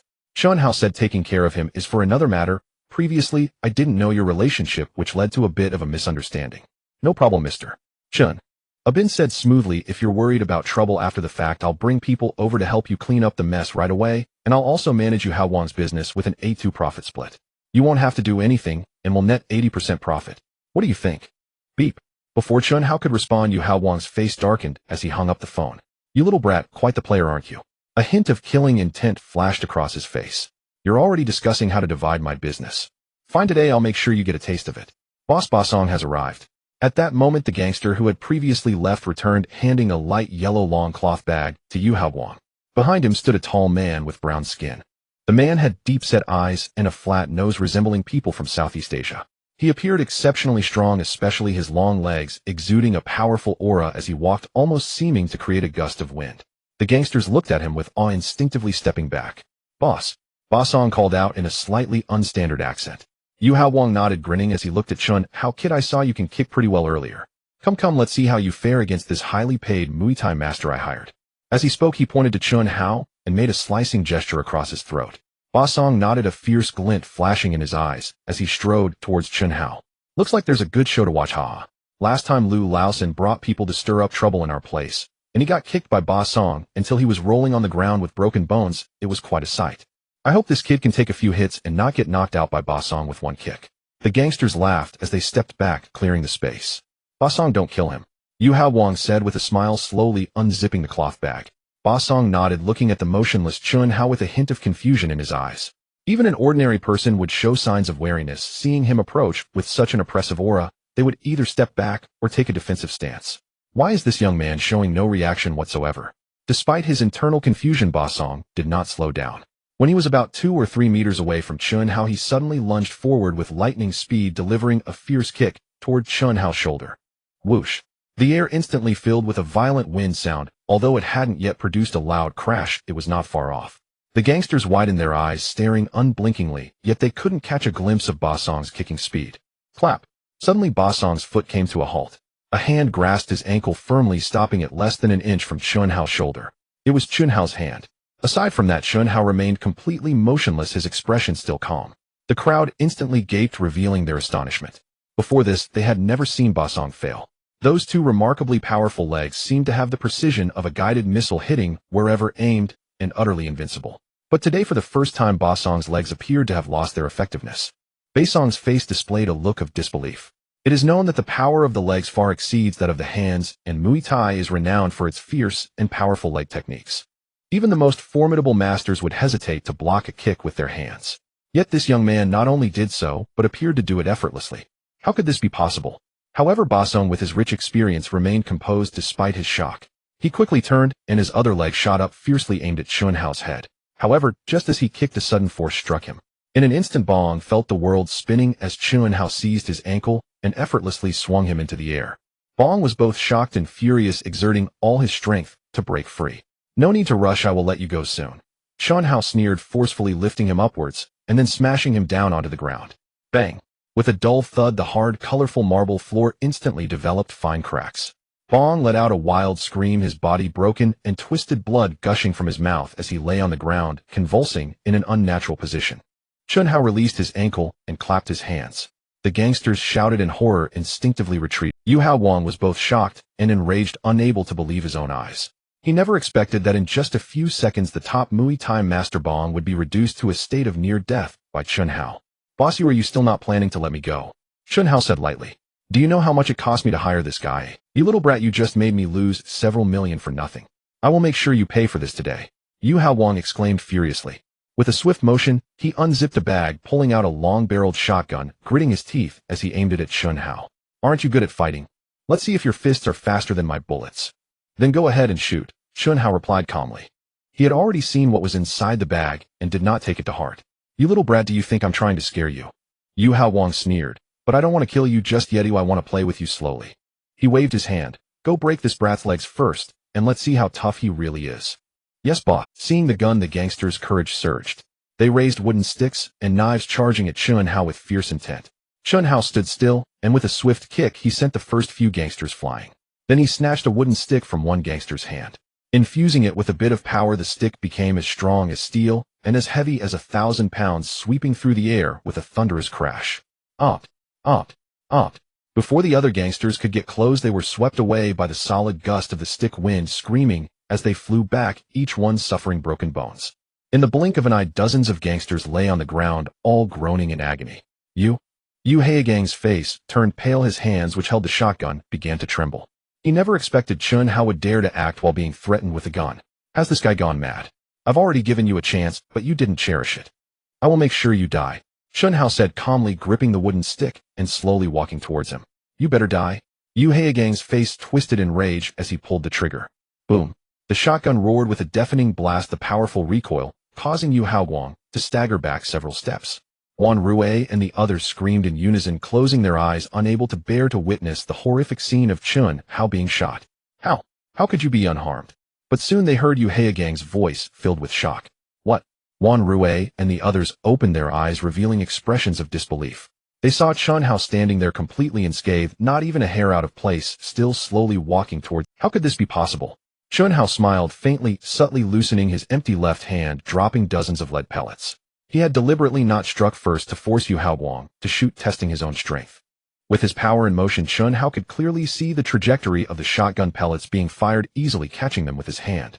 Due to the speed, even though Yu Hao Wang was facing him directly, he couldn't discern his movements. Although the shotgun was a scattergun at such close range, its power should not be inferior to that of a rifle. Chun Hao mused, feeling somewhat satisfied with the results of his test. This meant that the vast majority of firearms in the world posed no threat to him. "I want to see if you can be this lucky with the second shot." At this moment, Yu Hao Wang had also regained his senses from the shock, thinking that he had just missed the shot. He shouted angrily, raising the gun and pulling the trigger again. "What?" Yu Haegang's eyes almost bulged out. He could not see Chun Hao's evasive movements. All he saw was that after firing, Chun Hao remained unscathed. This was simply unbelievable. "I don't believe I can't kill you." With Chun Hao approaching step by step, Yu Hao Wang felt immense pressure and roared repeatedly, pulling the trigger. Boom, boom, boom, boom. The shotgun erupted in continuous blasts, shooting forth fiery flashes of light. The tremendous recoil caused Yu Haegang's hands and arms to shake violently, as if his bones were about to break from the pain. Yet Chun Hao remained unscathed, slowly walking right up to him. "Are you a Superman?" Yu Hao Wang was about to go insane, aiming the shotgun at Chun Hao's eyes. However, just before he could pull the trigger, Chun Hao forcefully shoved the wooden stick into the barrel. Boom.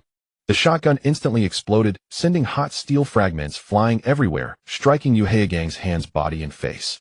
Yu Hao Wang let out a scream, falling backward as he clutched the sky. Chen Hao stepped on his chest. Boss, do you still have any trump cards? Yu Haigang's face was covered in blood, gasping in pain and unable to utter a word. Meanwhile, Wan Rui and the others were dumbfounded. Xiao Rui, who exactly is Chen Hao? How could he be so powerful? After a while, Zhang Yuda asked quietly. The others all looked at Wan Rui. How could someone like this possibly be a nobody? Wan Rui was at a loss for words, simply staring at Chen Hao in shock. Although she never considered him a nobody, she thought he was merely an ordinary salesman skilled at opportunism. But now Wan Rui realized that she knew nothing about Chen Hao. All along she had tried to humiliate him, only to find that in the moment of crisis, it was Chen Hao who stepped up to save her and her friends. Recalling the various taunts and difficulties faced earlier, Wan Rui's expression was exceedingly complex. Others also wore similarly intricate expressions. With Chen Hao's abilities, if they had provoked him, a small flare of anger from him would likely have led to their fate being no better than Yu Haigang's. Li Jian was drenched in cold sweat. After losing a drinking contest, he had angrily wanted to take out his frustration on Chen Hao. In hindsight, he realized how ignorant and fearless he had been. Wan Rui, you and your friend should go. I want to escort you home. Suddenly Chen Hao turned his head. After you return, send a WeChat message to the minister to let him know you are safe. What about you? Wan Rui hesitated and asked. You don't need to worry about me. Just hurry and leave. Don't call the police and don't tell anyone about this. Chen Hao said. Wan Rui nodded and quickly left the Huangchao KTV with the others. Standing in the cool night air, watching the vibrant lights and the incessantly moving vehicles on the street, they all sighed in relief. Finally it was over. Xiao Rui, thank goodness Chen Hao is pursuing you and was willing to help us, otherwise we would have been in serious trouble tonight, Guan Wei said, still feeling fearful. Even now she felt her legs tremble. You misunderstood. Chen Hao was only fulfilling our minister's request, Wan Rui said, surprised, shaking her head. She knew very well that Chen Hao was not interested in her at all. Impossible, Guan Wei said. If he didn't like you, would he risk himself for an ordinary colleague? He would have run away long ago. Exactly, you treated him so coldly before, yet he said nothing and ultimately saved you. Lu Ting chimed in, isn't that a sign of affection? Wan Rui remained silent, but her face revealed a hint of hesitation. Could it be that Chen Hao really liked her?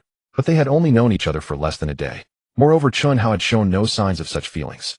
However, it wasn't entirely impossible. After all, with her delicate beauty, she was quite attractive to boys. Perhaps Chen Hao was just too shy to express it, secretly harboring feelings for me.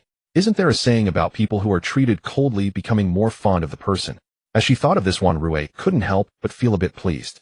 Suddenly Lu Ting nudged her and gestured aside. Wan Rui was startled, turning her head to see Zhang Yuda standing silently not far away, his expression grim. Wan Rui couldn't help but smile, walking up to Zhang Yuda and gently nudging him with her elbow. Are you jealous? What right do I have to be jealous? I don't have abilities as formidable as Chen Hao's to save you and everyone else. Zhang Yuda lamented. Look at that sour expression on your face, Wan Rui laughed. You don't really think that just because Chen Hao saved me I would like him, do you? Zhang Yuda fell silent. Don't overthink it. When Chen Hao comes out, I will make it clear to him, Wan Rui said, linking her arm with his smiling. Make it clear about what? Zhang Yuda was taken aback. Of course, to reject him face to face, Wan Rui replied. Although Chen Hao likes me, I do not feel the same way. Even if he saved me, my gratitude will only extend to thanking him. Beyond that, I won't show any affection to avoid misunderstandings, and I certainly won't allow him to morally bind me later on. Xiao Rui, you are truly considerate, Zhang Yuda exclaimed with delight at her words. Moreover, being clear is also because I don't want to owe Chen Hao anything. Wan Rui continued. I especially don't want to negate myself because he saved me. I believe I did nothing wrong before. One should have principles, and distinctions between gratitude and disdain should be clear. Well said, Xiao Rui. Zhang Yuda couldn't help but hug her. Let's wait for him together. Wan Rui sweetly responded with an Boss, you, isn't it time to settle our accounts? In the lobby, Chen Hao looked down at Yu Haowang and asked calmly. Yu Haowang said nothing, looking at Chen Hao, suddenly bursting into laughter. What are you laughing at? Chen Hao frowned. Chen, I admit your skills are impressive, but today was merely luck. If it weren't for my gun malfunctioning, you would have been shot to pieces. Yu Haowang spat a mouthful of blood. There was simply no one who could be shot and remain unscathed. The only explanation was that the gun had issues, which is why Chen Hao was unharmed. So this is how you perceive it? Chen Hao smiled faintly. He certainly wouldn't explain what had happened. Chen, you can fight, but let me tell you, in this society, relying solely on strength is useless. You need power and connections too. Although Yu Haowang was being trampled underfoot, his tone remained extremely assertive. Don't think you're so arrogant now. A one call from me could summon dozens of guns. No matter how strong you are, you will be reduced to dust. Chen Hao mocked. Do you think you still have the ability to make that call? Not right now, but I will eventually, Yu Haowang declared proudly. I guarantee you will pay me back 100-fold for what you did today. Bang! Chun Hao kicked him away, crashing him forcefully against the wall of the lobby, causing him to fall. Yu Hao Wang, I truly don't understand how you could have sunk so low. Chun Hao approached slowly. Didn't anyone tell you that when your life is in someone else's hands you should lower your F you. Yu Hao Wang lay on the ground, several ribs broken, his face contorted in pain, yet he laughed fiercely and spat a mouthful of blood at Chun Hao. Chun Hao dodged, his expression darkening. Are you looking for death? I didn't come this far just to eat soft food. It's just a few punches and a few broken bones. What's the big deal? I'm tough on others, but even tougher on myself. Bring it on. Yu Hao Wang smiled sinisterly. Anyway, I will eventually repay you for everything you've done with interest. You are truly reckless. Chun Hao could not help but shout angrily. I want to see just how tough you can be. He stepped on Yu Haogang's hand, grinding it back and forth. The sound of bones cracking was distinctly audible. Yu Hao Wang screamed loudly. Do you submit now, eh? Chun Hao shouted. I submit to your Fing mother. Yu Hao Wang yelled frantically. Chun, the more you torment me, the more I will retaliate against you. Just wait, I will definitely find your family and relatives, and then annihilate your entire clan. Say that again. Chun Hao's face turned ashen, his eyes flashing with unparalleled coldness. Are you scared now, you little brat? Yu Hao Wang gritted his teeth. I enjoy doing this, so what can you do about it? Don't worry, when I find your family, I will definitely do it in front of you. Men will be dismembered, women sold into brothels, ridden by thousands. Since you want to die so badly, I will fulfill your wish. Chun Hao grabbed Yu Hao Wang by the hair, forcefully yanking him up, speaking each word slowly. Using family to threaten him was the one thing Chun Hao could not tolerate, and it instantly ignited his killing